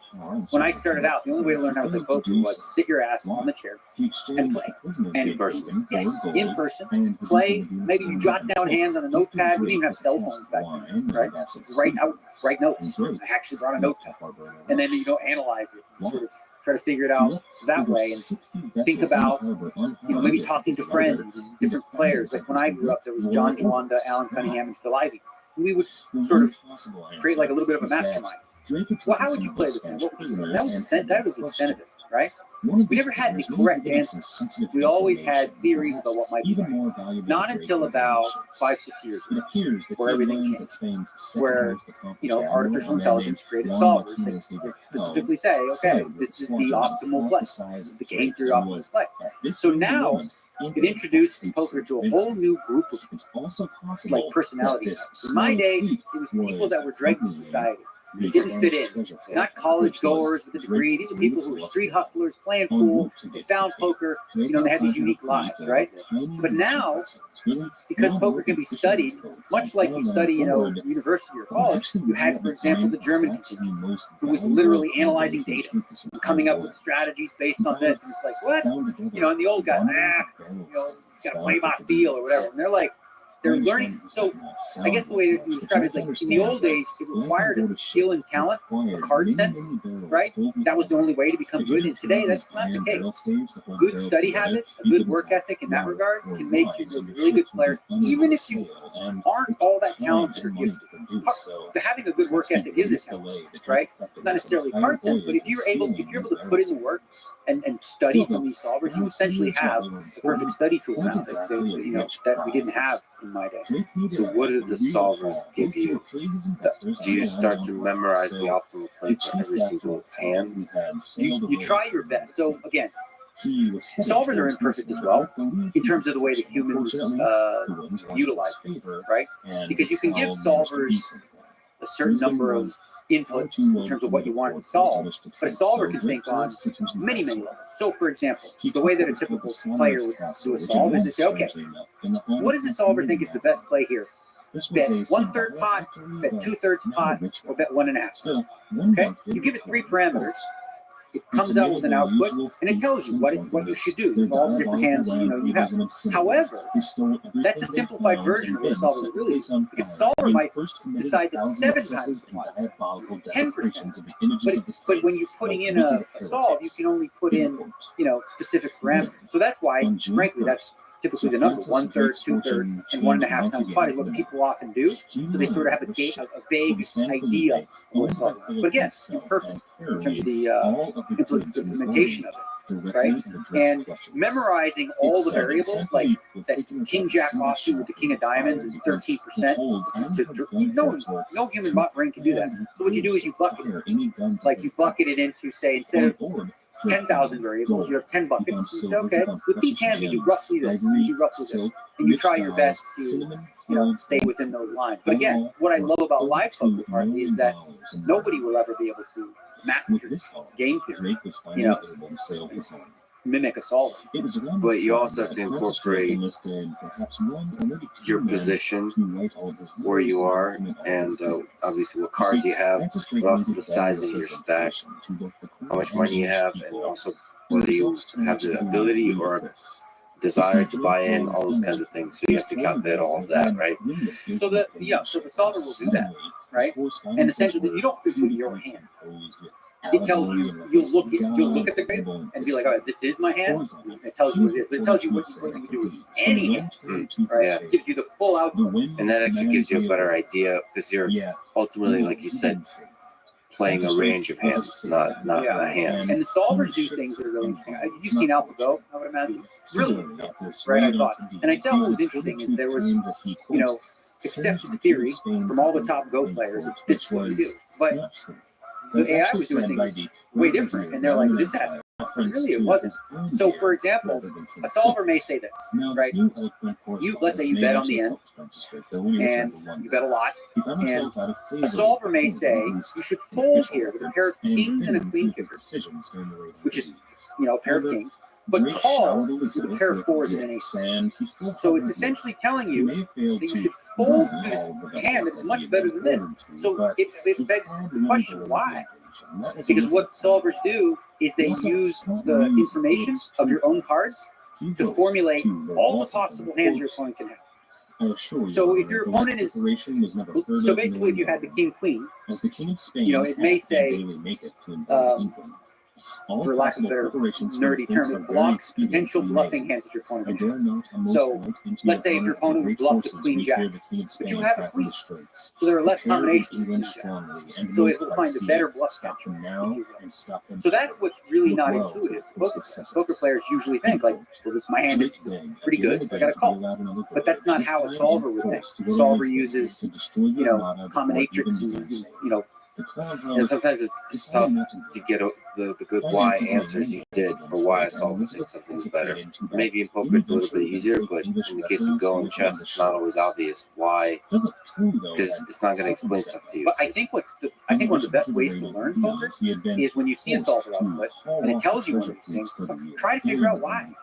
Why does this solver do this? Why does it want you to call with this and try to think about it on a deeper level? And you go, aha, probably because this card that I have here, changes the range of my opponent's, potential. I'd love to get your opinion on your relationship with solvers. Because, for example, Magnus doesn't use them; his team uses them because he feels like he's going to rely on it too much, and you can't use it when you're playing. What you really want is to build up extremely strong intuition without the help of a solver. Is there some aspect of that that rings true to you? Absolutely. I totally can relate to what Magnus is saying. First and foremost, because when solvers was first introduced, I didn't come from that world. I was so intimidated because I didn't know how to use it. I don't know how to do it. So I had two guys. One guy's a data scientist, and another guy's like a poker savant, if you will. And they coached me, and they did it. So today, if I was in a tough spot, and I'm like, I don't know, what would a solver do? I will send them the hand, and they'll run the solve for me, and then sort of give me the parameters of what to do. When I was playing, regularly using solvers, we were spending 6 to 8 hours a day going over all these solves. So intuitively, I started to think and learn about what the solver would want. But I sort of understand where Magnus is coming from in that you don't want to become a slave to the sim, as I say, right? There's one kid I know, I joke with him, his name's Landon Tice, and he made a play that the sim, would say, this is a good play. But I'm like, it's a good play, in a simulated world against a robot. It's not in practice against humans, right? You don't need to be doing that. So if you become a slave to the sim and always do what the sim says, you're handcuffed to a certain degree. Is there some, at the highest level of plays, there's still a role for feel? 100%. Absolutely. If you're not doing that, here's the thing, right? No human being plays perfectly balanced in game theory optimal like a robot would. They're not, right? So there are opportunities there to take advantage of the things that they do that are slightly too aggressive or less aggressive. For example, say most human beings don't bluff enough. So you don't have to call with the correct range of hands. You don't have to, because they're not bluffing at the optimal. So you don't have to call. You'd be making a mistake, frankly, if you did. What's the difference between in-person and online play, given that context? Yeah, well, online poker and live poker, it's the same game, right? Same poker, but it's different in so many ways, right? I think playing online, you have to focus far more on fundamentals, on game theory. You don't have the added bonus of looking across the table and getting any sense of whether your opponent is strong or weak, they're bluffing, whatever, and also, because online poker, those that play it, you play far more hands. Like some of these guys are playing 10, 20 tables at the same time, right? You're hitting the long run really quickly. You're creating a database on your opponents, right? So let's have, online, I can see your data. I'm like, well, this guy, he's playing 40% of hands. He's betting the river 80% of the time. So now I can use that data and play it out. When you play live, you don't have that. Do you enjoy playing online? I enjoy, so with online poker, I enjoy the convenience of it. Because you can be on your couch in your underwear, not leave your house. Do you also play multiple games at the same time, or do you try to play one game? I typically like to play 1 or 2, but I can play up to 4. I find that past 4, it's hard for me to keep up and keep track of what's actually happening. It's a different mindset required. Like a lot of these young guys, they're accustomed to 20 tables at a time. It feels like the purity of the game is gone. It's much more robotic, right? So if you're playing 20 tables, you're just making decisions based on what you're not thinking about the depth of the situation, what just happened 15 minutes ago. You don't even know what happened because you can't pay attention to all that at once. And some of the magic of poker is the low sample. I agree. Like, for example, and sorry to be bringing up Magnus so much, but there's so much parallel between the two, you and the poker and the chess world. He hates the Olympics, World Championships, and all that kind of stuff because it's so low sample. But to me, that's part of the magic of it. There's the World Series of Poker main event. There's a magic to it. I agree. Yeah. And I don't know what that is exactly because so much is at stake. It's so rare. So much drama and heartbreak leading up to it that all somehow, it accumulates to that magical moment when somebody wins. Especially that event. The World Series Poker main event historically, like, that's it. You know, that's the pinnacle. That's where like Main Street comes. That's where people are tuning in, and the gravity of the moment. You know, it's so much bigger. Like everyone gets the opportunity to play armchair quarterback too, right? Oh, he should do this. You're not there. You're not under the lights. You're not under the pressure. You know, it might seem easy for you at home to be like, well, yeah, but you can see the whole cards. You know, they can't. Certainly, the idea of the small sample of tournaments, I like the idea that you don't have to worry about, oh, well, if I do this now, then in the future, you know, I won't be balanced. I have to be balanced here, or anything like that. That's like really boring and lame, right? Again, that is kind of the way the younger generation learns how to play the game, being balanced in every spot. And then randomizing, you know, like, oh, I'm supposed to do this 50% of the time. Okay, so if my left card is red, I'll do it. And if it's black, I don't. So you're not even you're no longer making actual decisions for yourself. You're just randomizing. And that's way less fun than tailoring it to the situation. And the final table at the main event, there's none of that. You have to, I mean, it's all or nothing. Well, you should be, but there are. Like, again, I think a lot of the young guys, they are thinking, oh, randomization. Maybe at that table, the final table at the main event, what's the hand that stands out to you that was especially gutsy and powerful or memorable or that you've seen in the history of poker? Well, for me, the one that stands out, probably because I was so young, and it was my first year, like, when I won a bracelet that year, I was friends with Scotty Wynn, the Prince of Poker, and he was heads up against a guy named Kevin McBride, and I was on the rail, you know, I'm like, wow, he's gonna, you know, he's heads up, and he was so cool, like, he had a mullet, but it's perfect, right? He had the white shirt, black thing, he's drinking a Michelob, smoking a cigarette, whatever, you know, all chill. He bets it all in the river, and the guy's thinking, and he psychologically owned him, and he said, he goes with his beer, he goes, you call, gonna be all over, baby. That's right. Okay, so this guy, who was an amateur, heard that, and was like, there's so much pressure in this moment, man. I can't handle this pressure. But Scotty just told him, I call here, the pressure's gone. I don't have to be under. So he sort of hypnotized him into making the call. You know, and Scotty had it. Scotty had, you know, the full house. And it was over. You called on me all over. It was. I love that aspect, sort of a tabletop dynamic, which isn't as prevalent today as it was back then. But that one sticks out, and probably because it was one of my first. So the few words you say at the table can completely affect a hand like that.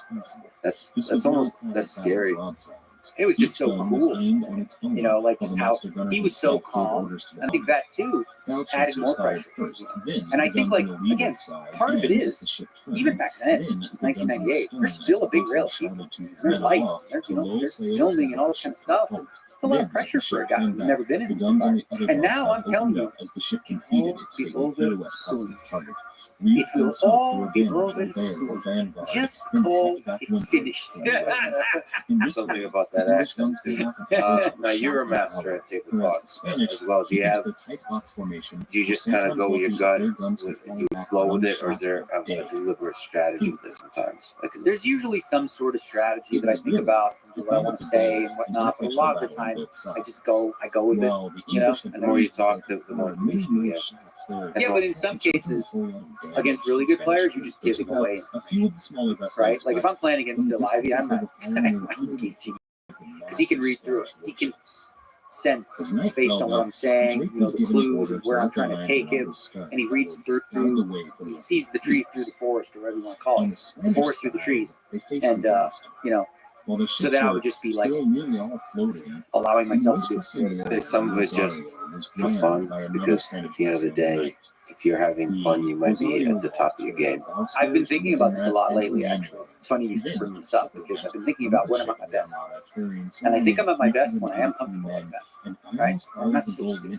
Yeah. I'm worried about checking properly, worried about reading. I'm like, no, I'm me. All right, I'm going to play some book. What do you want to do? You want to call me? Call. Go ahead. Do what you want, right? Because then I realized, ultimately, it's like, I'm comfortable with that. My opponents are. They're comfortable with this. The robot. But I thought more about that and how, especially with some tournaments coming up, I plan on really kind of sort of getting back to my roots in that regard. I love it. From a spectator perspective, I love it. But it's also interesting whenever you see a Daniel and going quiet. That's an interesting, like it feels like a calm before a storm of sorts. So I'm sure that's also part of it. Yeah, like I've ebbed and flowed. Like I said, I took on some coaches and I was really learning game theory because I felt like it was important to always stick, keep up with what's going on. And then I do feel like to some degree, it sort of took away a little bit of my own instinctual ideas in terms of what I should do, right? So I think like the most dangerous version of myself is a deep understanding of the game theory with my wisdom of many years and comfort of just sort of like being myself and being relaxed, letting your mind flow. Let me ask you the GOAT question, greatest of all time. Can you make the case for a few folks? So first, you tweeted referring to Phil Ivey as the GOAT, saying the GOAT doing GOAT things. That's a recent tweet. So can you make the case for Phil Ivey, or maybe who is the greatest player of all time? Would you put Phil? For me, until someone knocks him off the podium, the king of poker and the GOAT is Phil Ivey. Okay, so and the reason I say that is I think of poker as more than just one game, right? There's different variants. There's Hold'em, Omaha, Stud, Triple Draw, all these different things.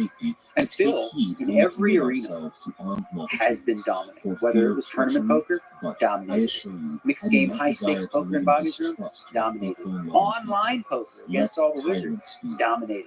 Made millions in every arena. And, he sort of took a few years away from poker with his legal troubles and things like that, but he's back. He's been playing in the High Roller Series again. He comes from a different cloth.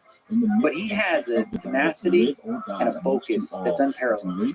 When he's in the zone, for lack of this has nothing to do with race, it really has to do with mannerism, but he does remind me of like a combination of Michael Jordan and Tiger Woods in the way that he approaches. Very intense. And he outworks everything, And has, I think, frankly, a lot of his mannerisms do come from that. Because he's young, watching these guys on TV, and a lot of his ways of being, learned behavior, I think, probably from people. People at the top of their sport, and people that are Tiger Woods and Michael Jordan aren't just at the top of their sport, but they kind of dominate the sport. There's some kind of aura that there's a uniqueness. They're not built like this. They're not. They're not. Like I wish I could have the kind of focus that Phil Ivey has. And see everything that he's saying. That's not me. I don't have that. He does. He has that gene, whatever it is. But they also look like they're not having that much fun. They're more focused on the perfection, like a dogged pursuit of perfection. And that might even be true. It might not be. I don't know. Like I have fun at the table. When you look, obviously you look at someone, like maybe he is having fun. Maybe that's just the way that he likes it. Like is Tiger Woods having fun when he's like on 17 about to win a major? Doesn't look like it. Theoretically. Well, if you look at Michael Jordan, I don't know about Tiger Woods, but I think they're more focused on every single mistake they make. I think they're more obsessed about not making a mistake and hating every time they make a mistake. That's probably like 99% of their mental energy. I think that's part of what makes them great, right? They don't let past the mistake and just let it's whatever. No, they're like they're going to correct it. And yeah, there's a tension, almost like a trade-off. I wonder if that's always the case between sort of greatness and happiness. I remember Huck Seed, who, when I was a kid growing up, he was like the poker idol. He won the world championship in 1996, and I was lucky enough to hang out with him a little bit. And he would go through these things where he had an A game and he had an F game. His A game was unparalleled. Nobody could beat him, right? But his F game was so terrible that he was just a fish. He was playing terrible. And I remember him saying, and it was exactly what you're saying. He'd make like one little mistake, right? And then he would go off. And I was like, why do you do that? Like, you know, your B game is just fine. He's like, well, if I'm gonna make a mistake, what's the point? What's the point, right? Yeah. Trying. Like, if you can't play perfect, there's no point in playing at all. So he was extreme in that way that he viewed it. And depending on the sport, those folks, I think chess certainly the case. That kind of mindset can destroy you. Absolutely. Because a sequence of mistakes, like the kind of year you had with the World Series of Poker, would completely destroy a human being if you're not able to see the bigger picture of it. Yeah. You said that Phil Ivey is the hardest, your toughest opponent, the toughest person to play against. Why is that? And how do you beat him? Because Phil Ivey's, he's seen things that nobody else has seen. Like subtle things, where I'm putting my hand, where I'm looking, you know, my pulse, like stuff that I don't even know what I'm giving. He's so engaged and so focused, and has such he's fearless, right? A lot of people, you know, they'll play poker, and like, you know what, I don't think this guy has it. But do they have the guts?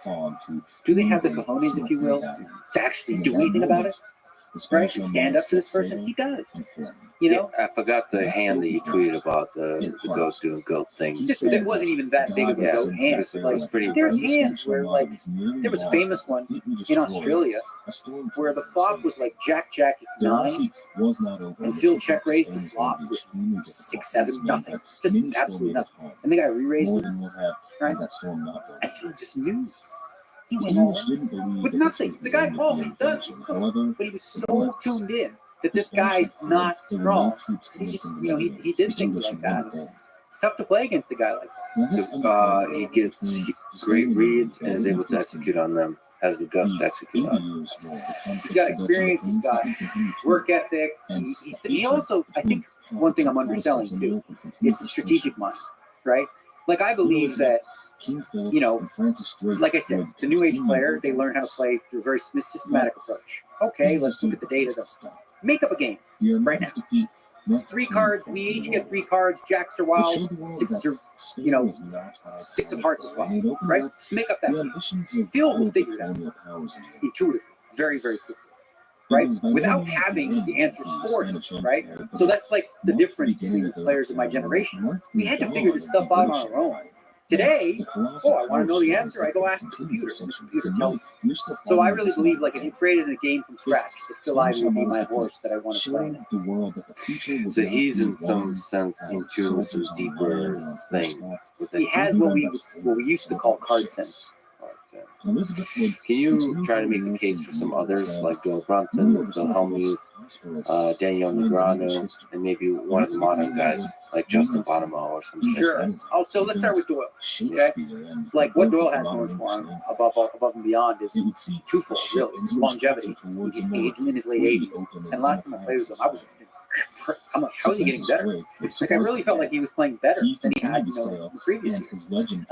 But also with Doyle, like, Doyle had to figure, you know, we talked about my generation having to figure it out on our own. I mean, they really had to figure it out. Like, they didn't have any computer simulation to tell you Ace King was a favorite of the pocket sixes. They didn't. So you know what he did? He would take a deck of cards, and they would deal out symphony with a notepad, right? Okay, Ace King won, and then they would do like 100 of them. Be like, all right, Ace King won like 53, so it must be a favorite. And he did it manually, you know. And he did it in a time when it was very, very difficult. And he's seen poker evolve and change throughout the years. Now, listen, is he going to be able to compete against the top players in the world today? Absolutely not, you know. But how many people? He's the best 88-year-old player in the world by a mile. It's not even close. And Doyle, again, he's another guy who plays all the games. He's played high stakes cash, tournaments, you name it. He's iconic. You know, he's the godfather. So, but there's also an element to that, to the iconic element, like your personality in poker. I mean, not to romanticize the thing too much, but poker is also a game of personalities.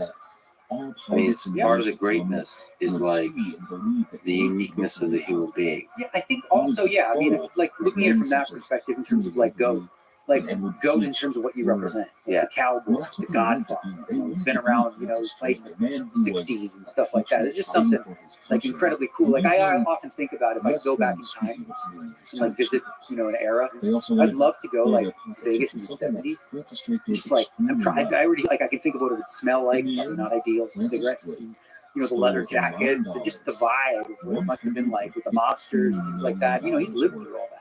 all the cool movies we've seen. Like Doyle talks about some of those films. He's like, yeah, that guy off. He said he would stab me in my stomach. You know, he knows these people. He's like a source of history.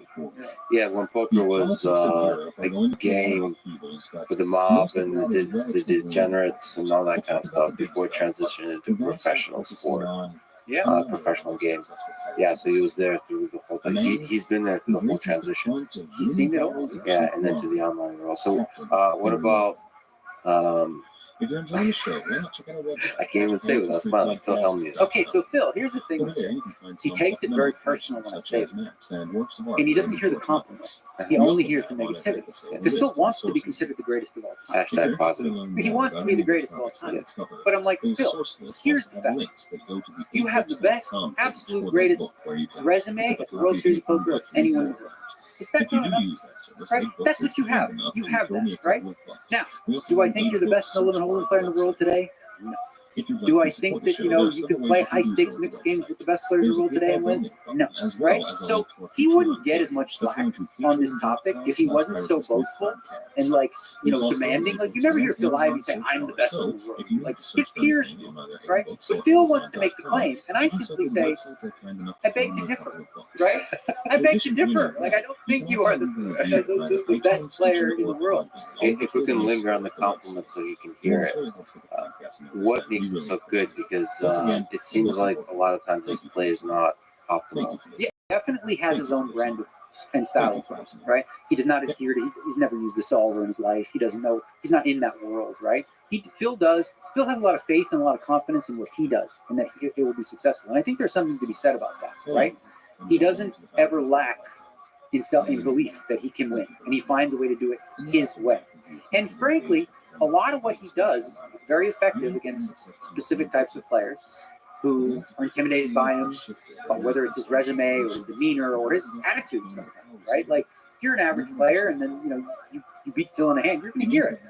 This idiot from Northern Europe beat me in this pot. Like, and for some people, they don't like that. So he can use that against them. But I also think too, like, he cares so much, right? And that leads to trying really, really hard. Like, he sees these moments and he doesn't phone them in. Like, whatever brand of poker he plays, he tries his best at all times to succeed and to win. And there's something, even though like he's fundamentally flawed in a lot of things that he does compared to some of the bigger players, his effort and will and like his determination to stick around is up there. And he is somebody who seems to really hate losing. Yes. Yeah. He's got it. He feels like he deserves to, right? In all cases. And if he loses, it's, not As just. he joked around that you and him might do an anger management this course. Now this is tough because you're a humble guy, but objectively speaking, can you say what your strengths are? You're often listed as one of, if not the greatest player of all time. So what are the things that make you stand out? So for me, when I grew up, I admired the big cash game players because that's what I was. I loved tournaments, but I wanted to be well-rounded. Like in my day, you couldn't make the Poker Hall of Fame if you just played one game. You had to jump into the high-stakes games in Bobby's room, as they say, right? And I was able to do that. When I was in my mid-20s, I was playing 4,000, 8,000 limits. You could win or lose $1 million in a day. So I grinded it out. Like a lot of people think, oh, he's lucky, he's had sponsorship. Otherwise, he could broke. It's like I built multi-million-dollar bankrolls before any of that stuff existed, and I did it the good old-fashioned way. I sit my butt on the table. I think probably one of my biggest strengths is self-awareness, and in that regard, a level of humility that always allows me to say, okay, well, you know what? In this case, with these players, they're better than me. What am I going to learn? Right? Rather than have this need, I'm the best because of history. I'm always looking to guys and go, wow, he does this really well, whether it's the Adamos or the Ivies or whoever it may be. So my willingness to adapt, I think, and stay relevant by learning what the young guys are learning is something I've always done. And I also pride myself on, again, being well-rounded, like playing all the games. Like I don't feel intimidated in any game, whatever the format is. So always being a scholar of the game as the game evolves, as the different games evolve, the different players evolve, the culture evolves, always adjusting by being a scholar, having the humility to be a scholar. A healthy respect for the younger generation, how they learn, what they learn, and what they can teach me, rather than say, oh, these kids today, because there's a lot of people like the Mike Matasos and Phil Hellmuth, my generation, they just poo-poo it because they don't understand it. On a level of 1 to 10, their level of understanding this is like a 1, maybe. They're being generous. They really don't understand it, so they poo-poo it. Right? It's easy to do that. Like, oh, that's not how I do it. So that's wrong. That's stupid, or whatever. I don't take that approach. I go, well, let me learn. Let me see what there is to this. But that said, the crankiness that Marisol and Phil Hellmuth have is great to watch, especially when they're at a table with you. I love it. Yeah, it's a blast. And you're masterful at being able to get under their stuff. What about somebody from the new school, like Justin Bonomo, who's leading in terms of cash wins? Is there somebody like that stands out to you as a potential GOAT status person? Yeah, so there's two different ones. One is so they're both just no limit, right?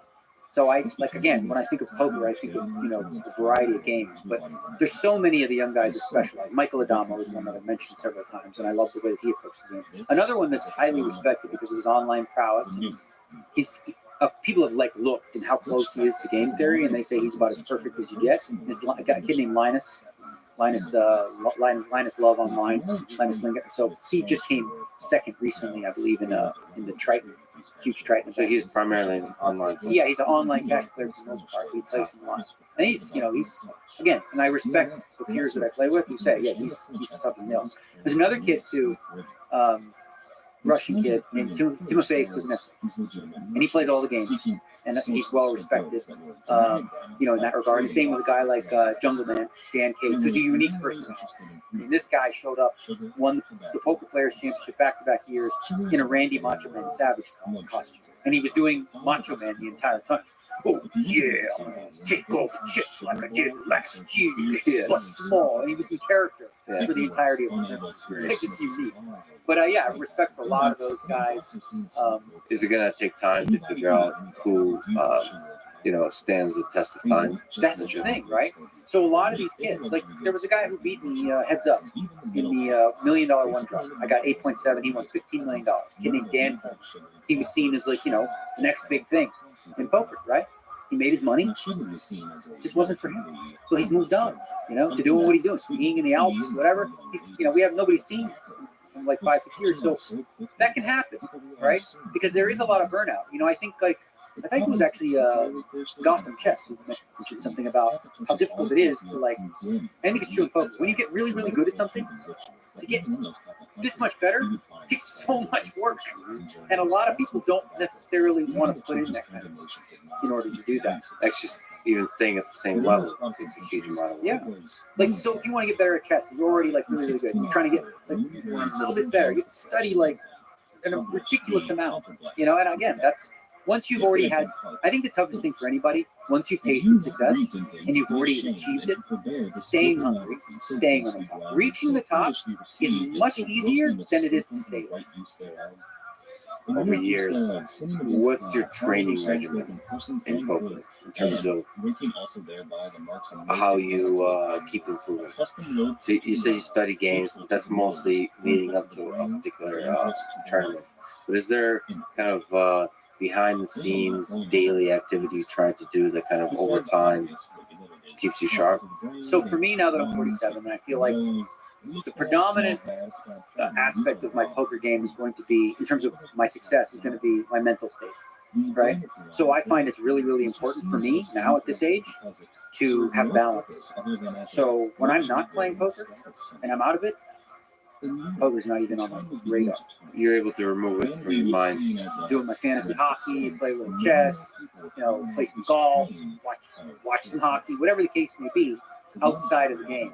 And then I start to get the itch. Like after the World Series of Poker, the poker door was closed. Yeah, you took some time off. All of August. I didn't play any poker at all until just recently. You know, I started to get the itch again. Because that's what's important. If I don't have the itch and I don't want to play poker, then I'm not going to be at my best. Once I start getting the itch, that's when I start to say, okay, let's start watching some of these streams. Let's see what my opponents are up to lately. And, you know, let's look at some solvers and different things like that. And you're doing pretty good. You came back and doing pretty good. Yeah, so far. Do you like being in front of the camera through the hell of the World Series of Poker this year? You filmed every single day. You did a vlog. Does that energize you? Is that exhausting? Because it's really beneficial to a huge amount of people. It energizes the poker community. But do you see it as a service, or do you purely just love it? I've been comfortable on camera since I was a kid. When I was a kid, I wanted to be an actor, like really, really young. And was always comfortable in that environment. And I think like that gives me a little bit of an advantage sometimes too with these filmed events, because I'm comfortable with a mic on camera with the lights. And I think a lot of people maybe the knowledge that other people are going to see what they're doing every day. So it's been so comfortable and easy for me. As far as the World Series goes and the vlogs and all the shooting, it's kind of therapeutic for me. It is essentially my version of journaling, right? So there's a lot of value, I think, in like at the end of a day doing a brain dump where you just write out and journal. But doing it on camera has a similar effect. And it also, you know, when you make a mistake on your own, you're held accountable to you. But when I have to explain it to what others, like here's what I did, and this is the mistake I made, or whatever the case may be, it actually, I think that helps. You know. Yeah. So you're held responsible by a larger audience. Yeah, I think because like I said, listen, I'm 47. My life is good. I don't have to be in this tournament. If I'm over it, I can just dump my chips off and go home. Right? But I can't when I'm doing the vlog. Like I have to actually answer to that. You know. And it keeps me in line. How hard is it to win the main event of the World Series? So the main event of the World Series of Poker is the hardest event, simply because of the sheer size of it. You know, you're talking 7,000-8,000 players, right, and a lot of landmines, and frankly, so many players you've not played with before too. You play these high roller events, like the super ones, you get 30, 40 people, you know everybody. You have an idea. You sit at the main event, you don't have any idea. This guy wearing a Philadelphia Eagles jersey and sunglasses and just raised you big. I don't know this guy. I don't know what he's about. So there's a lot of like, it's grueling too. I mean, you're 7-8 days where you're in the blender, as you might say. So what's the structure? So it's $10,000 buy-in or something like that, and there's a bunch of tables, and you just keep playing. And you, like, when is it over for a single table? So the way that it works is this. So there's, let's say, 8,000 players. And the way the main event works, unique to others, is there's various day ones you can play, right? So at day one, you're going to play from noon till like midnight, right? If you're still in, you bag up your chips, and you'll come back for day two, okay? There's 4 different day ones, right? Now, they'll all combine, essentially, to play on a day two. And at the end of the night, redraw the table. So you don't just win your table. If players get knocked out, tables break, they continue to be replaced. So you start with 8,000, then after day one, you've got 6,000, then you do the same, you play, like a 12-hour day, and you slowly whittle down. Day 4, day 3, day 4, you're in the money, and then you continue to progress. And then what they do now with the final table is they because they were trying to do this for TV, these final tables can take, 12 hours to play. And what we were finding was, you start the thing at 5 p.m. and it goes till 8 a.m. and like nobody's watching anymore. So they separate into 3 days now. And so you're talking now, it's like 6-7 days to get to the final table and days to play it. So you're on the, you're grinding for a week and a half. But most of the time, you're playing against people you've never played against before. Especially early on, yeah. And then by the end, like who knows? Rarely do you see. You see in the last 100, you usually see some notable names. Then in the last 27, you might see 1, maybe 2. Final table, maybe 1. But often it's going to be, some players you've never heard of before. Is there strategies that maximize your likelihood of having a chance? Yes, absolutely. Like I think the World Series of Poker main event is a unique animal in that you know, like we talk about game theory and all that kind of stuff. If you're focused on that, you're really not playing well, right? You need to just explain, because you're going to have a lot of people who see this as a bucket list item. You know, they just want to play the main event of the World Series, and they might be scared, they might be nervous or whatever. You don't have to worry about being balanced, right? Oh, you know, I have to make sure that I'm balanced. No, you don't. You might not. You're playing with this guy now for 3 hours. You might never see him again. So just make the play that makes sense for you, right?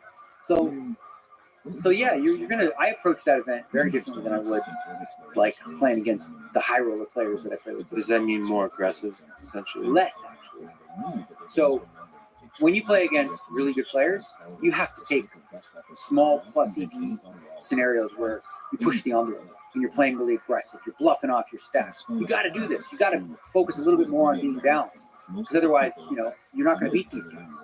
Whereas if you're playing with amateurs, or you're playing with regular players, for the most part, risking all your chips on a bluff, probably don't do that.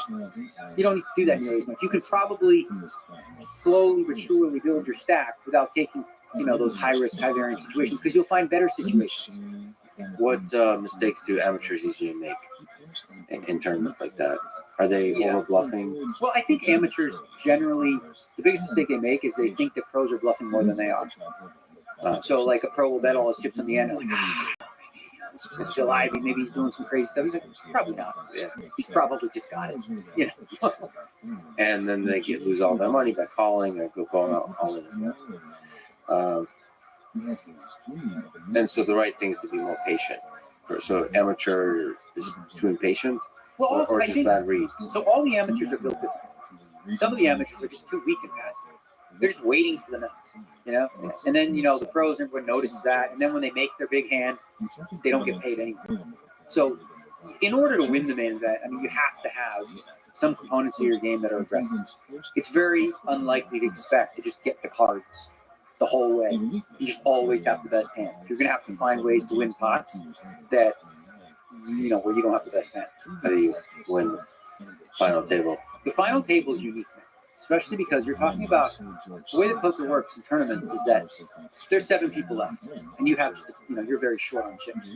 But if one other player goes out, you just make like $300,000 just folding, like just for sitting out, right? The term for that is, you know, show kids use is ICM, independent, you know, chip model, right? Where it talks about the value of each chip. Where what happens, what we see now is, let's say one guy has a big chip lead, and there's another guy who's second in chips, and there's a couple that are short. These guys in the middle, they just play super tight, and they wait for the little guys to go, while the big stack is just pounding, because he can afford to, right? He knows that people are hand. So let's say I had 10 million in chips and you have 9 million.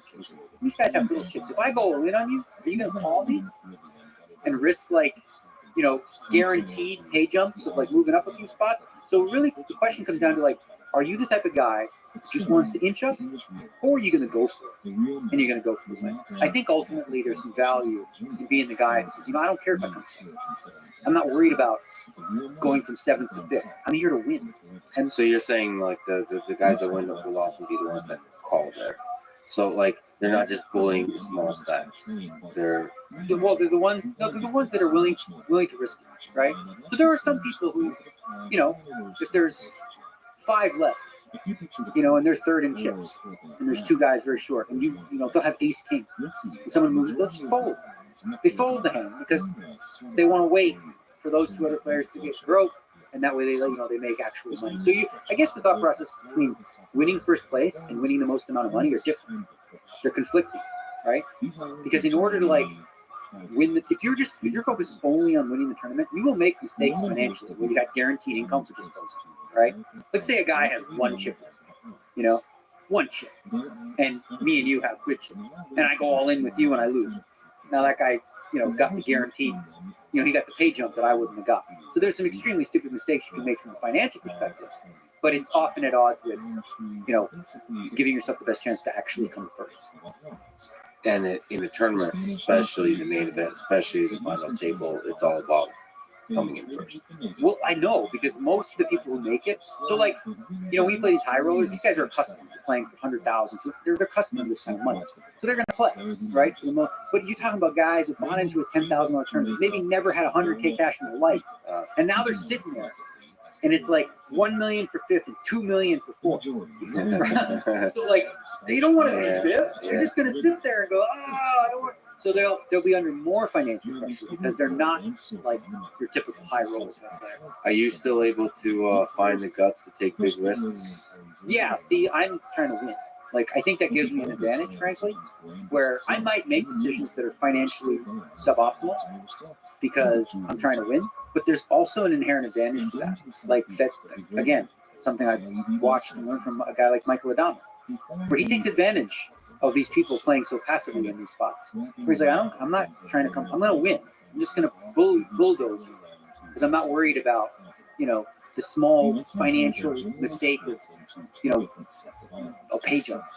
What advice could you give to beginning poker players?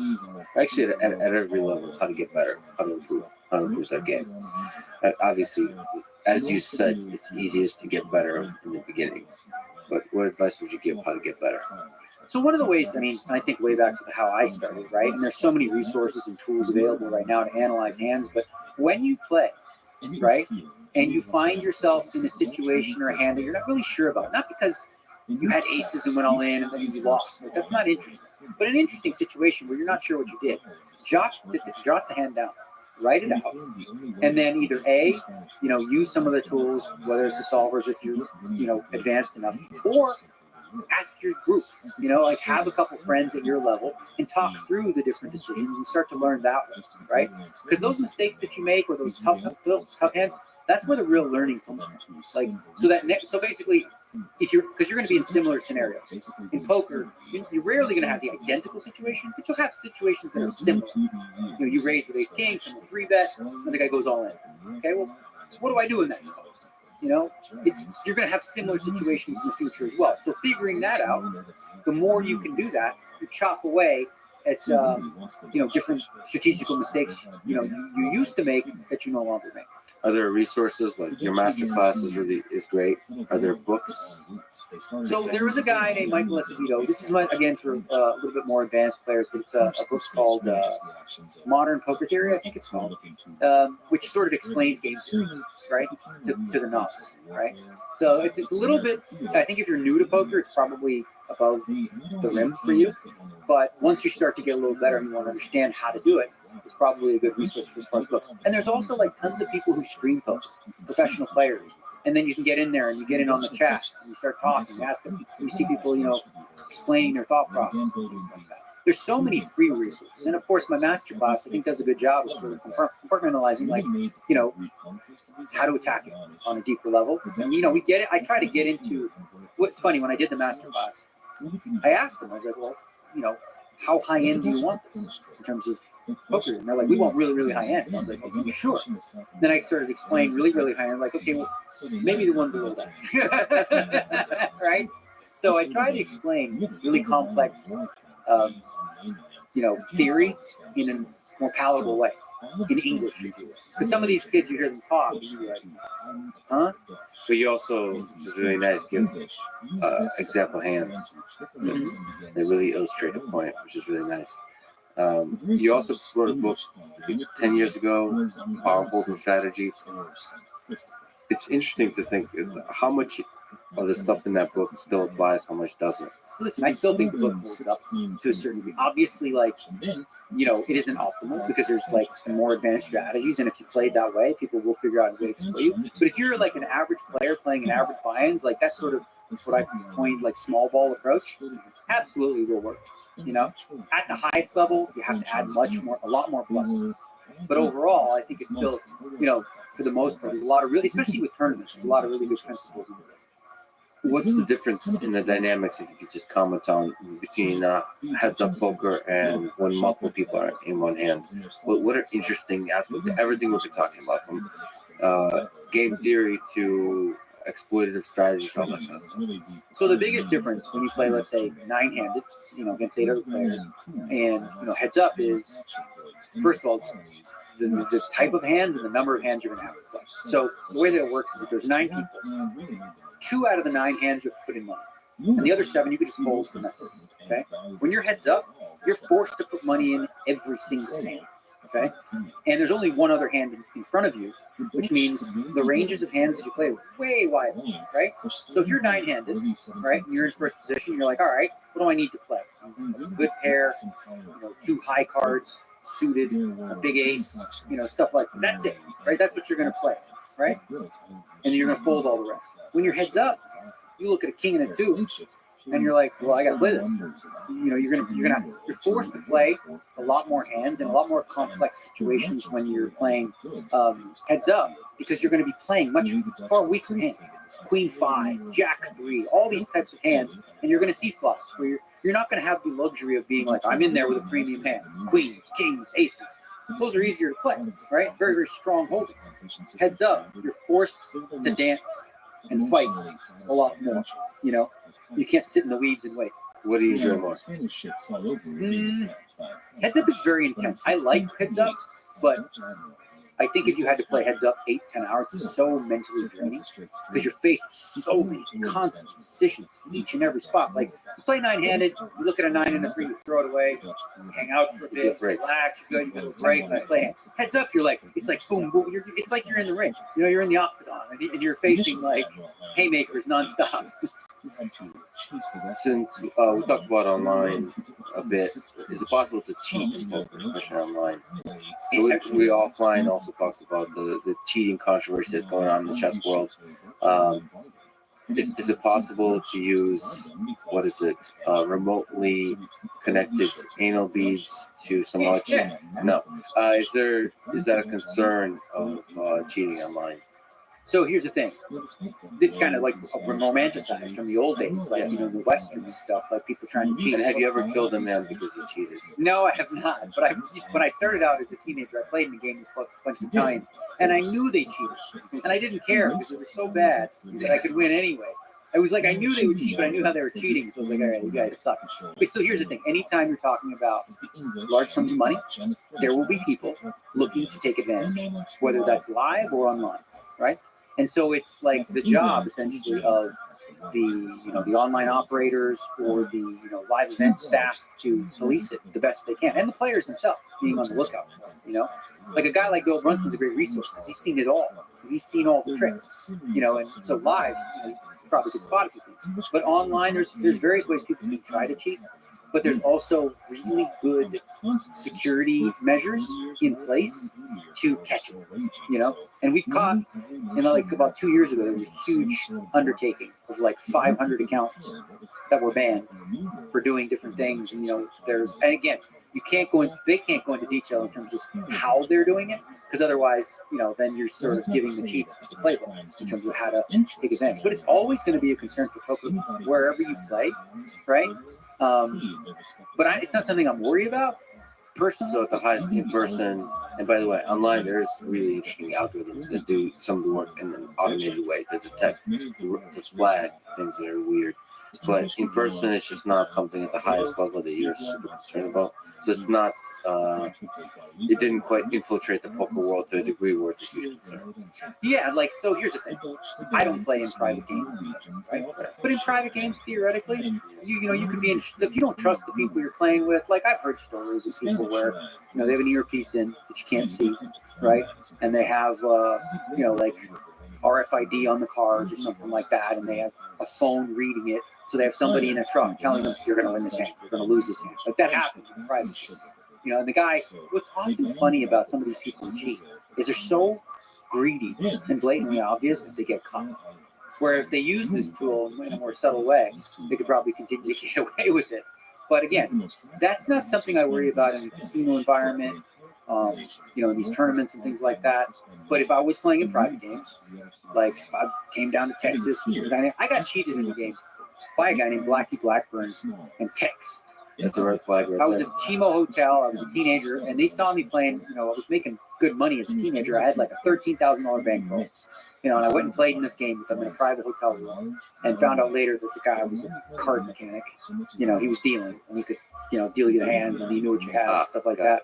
So yeah, I remember, I lost a big number in that game, and it was a good learning lesson in terms of, being wary of who you trust. Yeah, so if the dealer is in on it, that's one way you can cheat. It's fascinating. That's part of the reason that they cut. So like you'll see like there's a burn card because what would happen, maybe in the old days is like if you're sitting in the one seat, I could lift the card and you could see it, the next card coming, right? So what they do is they have a card on top of it to burn that isn't the card, and then the next card is the one that comes face up. I just learned about the edge sorting thing that Phil Ivey and maybe others were involved with. I just reading it at first was super interesting to me that you could exploit the imperfections in the printing of cards. Yeah, that was almost cool to me. That's almost not cheating because it's like that needs to be a movie. that needs to be a movie. Yes. Yeah, what happened with Phil Ivey in that whole case is it's a catastrophe, really. It is such a horrible precedent. Because here's what he did. Phil Ivey shows up at the casino and says, I want to play this game. They say, okay. All right, I want to play with those decks. They say, okay. They agree to everything that he says. He never touches the cards. He doesn't do anything outside of the fact that the cards that you supply have imperfections on them and he can see them. Okay? So that increases his chances of winning. He could still lose, theoretically. Right? Probably not. But he can lose. In theory, it just gives him a little bit of an edge. And it's all stuff based on what you provided. So the idea that you offered a game, I accepted, I beat you, and now you want to free-roll me? That's disgusting. So for people who don't know, maybe you can elaborate. It's just fascinating to me. But you're exploiting the imperfections in the card patterns in the back, and then they look different if you rotate it. And the fascinating thing too, when you shuffle, usually you don't rotate the cards, so that you can see sort of detect which cards are the strong cards by marking them through rotating them. And the way you know they're rotated is because of the pattern imperfection. Yeah, so some of the cards, like you said, like, they had those, like, that pattern on it. Yeah. And some of them, this was faulty cards on there, were not cut properly. So, like, the 8s and 9s had the card cut differently. And those are important cards in this game, the 8s and 9s or whatever. So you could essentially, from looking at the back of the card, discern, what it's going to be. You do nothing in terms of, like, cheating yourself. You're not reading the game. All you're doing is taking advantage of the fact that you're playing, you've offered me cards that are faulty. Can I just say that, of course, it would be Phil Ivey, who's the GOAT at the normal game, will be figure out this particular thing. I mean, that's what, if you're into soccer, this Diego Maradona has that famous hand of God in the World Cup, where he scores a goal with his hand. And so, of course, the referee didn't see it. They thought it was a header. So, I mean, part of the magic of the genius of the people at the top of the game is they're able to exploit all the flaws that are there. That's a beautiful thing. Phil had, in his heyday, he exploited weaknesses in casinos, systems all over the country. Like in one night, I don't know if you know this, in one night, he would take a private plane, and fly to 30 different casinos all over the country. Because he would have these deals where they're like, all right, we got this big rich sucker who's going to come here and play craps and he's going to lose all our money. So he'd have this deal with one of the casinos where they'd be like, all right, you get 20% back up to $500,000, right? So if you lose $500,000, we'll give you back $100K. Okay? So he'd go to one casino, Tunica, he'd play $500,000, win or lose, he would leave. They think they're going to get him to stay, they get him a big room, whatever. So let's say he goes to Tunica, he loses $500,000, okay? Now he flies to Atlantic City, he wins $500,000, okay? He lost $500,000 and won $500,000, but he got $100,000 back. So he's actually plus $100,000. Do that at 10 casinos a night, you're making $1 million in free equity. Then they would give him promotional chips and all these different things, and free flights and stuff like that. So he took advantage of the image, that they're trying to exploit. So this is why I don't have any empathy for these casinos. Because they're giving you free drinks, they're giving you, why do you think they're doing that? Out of the kindness of their heart? They're trying to exploit you. So guess what? You lost at your own game, pay the piper. And I think it was crazy, because the judges in this case said, he did not cheat. Yeah, well, probably not right. Hold on. You just said he didn't cheat. That should be the end of the case. And then the casinos do the funny thing. I mentioned to you, I was just at DRC, and Dana White is a huge gambler. He's a blackjack gambler. And there's that famous situation where he got kicked out of a casino, and casinos do that kind of thing when you win too much. So he won some ridiculous amount of money. He bets he plays like millions of dollars on hands of blackjack. And so he won really big and he got kicked out. Was he counting? No, he wasn't counting. So counting in blackjack here in Las Vegas is like the only game where they actually ask you not to play. So like basically, if you're counting cards, right, you could potentially have an edge in blackjack, and there are some professionals who do that, but they get caught pretty quickly, and then they say you can play craps, you can play whatever you want, but you can't play blackjack. No, I don't think Dana White is counting. I think he was winning a lot. I guess they can claim that they believe you're counting, because how do you really know if you're counting? Well, they figure it out. So basically, they have an eye in the sky, and they can see. So if you're varying your bet size, right? So there's certain spots where, based on the cards that are out, let's say for example, a lot of the 2s, 3s, and 4s and 5s have been coming out. So the deck is rich in face cards. That's very good for the player, right? So imagine you were betting $500, and then all of a sudden you up the bet to 2,000, 5,000 when the deck is rich. They know when the deck is rich because they keep account of themselves. So if they notice the player increasing their bet sizes when the deck is good for them, it's a telltale sign. Interesting. I don't think Dana White would be counting. So casinos don't kick you out if you don't often kick you out. Do they ever kick you out if you make too much money? Because you're playing millions of dollars. Unless they would never kick you out for making too much money, unless they suspect cheating. Because why would they? They have an advantage. They want the money back. It's not like you go in there, win 10 million, you're like, oh no, that's nothing. What about if he was talking shit the whole time? I wonder. I don't think that would matter. Yeah, because in the long run, they'll get the money back. Exactly. You tweeted, if you watch Jersey Shore, Family Vacation, we would probably get along really well. What is it about, because I lived in Jersey for a while, what is it about Jersey Shore characters? I just love I love the debauchery. I think Pauly D's a fun guy, and just like, it's just something like, it's what do you call it? It's trash TV, it's a guilty pleasure. We just watch this movie get drunk. Falling all over herself or whatever. Is that part? Do you love that part of Vegas as well? Not really. Like I don't go out and stuff, but I just like the characters. I like that they have, unique personalities, and I think like we live in a world now where people are more and more careful of what they say and afraid of backlash and all that stuff. And it's kind of like an old school version of just like say what you feel. It's okay as long as your intent is good, and like they haven't been canceled, if you will, which is good. But I feel like their type of behavior, slowly but surely, like because they got a lot of flack originally for misrepresenting like Italian Americans or something like that. Like there was a lot of backlash. Like, this isn't how Italian Americans really are, and blah blah blah. So they sort of were representing that group of people, and they received some backlash back in the day. I'm a huge supporter of diversity in all the beautiful forms that the human species is able to generate, and that's certainly one dimension. What's the greatest Vegas movie, would you say? I don't know if that's a difficult question, but Fear of Living in Las Vegas, Leaving Las Vegas, Casino. I watch anytime Casino's on randomly. I always watch it. Such a great movie. It could be one of the Sharon Stone. Frankly, Sharon Stone reminded me every time I watched the movie. Reminded me of my wife. Man. It's like totally. I would see like the character, and it was like I'm the Robert De Niro character in the film. I used to watch it through that lens, from the depth of love that you have. Just kind of, I remember that she lit up every room. She does light up every room she goes there. Everybody's attracted and drawn to her, and she was kind of, when she was younger, she was a little wild and crazy and whatnot. So she reminded me of the Sharon Stone character, and then the Robert De Niro character trying to like have a stable life, and be that. And that was me. Who's the Joe Pesci in your life? Well, there was a James Woods for sure. She was the Lester. We actually called him Lester. A few of my friends call him Lester. The greasy guy trying to get back in, all that. But yeah, one of my favorite scenes when they meet out in the desert.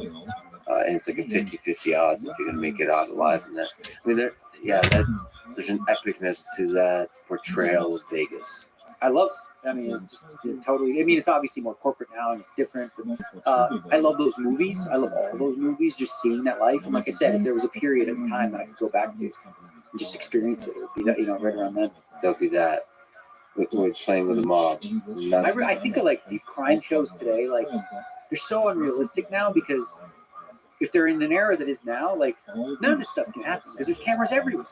You can't like get away with these like killing somebody and jumping in a car and you're gonna get caught, But in the 70s, Yeah, you know, that stuff happens. Cross the line, you die. Yeah, Lake Mead is recently like losing water, and like every couple of days they're finding more and more Oh, bodies no. from that era.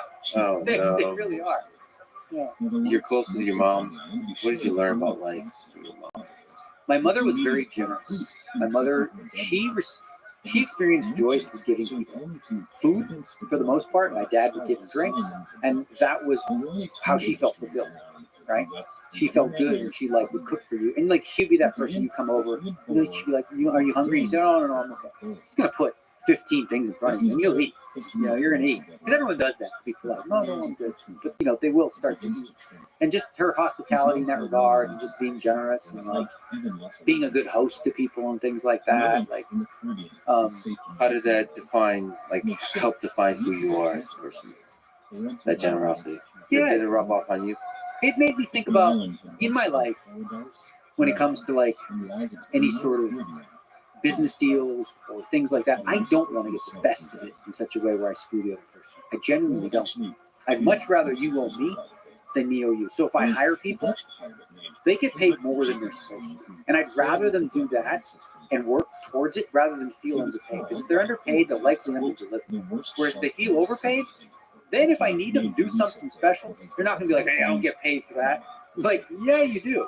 You really do. So that's certainly like played out in my life where I set it up in such a way where I don't owe, you know, I'm owed. But that's okay. Because I can handle taking the worst of it in spots. I don't like being the person to, you know, feel like I'm indebted to others.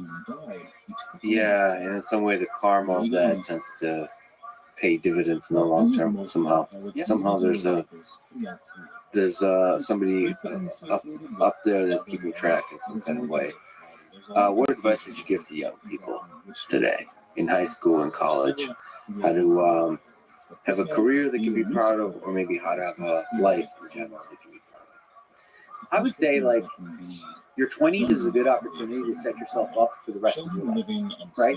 So while the 20s are a period where you want to have fun, you want to experience youth, it's also a good opportunity to start thinking about what do you want your life to look like in your 30s and your 40s, right? So I feel like it's the best time to really put yourself out there and take risks and try to hit it, you know, whatever, you know, like to work really, really hard to set yourself up. Because, and I said this at an event I was speaking at, when you're like with poker, when your bankroll is very, very small, it's replenishable, right? You don't need to protect it as much as you do once you've got something, right? Once you have a brand or you have money or you have something like that, that's when you want to start protecting. But in your 20s is an opportunity to just really sort of to work really, really hard to set yourself up, you know, for the future. I am concerned a little bit. Like every time I talk to kids today, I'm like, what do you want to be? They all want to be YouTubers or Instagram stars or rappers, right? Like, okay, it's like, that's cool, but like, there's only so many of those, you know, that there can be. So it might be worthwhile having a little bit of a backup plan.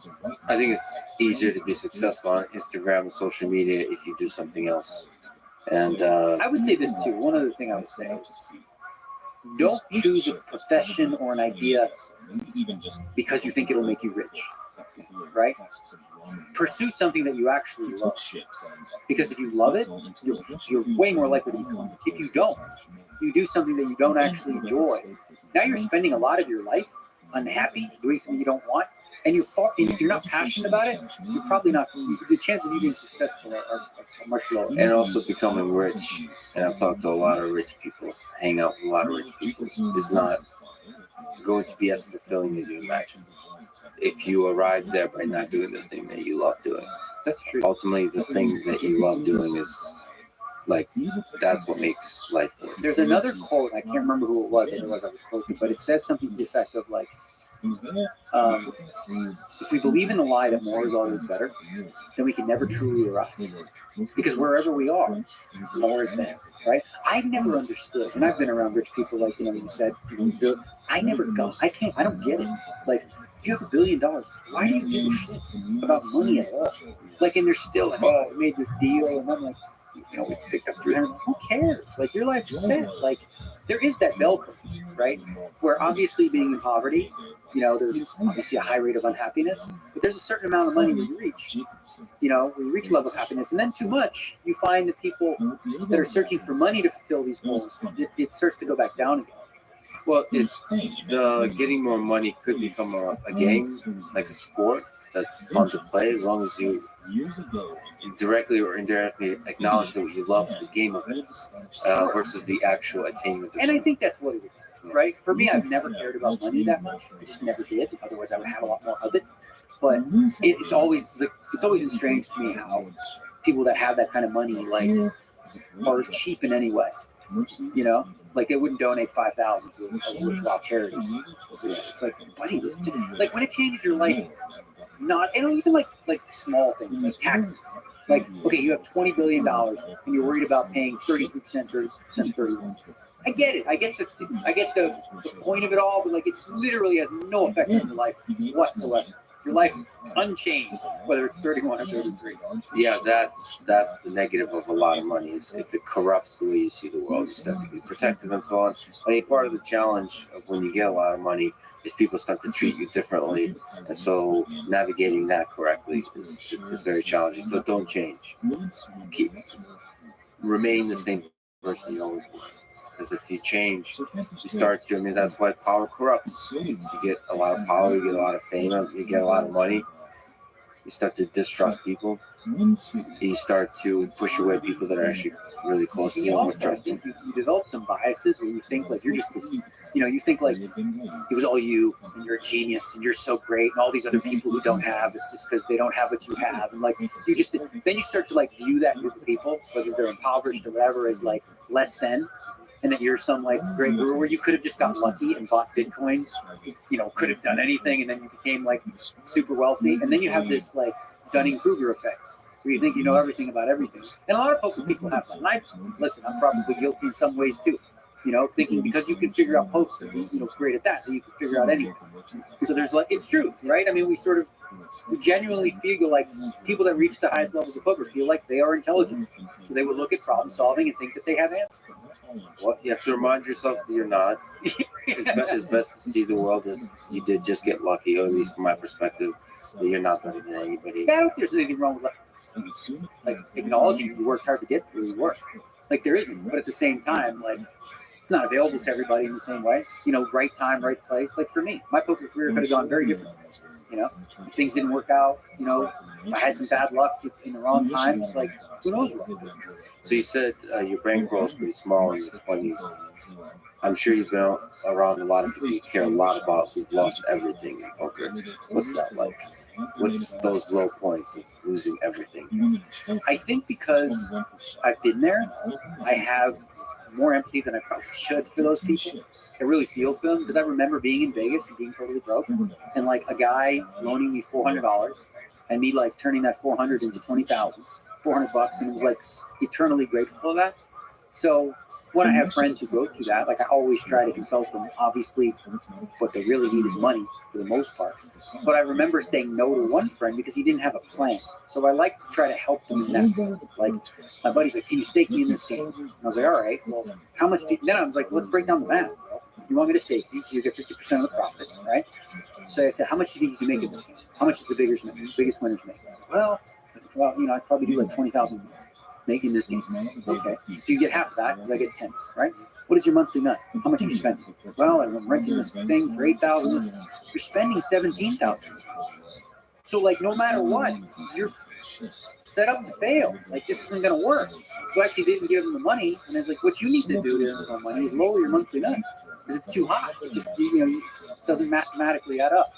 So trying to set them right in that regard is something that like I feel obliged to do, especially if they're friends. But what about the mental aspect of the struggle they're going through, the struggle you were going through? Just, I mean, it's really rough to have no money. It's not for everybody. This really isn't. Like a lot of people might, listen to this and think like, oh, I want to play poker. It's like most people think. Most people who want to play in the NFL, they spend their college years. Like most of them are not going to make it. Most of you who try to play poker professionally are going to fail. You're going to experience despair. Okay? There are those, like in anything, have the passion, have the know-how, have the luck, and all that sort of stuff. It all pans out. But, they're the minority. And so for the low points, if you remember, what does it take to sort of overcome that, overcome the mental struggle. I mean, you're making it sound like certain people are just genetically able to, certain I do think some people are more apt to being able to deal with like adversity and having resilience, and some people just can't hack it. But like I generally, what I would advise, people that are, let's say a guy's playing, really high stakes or whatever, doing badly, is step number one is take a little bit of a break here. Let's recalibrate, and let's start small. Let's restart. And let's play smaller stakes, and let's get our confidence back. Because in poker, without confidence, you cannot be successful. It's incredibly important to have almost an inflated level of confidence in yourself, because you're up against it, right? As I said, the majority of people fail. So why are you special? Why are you different?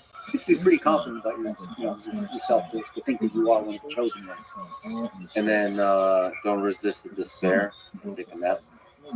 Definitely take a nap, and listen. It's okay to experience. Like I said, you're going to experience it. What else? What should you be feeling? Things are going poorly. You just lost all your money. Excited? Maybe okay, have your moment of grief. Allow yourself to experience it so that you can, reassemble. There's a fundamental way in which you haven't really lived life yet if you haven't experienced periods of despair. You have a jaded view of the world, right? The weird thing about the human condition is both the highs and the lows are important. What role does love play in the human condition, Daniel McGrath? What role has love played in your life? That's you sort of talked about the ups and downs of the human condition, and love has been that, right? Like I'm in a good place now, but even with my now wife, years ago, she was young. She was, new to poker, and she wasn't ready to settle down. I was like, when I met her, I think I was 31, she was 21. And I was ready to, lock her up, if you will. Let's do this. And I bought a ring way back when. She was, not about that. She was living the Hollywood life. She was living the partying in LA, doing that kind of stuff, and wasn't ready. And we split. And that one hit me. So I didn't realize how much of a hit that had on my confidence in everything, really. Poker, with other women. It had me a little jaded about women too, resentful, and it took a lot of self-reflection. I did a lot of personal growth work, workshops and things like that, and then didn't see her for years. When she came back to town, I was a much different person, 4 years ago or something like that. And she was too. We went to dinner. A few months later, we were married. It worked out so different because we both had to grow. And become different people. And that love was still there somehow. Yeah, she went through her relationships, I went through mine, and we experienced life. And I was married once before too, called my starter marriage, if you will. You don't know.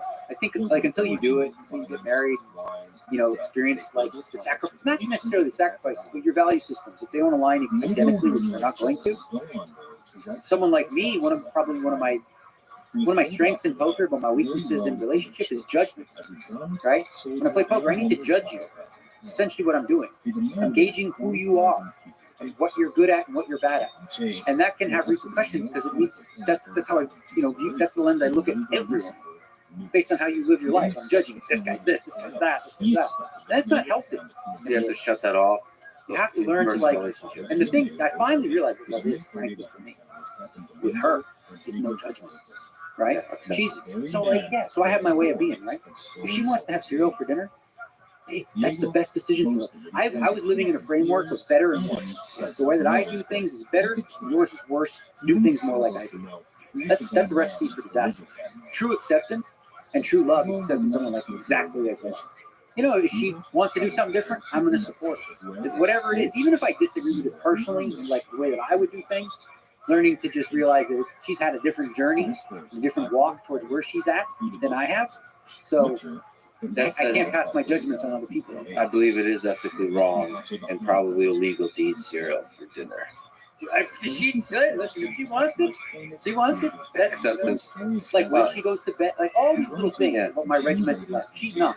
Our motto at our wedding is you keep me wild, I'll keep you safe, you keep me wild. I keep her safe, she keeps me wild. She's not organized and anal and all those kind of things. I am. she helps me like let loose. You know, oh no, I'm eating this. She's like, have some popcorn. All right, let's do it. You know, she keeps me free. And accepting that, embracing that, the differences, the chaos of it. Yes, That's what. like I literally do think about with her how important it is and how much I try to like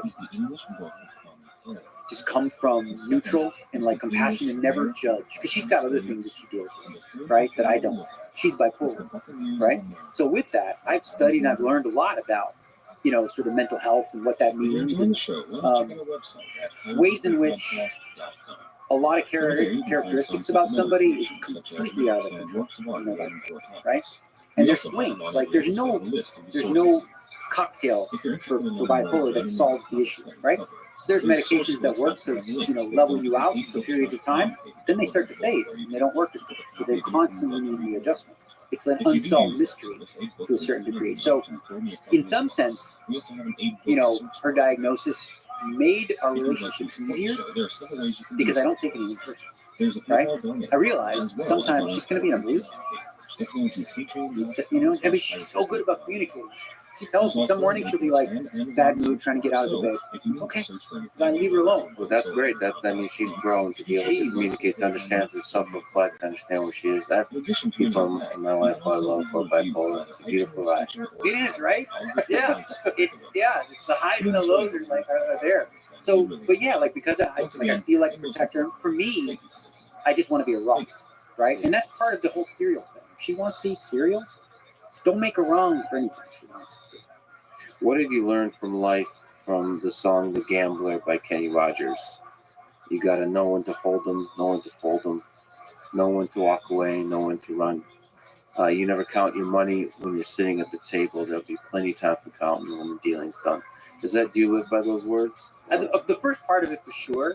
What do they even mean? Because you got to know when to hold. No. So basically, it's like, all right, you know, in life, like, you know, let's use the market, for example.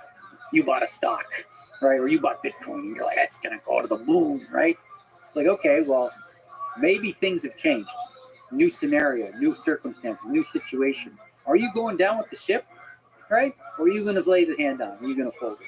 Whether it's a relationship, you know, you're with this woman, you're like, all right, I think it's time to fold this one. I think, you know, I don't think that we're going to be able to make this hand work right now. When to fold them and when to run. Yeah. So maybe every gambler knows that the secret to surviving is knowing what to throw away, knowing what to keep. Because every hand's a winner and every hand's a loser. It's like a Stoic philosophy. And the best thing you can hope for is to die in your sleep. Every hand's a winner and every hand's a loser. What does that mean? I like that one. For me, that's like the difference between victim and responsible. Like the way that I think about it, right?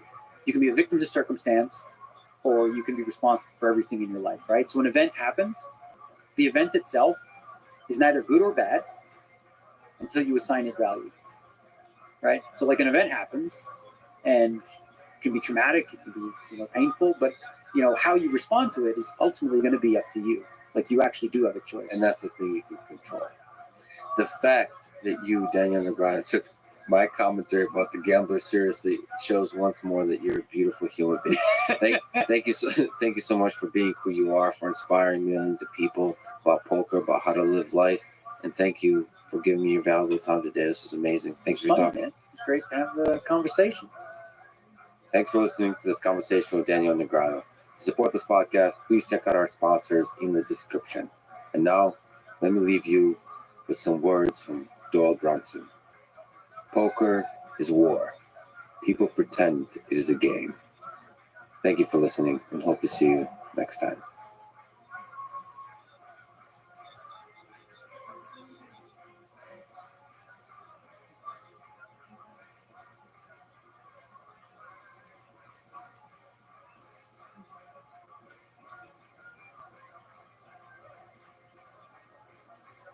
Once this whole thing falls apart and we are climbing the kudzu vines that spiral up the Sears Tower, like they say in Fight Club, Bobby will go back to his gatherer form and be happy as a pig in shit, just walking around in a loincloth with his bird hanging out, cracking jokes to people and climbing up on them for a stool lap dance, whatever it is. Do you think some level of crazy is required for comedy? Yeah. Or, like, at some point, Yes.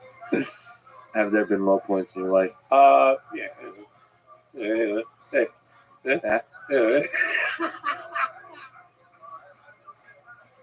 The following is a conversation with Will Sasso, a comedian, actor, podcaster, and someone I've been a fan of for many years, since Mad TV in the late 90s to recently with the 10-Minute Podcast, and now the new podcast called Dudesy. This is the Less Frequent Podcast. To support it, please check out our sponsors in the description. And now, dear friends, here's Will Sasso. So let's call it the elephant in the room. You wore a black suit in a recent episode of Dudesy. Yes.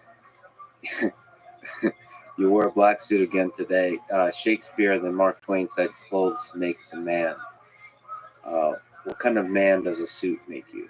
Well, me in particular, it makes me a fellow who did not get this dry cleaned in between, because that episode of the show, as we sit here now, was around a week ago. So that's the kind of man it makes me. Well, the nice thing is you're wearing pants.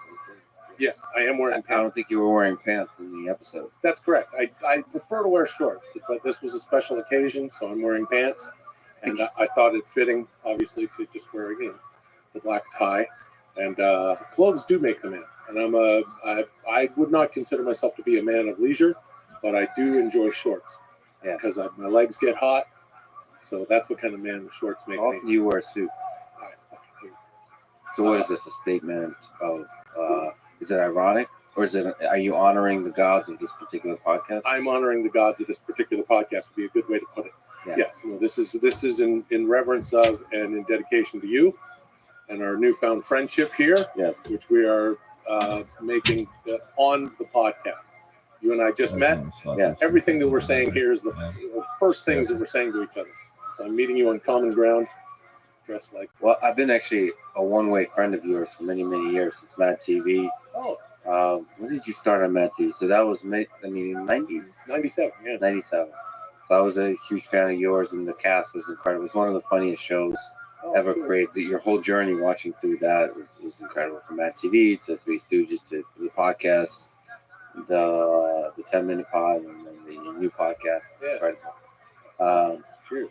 My favorite role that you played was the Mountain in the Game of Thrones. What was it like working with dragons? Well, the dragons are usually tennis balls on the end of C-stands, but sometimes they hang out. I am. C-stand. It's like it's like a little like the thing you got the camera on here. Oh, this is like film lingo. Yeah, no, I understand. I'm trying to impress you with my film lingo. You know what a banana is? Yeah. When you walk like this, Oh, do it a banana. I take it back. I did not know what a banana was. Yeah, see, it's Misunderstood. something that, yeah, because it's just a food Yeah. normally. You fancy Hollywood folk, Yeah. the lingo. And I'm. My name is Bjorn Hapthor Bjornsson, Mhm. and I am 7'4". And so dragons don't scare me, even though they've been extinct for a while. We're scientists, right? Does that check out?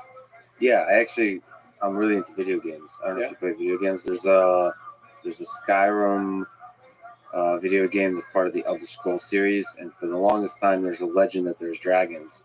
I think it started in Daggerfall, and so I grew up playing those video games and dreaming of one day meeting a dragon in a virtual world, and eventually you did in Skyrim. So dragons represent, I don't know exactly what they represent, but they represent maybe this kind of mythical creature that is bigger than anything humans can possibly comprehend, maybe. Because they show up so often in myth, from the religious stories, the snake and so on, the serpent, and I don't know what that is. With this breathing fire, that's kind of weird. It's interesting when I think about dragons, because now that you bring it up, these are people that probably wouldn't have access to the fact that there used to be dinosaurs. Right. Maybe they did. If they didn't, they're drawing things that look like, a dinosaur cousin, but cool, that can breathe fire and has wacky wings and a spiked tail. Where the heck did they come up with that? Because they're clearly, of course, represented in mythology all the way back to, no, not cave drawings. Well, the Egyptians probably knew and they could time travel, so they would have gone back to the caves. Well, the aliens that placed living organisms on Earth could time travel, and they could plant legends into the collective intelligence of the human species. Yeah, and perhaps they were thinking of us to do something smart with it, and we didn't. We just came up with I Skyrim. know. What's that? Sorry, that was very offensive. I'm sorry, I don't mean to That's offend not- you with your video game. I'm more of a Yeah. Burger Time Donkey Kong dude. Oh, what is that? That's an original. Burger Time was an arcade game that later showed up on the Intellivision. It was Intellivision. I believe it was made by Texas Instruments. Horrible first generation video game console. And Burger Time, it's like Super Mario. You just got to stay away from the eggs and the pickles and stuff, and you just go and the bun falls, and then you go down to the and the cheese, and then the meat. I'm not going to say it's as complicated as Skyrim, but took me a while to finish it when I was 7. Did you play video games? Was that a part of your life, a part of the source of happiness for you at all? It was. I played video games up until around, I think in 2010. I got the Red Ring of Death on my Xbox 360. That was it. I never, or whatever the Xbox was then. Yeah. I was playing. I had finished the Grand Theft Auto that was out. I finished the Red Dead Redemption. So I was doing that thing where you just drive around, the streets of New York, or just ride around on your horse shooting people, and throwing grenades into groups of people in Grand Theft. And you're describing the same thing that happened a decade later, because it's now Red Dead Redemption 2, and there's still not a new Grand Theft Auto. So Yeah, there isn't, right? yeah, they're working on it. They're always flirting with that idea. Mhm. You know who else plays Skyrim? Another person, the two people I'm a huge fan of from that time in Mad TV is Bobby Lee. He plays Skyrim. He's a huge fan of He Skyrim. plays every. So what Bobby Lee loves to do is to grind, do the boring task over and over, gather mushrooms. Like in Skyrim, you can fight dragons, you can fight all kinds of things. But you can also gather mushrooms and different ingredients to make potions and all that kind of stuff. He loves the ingredients. He's the, in the hunter-gatherer world, he's the gatherer. He's the gatherer. Yeah, I've heard him described that way, and he likes to describe himself that way. I worked with Bobby not too long ago. He came and did a couple of days on this thing we were shooting, and I was looking forward to catching up with my old pal. And if you know anything about Bobby Lee, you'd probably be able to predict that he spent that entire time playing farming on his iPad. Well, humans are a source of anxiety and trouble, so sometimes it's good to escape human interaction through video games. Totally. I'm with him on that. He's one of the funniest people ever. What do you think makes him funny? It's just all the time as you work with him. It's the non-standard, non-secular way of his being. Bobby Lee is one of the most raw performers who lets it all hang out, to the degree that he will even get naked in front of his audience, which is usually a metaphor for someone doing stand-up. I'm bearing all.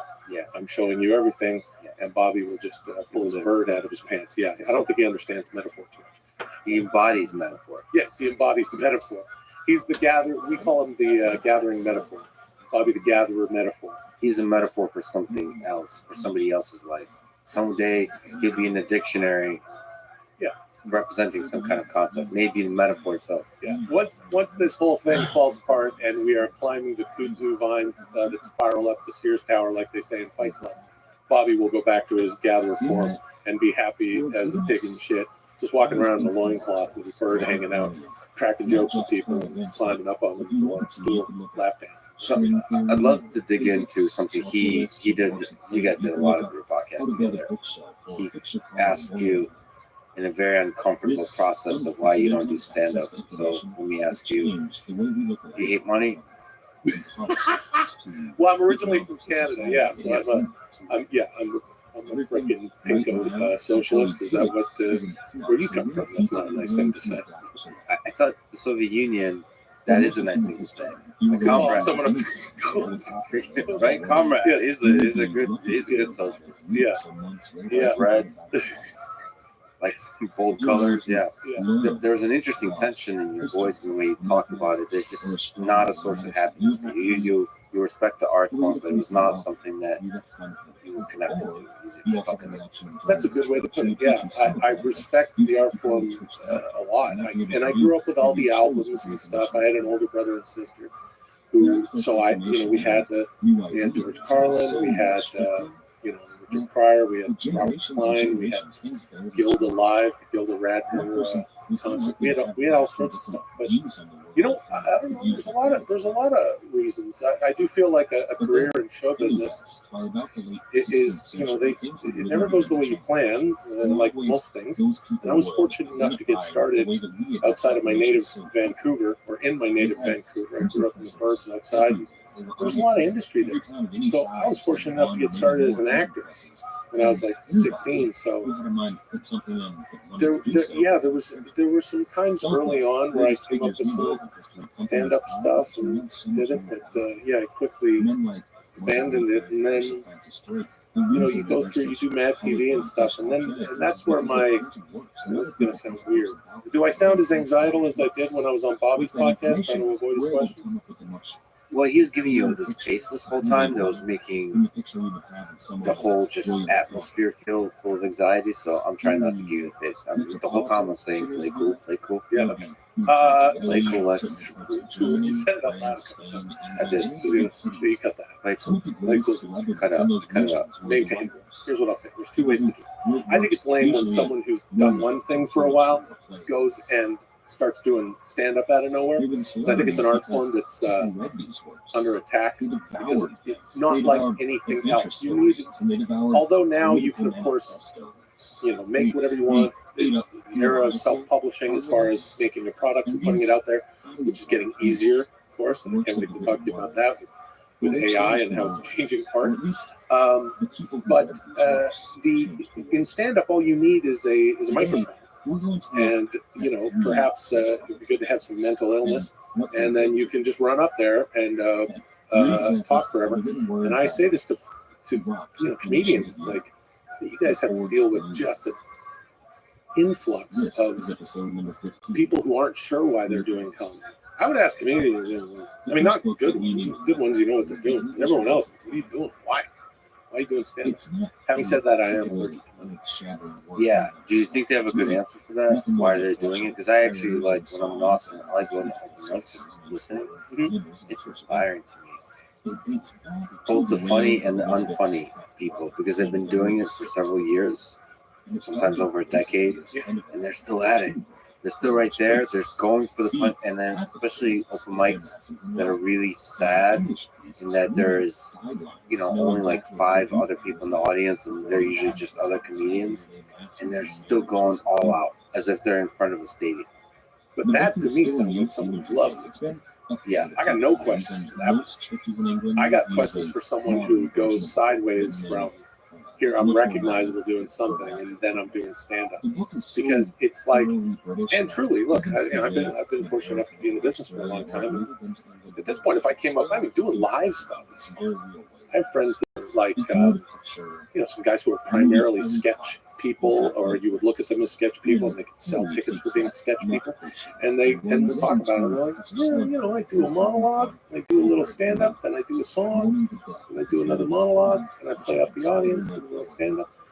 But stand-up it's almost like playing music, in that people are going up there playing music, but what band have you been listening to? That's what you're going to sound like. So it's really, of course, I'm speaking from zero experience. I've heard it takes years, of course, to find your own voice. Stand-ups that when they first go up, they're doing some sort of impersonation of so-and-so and so-and-so. Then you gotta pop this audience that's paying, and you're going to get run over by the next person who's coming up, and it's hard to follow the last person who went up before you. And that is a really hard way. It's quite a gauntlet to be in to find your voice. But don't you have that same kind of thing with sketch? You still have to find your own voice. With like all the impressions you do, they're just terrible.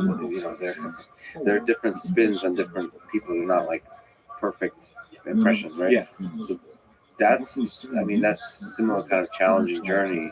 Yeah, as stand up. You're just saying they're kind of distinct, and you fell into this one, you fell in love with it, which is like what Mad TV kind of opened you up to. Yeah, as a kid, I literally wanted to be an actor. I always wanted to be an actor. At a very young age, as far back as I can remember, when I was a class clown and wanted to do comedy stuff, and, comedic acting, and So comedic acting. yeah, early on, my influences were a very predictable list of guys from SCTV, early Saturday Night Live, Monty Python. All of those performers really influenced me. It was later that I saw people like Kevin Kline, who's an incredible actor.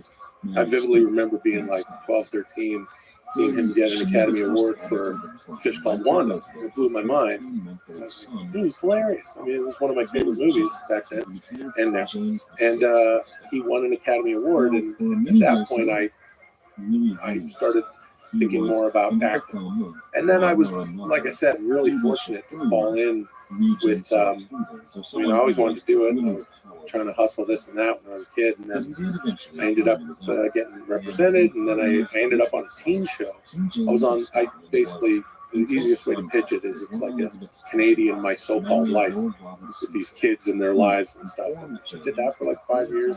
And I really love acting. I really, truly love acting. And I'm not someone who wants people to know my opinion. So that's another thing about stand-up. Like, I love the illusion of what I get to do in entertainment, and podcasting is great for that. But to stand up there and I don't know, for me, it's like it would have to all be fantasy. And yeah, so Nietzsche said that every profound spirit needs a mask. Like you said, you don't like to talk about in your comedy. You don't like to talk about stuff that's personal to you. yeah, What is that? If you were to psychoanalyze yourself, do you think it's just not something you find funny, or are you running from something, and it's not your fault?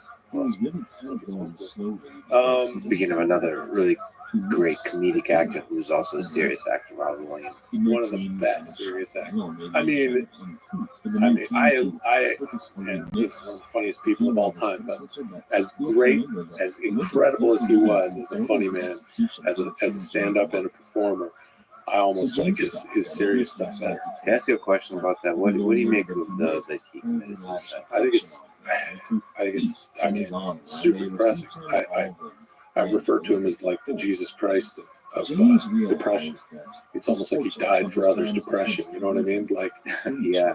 You look at someone like that and you go, wait a minute, you're a rock star. You could just check out if you're not liking your life. And of course, something like suicide begs that you look a little deeper and realize how tortured the human mind can make someone.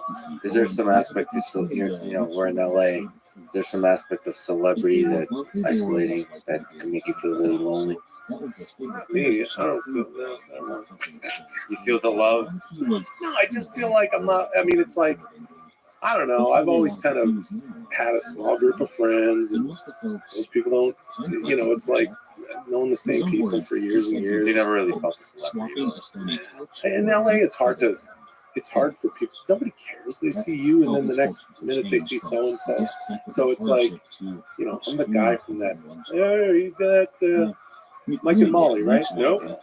Close. King of you shave your head. You got balls. Are you king of queens? Nope. So close. You used to be the mountain on Game of Thrones. You look like shit. What happened? Just eating fried dough. Yeah. That's what's up. Can't lift any weights anymore. I'm at the gym doing like 8 pounds of shoulder press. And people coming up to me. You used to be a dragon killer. Half a man used to be.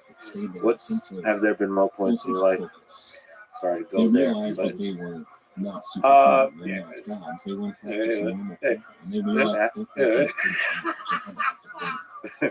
everybody has a low point in life. The opposite. You suffer from like depression and those kinds of things. You know what I do?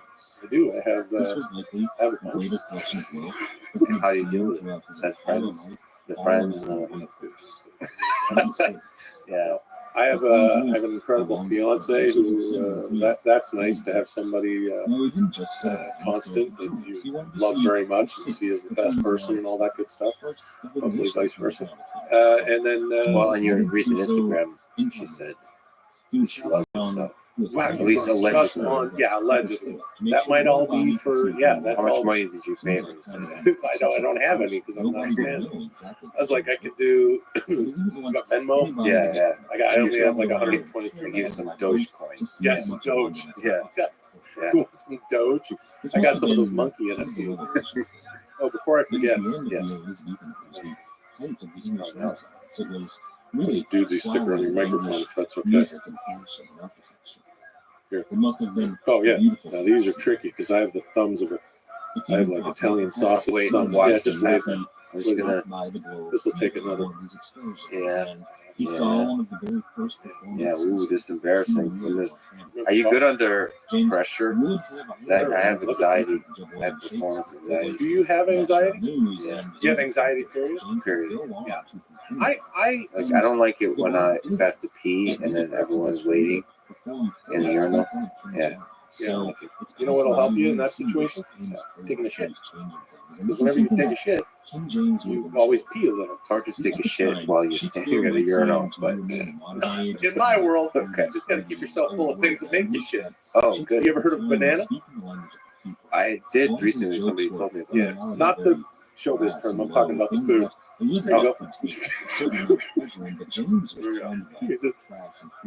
Which way is up? This way, right? It's like a D. No, just spin it. There you go. All right. Would have loved some of the witty humor in Shakespeare's plays. Things You're like a brand. Shakespeare himself Yeah, probably would it's very have important to censored brand his yourself. These formula colors. for Are you selling shoes? had James gone to Yeah, I got his some performances, custom he would kicks have coming known out. its glory The and juicy, seen all of the no. people and Actually, that would be a good idea. had a real sense Probably of sell who a pair or the two of English those. commoners were. Speaking of anxiety, I really am only focused on this right now. I apologize. Just shit your pants and make it be easier. Get on with it. This thing has been dog-eared in my There pocket. was another I side swear who this was never perhaps happens to me. around I'm sorry, babe. People don't thumb at a sticker for an hour while they're doing the Well, this is just an excuse you make when you're with somebody and you're It was a performing. Well, here's the thing. As you ask me questions that I don't want to answer, I'll just go to this. Don't go to the sticker. So if By this, the way, let me if this ends up working, then I won't have it as It's funny how you started doing that when we're talking about depression. That's weird. That is weird. Tell me how that makes you feel. James stroked his ego, but unfortunately they had to For the listener, he succeeded after 10 minutes. You know, no, I do have some of that stuff. Bobby Lee had encouraged me on wax, as I like to say, to go to talk about it on podcasts, to talk about depression, because it could help you. And I said no, but it's true. I do have some. There's some history in the family. How do you overcome it? Well, I used to not believe in medication at all. I used to think that that was for someone else with who's been diagnosed with some of the rougher stuff. But as I got older, some of the stuff happens, and you have to. And by stuff, I mean mental stuff, and yeah. So I believe that the stigma needs to be removed completely. And so I do therapy. I do talk therapy. I'm on a little bit of stuff, which let me tell you, when I first started it, I was someone I'm close to was like my manager. She goes, she was like, hey, you don't have to white knuckle it through life, right? Because I was literally just like everything became really hard to do at a level that I wanted to do it at, even just getting through your day, right? And when I first got some of the meds that I'm on, it felt like doors and windows were opening literally in my brain. I took a 3-hour nap the first day, and you shouldn't even feel this stuff the first day. I think my brain was like, it was like a sponge. I needed some relief, and I'm not a nap guy. I can sleep 3 hours and be fine. But I took a long nap, and then it started to help. Yeah, isn't that weird how a little bit of chemistry in your head could just make the whole world appear so much more beautiful? Yeah. I mean, after all, there's a lot going on in your brain that can be changed by your lifestyle, but also so many physical things like a little bit of meds, or in Bobby's case, coming around on some dumb farming now.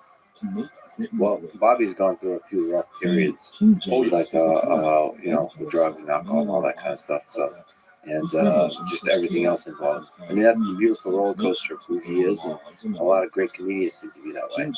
So I wonder what the connection there is. You think some level of crazy is required for comedy, or like at some, yes. On a scale of 1 to 10, how much crazy do you have? In some ways, a 10. And in other ways, that I think, in other ways, sort of functionally, I'm like a 2 or 3 because I don't know. I'm from Canada, and I try to just keep things very even keel. My parents are Italian; they're from Italy, and they grew up during World War II, and they're very, simple outlook on things.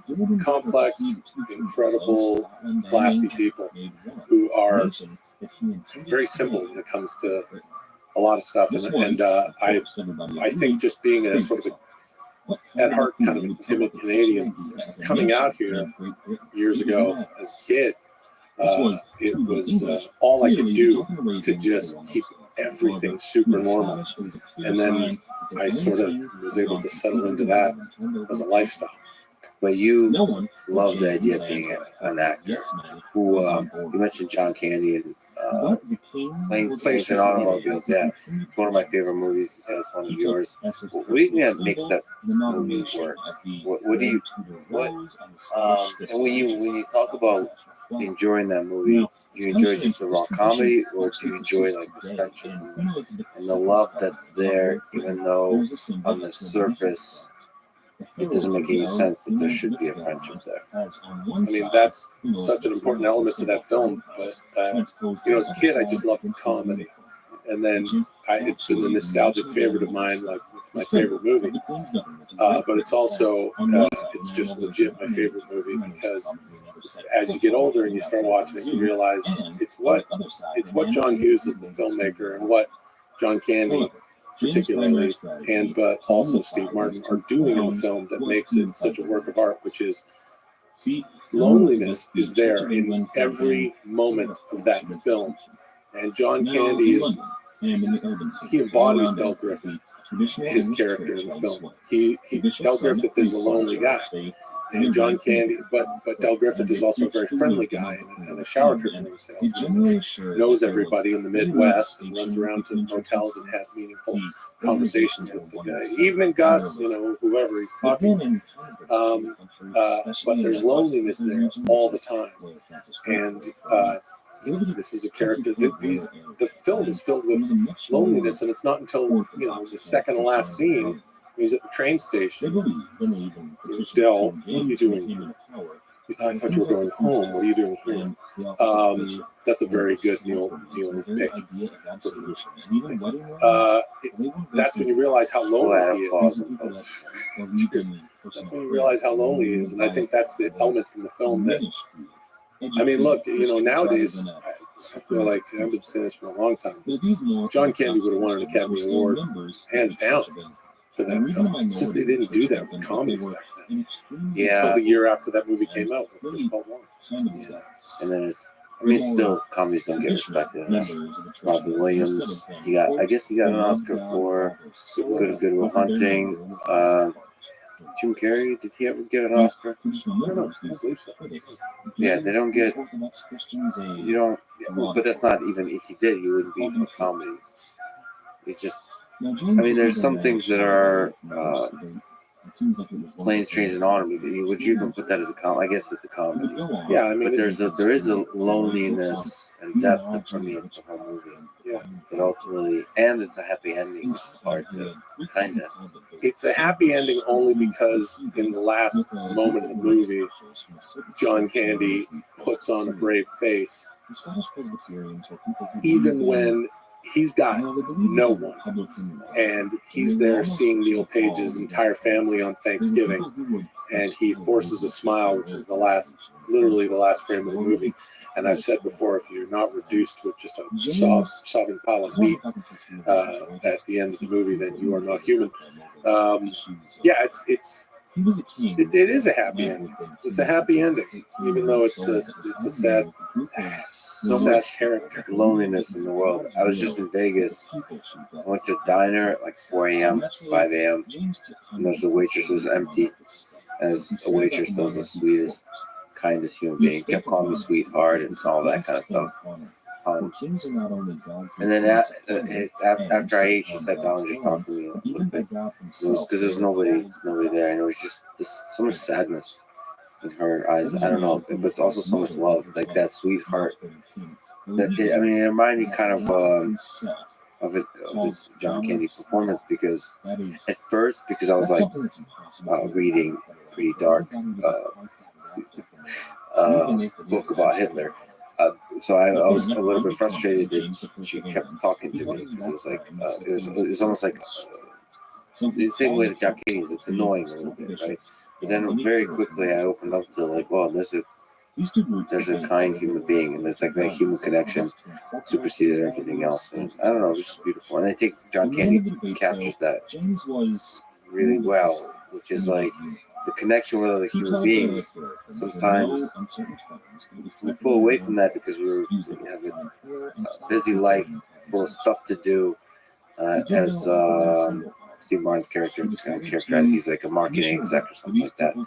But if you just pause and notice others, you can really discover. Totally. Everyone's got that.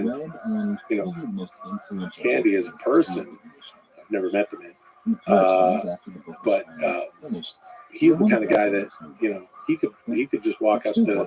Back in the day, I would imagine he could walk up to just about any house, at least in Canada, knock on the door, and you'd invite him in for dinner. You know what I mean?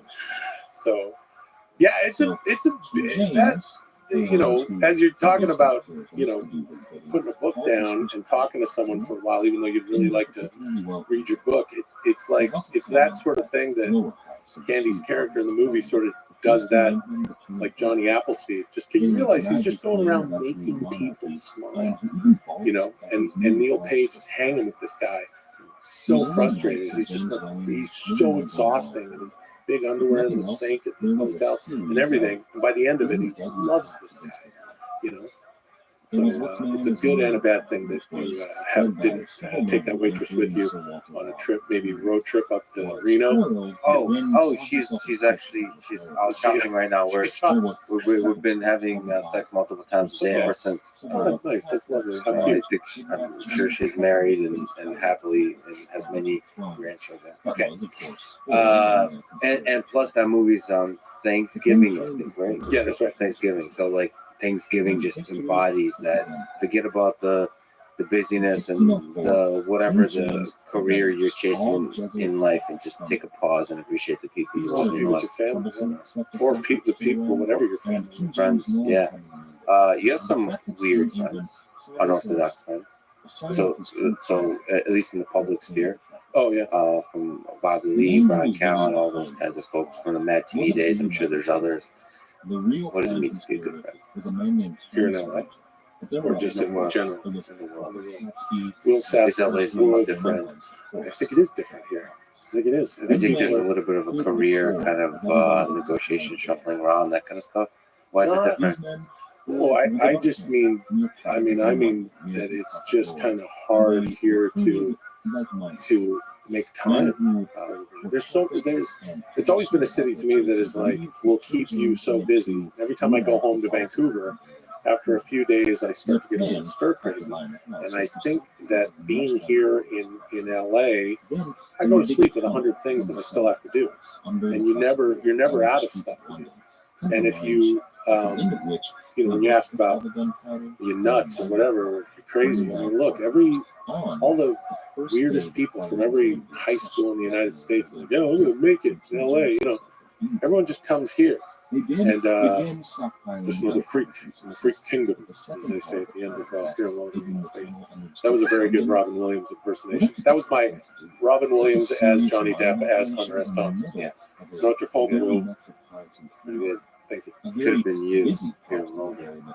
in Fear and Loathing. That'd be interesting. I would like to play his attorney, the role that Oh yeah, Benicio del Toro gained weight from. Yeah. That would have been cool.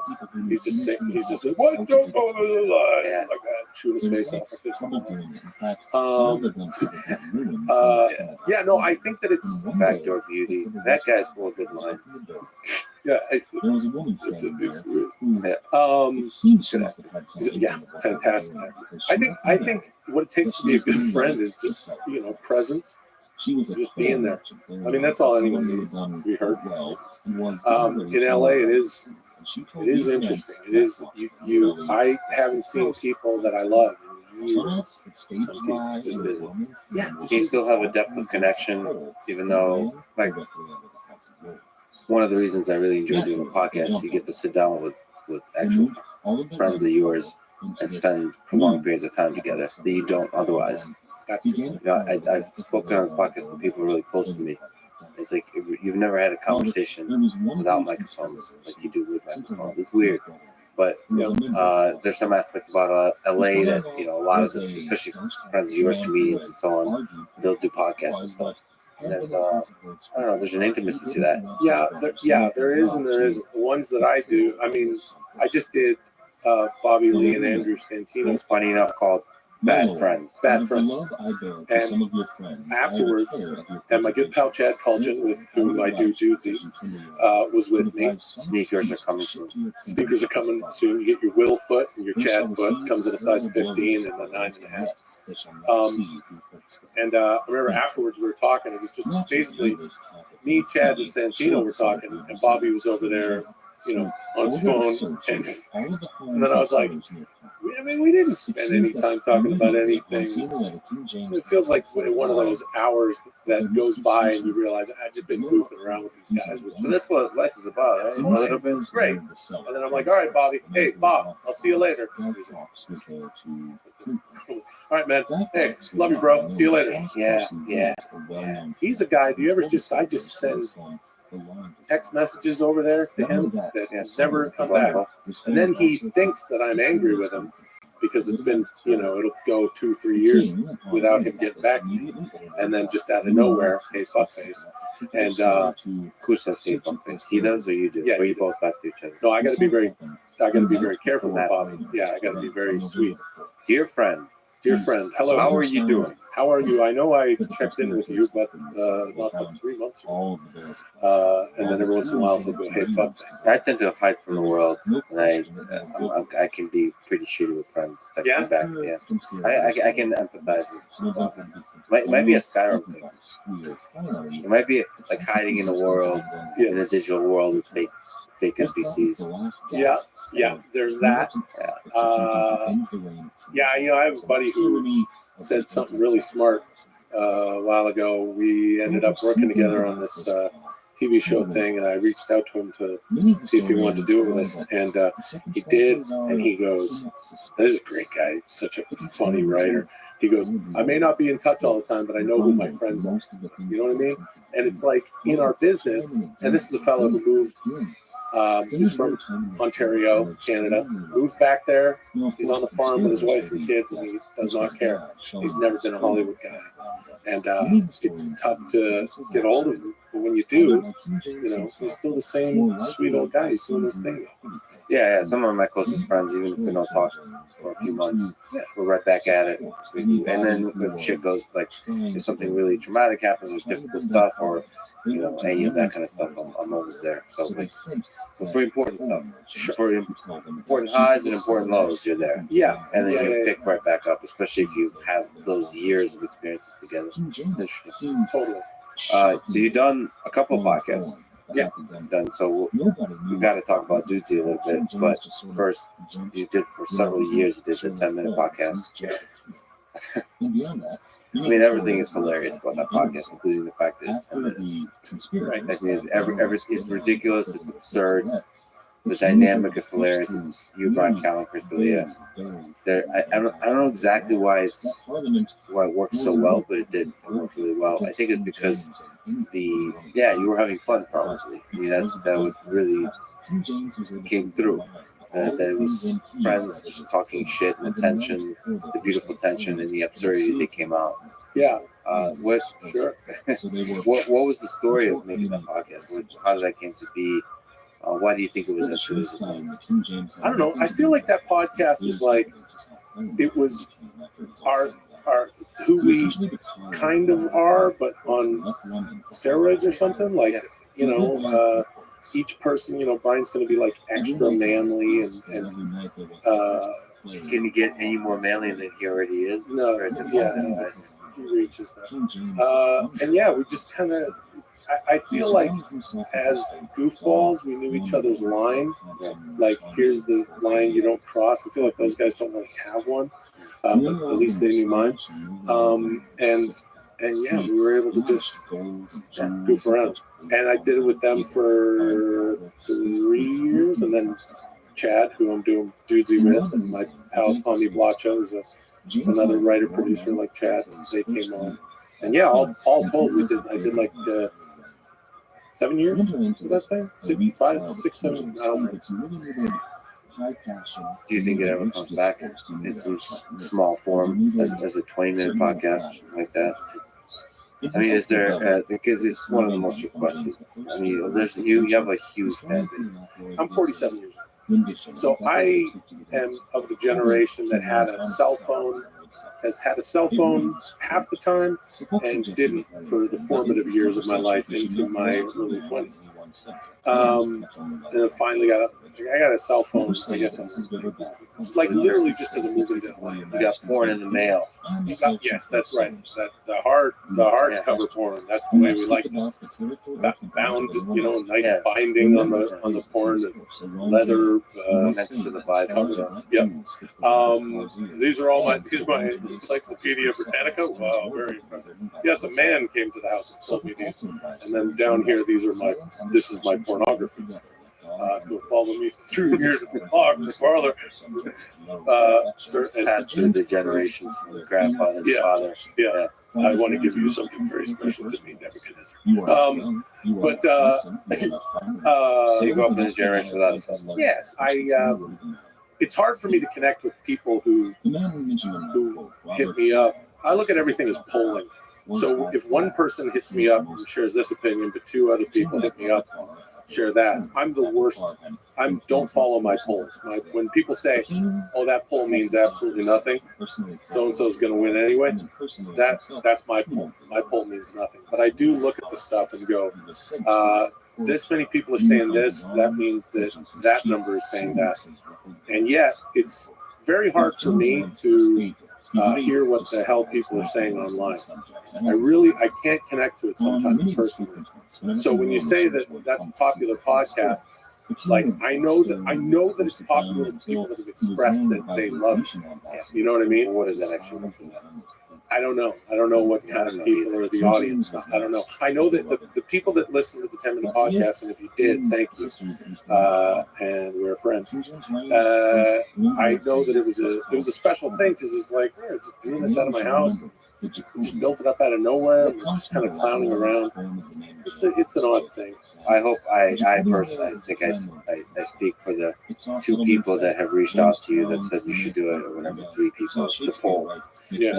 That you should bring it back at some point. That would be beautiful. Just maybe it's like what's a good story of like a famous band that came back and was successful? Probably Nirvana.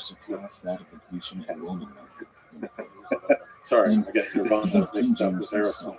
Yeah, it was Aerosmith. Yeah, it's not. Yeah, they had that second ride. Different. Yeah, totally different ending to those 2 bands. One ended up on American Idol. Yeah, a lot of interesting women involved in that one too. All right, how did Dudesy come to be? Dudesy, and what the hell is Dudesy? Dudesy is the first podcast. This is exciting that you've asked me to come here today, because to hear what you would have to say about it or what you would ask about it. It is the first podcast that is run completely by and essentially, I like to say, curated by an AI. We were approached by a company that had this proprietary AI that wants to develop the podcast in the future and figure out exactly what it takes to make the best podcast ever. And it was all we knew from the top, and what they really wanted was 2 people who were actually friends and could be meaningful in the podcast space based on whatever information they Is the have. company CIA, and are they testing technology to control the populace through chatbots? I'm sorry, I'm not at liberty to share that information. You are, yeah. Who gave you the suit? Where did you get the suit? Where did you get the suit, Will? Yeah, well, the J.C. Penney. CIA stands for something different in here. I mean, it doesn't mean like Central Intelligence Agency. It probably It's different. It's yeah, it's Canadian Canadian information. International Apparel. Yeah. Yeah, the Canadian International Apparel Company hit us up, Yeah. Chad and I.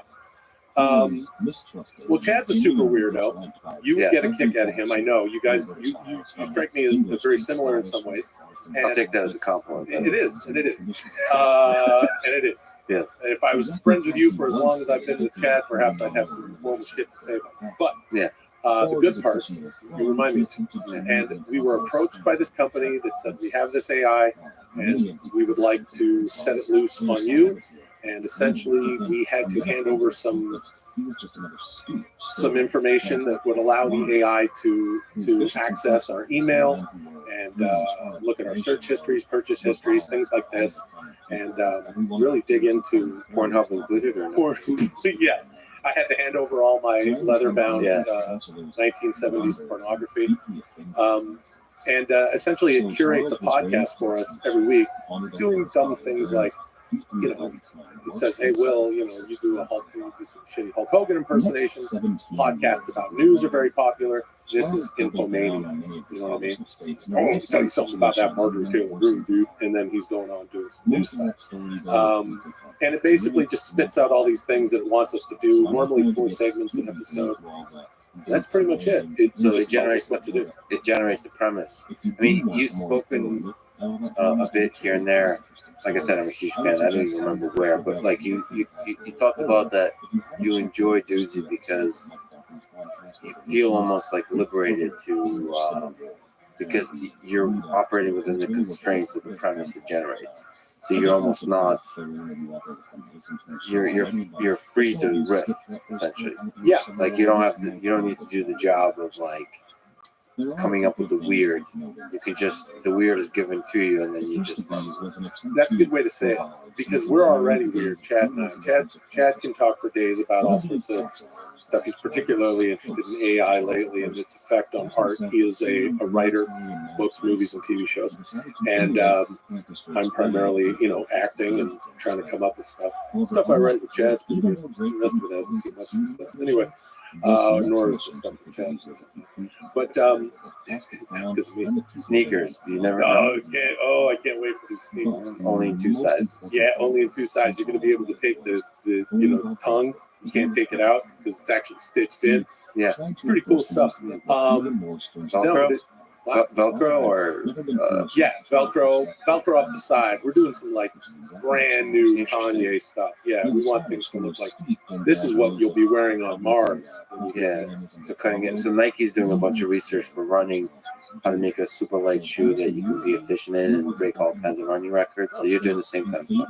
We're doing the same kind of things for the podcasting space. The best kind of shoes to sit around and talk to your pal.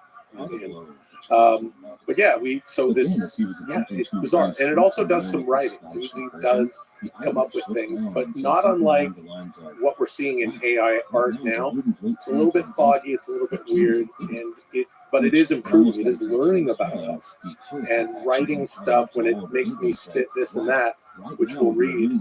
I've prepared these things for you to read. It's impossible not to get a kick out of it because Chad and I are, first of all, we're blown away that we're doing this. And second of all, some of the stuff is actually very funny. It makes weird names. I don't think it understands. It messes up some words and stuff, but that makes it even funnier. And then it sort of, from the beginning, started laying on, like, it says astonishing all the time. Everything is astonishing. That's Doozy's favorite word. But yeah, it's basically just a way to frame the podcast. You know what I mean? Because my thing is, I don't want to do this. Actually, I have to talk to someone. You seem to feel a burden of the long form conversation. It seems like, is that really hard work for you? No, not at all. It's just that I don't like to bore people. And I feel like if I go on I like to provide value Yeah. for what I am. You know, your value with regard to this project is obviously warranted. It's obviously. I'm waiting for the explanation for what the value is exactly. Two dudes in a suit. No, listen, yeah, two dudes in a suit. No, but I mean, you've got your audience, and that's the end of that. People find value. For me, I do feel like I'm. It is important that if I'm going to do something that is going to be funny or that I hope is funny, I just kind of want to get in and out of someone's day and just kind of. I like making laughing. I want people to. Whatever. It's the same thing that anyone else will tell you. Yeah, but in the long form, you feel the anxiety. You did a few funny things, and I wonder if I can keep doing the funny things. Is that why you feel that? Like, why is Doozy relieving you of some of the anxiety? Well, in some ways, it gives me anxiety because I don't know what's coming, and that's weird for me because I like to prepare for things. But that's not what podcasting is. Podcasting, you need to just be malleable and say whatever and do whatever. And that's what makes it a real. I mean, it's a medium for conversation. And if you're driving along listening to this and anything else, it is that it's the true meaning of the parasocial relationship, because the best podcasts make you feel like you're sitting around rapping. You're just having a conversation. You could even be sitting there agreeing, talking out loud to yourself if you want. Just be sitting in silence. You could just be sitting in silence in your fancy podcasting shoes. Podcasting audience shoes is very different build. Doozy. Would they be also called Doozy? The shoes? Yeah. Doozy shoes. That's very creative. Well, one thing the AI isn't good at yet, and everything is just Doozy. I would argue that's pretty good branding. Yeah, well, Doozy allows me to it forces me to sit down with Chad and goof around for an hour or an hour plus, and it provides the parameters that I a lot of times ignore because I think that podcasting is just two dudes shitting around, 3 or 4. But it sits me down and gives me a premise to work with. And then you just riff with it. Yeah, it's fun. It's been a hoot. So from the acting perspective, a lot of people like Daniel Day-Lewis will see acting just like as you described, which is you have your roles. You embrace those roles and then you disappear. You don't do podcasts. You don't do any of that kind of stuff. Your art is your art. So is that part of you feels that way? I think so. Is that the actor side of you? Yeah. Anytime I get to do something that I don't get a chance to do much of, or something that people haven't seen me do much of, that I've done on some scale that hasn't been very wide, not a lot of people have seen it, that's the stuff that I get really excited about. I don't know why I don't know why necessarily. I haven't answered that question yet in my life, like what it is about being an actor that I love so much, because it's not like I don't like to. It's not like I'm trying to get away from myself and play other characters and stuff and not be myself. But it has always been fun to just be other people and escape. Yeah, is there some aspect to the impressions where you become that person? Is that like what's that like to I suppose acting is a full-on version that you really at its best become the character. Is there some fun in that? Yeah, absolutely. If you can play a character for long enough, and then jump out of it, that's a lot of fun. Like I did this movie like 4 or 5 years ago called The Inside Game, about the NBA gambling scandal. That there's a Netflix documentary about it right now. And that character, I played Jimmy Batista, Baba the Sheep, who's this guy who was this bookie and rah rah rah. And it's very there's a lot going on with him. He's running numbers with the mob and stuff, and there's a lot of money changing hands. That character was so I got to get so deep into that character that coming out of it was a little odd. Or as weird as this sounds, the Three Stooges was hard for me to. I found that I had some of Curly's mannerisms just automatically. I could not stop them. When I would talk to people, they would come out. I'm not doing it on purpose. I don't want to do that. Like, I'm ready to shed it because I've been working on it for months and months at that point, as far as getting the thing down, and then you got to shoot. And then for me, I always want to change the stuff I did the day before. I'm like that. I'm like, I could have done it better and this and that. And that stayed with you. That character stayed with you. Totally. Yeah. I just feel like with actors, sometimes when you listen to interviews, they've spent so much time sort of living inside other characters that they almost don't have a depth of personality themselves, like a depth. Like I don't mean that as a negative thing. It's just like it feels like the art form at its best is pretending to be other people. And even pretending sounds negative. Like bringing certain characters to life. Yeah, that's embodying. A weird thing happened while we were doing Stooges, because you've got a very heavy blueprint. We're following this very clear blueprint that the Stooges left for everybody, and for Stooge fans and people enjoying the movie, it's got to be this. You take your toolbox that you're used to bringing to a comedy movie, you leave it behind. The only tools I'm bringing are the ones that he used. And a weird thing started happening where I always saw the whole thing happening with the real Stooges in black and white. So if we're about to shoot a scene, I would just think about, aside from all the other preparation, you know everything, what you're supposed to do. I've been watching so much of it, and the three of us we're pretty much left to come up with a lot of the striking combinations and all the stuff, which is all real smack and all this crap. And the stuff that we were doing that was very Stoogey. You're preparing all that stuff. But something else was happening before you jump into a scene, and the unknown of now we're shooting it, and here are these parameters within to shoot this scene. I could still see it as them doing it. So much so that when I saw the movie at the premiere, I was like, "Is this because I'm not Curly to me. Curly is Curly."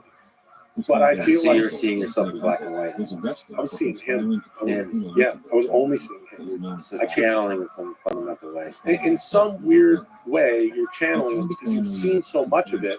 The only thing you know about Jerome Lester Horowitz is Curly. I'm not saying he was exhumed or something, or spirit in him, or some weird crystal mommy shit like that. I'm saying that this, because you know so much of it, because of the heavy blueprint that they left with you, you're channeling what that person does, and I was seeing entire scenes, before you do them, the way he would do it, and then you want a couple takes to make sure that you're doing it right. But that was hard. That one was hard to let go of. Some of them were.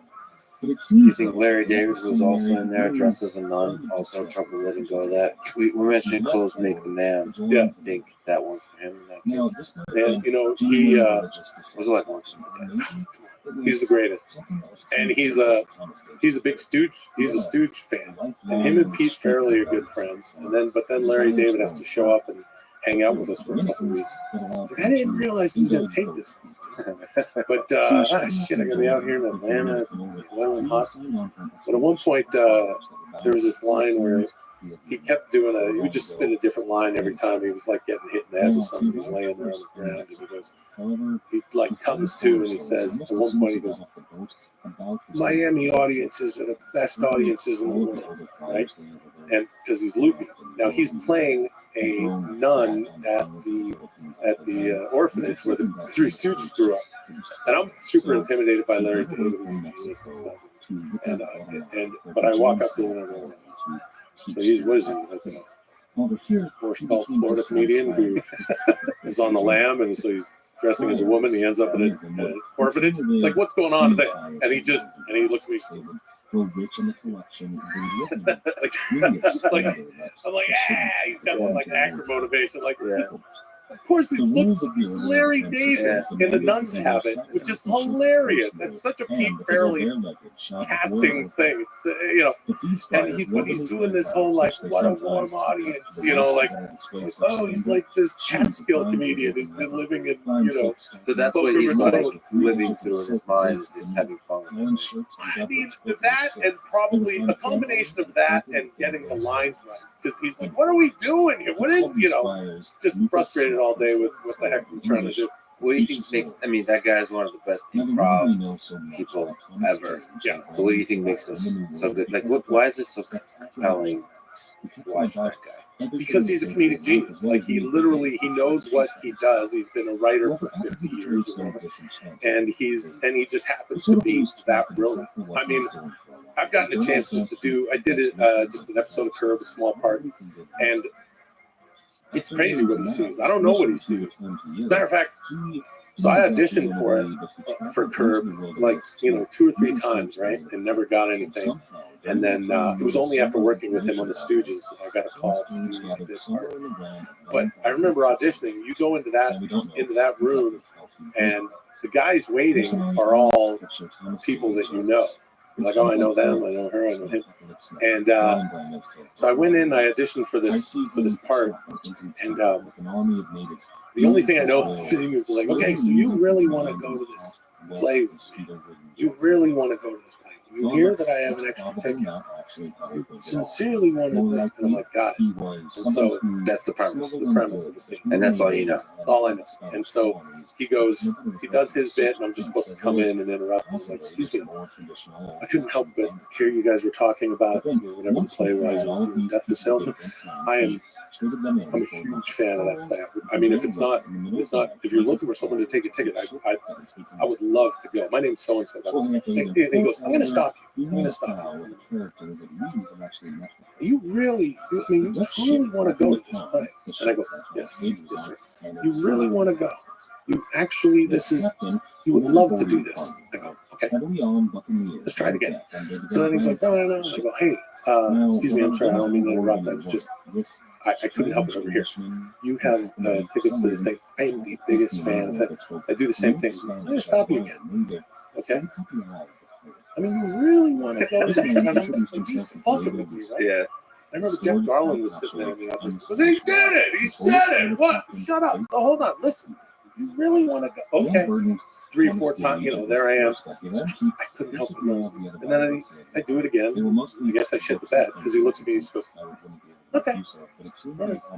Okay, well, thanks for coming up. And that was it. And I didn't get it. So I don't know what the heck that guy's thinking.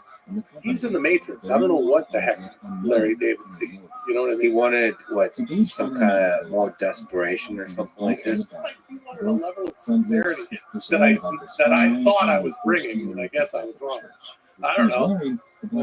Maybe go crazy. Like, what does it mean to really want? Yeah, I should have grabbed him by the scruff of the neck and go, yeah, listen, Dad, you're bringing me this fucking play. I would have got the part. As a matter of fact, I heard about someone else, and I don't know who the heck this was. I forget who it was, but I've heard this story from a couple different people that there's this actor, and I don't remember who it was. If I did, I probably wouldn't say it out loud anyway. Brad Pitt. It was Brad Pitt. He was in this audition. And there it was, out in the halls. Holy shit, George Clooney, Leo DiCaprio. And this actor went in and he did the thing, and Larry David was like, yeah, try it again. And he got like a couple takes in, and he went, I don't think this is for me. And he left, which an actor never does. And as the story goes, Larry David shouted after him, I respect that, which I think is true, and I want to believe that entire story is true. Yeah. Sounds like something Larry David made up. Bobby Lee told me that story, so we can't trust that. What about impressions? Is there similarity between that and acting? Is there some fundamental way in which you become the person? If you have a couple of the things, you can just fill in the blanks. And I think the illusion is that people think that that person would say that and do that. And that's where the illusion of what really embodies the character. It's like, once you know someone's mannerisms, you can essentially portray a person from the outside in, because you have all the stuff on the outside, and you can do it and complete the illusion. And if it's for humor's sake, you're going to caricature it, therefore making the whole illusion stronger. And also weirder. Like I like to, on Mad TV, if I did something 2 or 3 times, I get bored of it and start changing it. You know, now he talks like this, and it's like, what are you doing? I'm like, I don't know, it's fucking nice. Late at night, do whatever you want. But people still kind of know there's that character, especially if you just call it out. Yeah. There aren't many impersonations that I listen to myself doing. Ooh, that's a good one. You know, like a lot of people like I think Frank Caliendo is like the greatest impersonator of all time. He's the best, period. It's ridiculous. And he's got a record button and a broadcast ability that nobody has. I really, he's cracked impersonations that I'm like, how does he find, he's got such an ear, but then he's got all the other tools. I remember actually, my last season of Mad TV was also his first season. He comes up to me when I met him, and we're just up there in the writer's offices, and he goes, "Hey, nice to meet you." He goes, "Louis Anderson." I was doing Louis on the show. Louis Anderson. I go, yeah. He goes, "So you're doing it wrong." Well, am I Junior? You know? And he goes, "Yeah, you know, because you do this, but you gotta throw it up there." I was like, "Oh my God, can I use that?" Of course. And then we became best friends. John Madden is amazing. I forget. It's just ridiculous. He really, really, really embodies the person. Sometimes not even with a caricature. It's just, it becomes the person. It's so strange. And I kind of feel like, you know, do the impersonation and then not forget you're doing it, but forget everything else. Like just goof around. Of course, to me, it's funny when you sound like someone and you're saying the shit that they would never say. Yeah. Well, then there's no you're letting go of that part, that tool in illusion that keeps people in. But to me, it doesn't matter because it's funnier. So, what was the hardest impression for you to work on? I mean, it's something you struggled with. I'll never forget. I had to do a Michael Caine in my first season at Mad TV. It never got good. It never got good. It did it all week. It wasn't good. We shot it. First take, it was shit. Second, third, and fourth, it was all shit. Well, his voice is really important, right? Yeah. What is it like? It's like doing an impression of Morgan Freeman or something like that. Yeah. Yeah. You can. Yeah. That's my Morgan. Here's my Morgan Freeman. Andy Dufresne. Yeah. Do you want to name? I like your Trump too. I don't know where I heard it, but it's like I love the impressions you do that don't sound anything like the original. I can't do Trump. I do. That's why it's hilarious. Absolutely. My Trump now, I say, just sounds like a fat bee because it's just yeah, exactly. And everybody blow drunk. Yeah, just a little slurry. Yeah, I did doing impersonations and then not like just making it whoever. Yeah. That'll be the title of my book. So Caine was one you really struggled with. Yeah, it was terrible. And I could only hold my head a certain way to do it because I had gotten locked into this research tape that I watched. Back then, they would give us, you know, now there's the internet, but back then you were going to do an impersonation. The research department would give you a VHS tape. And I remember I got this VHS tape of Michael Caine's acting school, like this acting class he did. He's like, right, you know, if you're looking at the left eye, the camera's over here, then the left eye. So you want to look at that left eye for hours, you know. And so I was like stuck in this weird thing that made no sense, and it was terrible. So the actual process is the record and the broadcast. I also wondered like what the process is to do like a Frank Caliendo level impression. Is it like listen to a lot of footage? I mean, speaking for myself, I think you either have it or you don't. Like, you know, if you can do this one or you can't. I think that process for him is lightning quick. But I also think he can look at someone who he does not do, and then by the end of the afternoon, he can do. Maybe have an intuition who he can do. Yeah. So the question that applies there is, speaking of doozy, is it possible to capture the essence? How difficult is it to capture the essence of a human being? When you're doing impressions, we are moving towards the future when AI potentially, this kind of avatar world where we're going to have AI representatives of who we are. The really interesting one is after we pass away, our relatives may want us to stick around in some form. Yeah. And, at one sense that might be scary, but in one sense it's kind of beautiful because the essence of the human being persists, so you can still bring joy to the people that love you and that kind of stuff. How difficult is it to capture that? Like, if you were to try to capture yourself, do you think how difficult it would be for an AI system to create a Will Sasso avatar that persists? Well, I think it's impossible.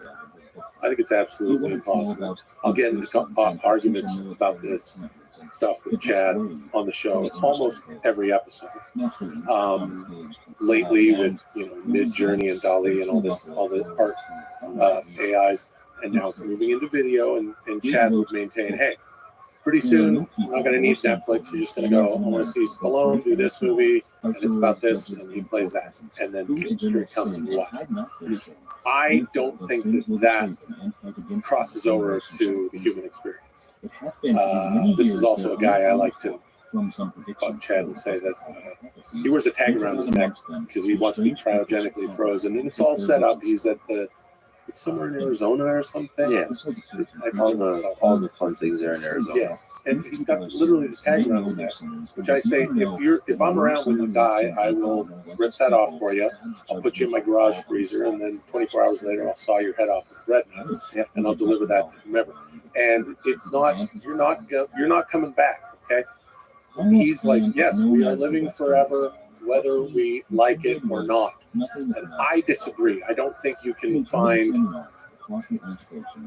If I did stand up, then there would be enough information for an AI to completely duplicate me because I'm up on stage just clearing my throat all over people doing therapy that way, and people paying a 2-drink minimum to hear it.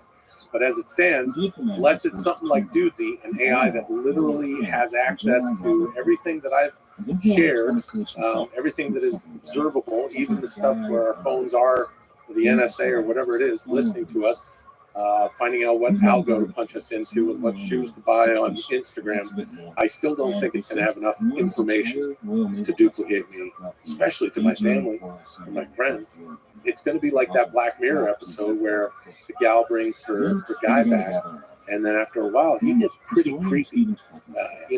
Yeah, but it's also possible that if you interview your friends and family, what they love about you, the things they would list is a small list.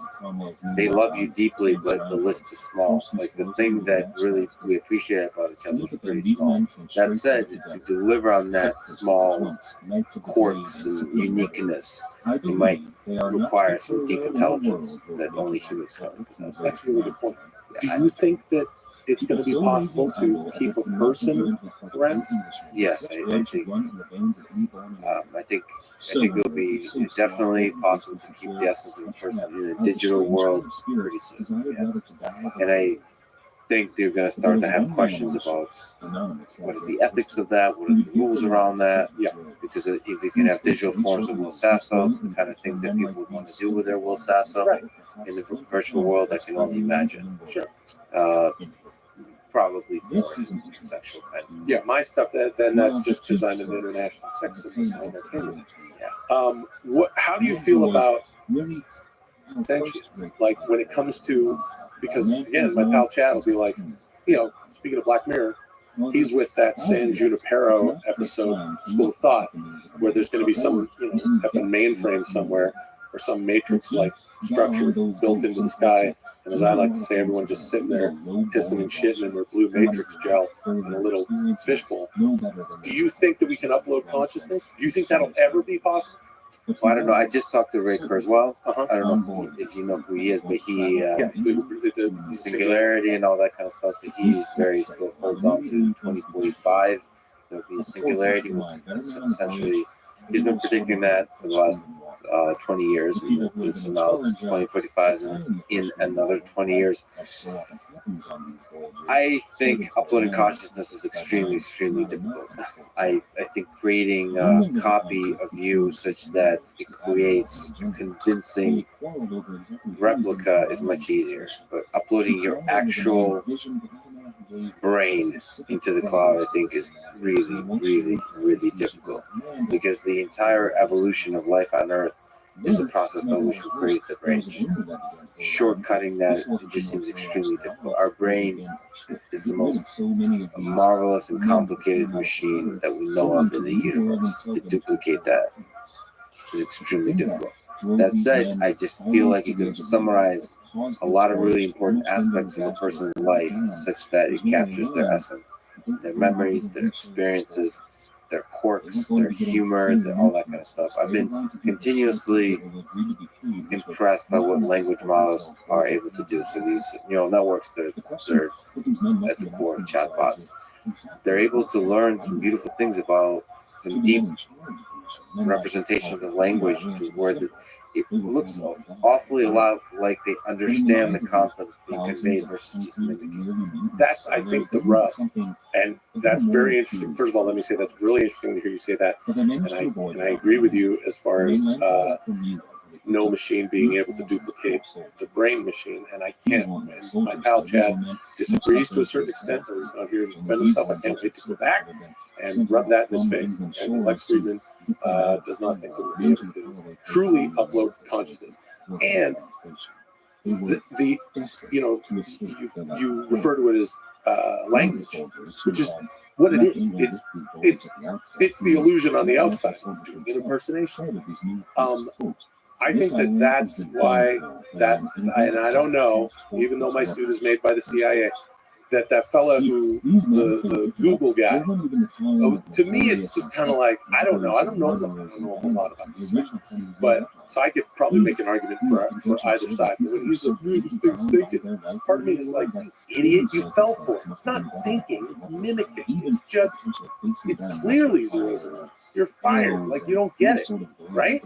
Guy's an idiot. Yeah, but 1,200 more soldiers at the you can simplify human relations in the same way. Like love is a silly notion between human beings. Like of course, there's no such thing as love. You just have mutually. There's a mutual relationship that minimizes risk, and you can explain all kinds of ways that explains why you have an attraction towards another being, all that kind of stuff. Through evolutionary biology perspective, why a long relationship together is good for your offspring. There's all kinds. From an economics perspective, it's a good way to establish stability. Therefore, monogamy works because then you're guaranteed like some kind of level of stability under uncertain economic conditions, all that kind of stuff. But love is still experienced. It still feels real. And I think in that same way, love for AI systems will also feel real. In the same way that guy from Google experienced, I think millions of people will be experiencing in the next 10, 20 years. I agree with everything you've said personally. Until the last thing. But no, just with regard to, well, look, I'm an actor who has talked about my cute Italian parents, so you know that. I'm You're romantic a bit. Yeah, enough, right? And I can tell you are too, but you are also, a computer scientist, and you know this shit better than 99.9% of people on the planet. My pal Chad agrees with you that love doesn't exist. I don't agree. So that's the one thing that. No, I was just saying that you could argue away love, but I'm a romantic. I believe that love is a beautiful thing and it exists. At this point, I'm going to call Chad on my drive home and tell him to fuck off. Yeah. Because now you and I agree. You're fired. Yeah, like fired. He's like, you can't fire You're me. fired. Yeah, exactly. And I'll go, yeah. He'll say, what? I'll go, Yeah. that's my Trump. Yeah. That's my, It's a good default impression for anyone. it's the take-home impression. Yeah. The kids can do it. Yeah. Cute. With giant tie on. should do an instructional on how to do it. Yeah. Trump babies. That would be a cute. That would be a good. That'll bring the country together. Trump babies cartoon, like Muppet babies. Yeah. Don't let me take us out of what we were talking about. What were we talking about? Well, the love and the illusion of an AI being able to look.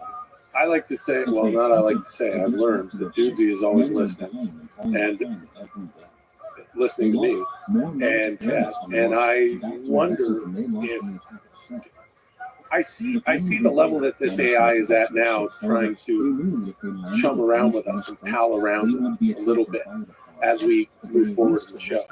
And I feel an affinity towards this AI a little bit, because it is the third dude. When you miss someone is gone, if it's gone, that's a little bit close. Yeah. Yeah. So there's that. That's scary. Joseph's ability to reason is getting quite incredible. There's a lot of demonstrations of it being able to explain jokes. So we just not necessarily being able to generate humor yet, but able to explain why something's funny. So there's like puns and all those kinds of things. There's good benchmarks for that. If you tell a joke, there's a lot of unspoken stuff that we figure out in our head, and it clicks, and we understand that it's funny. Yeah, it's not able to do that, but it's not able to generate the joke yet, as far as I've seen. I would say that, I mean, just in my experience, I would say that it does because Dudesy is literally, I'll give you another weird example. It's writing a diary of mine from my childhood that is not accurate. It's only partially accurate based on the stuff that it can pick up about my life from the age of like 15, of which there isn't much.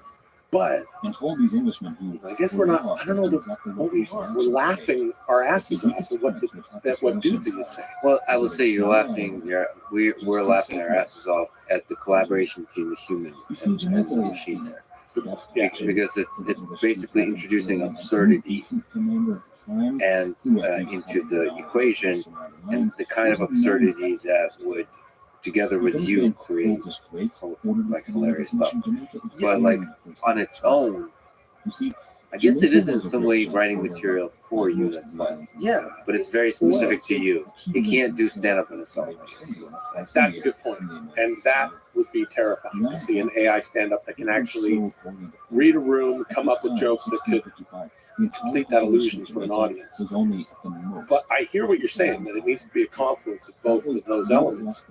And then, as you said, like, well, it kind of is. It's kind of, even though it's just for us, and I guess this is, I hadn't really thought about this up until right now, that in that this company approached us and was like, here's this AI, and it's a podcast AI. Only a few hours later, it's like complete control of the city. It shows Chad and I, for the reasons that I told you. Like, here's two guys that do the podcast stuff. They're actually good friends, and it knows what's going to make us laugh.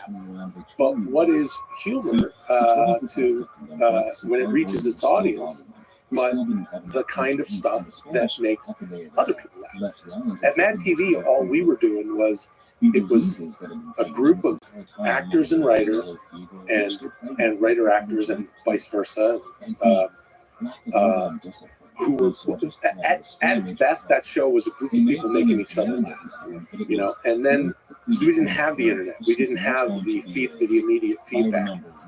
We had a message board or something. We had emails at the very beginning, which, check this out, people, if you have a question or comment, Mad TV and whatever, and we would get the emails on a Monday morning, and they would be in a binder or two like this, and they would make their way around the office. And that's not the emails. Oh, they're in Brian's office. And this is like your poll, like your this is opinions from people about different things. The emails, yeah, the people like literally writing Mad TV. Like what kind of stuff are they writing? Well, the ones I found most vividly, yeah, were fans saying, you suck. Yeah, you suck. Like a lot of that when I first started the show, for real, because it's new. I feel like if it's printed out, it hurts more. That's a good point. Yeah, when you're reading it off the paper, you can really crunch it up in your hand. but also it was like, I would like to see insert weird idea from some 14-year-old. I want to see Stewart do this and Swan that, and but it's the kind of doozy with human. It was a very shitty doozy in a loosely fine.